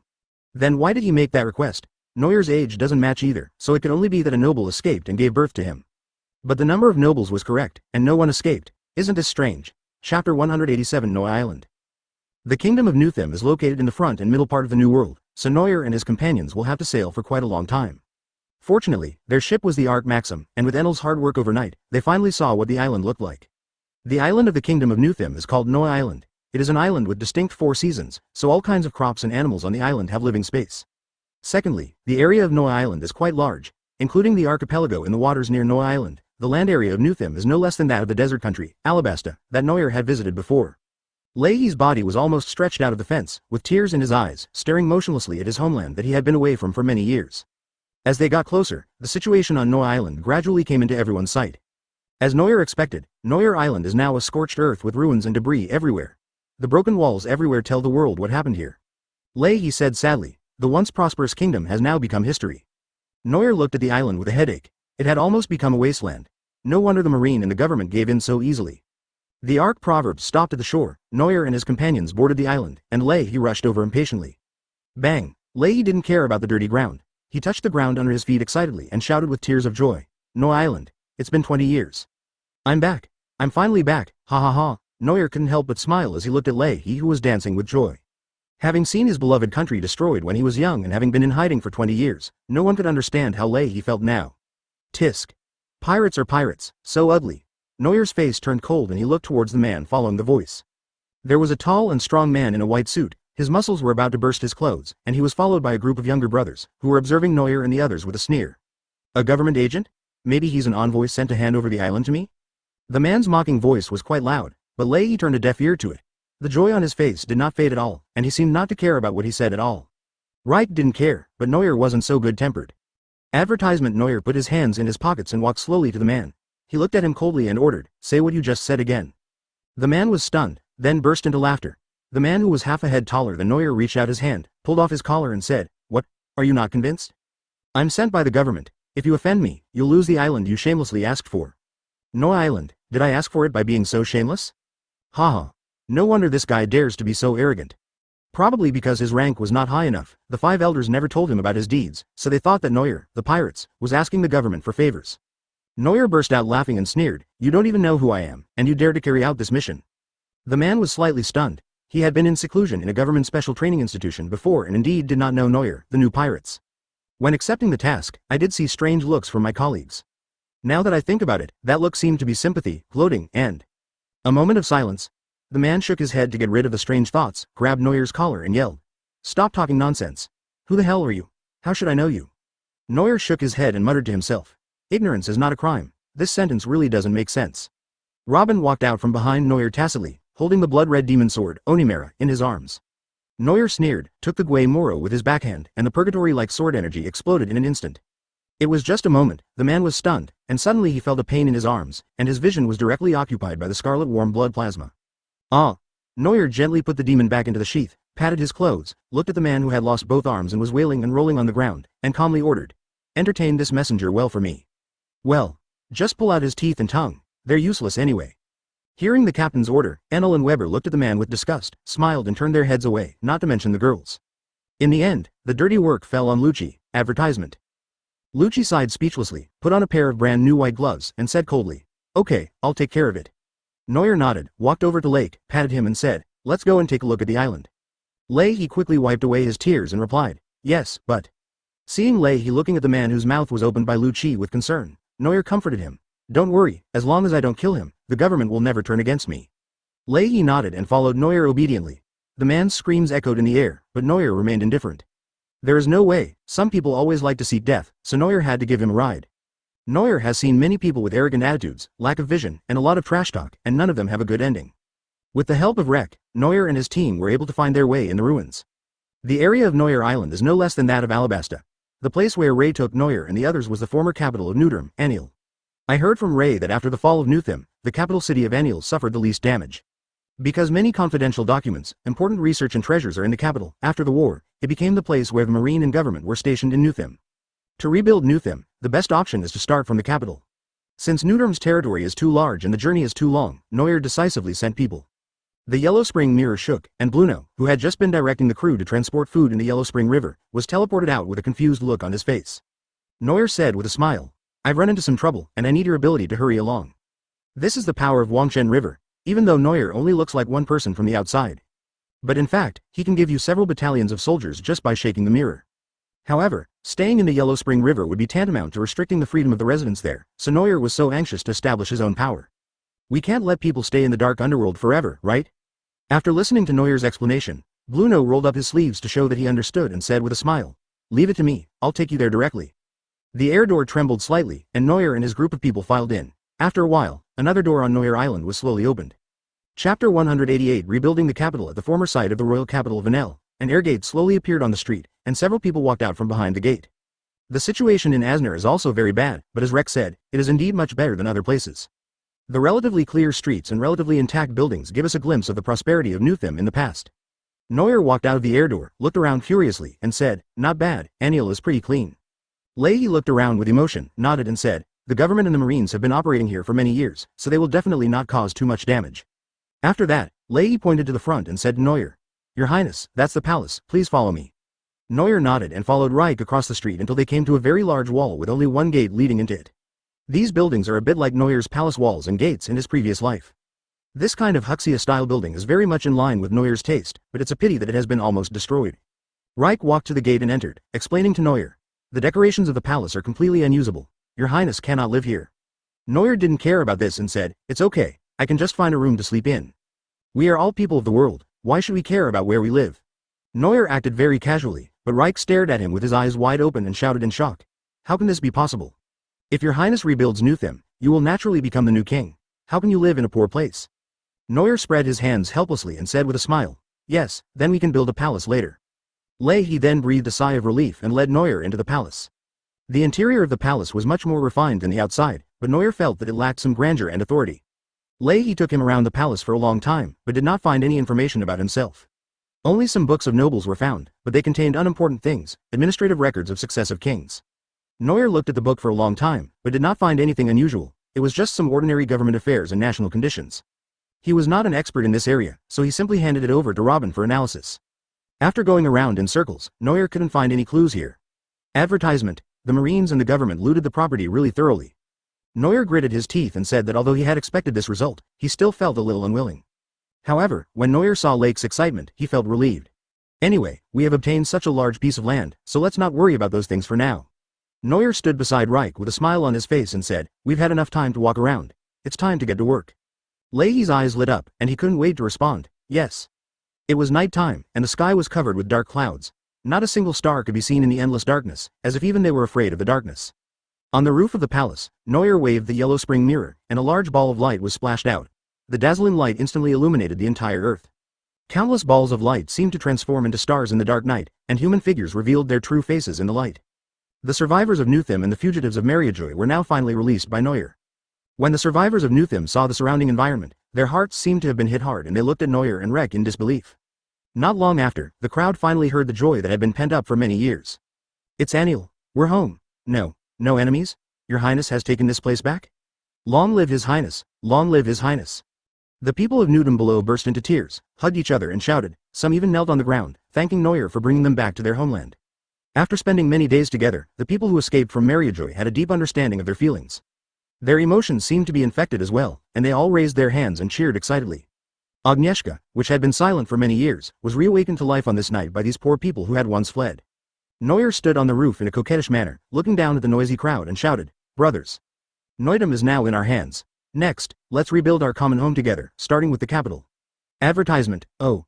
Everyone roared passionately, stood on the ruins, and waved their fists vigorously. Looking at the enthusiastic crowd, Neuer nodded with a smile. Although the population of the newly born Newtham is still small in the world of pirates, if you have strength, you have everything. As long as he raised his arms in the name of Shichibukai, he would be able to attract a large number of people who hope to seek refuge. In addition, Neuer's reputation among the slaves. Neuer's eyes lit up. This way, he could rob more slave ships in the future. This would consolidate the image of slave savior, imposed by the world on him, and would attract more loyal slaves or righteous people to join the kingdom. Neuer waved his hand, and countless shadows emerged from the yellow spring mirror, shouting to everyone, at night, these guys will come to help you. When everyone saw the people walking out of the light, they all exclaimed in delight, they're cute zombies. Neuer was full of black lines. Cute? They have been living with zombies for a long time. Could it be that even their aesthetic sense has been assimilated by Robin? Everyone happily hugged the zombies beside them, as if they had found a friend. Zombies are the products of the shadow fruit, and are loyal subordinates of Neuer, so of course they are not hostile to the people. In addition, during these days, people and zombies have been living together in the Yellow Spring River day and night, so of course they would not feel disgusted with them. Everyone is a good player. The reconstruction of the royal capital is just around the corner. He stood beside Neuer and said in a deep voice with sparkling eyes. Neuer nodded and began to look forward to what the future king would be like. At this moment, Neuer's heart suddenly trembled, and he slammed his palms and shouted, oh, right, there is also Sky Island. The people around were startled by Neuer's sudden roar. Enel and Weber asked curiously at the same time, what Sky Island? Neuer did not answer, but secretly checked the reward given to him by the system. After meeting Enel on Sky Island and changing the plot, the system rewarded Neuer with the ability to customize a Sky Island, but he has never used it until today. Building Sky Island above here can also interact with Newtham, and can do some more secret research or training, or even. Neuer's eyes lit up. Maybe he could even build a palace in the sky. Chapter 189 Exclusive Sky Island. The abandoned capital of Aniel has been bustling with activity since Neuer announced the start of its reconstruction. Looking around, the construction of the entire royal capital has begun to take shape. Within a few days, the ruins and garbage in the royal capital had been cleared away, the streets and buildings became exceptionally clean, and people were working with tools. According to Neuer's idea, the capital is the starting point for the integration of the kingdom, and it is also the only heart of the island, so it must be made quite outstanding. Fortunately, among the people rescued by Neuer, there were some construction craftsmen and design masters. The plan for the entire royal capital was designed early and given to Neuer for review. After browsing the design drawings, Neuer was very satisfied, and then he handed it over to his trusted men to take charge. He himself found a suitable place and prepared to release the reward he had already obtained. In the Neuer Old Palace, he stood in a large open space and gently pressed his palms on the ground. Enel was a little surprised and asked, "What does the captain want to do?" Weber shook his head and said, "They called us over and said they were going to Sky Island. But I looked around in the sky and there was no sign of Sky Island at all." Robin chuckled, looked at Neuer with gentle eyes and said, "Don't you know what that guy is doing?" Enel and Weber looked at each other, sighed and laughed. "Indeed, even if he created a Sky Island out of thin air, I probably wouldn't be surprised." A few people behind him were whispering, and Neuer concentrated on selecting Sky Island in the system space. "Are you sure you want to create your own custom Sky Island?" Warning. Once generated, it cannot be undone. Neuer closed his eyes tightly and said seriously, "Confirmed, it's in the sky above here." The system's mechanical voice came, adapting the height, area, and environment. Generated successfully, Neuer was delighted and looked up quickly. But when I looked up, the sky was still sea blue, so pure without even a trace of impurities. What? Advertisement so? Where did the generated Sky Island go? Neuer was wondering when Enel's face suddenly changed and he shouted in shock. "How is this possible? What is this?" In Enel's mind, a huge monster suddenly appeared out of nowhere in the space that was originally covered by the observation Haki, and without any warning. Enel's eyes almost popped out, and he pointed to the sky and shouted, "Something appeared in a very high place." As soon as these words were spoken, the members of the Hades Pirates group huddled together warily, smiling and trying to sense what was going on in the air, but the situation in the sky was still hazy. Neuer looked at the sky in surprise. It really happened, but why couldn't he, as the owner, sense it at all? At this time, the system's voice came out, reminding, "Host, your exclusive Sky Island is remotely controlled, and the control center has been transmitted to space." Can it be controlled remotely? Neuer was stunned for a moment, and quickly immersed his mind into the system, and sure enough, he found a fist-sized sphere. This sphere seemed to be solidified white clouds, and it was cold to the touch. When I held it in my hand, I seemed to feel a vague connection with something. Neuer held the white beads with both hands, and with a slight thought, the Sky Island connected by the white beads also began to move. Is something approaching? Yishao frowned slightly and listened to the movement in the sky. Enel was horrified, waving his arms and shouting, "Sky Island is falling." As soon as these words were spoken, the originally bright sky darkened. In Enel, everyone who had been busy just now stopped their work and looked up. Leahy, who had changed into work clothes, said in a trembling voice with a serious face, "Is the world ending?" Above Asniel, there was an island made of flexible white clouds floating overhead, and its size was even comparable to that of Asniel. Neuer's mouth twitched, and he looked at the white bead in his hand and said, "This thing really works. The remote-controlled Sky Island is perfect for the base of Hades." Enel and Weber looked at the Sky Island so close with astonishment on their faces. They really created a Sky Island out of thin air. Neuer looked at Leahy outside and ordered, "Calm everyone down, I'll go up and take a look." Leahy nodded quickly. Neuer picked up Robin, and his body turned into a golden flash and rushed into the sky. Enel and others quickly followed, and they landed on Sky Island together. Advertisement. As soon as he stepped onto the white ground, Neuer felt an inexplicable sense of familiarity and said with a smile, "This Sky Island is not bad, it has that flavor." Weber rolled around on the island cloud excitedly and said, "I haven't felt this way for a long time." Although the deck of the Ark Proverbs also has a floor made of island clouds, stepping onto Sky Island again gives me a special feeling as a native of Sky Island. Enel looked at Sky Island with some melancholy and sighed. There's nothing on the island, it's empty. Konus, who is also from Sky Island, frowned and said, "Indeed, without houses and streets, it feels dead." Neuer grinned and said, "That's no problem, we can build a palace here right away." Robin shook his head and said, "Compared to this, I'm curious about why you were able to create Sky Island." Neuer scratched his head, held up the white bead and pretended to be stupid. "This is a treasure I found before. It seems to be able to remotely control this Sky Island." Out of trust in Neuer, Robin easily believed his words and asked in confusion, "Is it so magical?" Enel heard their conversation and asked curiously, "That's great. Can we use it, too?" Neuer shook his head to indicate that he didn't know, and Enel quickly took the white bead from him.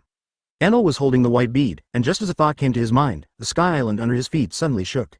Neuer looked at him in surprise. Could anyone else use it besides himself? Where is the exclusive Sky Island and dog system? Before Neuer could get angry for a while, Enel, who was concentrating on controlling Sky Island, suddenly turned pale. Blood suddenly gushed out of his mouth, and his shaky body fell backwards. Wei Bo ran over in shock, hugged him and asked, "What's going on?" Enel covered his forehead, wiped the blood from the corner of his mouth and said reluctantly, "It's okay, it's just that this white bead consumes the energy in my body, and it almost drained me out." Neuer was stunned. "Will it still consume energy? When I used it myself, I didn't feel anything." Sure enough, the things given by the system still have a recognition process. Neuer quickly took the white bead back into his own hands. It seemed that it would be better for him to control this thing by himself. This is a good thing. Even Enel suffered a great backlash, so it is even more impossible for ordinary people to move Sky Island without permission. Chapter 190 Cloud Palace. Just after Enel tried the effect of the white beads, Sky Island smiled and brought Leahy up. When Leahy saw Sky Island for the first time, he was amazed by the vast expanse of white and said, "This is Sky Island, so beautiful."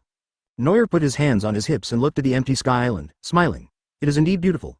It will be even more beautiful if a palace is built on it." After hearing his words, Leahy looked at the dreamlike Sky Island thoughtfully and said, "Indeed, if a palace is built on Sky Island, it will be worthy of His Highness's status." Noel chuckled, threw the white bead to Leahy and said, "Make this into a scepter. This thing can remotely control this Sky Island." Leahy took the bead in shock, put it away carefully and said, "I understand that this scepter will become the symbol of King Nuthim." Noel nodded, then frowned and said, "But Sky Island is in the sky, how can we get to it from the ground?" At this time, Lu Chi suddenly interrupted and said, "Bluno's ability can help." Noel waved his hands and said speechlessly, "Do you want to tire Bluno to death?" Lu Chi shook his head and Leahy explained for him, "No, it's the result of Xiao Lizzie's research." Noel was stunned. Little Chestnut. He remembered that after arriving in Nuthim, he had told Oguri to focus his research on Devil Fruit and Iron Man suit. Could there be results so soon?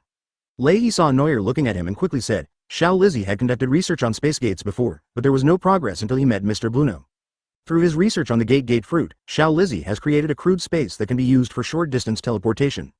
Everyone was shocked, and Noel was overjoyed. I was right about Xiao Lizzie. In such a short period of time, he gave me such a big surprise.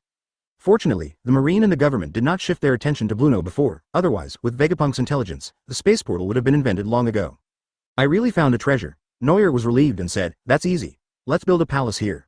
At the same time, some important institutions and figures from Neutrum and Hades can also be moved here, such as Xiao Lizzie and others.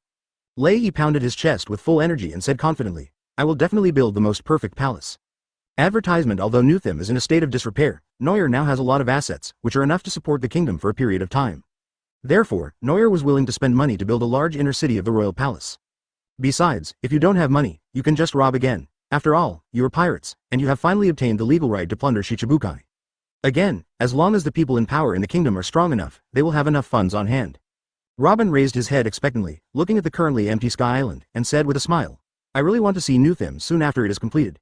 Noel nodded, looked Robin in the eyes seriously, and said softly, "With me here this time, the tragedy of Neutrum and Ohara will not happen again." Robin was stunned there, then he stretched out his finger to press against Noel's mouth, looked at Noel's beautiful eyes and said with a smile, "Stupid, of course." Enel scratched his head and interrupted without knowing the mood. "What is the name of this palace?" Robin thought about it and said excitedly, "I have a good idea." Seeing everyone's attention shifted to him, Robin raised his head and smiled, "How about calling it Yunding Tiangong?" Weber's eyes lit up and he agreed, "Not bad, it fits the feeling of Sky Island very well." Enel nodded in agreement and said, "Indeed, it was so hard for Big Sister Robin to come up with a normal name." After saying that, Robin at the side immediately cast a death stare at him that could wipe out humanity, and Enel shut up on the spot and dared not say a word. Everyone agreed, but Noel felt a chill down his spine. This resounding name reminded Noel of the works of a certain uncle. If I really gave it this name and lived in the palace, wouldn't it be like living in a tomb? As expected of Robin, even though the name sounds better, the temperament is still a cross-dimensional hell. Noel forced a smile and interrupted their discussion, saying, "This name is too troublesome, let's just call it Yun Palace." After all, it was the leader who spoke, and everyone hesitated for a moment but did not offer any opinions. However, when Robin saw that his opinion was rejected again, he squatted on the ground and acted unhappy. Everyone's eyes turned to Noel, and Noel walked over to Robin. Advertisement. Noel squatted beside her, sweating profusely, and took great pains to explain things to Robin. Although, Noel himself didn't understand what he had done wrong. A group of people stood behind them, and everyone had a tacit smile on their face. This is the VIP seat for CP. Those who have a partner will never understand how happy single people are to watch the show. The cold-blooded Lu Chi took a look, skillfully brought out tables, chairs and benches, and silently produced a huge watermelon from behind him. Weber sat on a small stool while holding a big watermelon, and said helplessly, "Captain is so slow, why doesn't he confess his feelings?" Leahy hesitated for a moment and said, "Maybe, shy?" It would have been better if he hadn't said it. As soon as he said this, everyone stared at Leahy as if he were an alien, and said in unison, "Captain, are you shy?" Leahy stopped talking. Although they had not been together for a long time, he could still tell. "Your Highness's shamelessness, it's hard to describe." Enel, with his mouth full of bright red melon pulp, spat out the seeds and said, "That's not just slow, that's stupid." Lu Chi calmly walked away from Enel and said, "Be careful or the captain might hear you again." Enel was disdainful and lowered his head to continue eating the watermelon. His arrogant attitude was not only wild, but also cowardly. There was a crowd of onlookers behind him, and a beautiful woman was leaning against Noel's side. But as a man who has accomplished great things, Noel is still thinking about serious matters. The new Neutrum is still in its infancy. Its internal strength is too weak and it needs to accumulate capable officials before it can make a name for itself. Neuer's politics are pretty rubbish, but it's still okay to learn from the practices of our ancestors and try to imitate them. Although I am a little anxious, I should first recruit some people with leadership ability from within the kingdom. This will also reduce some of the pressure on Neuer and Lake's shoulders. Neuer planned to first select the ministers of the court from each department of Neutrum and then live peacefully and safely as a hands-off king. Anyway, as long as Neuer is strong enough, things like treason and betrayal will never happen in the pirates' world. Chapter 191. New Neutrum. When he sailed on the sea before, with the help of Wangshen River, Neuer didn't feel anything. Now that so many people were released at once, Neuer realized that he had actually carried nearly 20,000 people with him. Although it is nothing compared to the world's superpowers, it is already a lot for the new kingdom. As for the Yellow Spring River, after Neuer was emptied, it was temporarily idle. He planned to use it as a large prison in the future. It is worth mentioning that the remnants left by Moria after Neuer killed him, namely Hobgoback and Perona, were released by Neuer. Neuer always believed that Hogbark's world-leading medical skills and human body research would be useful. Plus, his loyalty to Moria is weaker than Perona's, so Neuer boldly released him and forced. Well, convince him to do some research for me. As for Perona, that girl is a die-hard fan of Moria. She has lived in Neuer for so long and is only close to some girls from the Hades Pirates group. After all, Hades had been nice to her before, and Perona was a girl with a strange personality, so it was not surprising that they had such a relationship. Anyway, as long as she doesn't make trouble and cooperates with Xiao Lizzie in research, Neuer is too lazy to touch her. All things are difficult at the beginning. When Newtham was just starting to be built, everything was a mess. But after a while, the situation has obviously improved. Bright, spacious and clean streets have begun to take shape, interconnected and neatly arranged, with all kinds of distinctive buildings that should not exist in this world rising from the ground. Neuer initially proposed the house he wanted to build in a very aggressive manner, but this made his architectural designers very worried. God knows what those earthen buildings, watchtowers, courtyard houses and Mole Manor, that your highness mentioned are. It was not until the sweaty architects communicated clearly with Neuer that they handed in such a perfect answer. In the air, the giant pterosaur transformed by Weber was hovering in the air. Neuer sat cross-legged on him, looking at the city with satisfaction. Although they are not 100% perfect replicas, they all have their own style that belongs to this city and do not feel out of place. It was this feeling that made Neuer feel that King Aniel was becoming more and more friendly. Advertisement. In addition, after discussing with his subordinates, Neuer also planned to divide the royal capital into more detailed areas, such as residential areas, industrial and commercial areas, and entertainment areas. It seems a bit hasty to do this, but the kingdom currently has a small population, so there is no need to develop too much of No Island. Just try to improve the quality of life. In addition, over the years, Leahy and Xiao Lizzie's group have accumulated a very high standard of living, and the cultivation and collection of food is no longer a problem. Looking at the vibrant new empire on the ground, Weber, who was flying in the sky, was a little emotional and said, "This country feels really good." Neuer concentrated and calmed down, feeling the breeze on his face, and said with nostalgia in his eyes, "It's all thanks to everyone. It feels good to be able to create a peaceful paradise for these poor people in this cruel world." Weber gently raised the dragon's head, looked at Neuer on its back and said, "Yes, but there are still too few management talents in the kingdom. Mr. Leahy has no one to help him." Neuer nodded with deep understanding.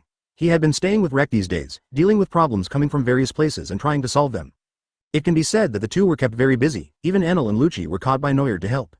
After all, it's different from living in the Yellow Springs. There are too many affairs to deal with when establishing a kingdom, and Leahy doesn't have the ability of a prime minister, let alone Neuer. Neuer sighed and said, "Luckily Khalifa and Robin are amazing. They can read so many documents at the same time." Weber nodded silently, looked at Neuer with some worry, and hesitantly said, "But if we sneak out, won't the big sister and Khalifa be angry?" Neuer swallowed and hesitated, "Probably not." Weber looked at him in horror, "Maybe? I listened to the boss's instigation and sneaked out on a secret visit." "Your Highness Neuer, Lord Weber, something happened."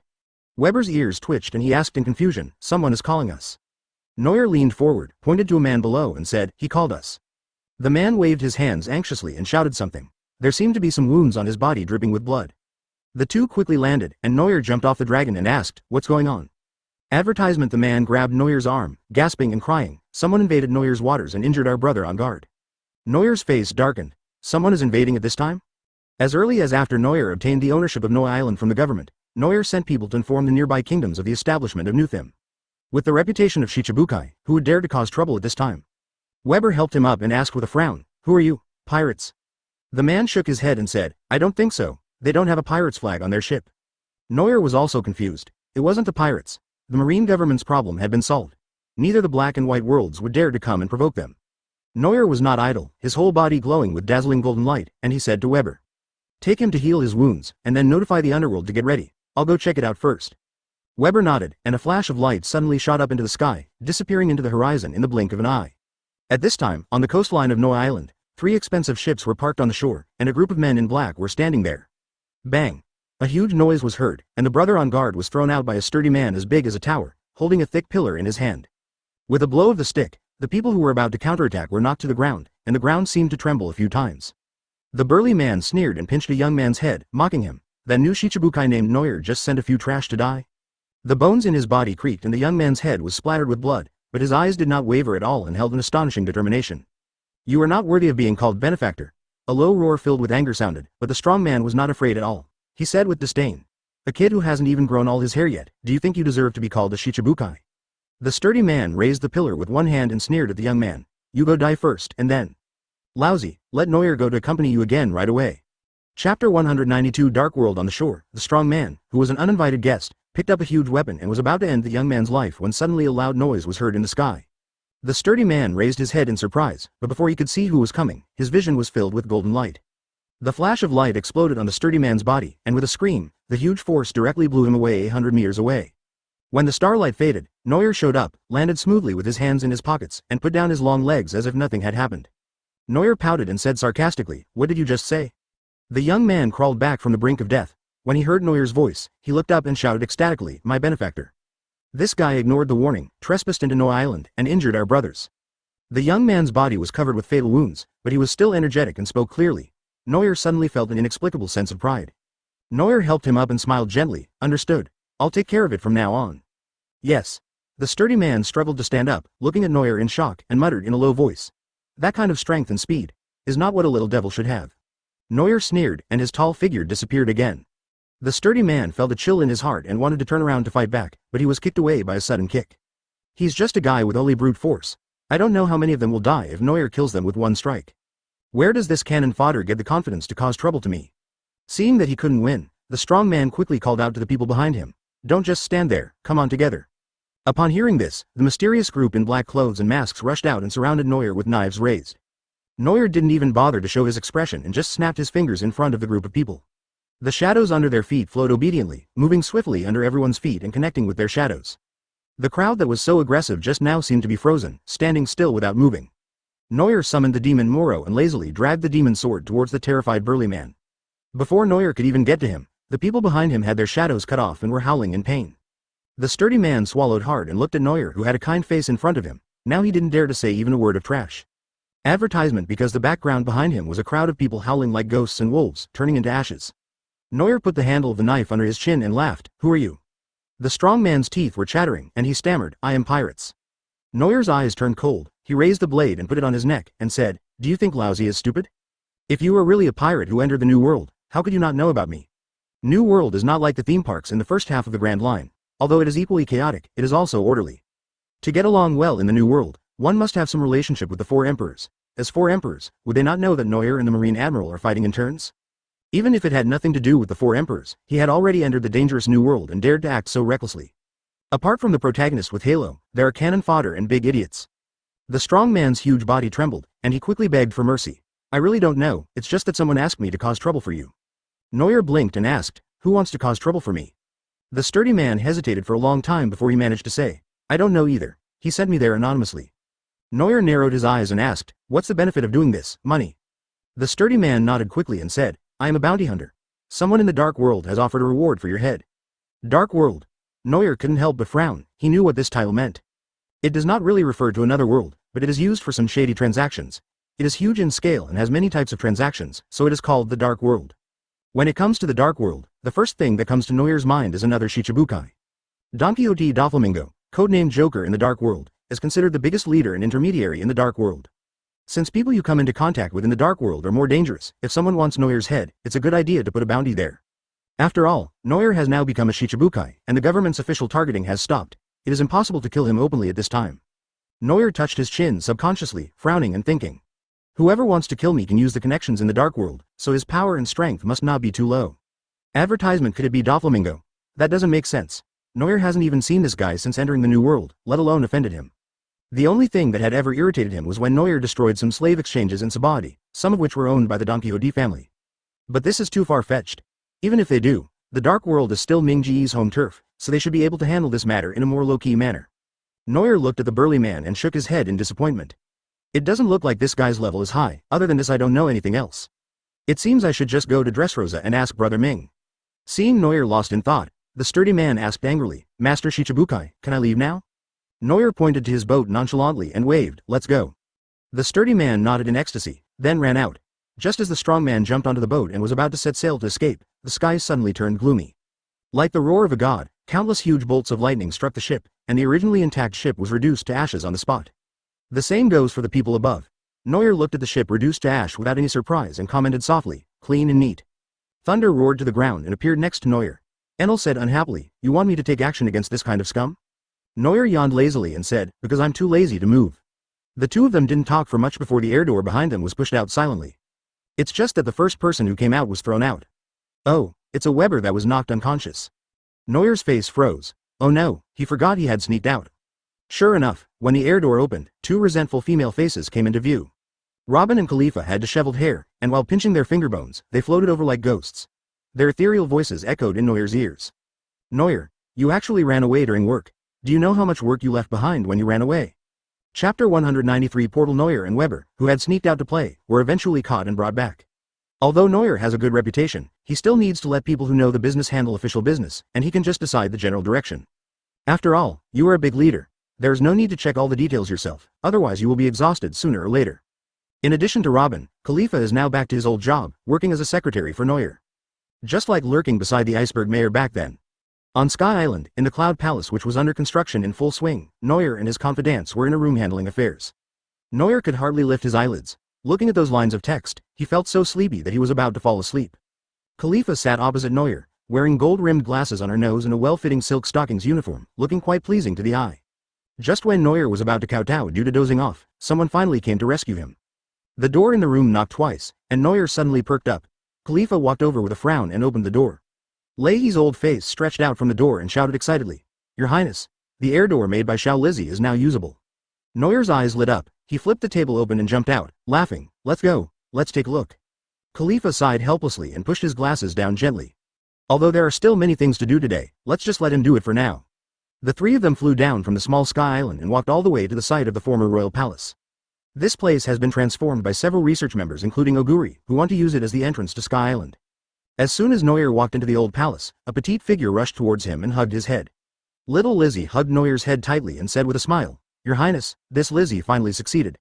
Noir pulled the little girl down with force, held her up and said speechlessly, You almost suffocated lousy.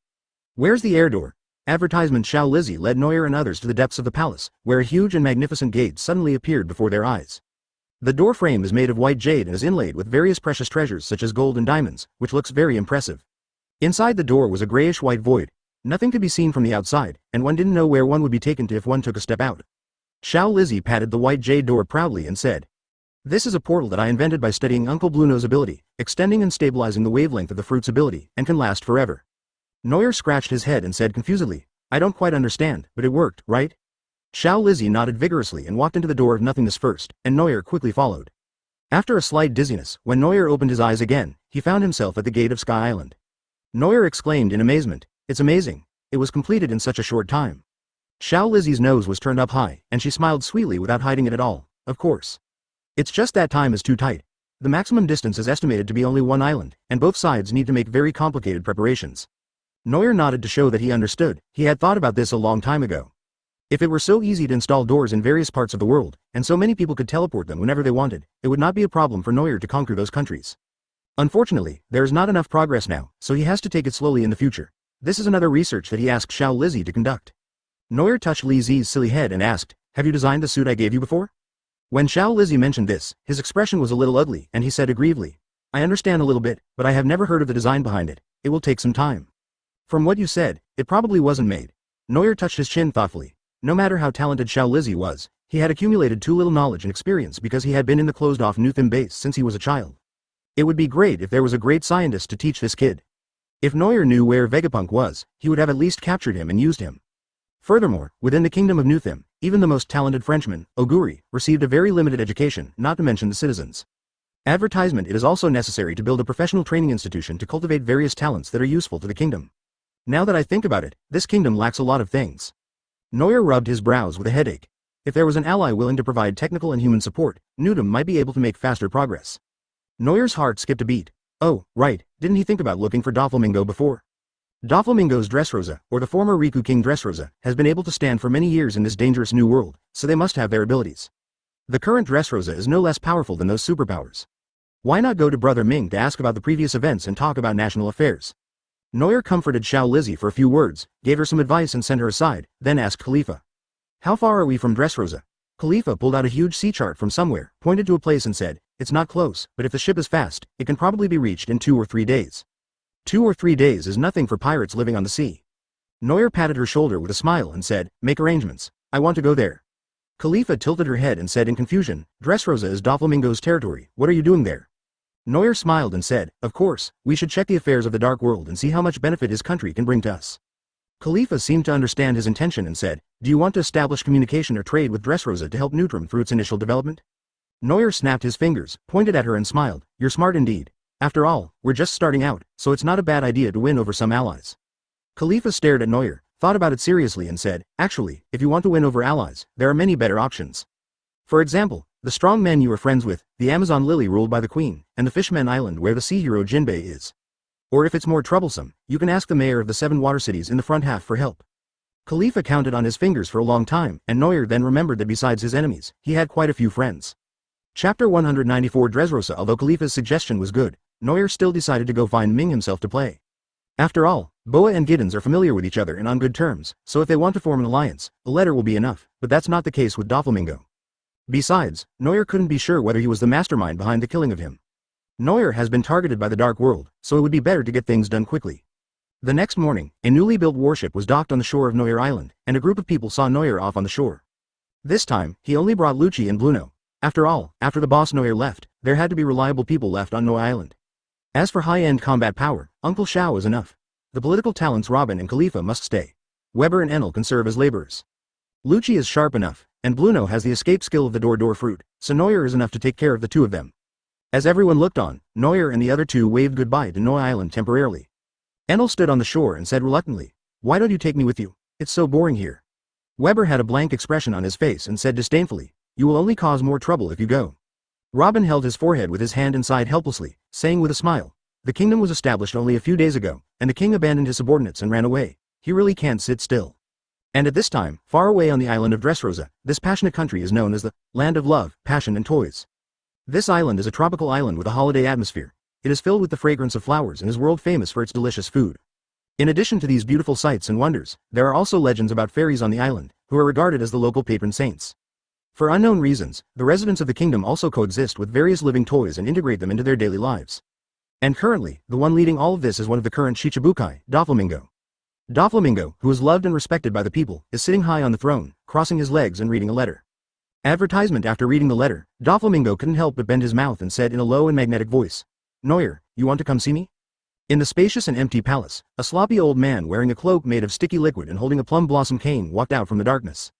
This person was Turmoil, one of Doflamingo's confidants. He had a drooping nose and said in a disgusting tone, why does a kid who just became a Shichibukai want to see Dov? Doflamingo let out strange laughter from his throat and chuckled, hey, maybe I know the reason. It seemed that half a month ago, when the newly promoted Shichibukai Neuer returned to Newtham and wanted to establish a kingdom, the Dark World suddenly put up a bounty on him. As the leader of the Dark World, Doflamingo certainly knew about this matter, and the person behind the scenes was indeed very cautious, and even he couldn't find any clues. The bounty that person offered for killing Neuer in the Dark World was much higher than what the Marines offered, so it was very attractive to these desperados. But as the most powerful Shichibukai, even without evidence, Doflamingo could still more or less guess who that person was. Doflamingo stood up, bent his waist, spread his legs, and said with a defiant smile, let's go, Turmoil, let's go meet this new Shichibukai. Turmoil sniffed in dissatisfaction and snorted, a little devil who managed to climb up here by chance, is he worthy of being treated like this? Doflamingo smiled coldly and said, if you are willing to know more about Neuer, you will know that he is a terrible man. Doflamingo, who had extensive connections and sources of information, was one of the few outsiders who could find out about Neuer's riot in Mariajoy and the liberation of the slaves. Therefore, Doflamingo never underestimated Neuer's ability.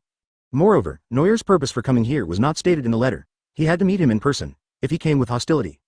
Doflamingo opened the door, and the wind blew his pink feather coat rustling. There was a slight flash under his sunglasses, and he suddenly bounced into the air.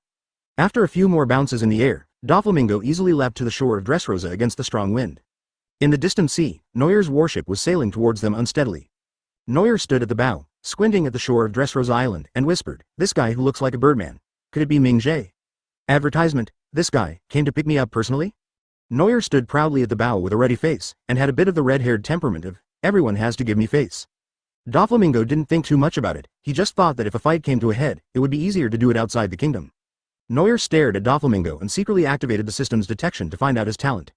Name: Doflamingo, Lord of Chaos. Golden quality, born with the aura of a king. Conqueror's Haki will be fully awakened and strengthened after adulthood, personal charm will be enhanced, and the dominance over subordinates will be improved. There will be great physical and mental disasters in life. After surviving a catastrophe, if you still maintain a kind heart and awaken to extreme goodness, when you are in desperate situations, your physical strength, willpower and intelligence will all increase by 300%. After surviving the catastrophe, if one falls into darkness and commits all kinds of evil, awakening to extreme evil, the devil fruit ability will inevitably awaken before the age of 30, and the development direction and strength will be enhanced to the highest degree. But if after a catastrophe, the host breaks through the inner barriers and redefines good and evil, he will gain both extreme evil and extreme good. Devil's Host String. Gold quality, after eating the Paramecia Devil Fruit String fruit, the power of the devil's favor resides in the body, and it can freely manipulate the string. Sinful Fire. Red quality. When engaged in or operating any black industry, personal charm will grow unlimitedly with the scale of the industry. Various connections will automatically center around him and their trust in him will increase. Spurned by the Sea. Purple talent. While gaining the power of the devil, one is also cursed by the devil. This curse will make the sea hated, and one will become powerless when encountering seawater and unable to actively use their abilities. Noyer stared at Ming's talent in a daze. What the hell was that golden talent with such a long information? Extreme evil and extreme good. Noyer remembered that when he was reading comics in his previous life, he always thought that Ming was a particularly evil guy. However, after he learned about Ming's childhood, Noyer suddenly understood the purpose of his talent. After experiencing that kind of thing, no one would be free of darkness in their heart. Only those who stand at the top can define good and evil. This is the truth that Doflamingo has learned and implemented to the end. Chapter 195. Doflamingo Noyer usually doesn't dare to copy this kind of talent that requires overcoming tribulations to gain benefits. After all, judging from the experiences of people like Ming, even if Noyer really has the aura of a protagonist, it is unlikely that he can remain intact. Noyer ordered the system. Copy the ability of String Fruit and replace it with Hegemony Sword. Although I am not as good as Mingo in playing String Fruit, it is an awakened fruit ability after all, and it is better to have it than not. Moreover, his swordsmanship had already reached a bottleneck. He also had a dark gold talent, but the quality of his swordsmanship was not up to par, so it would not help Noyer much. When the boat slowly approached the shore, Noyer led the two off the boat and walked towards Doflamingo. Doflamingo put his hands in his pockets and observed Noyer through his red sunglasses. Judging from his appearance, he is indeed a very heroic man, worthy of the title of Devilman. And at such a close distance, Doflamingo could clearly sense the Haki within Noyer, completely restrained yet powerful. As expected, he is the youngest Shichibukai, much better than the previous Moria who became a loser. Doflamingo saw Noyer approaching and was the first to speak with a smile. "Noyer, you just became a Shichibukai and you came to me. What can I do for you?" Noyer smiled and said, "I built a kingdom, you should know that." Doflamingo tilted his head and pretended to think for a while, then said, "I've heard something about it." Noyer went on to say, "This time, I just wanted to see the country you rule and see if there is anything I can learn from it." Doflamingo nodded as if he understood something, and said, "In that case, how about letting me guide you?" Noyer's legitimate reason was good. As a fellow Shichibukai, Doflamingo had no right or excuse to refuse. But Doflamingo was afraid that Noyer would discover the country's secrets, and his subordinates could not keep an eye on him, so he had to accompany him in person. Noyer didn't refuse and smiled and said, "Okay." Doflamingo frowned, then turned around and brought the three people into Dressrosa. Advertisement: as soon as you walk into the town, in addition to the delicious food and music, there are also many young women dancing sexy and hot dances on the streets. This is one of Dressrosa's major selling points. In Noyer's eyes, the dance style they are good at is somewhat similar to the flamenco dance in their previous life. At this time, Doflamingo said in a wicked voice, "Dressrosa is also called the island of love and passion. What is most lacking here is beautiful women who are overly obsessed with love. But this also makes them very jealous. Once a man betrays them, they will launch a crazy assassination. So the men who come here not only seek excitement, but also need to pay attention to safety." Noyer's mouth twitched after hearing this. What's the point of Doflamingo telling him this? Did he think he came to this island to have fun? You know what, Doflamingo might really think so. Because he couldn't understand why Noyer would go to the trouble of rebuilding a country and come to Dressrosa with such a lame excuse. As pirates or Shichibukai, all you need to do is find a country you like and use some tricks to take over a complete and powerful empire. Why go through so much trouble? Therefore, in Doflamingo's mind, the label for Noyer is not only that he has a unique and powerful mind, but also lustful. Noyer stared at the groups of hotly dressed dancers on the street with shining eyes. Lucci and Bluno were quite speechless. This made Doflamingo more certain of his guess. Taking advantage of the good atmosphere, he said, "I heard that you were attacked not long ago." Neuer knew that he was testing his purpose, so he simply said, yes, this is also one of the reasons why I came to see you. Doflamingo breathed a sigh of relief, then laughed. What do you think, was it me who did it? Neuer did not deny it, saying, of course, your power in the dark world makes you suspicious just by thinking about it. Doflamingo adjusted his glasses, clenched his hands in his trouser pockets, and said in a low voice, so, you want to take revenge on me? As a natural-born king, Doflamingo disdains to explain to others whether he is innocent or not, even if the opponent is also a Shichibukai. Neuer sensed that Doflamingo was about to attack and said softly, don't be nervous, Ming, I just want you to do me a favor. Doflamingo sneered and said, you think, I'll be nervous? Neuer smiled and said, I want to borrow your network to find out who did this to me. Advertisement. Doflamingo lowered his body, his tall body like a flamingo bending over and staring at its prey, and said coldly, why should I help you? Neuer smiled helplessly and said, how about I take the money and buy the information? Doflamingo shook his head and said with a smile, Lousy doesn't care about your little money. Neuer narrowed his eyes, his tone a little impatient, and said, so what do you want? Doflamingo stared at Neuer for a long time without saying a word, then suddenly laughed and said, don't be so nervous, Neuer. I'll help you investigate this matter. Just treat it as a friendship gift for us to get to know each other. How about that? Neuer didn't think much about it and nodded, deal. He knew Doflamingo was trying to win him over, so there was no need to turn against him now. Although this man's thoughts and methods were dangerous and made Neuer feel uncomfortable, there was no need to make enemies for nothing. He couldn't control what he did to Dressrosa and King Riku. Even if there was no tie with Neuer, Neuer would just seek to become a powerful country like Mingo and Lao Sha. Doflamingo led Neuer to the corner of the street and sat him on a recliner in front of a store. He said, actually, I checked for you before you came. Neuer raised an eyebrow and asked curiously, so, who is it? Doflamingo, looking at passers-by with admiration, lay back on the chair and said, the Dark World has had a killing order against you for a long time, but the amount has suddenly increased recently, and it has become more obvious, so you only noticed it. Neuer was stunned for a moment, then said thoughtfully, you mean, someone wanted to kill me long before I fought against the Marine government? Doflamingo nodded and smiled strangely. Who do you think you offended when you were a rookie at Grand Line? Neuer's expression suddenly looked a little strange. Could it be that guy Lao Sha? It seems that he is the only one who has the ability to hunt him down in the Dark World, and he is also a powerful man whom he had offended in his early years. Does that guy hold a grudge like that? Chapter 196 Germa 66. Neuer pinched his chin and said thoughtfully, is Crocodile so vindictive? Doflamingo lay comfortably in the chair and said, it's about the same. The earliest time when the wanted order was issued was about the same time when you left Alabasta. Neuer felt at ease at this time. Now that he knew his opponent, there was nothing to be afraid of. At first, Neuer thought it was the Marines or the government trying to stir up trouble again, and he was thinking about fighting back. It turned out to be Lao Sha's fault, so the solution was simple. When I have time, I will go back and take over Lao Sha and his Baroque studio. Or you can put in some more effort and recruit Lao Sha to your team. Lao Sha's strength has a huge difference between the upper and lower limits. He is almost invincible in the desert, and even at the worst he can still escape with a 50-50 chance. But if he is at sea, he will be much weaker. In addition, Haki's basics are poor, so now Neuer is fully capable of controlling him. He was no match for Lao Sha in the desert when they fought each other, but now it's different. His growth is far beyond his imagination. Seeing Neuer calm down, Doflamingo couldn't help but laugh. It seems that you are very confident that you can deal with Crocodile. Don't forget, he's a Shichibukai just like us. Neuer clenched his fists and sneered. There are also gaps in Shichibukai. Do you think you can't beat Crocodile? Doflamingo curled his lips and said nothing. If they fought seriously, as long as it was not in the desert, he was confident that he could beat Crocodile. Neuer sat down next to Doflamingo, picked up a glass of juice and said, next, let's talk about kingdom exchanges. Doflamingo looked at him with some surprise and said, do you really want to rebuild a kingdom by yourself? Neuer gave him a strange look and said, of course, isn't that why I came here to talk to you about this? Doflamingo held his forehead and shook his head. I really don't understand what you were thinking. Forget it, Turmoil. Just as he finished speaking, a sticky man ran out from the alley in the distance. Turmoil walked up to Doflamingo with a big snotty nose and stared at Neuer warily. Advertisement. Neuer chose to ignore his gaze, and Doflamingo instructed. Neuer's country wants to trade with Dressrosa, you can arrange it according to the situation. Turmoil nodded quickly, while Neuer looked at Doflamingo with inexplicable envy. With just 2 simple sentences, he ordered his subordinates to do such troublesome things. This is simply the ultimate form of a hands-off boss. Doflamingo rested his head on his arm and said calmly, Neuer, are you interested in doing some business with me? It may be beneficial to your kingdom. Neuer asked calmly, what business? Doflamingo smiled sinisterly and said, those deals in the Dark World. Neuer frowned and said decisively, impossible. What kind of business can there be in the Dark World? Arms trade, smuggling of goods, mercenary business, and human trafficking, which Neuer swore he would never touch.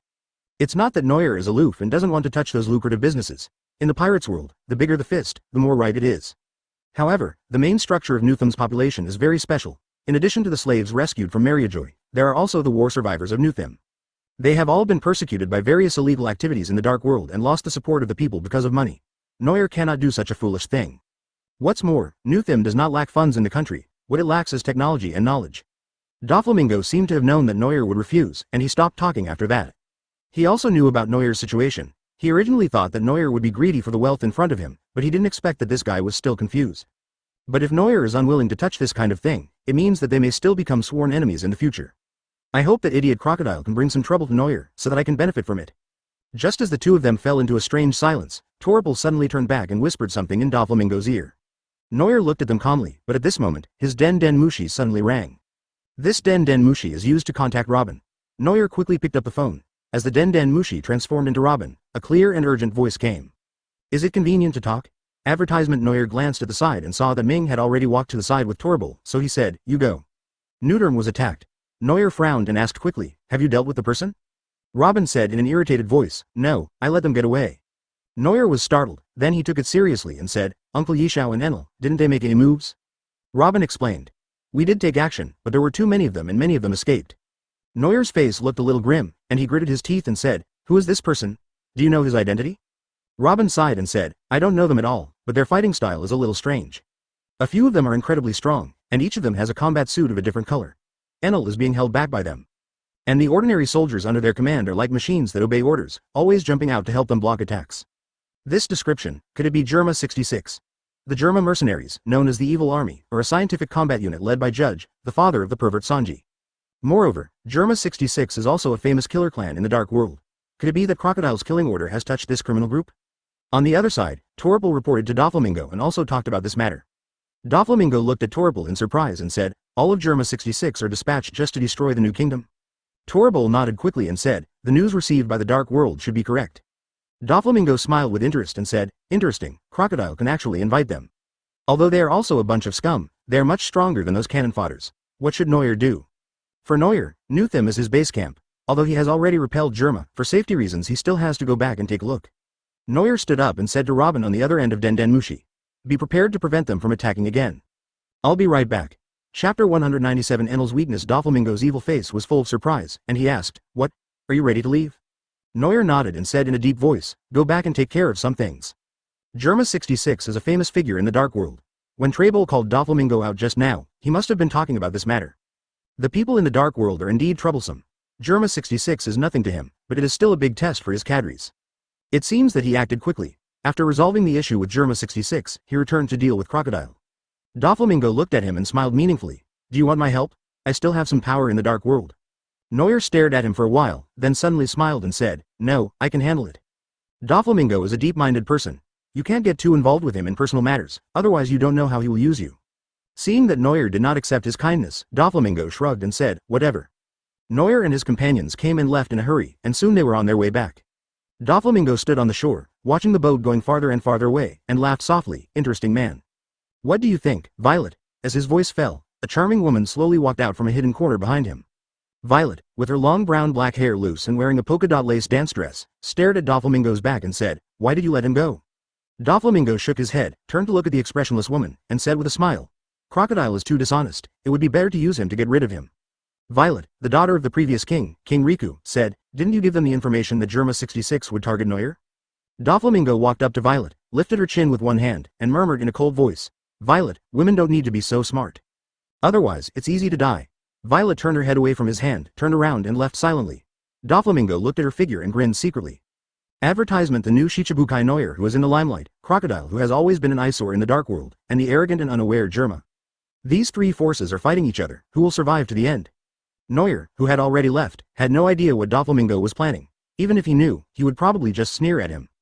Germa and Crocodile were not enough to pose a threat to Neuer, even when combined. Neuer sat on the returning boat, thinking about the Germa attack. Although the main combat power of the Germa army is very weak, it must be said that their scientific research technology really makes Neuer jealous. Human body research such as bloodline factor cloning and soldier transformation, as well as scientific combat suits that can mass-produce combat power and a variety of special weapons. Coincidentally, these things are what Neuer wants. Neuer's original goal was to research pacifists using the Tyrant Bear, but when that failed, he turned his attention to the Germa army. But along the way, Neuer didn't run into Judge and his gang, and was about to give up, but he didn't expect them to come to him on their own initiative. The research on the combat suit can provide some help for the Iron Man suit. Judge, who is a former colleague of Vegapunk, can also teach the genius Xiao Lizzie. It's really killing two birds with one stone. Noel must leave all of Germa's technology and people to them when he returns. The ship was running at full speed, and Noel and his crew finally rushed back to Noel Island overnight. Before they even landed on the island, they were stunned. The already messy coastline became even uglier at this time, with fresh blood and traces of artillery fire everywhere. It was obvious that a war had taken place not long ago. With a gloomy face, Lucci jumped onto the island first and checked for traces near the shore. Noel came over and said, "It looks like the war between Daiji and Germa is very fierce." Lucci nodded and said, "Apart from the marks left by the shells, the most left are the charred marks left by lightning strikes." Noel and his companions observed for a while, then asked Bluno to lead them to the direction of the royal capital. When he pushed open the door, the capital was still thriving, no different from before Noel left. "Advertisement, boss, you're finally back." Several people turned around, blue electric light quickly gathered together, Enel showed his face, and greeted them with a grin, baring his teeth. Seeing that he was not serious, Noel deliberately frowned and scolded him. "You look so happy. Did you do anything good when the enemy invaded?" Enel's face, as thick as the corner of a city wall, couldn't help but get hot when he heard this. He explained, "There are too many of them, so it's hard to catch them. Some of them escaped." Noel was delighted when he heard this, because what Enel ate was not an ordinary devil fruit, but a Logia thunder fruit with a very high upper limit. In terms of speed in the whole world, only Noel and Kizaru can be compared with him, but they failed to catch those cyborgs of Germa? Seeing Noel staring at him without saying a word, Enel finally couldn't help but lower his head, poking his finger and whispering. "Hiss. Maybe, I'm still a little careless." Noel sighed and covered his face, saying weakly, "Forget it, I won't talk about you this time. Also, you'd better be careful. Any arrogance in battle may become the root cause of your defeat." Enel was like a child trying to please his parents, nodding his head hastily but disagreeing in his heart. His own abilities were recognized to be strong. Even if he made some mistakes due to carelessness, as long as he didn't encounter someone at the level of Marine Admiral, he would still be able to handle it. Noel knew that he didn't listen to him and shook his head helplessly.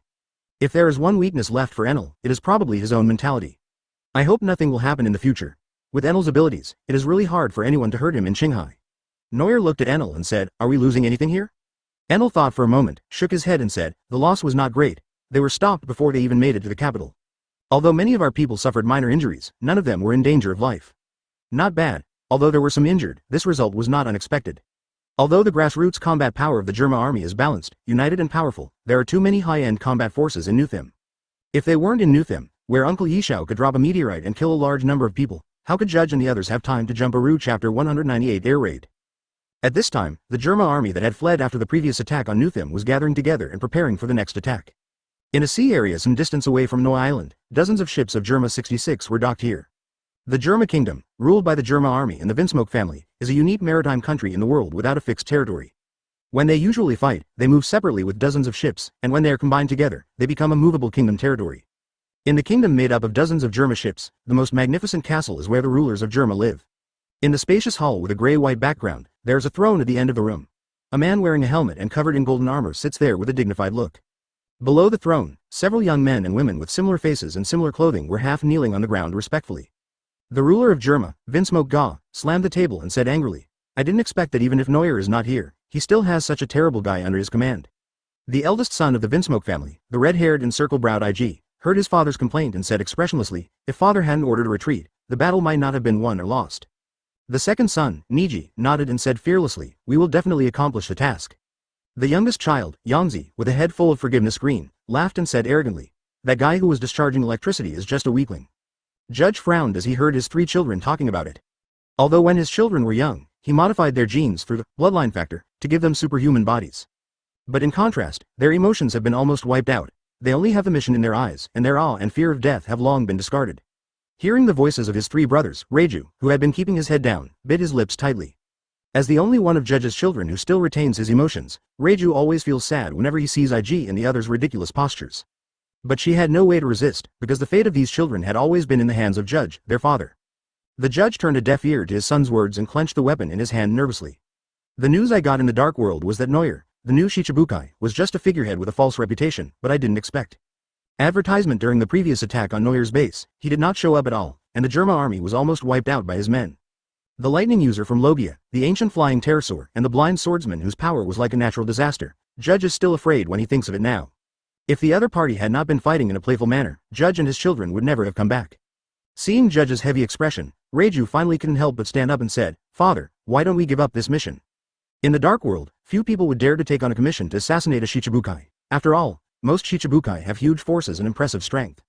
It was because the target this time, Noel, was too inexperienced that the judge got carried away and misanalyzed the opponent's combat capability, so he took on the task. Facts have proved that your uncle is still your uncle. Even the new Shichibukai is not someone Germa 66 can afford to offend. When Reiju proposed to give up, his brothers were not happy about it. Especially the young Yuji, who shook his seaweed-like hair and shouted, "Why give up, a mere Shichibukai? As long as we launch one more attack, we will definitely win." Yangzi started to make a noise, and his two brothers also shouted in agreement. In an instant, the whole hall became noisy and chaotic. The judge was a little annoyed by their noise, but after thinking it over, he decided to withdraw first. Noel's subordinates can defeat him, so what about him? Now, I should run away quickly while Noel hasn't come back yet, otherwise he will settle the score with me later and my life will become even more difficult. Judge clapped his hands, signaling his three noisy sons to quiet down, and said in a serious voice, "This mission is too difficult, we." Boom boom boom boom. Before he could finish his words, there was a sudden explosion outside the conference room. The sound was so loud that it almost pierced the eardrums of several people. Judge covered his ears and shouted angrily, "Hey, what's going on outside?"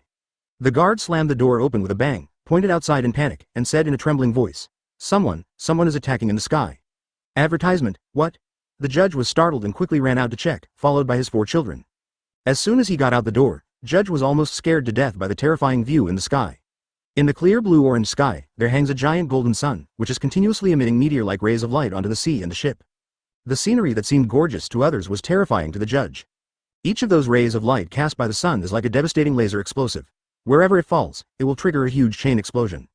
In the golden shining sun, a figure slowly emerged from it and gradually took on the appearance of Noel. Noel sneered in the air, looking down at the Vinsmoke family on the ground who were like ants, and the lasers fired from his body did not stop. This is a destructive skill that Noel modified based on Kazaru's Yasukani no Magatama. The attack range is larger, but the accuracy. Those who understand will understand. Judge looked at Noel, who came in person and instantly recognized his identity. He shouted in anger and fear, "What are you doing?" Noel sneered and said casually, "Of course I will destroy your country." Judge's heart beat faster and faster. Finally, he could no longer care about the fear in his heart. He rushed towards Noel in the air and yelled, "You be asterisk asterisk asterisk asterisk asterisk D, stop it." Seeing their father leading the charge, his 3 children seemed to have received some signal and hurriedly followed. Only Reiju was still hesitating. She stood there blankly, not knowing what to do. If you think about it calmly, this approach is really stupid. No matter how powerful Germa 66 is in North Blue, it is useless here. This is the new world, and they are facing the pirates' 7 warlords of the sea. As Reiju expected, even though Judge and his 2 sons flew into the air aggressively, Noel simply ignored them and slowly raised his calf wrapped in golden light. And then, Reiju on the ground felt his eyes blurred, and a golden light flashed by. As soon as his father and brother rushed out, they were kicked back by Noel, smashing the boat and falling directly into the sea. Chapter 199 Recruiting Vinsmoke. In an instant, Noel dealt with the 4 people including Vinsmoke and his sons who flew up to deliver food, and then he slowly fell from the sky. Seeing Reiju, who was so frightened that she lost her voice, Noel walked up to her, pressed her shoulders, and said with a wicked smile, "Ms. Reiju, right. Take your people and come with me." Reiju was slapped hard by Noel, and her delicate body trembled slightly. She whispered, "I will leave it to you, your excellency." Noel gave her a strange look. It sounded like he was a pervert who had R*********** woman. Afterwards, under Noel's supervision, Reiju led the soldiers of the Germa kingdom to clean up the battlefield and rescued Judge and the others. Although they were only hit by Noel once, several of their bones were broken and they almost died. After Reiju visited them, he felt even more terrified of Noel, and couldn't help but feel fortunate that he didn't act impulsively and die with them. Germa 66 is a well-known killer clan in the Dark World, but was easily eliminated by Noel alone. After all, the Germa's strongest fighter couldn't beat Sanji 2 years later, so how dare they challenge Noel? After cleaning up the mess, Noel led the entire Germa kingdom alone and headed towards the Nuthim kingdom on a fleet. Less than a day after Noel set out alone, the residents of Nuthim suddenly discovered that their boss had returned. Moreover, they were escorting an entire fleet and returned victoriously in a mighty manner. The people were overjoyed and cheered as they stood on the street to welcome Noel's return. When Germa invaded, everyone held their breath and fought hard with all their strength. "We are all poor people who have been stranded in the world. We have finally found a place to settle down. How can we tolerate others disturbing us again?" Amid everyone's joyful farewell, Noel took several members of the Vinsmoke family and crossed the portal back to the Sky Island Cloud Palace. Noel sat on the newly built palace throne, propping his chin up with a playful smile. In front of the temple, the judge and his children were kneeling in a row with their hands and feet tied, while Yishao and Enel were staring at them on both sides. The judge, who had just woken up, raised his head with difficulty with a pale face, and looked at the man on the throne with a vague look. Advertisement, what do you want to do? Hearing the judge's weak question, Khalifa, the secretary standing next to Noel, spoke on his behalf. Do something for us and become a researcher at Neutrum. Reiju lowered his head and his eyes moved slightly. Shichibukai wanted to recruit them? The judge was stunned and was about to refuse, but on second thought, he couldn't help but feel tempted. Although he is the ruler of the Germa kingdom, Judge is actually not very arrogant and his wish is actually very simple. Vinsmoke is an ancient and large family. Generation after generation, it has been a veritable scientific and combative nation. At its most glorious moment, it once ruled the entire North Blue Sea. Judge wants to use his own research to lead Vinsmoke back to that time and dominate North Blue again. For the sake of this dream, Judge felt that it was okay to use someone else's hands as long as Vinsmoke was retained. But if Neutrum is added, can Vinsmoke still exist? Can my dream for my family's future still come true? Noel also knew a little about the judge's thoughts, so he simply relaxed the conditions and said, after joining Nuthim, Germa's men will be merged into mine, but your Vinsmoke can become a family within our country. The judge's eyes narrowed. Noel was willing to make such a promise, which was actually quite polite.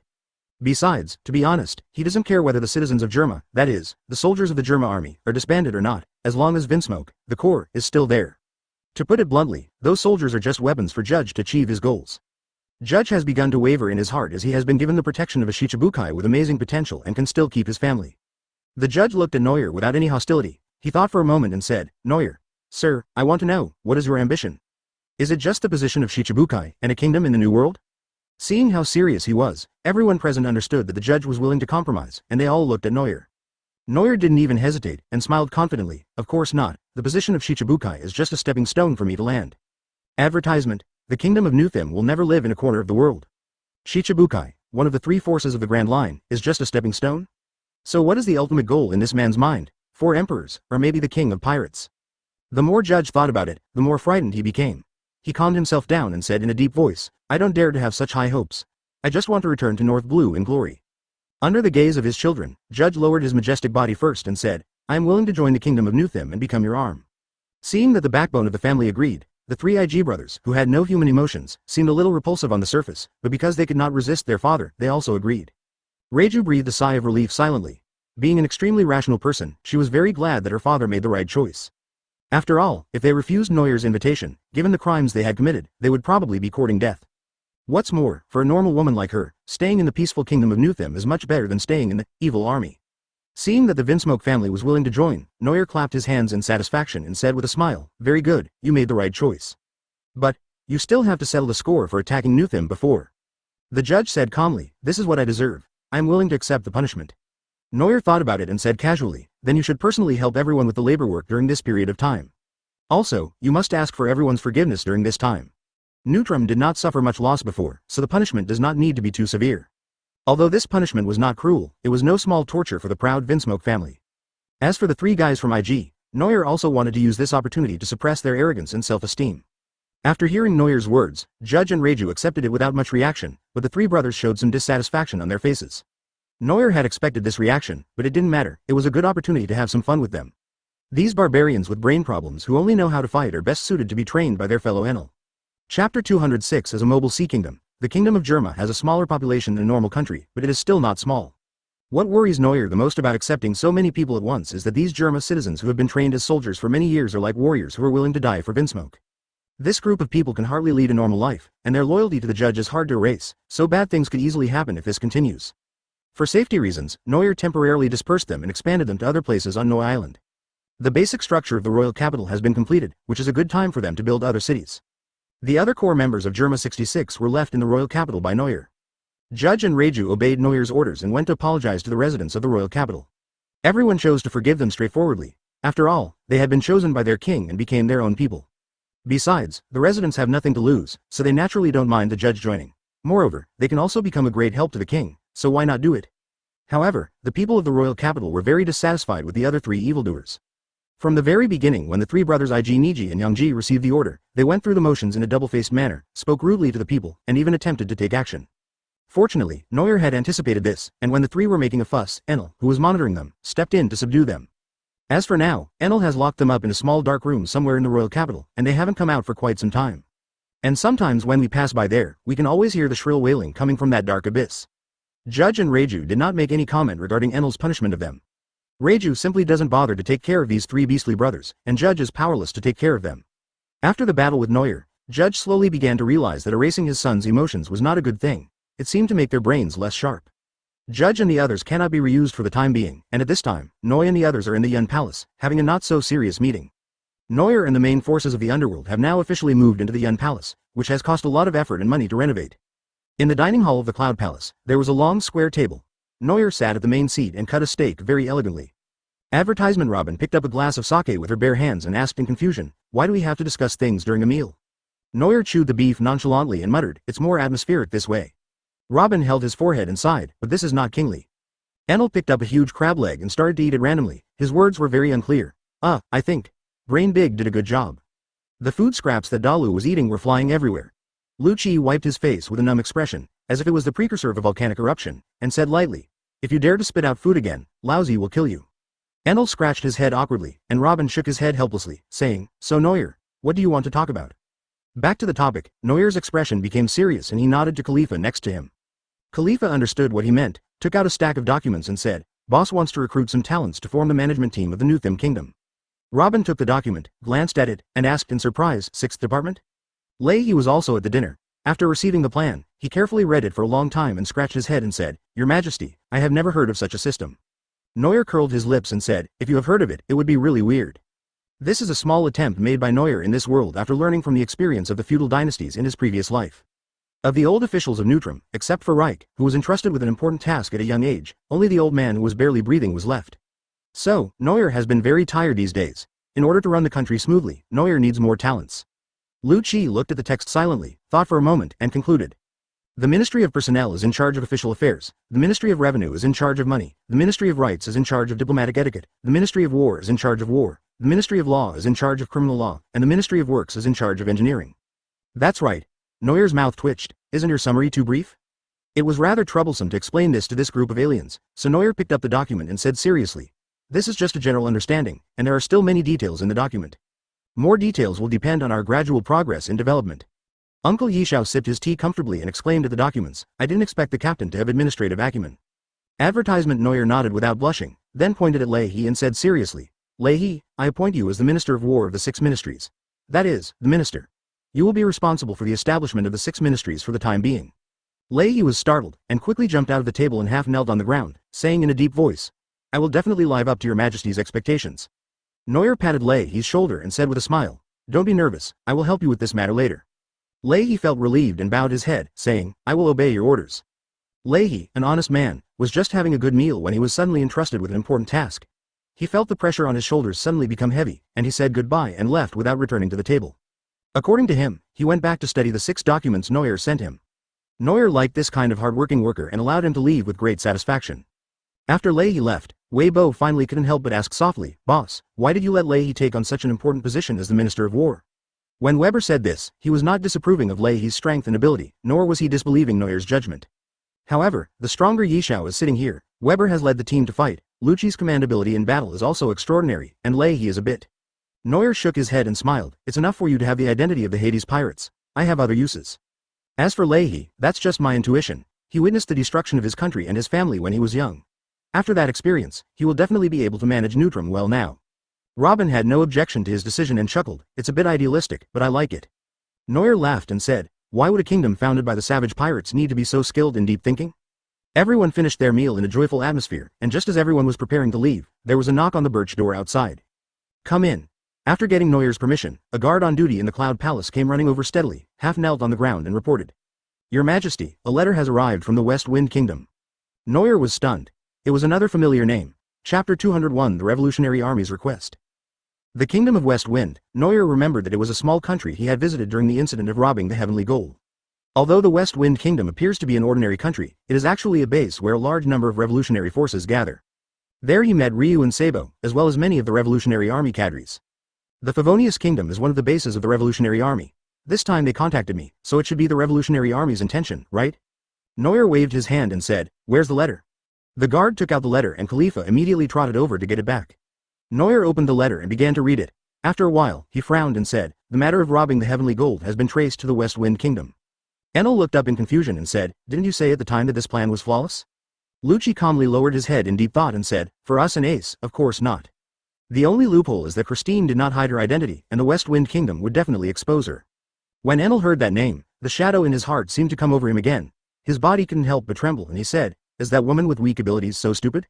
Noel curled his lips and said, I'm afraid she has no intention of returning to the kingdom after completing that job. Anyway, she has the Revolutionary Army on her side.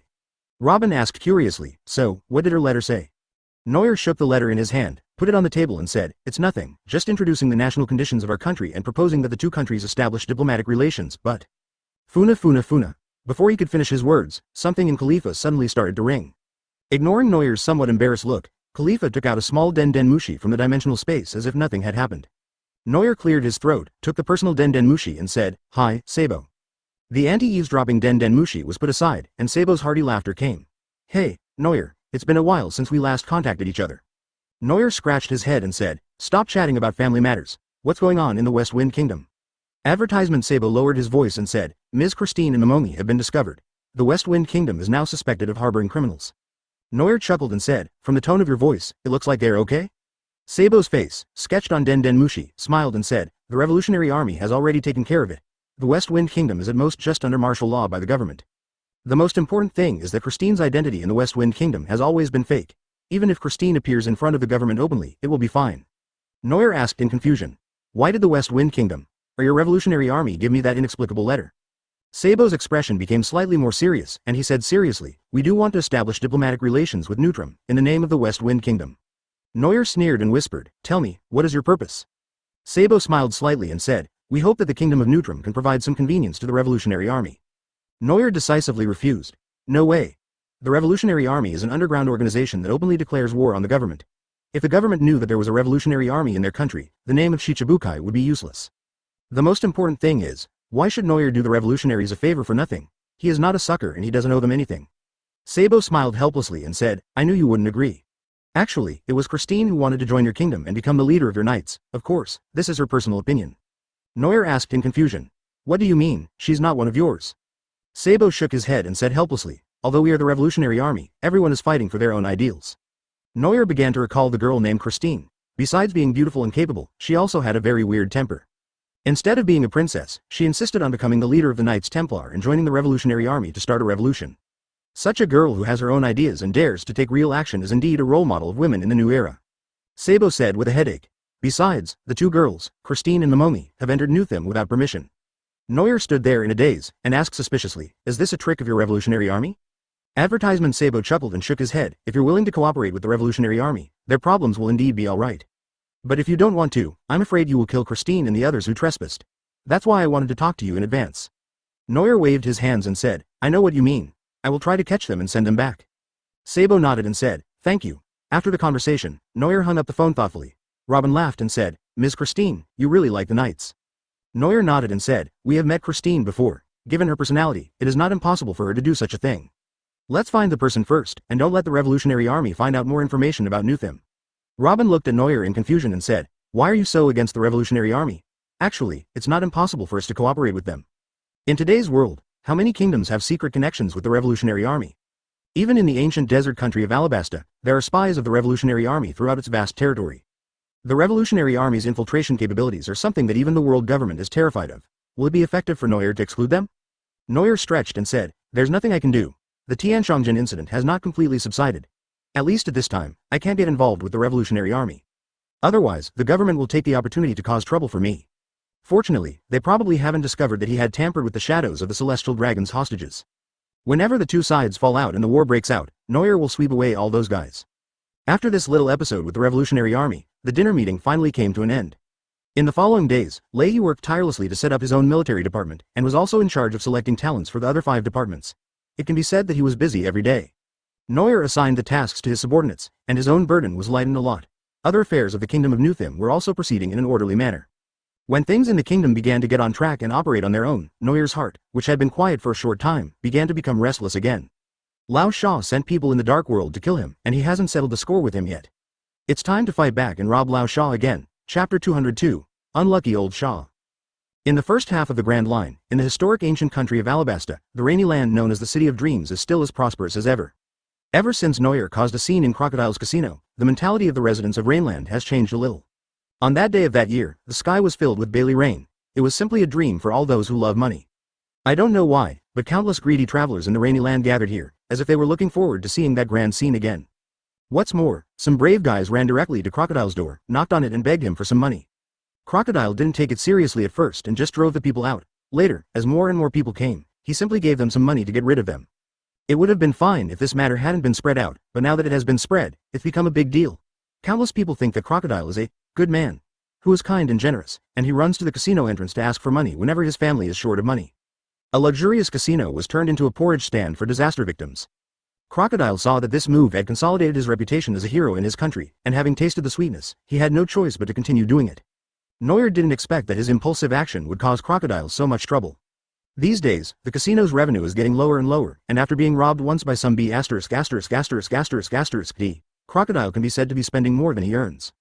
In the basement of Udisha Crocodile's casino, Crocodile sat on a chair with a gloomy face and overturned a table in anger.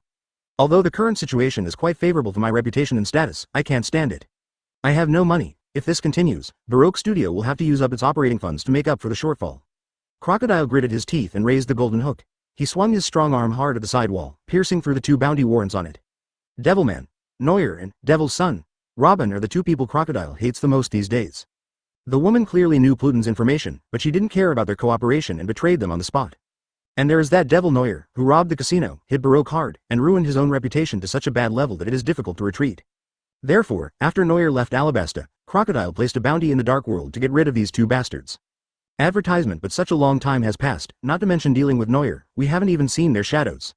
Later, Crocodile learned that the Hades Pirates group formed by Noel and Robin had become the Shichibukai Pirates group as famous as himself. Moreover, they actually seized a large piece of land from the government and established a kingdom.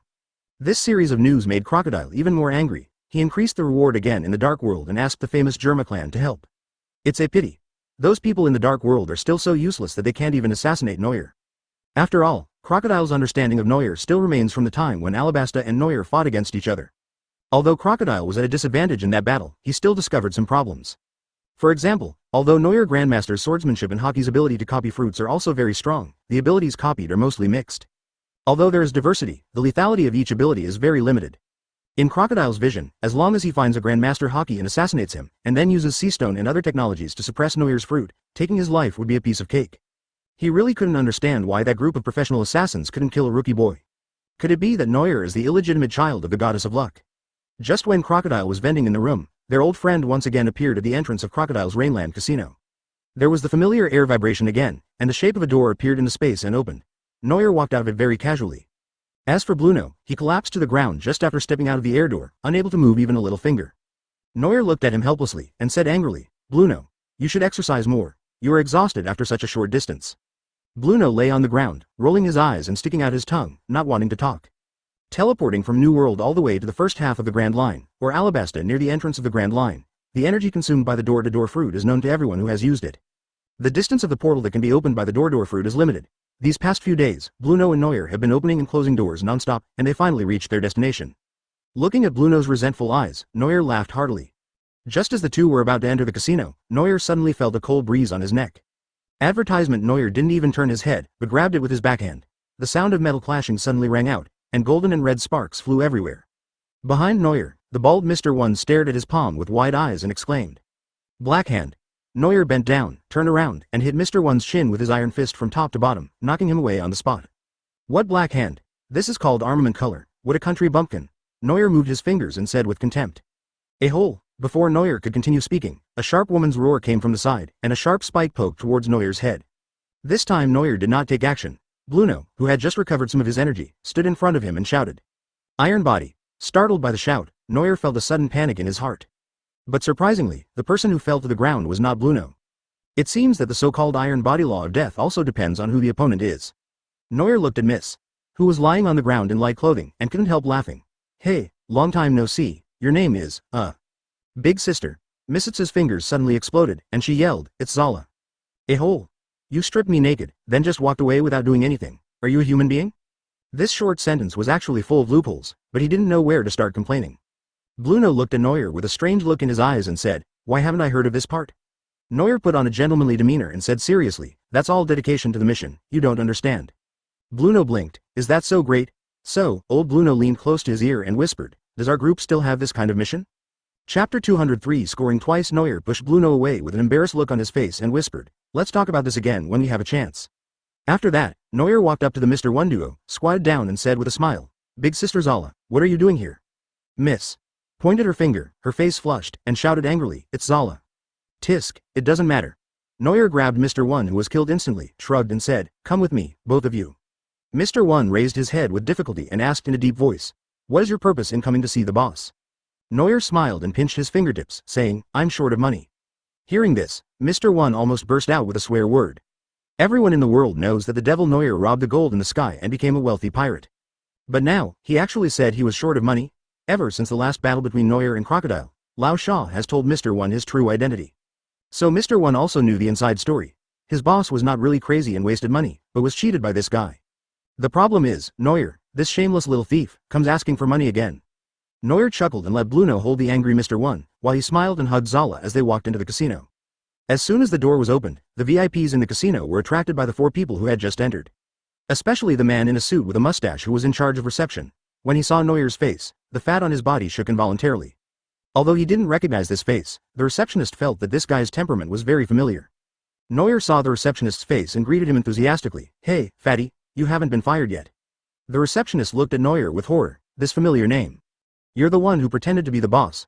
Noyer looked at him in surprise and smiled. "Not bad, you can still remember my voice." Advertisement, how could I possibly forget? It was because of Xiaopong's momentary negligence that he failed to recognize Noyer as the pretending boss that the casino lost so much assets. After the Bailey Rain incident in the Rainy Land, Xiaopong was abused. If it weren't for Lao Sha's growing reputation and some benefits in return, he might have lost his life, not to mention his position. Noyer patted Xiaopong's shoulder and said sympathetically, "How pitiful." Xiao Pang looked at him suspiciously and asked cautiously, "What do you mean?" Noyer smiled slightly, put his hand behind his head, and with a slight push, the chubby body fell to the ground with a plop. Xiaopong fainted on the ground with his eyes open, and before his consciousness fell into darkness, the last words in his mind were, "It's over, I'm going to suffer again." Noyer looked at the fat guy lying on the ground with satisfaction, and smiled coquettishly at the screaming people in the casino. Before they could even roar, a red stream of air burst out from Noyer's body like a wave, instantly sweeping across the entire casino hall. Everyone present collapsed to the ground in a rhythmic manner. Noyer whistled and said with a satisfied smile, "The familiar feeling is back." Noyer seemed to have entered his own back garden. He walked to the entrance of the underground vault with ease, then kicked the door open. In the underground hall, Crocodile was looking at the bounty orders for Noyer and Robin with a gloomy expression, when suddenly the door of his house exploded. The wreckage of the iron gate was blown everywhere, and Crocodile stood there in a daze. "Long time no see, Lao Sha." Noyer threw Zala to Crocodile's feet and said with some emotion, "You haven't changed." Crocodile jumped out from the table, and the sand in his hands immediately turned into sharp blades. He said with fear on his face, "Noyer. You be asterisk asterisk asterisk asterisk asterisk d. Why are you here?" Noyer walked into the room calmly and chatted with him like an old friend. "I'm out of money, so I came to borrow some from you."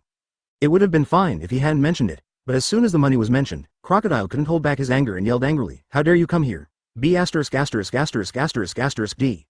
Before he could finish his words, Crocodile could no longer bear the humiliation. He transformed his arm into sand and formed an axe, and chopped down at Noyer's head. Noyer curled his lips and shook his head pretentiously, saying, "We finally meet, why are you so excited?" Advertisement. The black armament color instantly covered Noyer's head, and he took Crocodile's sand axe blow without dodging or avoiding it, and the shattered sand and dust flew everywhere on the spot. Crocodile's heart trembled, and before he could react, a big black hand covered his face. Noyer stretched out his black hand, grabbed Crocodile's head, and smashed it hard to the ground. The entire Crocodile casino was shaken down a few feet by this powerful blow. Looking at Crocodile, who was being held down by him, Noyer said with some disappointment, "You really haven't made any progress at all, old sand." "Shut up," Crocodile roared, and the sand in his body began to flow, forming an Uzumaki-like sandstorm, which fiercely wrapped Noyer in it. The sand around him was flying all over the sky. Noyer simply closed his eyes, and suddenly a biting cold air came out of his hands. There was a harsh sound of freezing, and the entire casino, along with the sandstorm that it created, was instantly frozen in the distance. The residents in the Rainy Land felt the cool air and turned their eyes to the casino in surprise. Lord Crocodile. Is he working for the welfare of the residents of Rainland again? The casino was filled with cold fog. Bluno and Mr. One stared blankly at the scene before them. When Crocodile first released the sandstorm, Bluno was a little worried about his boss and wanted to help, but the situation turned out to be. "There's no point in worrying about it. 2 Logia users who can change the environment, do I have the right to interfere?" When Bluno and Mr. One were messing around in the air conditioning, the dust on the ground suddenly condensed and turned into the shape of Crocodile. Crocodile's originally neat slicked back hair was now as messy as a chicken coop. There was a trace of blood at the corner of his mouth, and he was half kneeling on the ground in embarrassment. At this time, Noyer also walked out from the layers of ice and sneered, "Without the home advantage of the desert, is this all you can do?" Crocodile forced himself to stand up and asked reluctantly, "What on earth are you doing here?" Noyer sneered and said, "Since you dared to hire someone to assassinate me, you should have been mentally prepared, right?" As soon as Crocodile gritted his teeth, he guessed that it would be this matter. But, with Noyer's connections, how would he know that he did it? Chapter 203 Threatening Lao Sha. Noir's lower body began to flash with dazzling light, and one leg below the knee instantly turned into a laser light. You're probably wondering how I found you, right? Noir sneered and said, this is all thanks to the help of a certain unknown Shichibukai. Shichibukai? Doflamingo, Crocodile's eyes widened and he gritted his teeth. It must be that I developed too quickly in the dark world, which aroused Dover's fear, so he took the opportunity to let Noir get rid of me. Crocodile touched his chest and said with a mocking tone, it seems that he used you as a knife. Noir shook his head and smiled, don't worry, I'll settle the score with him after I've dealt with you. After saying that, Noir's figure suddenly disappeared from the spot, leaving behind a series of golden light trails, and in the blink of an eye he was close to Crocodile's position. The powerful and heavy calf continued to grow larger in Crocodile's eyes, and then an unspeakable pain swept through his body. The moment the shining leg touched him, an icy cold air immediately invaded him. Crocodile was kicked back a few steps and stared at Noir in anger. He looked even uglier with his distorted features after being kicked in the face. Ahem. Not only was there pain, but the flashing legs and the freezing cold made Crocodile feel so uncomfortable that he wanted to vomit blood. Crocodile looked at Noir in disbelief. As expected, this guy couldn't stay for long. With Noir's copying ability, things would become extremely difficult once he went out to sea and came into contact with various powerful individuals. Back in Alabasta, I should have fought to the death to kill Noir, and it wouldn't have ended up like this. Noir, who possesses multiple top-level abilities, has grown in all aspects, and Crocodile has no chance to take advantage of him. Noir walked slowly towards Crocodile, and with every step he took, white mist rose from the ice under his feet. Once you leave the desert, I wonder if you have the ability to escape. Crocodile angrily raised his hands, and his strong arms transformed into countless extremely sharp sand blades, which continuously hit Noir like a torrential rain. He himself turned his body into sand and rushed outside at an extremely fast speed. Only by leaving the ice surface that Noir constantly creates and touching the sand outside can they have the strength to fight. Advertisement seeing Crocodile trying to escape, Noir's eyes flashed coldly and he said mockingly, what a stupid idea, can you be faster than light? The desert sword that came like a violent storm did not cause any trouble to Noir at all. As the light flashed and disappeared, everything was frozen by the cold air behind it wherever it went, including those useless sand knives. Instantly flying over the pitiful ball of walking sand, Noir decisively stretched out his hand, and with the blessing of armed color, punched at the entity of Crocodile. Crocodile cried out in pain, then suddenly transformed into his true form and fell to the ground. Hateful. Even if I copy the abilities of those powerful marine admirals, I can't become this strong. And that sinister little devil hasn't even drawn his knife yet. Unwilling to accept defeat, Crocodile punched the ice, his eyes became bloodshot and he began to tremble continuously. Noir put his hands behind his back, looked down at Crocodile, and said with a smile, do you think this time will be the same as last time? When we fought, I was the better player, but you took advantage of the terrain. This time, it's different. Noir squatted down, looked at Crocodile with a smirk, and continued, I am growing, but you are still standing still. Stop talking nonsense. Crocodile's face became more and more angry, and he cursed, if you want to kill me, do it if you have the guts. Noir covered his mouth in shock and jokingly said, when did I ever say I was going to kill you? Crocodile narrowed his eyes and whispered murderously, what do you mean? I came here to do one more thing besides just to beat you up and lend you some money in a friendly way. Noir explained seriously, then waved his hand and froze an igloo above the two people's heads, blocking out the sunlight. After hearing Noir's purpose, Crocodile didn't have time to curse before he found that Noir had taken out a strange-looking sword from somewhere. Noir raised his hand and swung the knife, quickly slashing at the junction of Crocodile's body and the shadow. Crocodile rolled his eyes and fainted immediately because he was already exhausted. Noir collected Crocodile's shadow and muttered to himself, I almost forgot that the person whose shadow is taken away will be forced to sleep. As he spoke, Noir raised his hand and condensed a dark shadow, the shape of which was exactly the same as Crocodile's. Noir then stuffed the shadow into the ground and used the power of the shadow fruit to sow the space between Crocodile and the shadow. Advertisement. This method is really timeless, it's so easy to kill people with remote control. Noir clapped his hands in satisfaction, looked at Crocodile who had fainted on the ground, thought for a moment, then leaned over to his ear and whispered. Boss, Noir emptied the casino's treasury, how can I repair it, Noir? Sitting up in shock from his dying illness, Lao Sha let out a miserable roar and jumped up from the ground as if by reflex, swinging his sand knife as if possessed. But no matter how possessed he was, it was useless. Crocodile, who was about to go berserk, was pinned to the ground by Noir in an instant. After a long time, Lao Sha finally calmed down after coming out of the nightmare. Noir thought about it thoughtfully. It seems that the additional sleeping effect after taking the shadow will be removed by some external force. It's definitely not because of what Noir said, yes, absolutely not. Crocodile's mental state became even more depressed, but at least he was still conscious. He said in a low voice, what did you do to me? Noir pointed to the ground and explained, I have replaced your shadow, I can kill you anytime I want. At this point, Crocodile finally understood, what do you want me to do in exchange for returning my shadow to you? Noir clapped his hands and smiled, help me do something, and once I'm satisfied, I'll naturally give you the shadow in the future. Crocodile sat up in a panic, his mouth curled up and he said self-deprecatingly, it's really embarrassing. Neuer frowned and looked at the confused crocodile, not knowing what to say. Suddenly I felt that this guy was quite pitiful. The plan to steal the country hadn't even started yet, but was stopped by this troublemaker, and Robin was taken away in the process. In fact, Neuer came here with the sincere intention of inviting Lao Sha to join his pirates group. But during the battle, when he saw Crocodile's hatred, Neuer realized that this was impossible. At least not now. Crocodile had been planning this for years, and asked Neuer to recruit him as the original troublemaker, so how could he agree to this? However, it is better to use shadow threats and act in secret. After all, recruiting a Shichibukai will attract a lot of unnecessary fear. As for Crocodile, who was always being bullied by me, I should let him have some money. After Neuer quits his Shichibukai identity, I can appease and recruit him. Chapter 204 ending. After Neuer left Alabasta, he continued to implement his plan. With the continuous efforts of the Kingdom of Nuthim, the lives of the island residents are getting better and better. Under Neuer's guidance, Oguri completed the research on the Iron Man suit and soon put it into mass production. The entire country, armed with the Iron Man armor, quickly expanded its military strength, and the combat effectiveness of the Hades Pirates group instantly made a qualitative leap. After that, the Hades Pirates, after repeated provocations against the world government, finally resigned from the Shichibukai position as planned. After abolishing the Shichibukai position, the Hades Pirates began to plan for the position of the Four Emperors. Soon, Neuer used his ability to copy Big Mom's ability and fused it with the Shadow fruit to create a dark gold talent. Neuer, who possesses the top Paramecia talent, leads the greatly enhanced Hades Gate to attack Big Mom's Cake Island. After planning, Big Mom's bulimia was brought out by Neuer. After the Iron Balloon's physique disappeared, Neuer successfully killed her with his ability. Neuer, who killed one of the Four Emperors and occupied all of Big Mom's territories, became even more famous and directly replaced the dead Big Mom to become one of the new Four Emperors. Neuer's bounty was greatly increased, and the world government and marines sent people to kill him countless times, but always to no avail. Afterwards, Neuer found the Golden City, came into conflict with the Golden Emperor, and successfully took over all his assets. Advertisement. Neuer, who possessed countless wealth, recruited soldiers and started planning again. He led Enel, Weber and others to successfully attack Onigashima.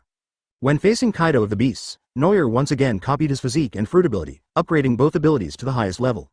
At the end of the battle, Neuer was able to completely kill the strongest creature Kaido with his powerful swordsmanship. The territories it left behind and its subordinates such as Yamato were all taken over by Neuer, and its power grew even stronger. Neuer eliminated 2 Four Emperors, and his fame surpassed that of the elderly Whitebeard. He became the strongest Four Emperors pirates and became famous. The Whitebeard pirates, the Red Hair pirates, and the Hades pirates became friends, and became the most feared pirates alliance in the world.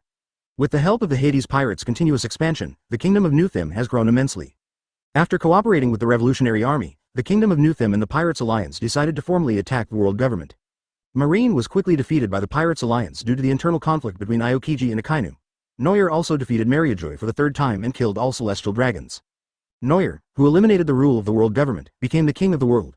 The Kingdom of Nuthim unified the world, and with the help of the Revolutionary Army, the country became prosperous. A few years later, a little brat named Momonosuke appeared in the kingdom, but according to Neuer's earlier decrees, he was caught by all the citizens as soon as he appeared, and he was directly castrated and thrown into a prison full of big men. Every late night, you can hear this guy's disgusting screams. Finally, after marrying Robin, the Empress and several other confidants, Neuer abdicated the throne and handed it over to the dragon, and began a carefree life with his wives.